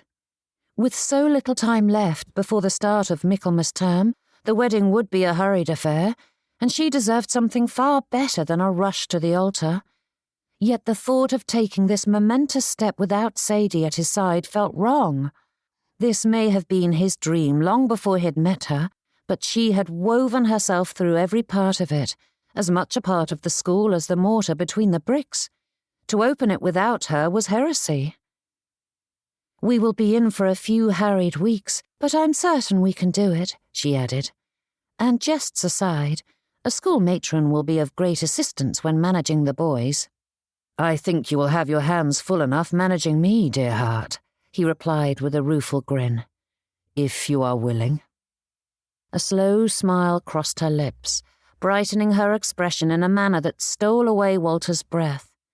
Her hand caressed his cheek again, sending skitters of electricity through him, and it felt as though that touch both sapped him of all his strength and filled him to bursting. "Gladly, my love," she whispered, "for the rest of our lives." That should have been the end of it, that quiet vow, soft and certain. But something in Walter needed the clarity, the finality of plain speech, as though saying it aloud would affix it in the world as surely as stone and timber. "Then we are agreed," he said, voice low but steady. "We're to be married before the beginning of the Michaelmas term." Sadie nodded once before sealing it with another kiss. They said nothing more. There was no need.